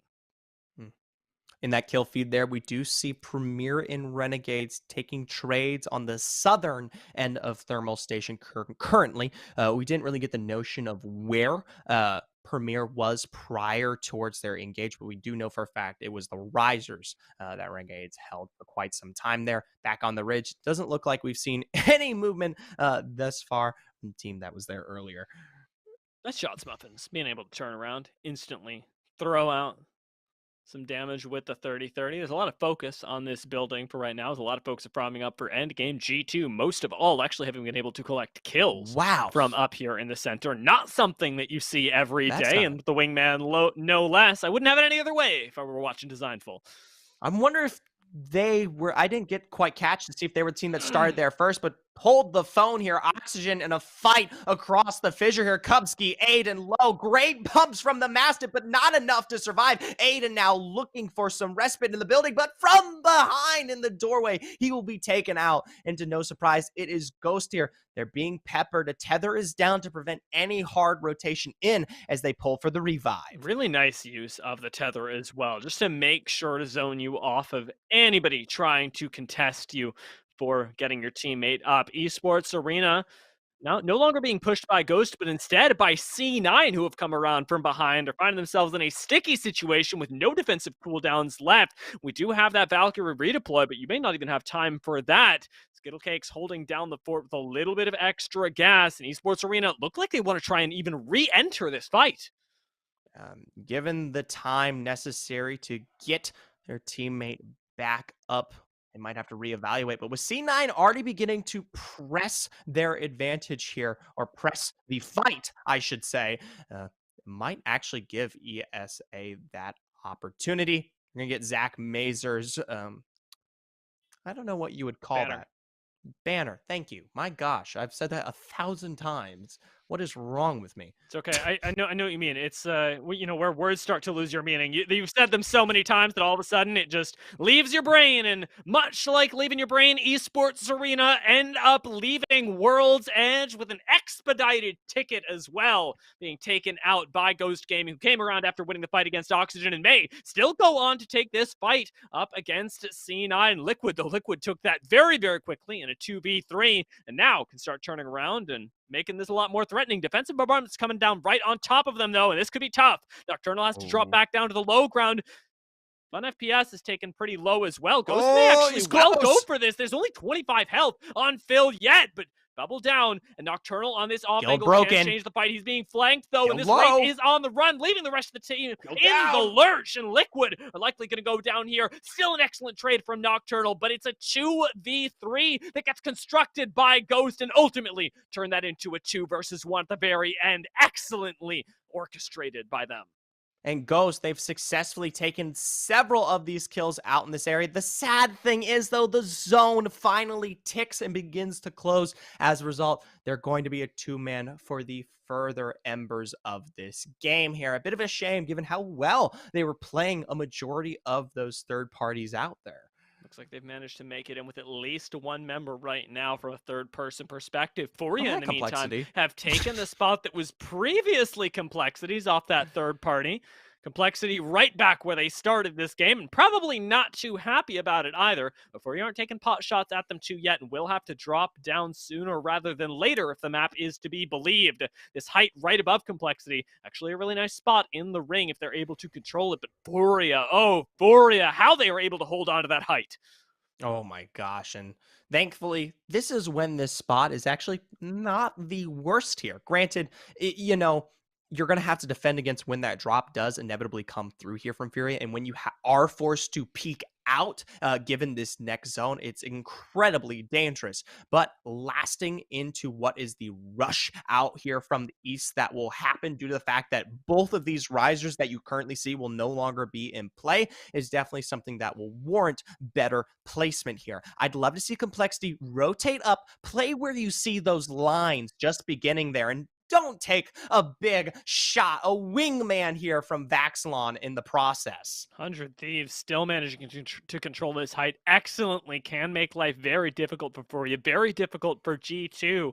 They're opting out of both, thinking about the rotation into the next zone, which is arguably where they are the weakest, likely having to make use of the redeploy. They've got a little bit of height available to them inside of it, but it's difficult to access. And they may just have to do it on foot even if they want to try and get down to the low ground and take on Complexity. It's going to have to be a really clean 3v3, though, and I don't know. The Thieves are in a very, very tight spot. Yeah, it's going to be dropping down to the fissure. You can see them already paying out the box right ahead, the little bit of the tanker. The issue is they've got Complexity, right? And as long as Complexity exists there, it will never be a secured position, as well as, let's not forget, Furia, right? But now this is immediately, here it comes.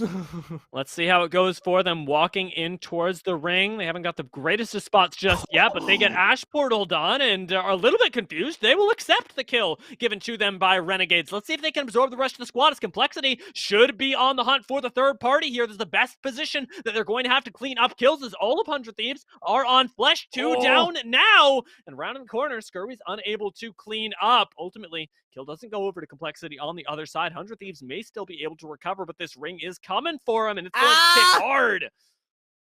They might not be able to get Ammo. They got to punch their buddy to freedom here, and just barely Anmu is in, but from above, G2, they're the ones that take advantage and go for the full thirst there, bringing 100 Thieves down to 2. And now Complexity right next door to them do have a 2-man they can farm up. This is tough for them, but with G2 up on top, this is a G2 world that we are living in, just temporarily taking up some space. Furia have managed to res up on the side as well, and are operating as a full 3-man, but holy moly, G2 could not have rolled this spot better, and playing center zone no less, they've collected at least 6 kills. This is just absurd. Now, here's the thing. Furia, complexity. They got to make this kind of gentleman's agreement here. At a certain point, G2 will be forced down. Granted, they have so much cover to work with here, but once that drop comes through, you get to worry about teams like Excedrin that are right beneath you and have been all game long. That's going to just sway the current advantage that G2 have for themselves and give more of an opportunity towards squads like 100 Thieves, Complexity, and Furia themselves. I wouldn't mind seeing Furia even use the Singularity if they have it available to force Complexity and 100 Oh my Thieves gosh. together, but instead, they're bubbling up and actually going on the aggressive. What looks like a large misstep from Cat Furia Kramer.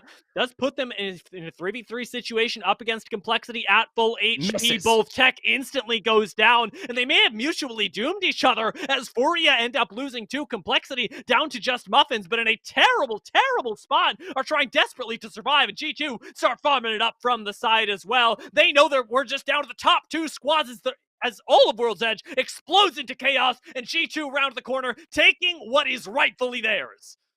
Vaxlon looking for that escape, and G2 finding success in their starting point of all places.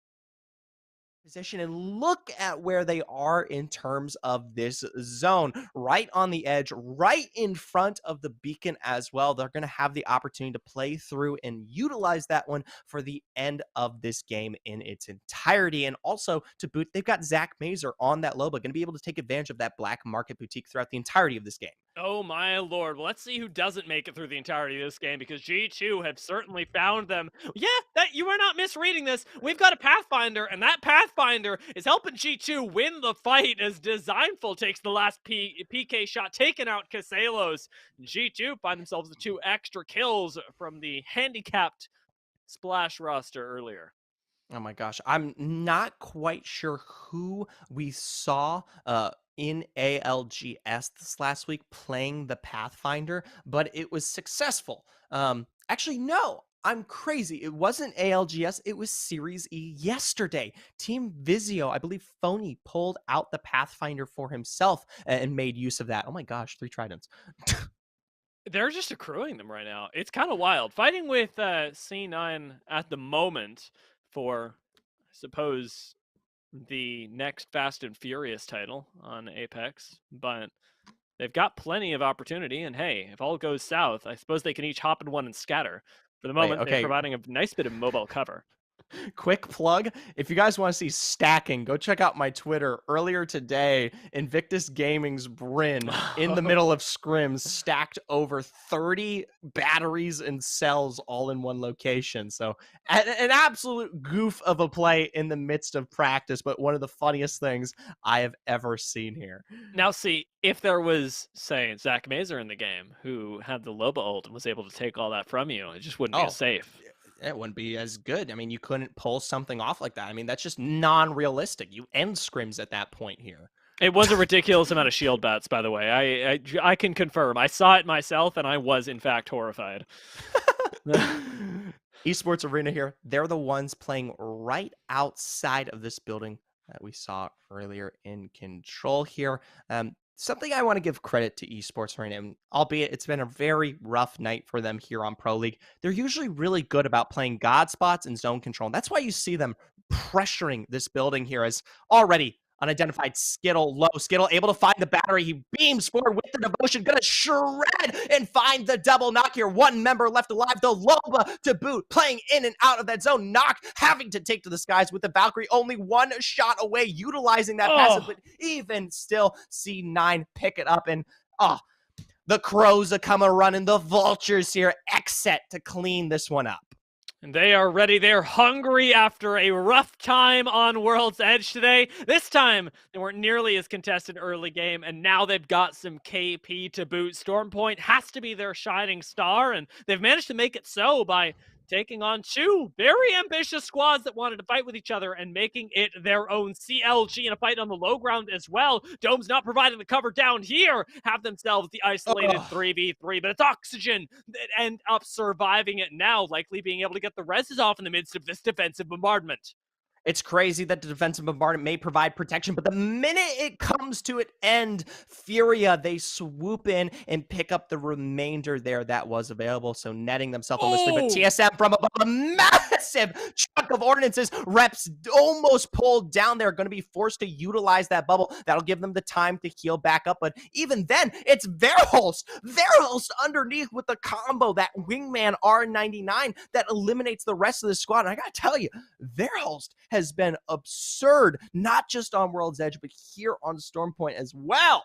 Yeah, it is an on day for him right now, and after cleaning up with the backup of Reps' sick ordnance as well, TSM are well positioned to be able to move in towards the next ring. But that's the only thing they've got to worry about right now, because with all of this loot and all of this time, this strategy that gets them a pretty far distance is their one concern, with G2 having many different ones now in the form of somebody trying to push them with a lot of open windows as well. Resulta turns to face the Gibraltar up the stairs, isn't quite able to take him out, and Xset claim themselves a few more kills. Now trying to escape, however, as the rest of G2 are on their tail. Vayne doesn't have the bubble just yet. Should be able to get to the low ground. I believe that's a separate squad coming in there, as I believe they take towards the high end. Klein will be fully eliminated here. Vayne will be playing on the inside of what looks to be a water park. And for the first time here on Stormpoint, one of our Tomcat rats looking to be swiped away. Might be able to pull off some recoveries as well, depending on how much chaos goes down in there. No defensive bombardment makes this really difficult, though, and it doesn't seem, at least initially, like it's going to be too simple for them. Tether doesn't connect, but with the next zone starting to pull in, I wonder whether you actually have the time to commit to cleaning up this last member. Intel, though, in another fight off towards the side here, where we saw Renegades and Complexity sitting earlier. A zone has continued to pull here. These two teams' predictions have really paid dividends.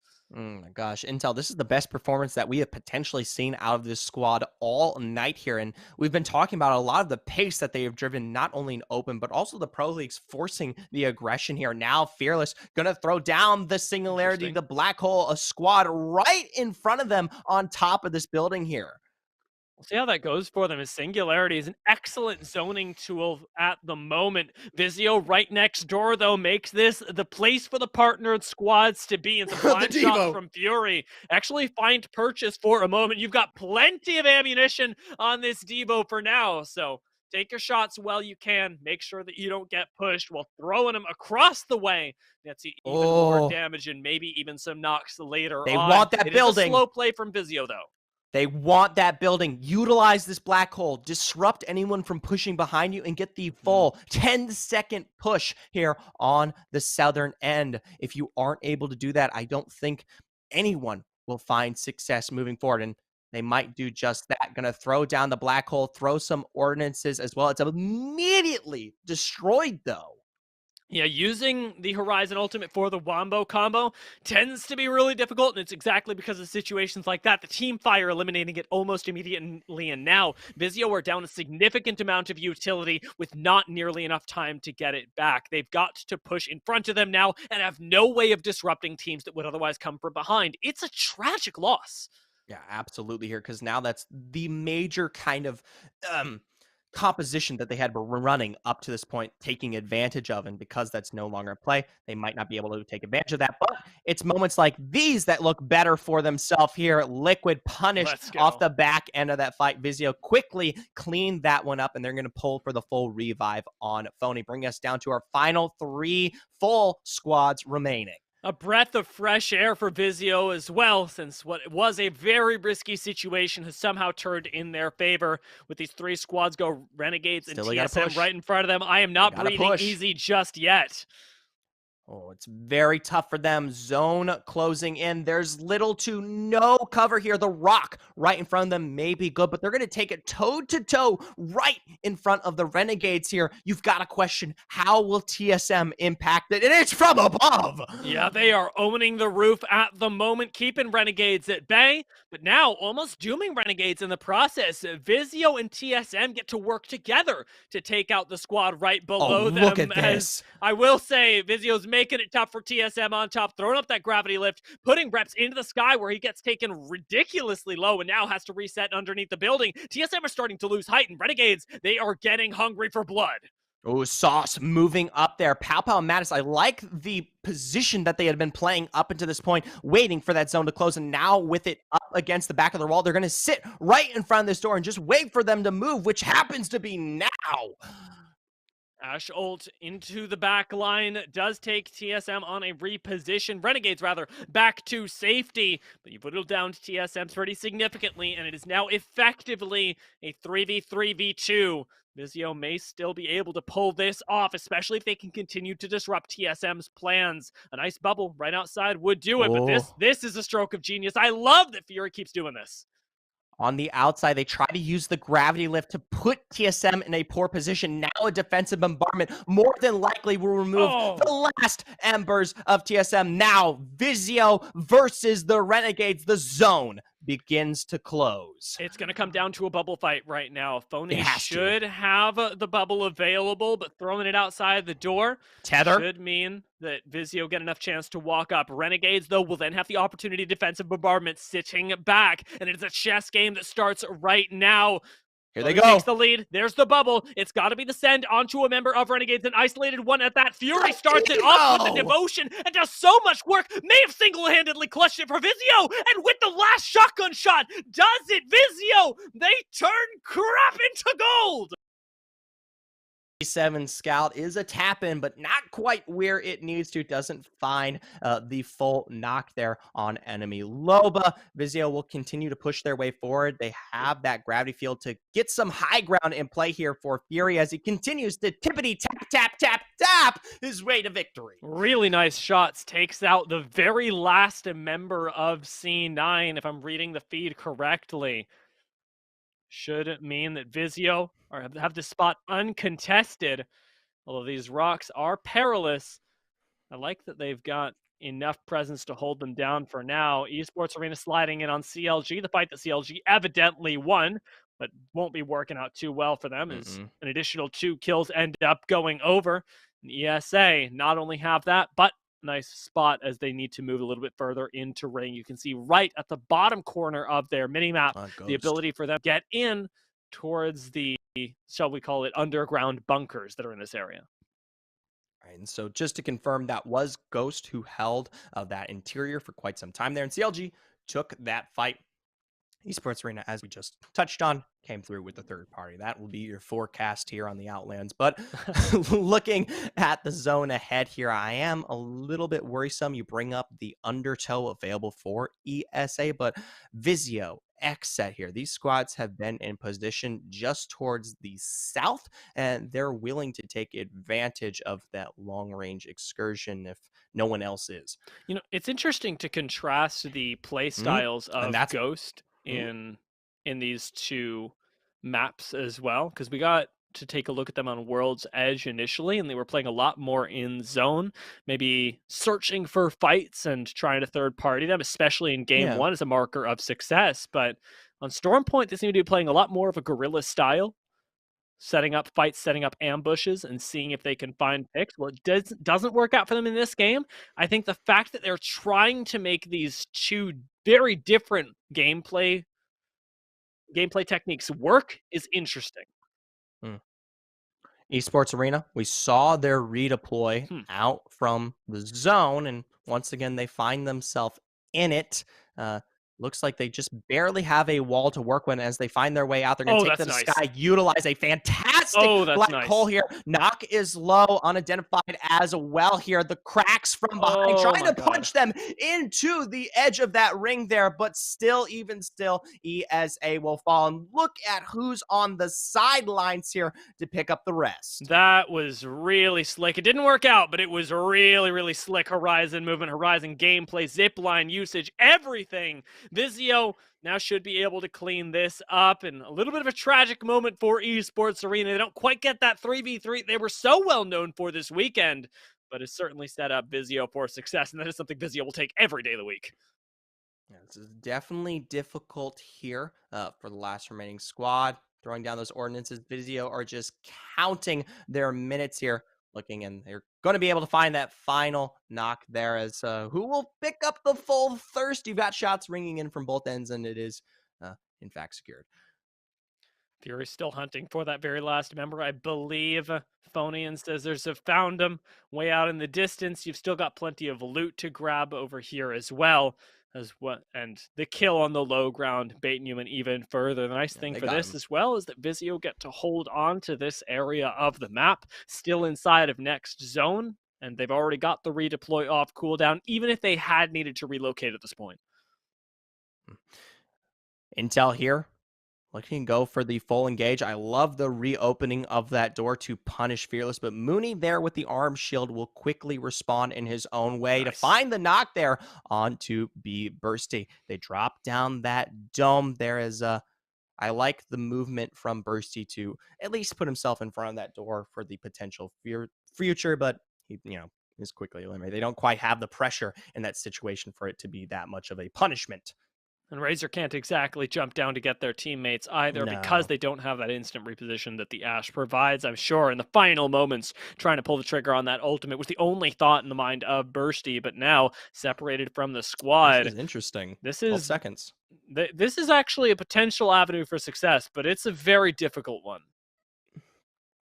Zone about to close in here, and it will be fairly fast. They're on the thicker end of this one, so have to be very careful as Intel, though, on that low ground has to worry just as much or more. So force this fight immediately. Horizon to the sky. There's that black hole going to pull Fearing away, but the rest of the team is showing up late.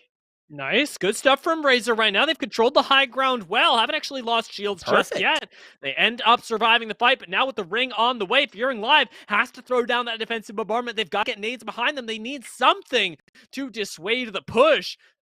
Defensive bombardment, though, a little bit placed too far behind, puts Razor in the position where now they must fight again to make their way into the ring, and this will likely be the end of them, as no additional damage coming in from the skies.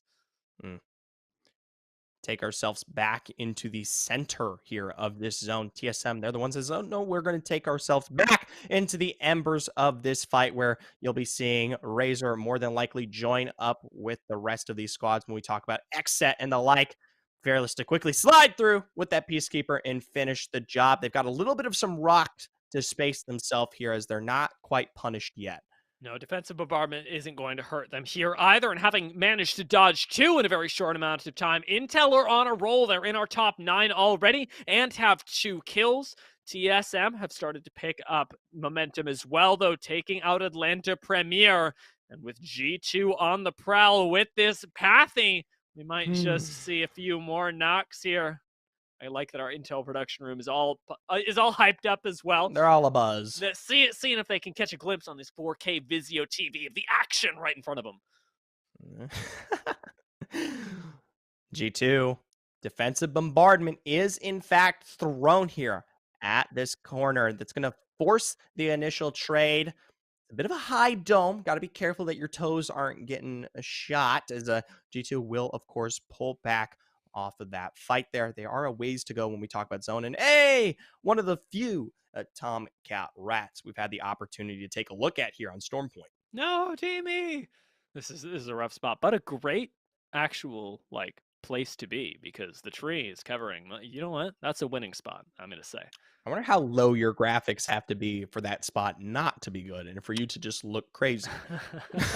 I think you're going to be pretty darn low. Trees are pretty heavily prioritized, especially on Stormfront. I was surprised at how much foliage could cover you, but this map does really demonstrate something else. There's some game sense that's got to kick in at times. You know what I'm saying? Yeah, they're sniffing that one out, whether they like it or not. G2, this is what's going to count for them, though. Valcolt. You're okay. I think the Valcolt is very risky into a situation like this. I much rather see them. Maybe I'm a little quick to assume here. That's a tough fight, but if they successfully take it, less than 10 seconds, quick pacing, should be okay. They've decided to go for it. Tether does catch Gent on the way in, but evidently the squad on the low ground that I believe is TSM is opting not to take the fight on 2 fronts. Xset, though, with a very nice angle, does at least find the initial hits. Their wingmen have been on point today. First Vayne, now Klain. With Liquid holding down the lower floor right now. Oh my Matter of gosh. holding this door. Splash trying to disengage from G2 that were behind them. And do have a little bit of extra cover with this care package. They may be able to survive, but defensive bombardment and Prodigy Aces split from the squad makes things difficult. Because remember, G2 are not done. They're going to be coming in right behind you. You've already lost Prodigy Aces. You've got no way to pick them up. Oi Senpai is burning. And now people are coming for you. They know. They smell the blood in the water. I was going to say, it's not just G2. You've got Vizio, who have been holding out here towards the north. Of course, they're dropped out of their initial position in that building, but their angle is so good here, and that's what makes this team really shine. They don't want to give away too much, though. Stepping up like that is a quick realm for punishment when we discuss Furry's current positioning. So, pulls back, just going to wait away as intel might be done for themselves here. It is the punch, though. With one member left on TSM, though, we may just get a third squad wipe. We may be moving down to 2 squads at this very moment. Singularity is perfectly placed, and Vizio don't even make it look close as they take out 2 separate members of TSM in under 5 seconds. This third party was massive as well, but Renegades have heard this. Renegades have got to be coming, and we don't have a lot of defensive cooldowns Deja on vu. Vizio. Bubble's not even up yet for either squad, and Renegades throw out that defensive bombardment with a lot of cover above them. Secret was already taken down, though, as instant reaction time from Renegades throws down that bubble. They round the corner. They take out a second member of Vizio, take out that third, and Renegades take game 5. The cover that these rocks provide is not great. And remember, G2 can take the caves right above this to get yet another angle on you. TSM are playing this pretty safe, not overextending for these kills, but still making life very difficult. Running low on the meds, though, is something that I'm noticing. Verholst only 2 shield cells left, and TSM are in much the same situation as G2 were, in game 2, where they desperately need a fight just so that they have access to sustain. Hopefully Nerf potentially falling out here towards the west may give them that opportunity. But the problem is this zone doesn't really allow for any kind of rotation. It's so open, and you have to worry about the high ground that is still in play out here from Stormcatcher, which a team can easily find shots, or C9, of course, on the other end, who have their own high ground advantage, could easily capitalize on just as well. Trident cover doing wonders for Abralele. They trade shots back and forth with Renegades. These head peaks are nasty. Abralele, just one more shot, we'll have Red Evo. Be a worthy investment for the C9 squad, as that extra collective 75 HP can be the difference maker. Another black market boutique. Maybe get to take advantage of the death boxes here from Nerf as we tune into turns. Our Tomcat Rat of game 6 here. This time around, much less foliage for the Nerf squad. Got a question for you. Is it inappropriate to meow when the Tomcat Rat gets swiped? I don't think it's inappropriate, but I'll let push and spirits be the deciding factor regarding whether you work here again. So, take your own risks. Okay. I'd do it. Yeah. Okay. I don't give a damn. I'll think about it. There was a moment where I was like, do I do it last game? But there we go. It's Mazer. Let's go. That's much worse than I expected. That wasn't even full meow. You should sing around my cat. Oh God. You know that one musical that's just terrifying? Yeah, Cats. Oh, is that its name? Yeah. Oh, that's oddly topical. Either way, it really is. It really is. That's what I'm getting reminded of. It's like a human saying meow. Because have you seen the musical, or will any references be lost on you? You try them. Okay. Well, I'll try and sneak them in during this game. Chat will be the deciding factor on that one, not me. All right. Well, all I've got to say to chat is, if you've seen the movie, yes, it's awful. But if you haven't seen the movie, the actual musical itself, you might actually enjoy the references. Ooh, Lord. I keep hoping that we're going to get a team that is dialed in enough to knock a Valkyrie in that split second right above the bubble, but haven't quite seen it yet. No, not quite here, as CLG, one of those squads that just found their own redeploy. Now we take a look at Excedrin. Remember, last time one of our partner teams tried something like this, they ended up as a Tomcat Rat. You don't want to be on the other end of a Dia Meow here. As a result, enemy will in fact be down, trying to find some cover underneath this POI, but he's got to crawl through the water first here. Thank God Xset aren't here, because otherwise Excedrin would be dead. These guys were the goats of setting traps in this area, but with them not around, enemy may still be able to be rezzed. CLG throwing in the damage, trying to decide which way they're going to go, but are ultimately going to be forced into heading south now in the waiting arms of several squads that know that they are there. You got a little bit of time as CLG, no redeploy just yet, as they had used it to relocate to this position. But yeah, this is going to have to be a crazy couple shots from either Mamba, Nano, or Vetro to break this fight open. They don't particularly have to take this one, right? They just need to keep the pressure in store for when that redeploy becomes available. It's only seconds away here, and they've got the time regarding that zone to make that one happen. So I wouldn't like them to take the fight. Obviously, a redeploy is very risky, but it's much better than fighting down into a zone that you don't even really have access to. Oh, right now they're getting pushed up on, but a very nice crack opens it up. Nanos hit purple as well, and strikes for flesh. This could be the game changer for CLG. Thermite's not going to connect. Defensive bombardment also not enough, as it's Ghost that they are fighting against, and Ghost that are going to opt into it at the end of the day. They've got the shields still. They've managed to recover. Can they take on CLG? Not having dropped a member just yet. The movement from Impulse takes him out of the fight, but he is hunted down by the members of CLG, with Rakanishu having to hold it up. He slides in with the flat line, but doesn't quite get the shots off in time, and CLG manage to turn again, grab into gold. Oh my gosh, there, CLG. We had stacked this one up against them here. Now they're able to take advantage of those kills, as well as what might be their eventual redeploy if that zone proves a little too tough to sneak into. Vizio are going to have a pretty nice time here as well. Speaking of zones that you're going to have to sneak into, because they have height on what is now going to be the approaching CLG squad and the squads that are over to their east, who have to rotate in from the buildings on low ground. This should be a place where you can get a lot of damage, pick up that very last red Evo. Now in the hands of Phony, who needs to get this one off purple, but more so the kills that you can rein in. From above, Liquid are actually considering where they can land and may just end up pulling a nerf from earlier. My question as they land here is, where on earth did TSM go? TSM go? Well, they're taking fights against G2. The Kraber's in play. Reps on that one. Renegades also pressuring as well. This might be it for G2's reign here into this game. They've got to be up to the north then. You can only imagine CLG may even have landed on TSM, as if the highlights do not lie, it is them right in front of CLG. A little bit of rock does manage to cover the majority of the squad, but the Arc Star is just disgusting, and Hal now walking up is going to be able to collect 3 quick kills. CLG just got taken down by the Arc Star that is made beautifully by TSM. And now with massive KP picked up here from TSM, I don't want to call it just yet, but remember, 10-point advantage. G2 no longer in play at 9th place. If TSM continue to play this one out and find themselves even into the top 5, I think they might be our victors here for tonight.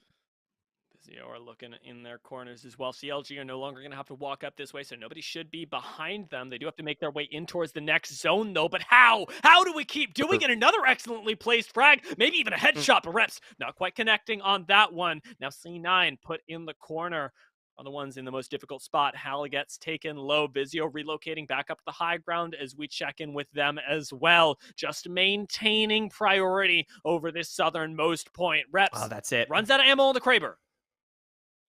What does he switch to? What's available here from Designful? Does he like what he's got to offer? It's the Wingman. Not quite as powerful, but somewhat of a similar range of play here. We'll see what Reps is able to do with that one. As on the meanwhile, successfully, Hal, Verholst, they combine to take out Renegades. Getting whittled down to nothing. TSM have managed to essentially eliminate Renegades from play, but Hal gets taken down by Vizio on the low ground. Remember, they want to try and turn this around into a win.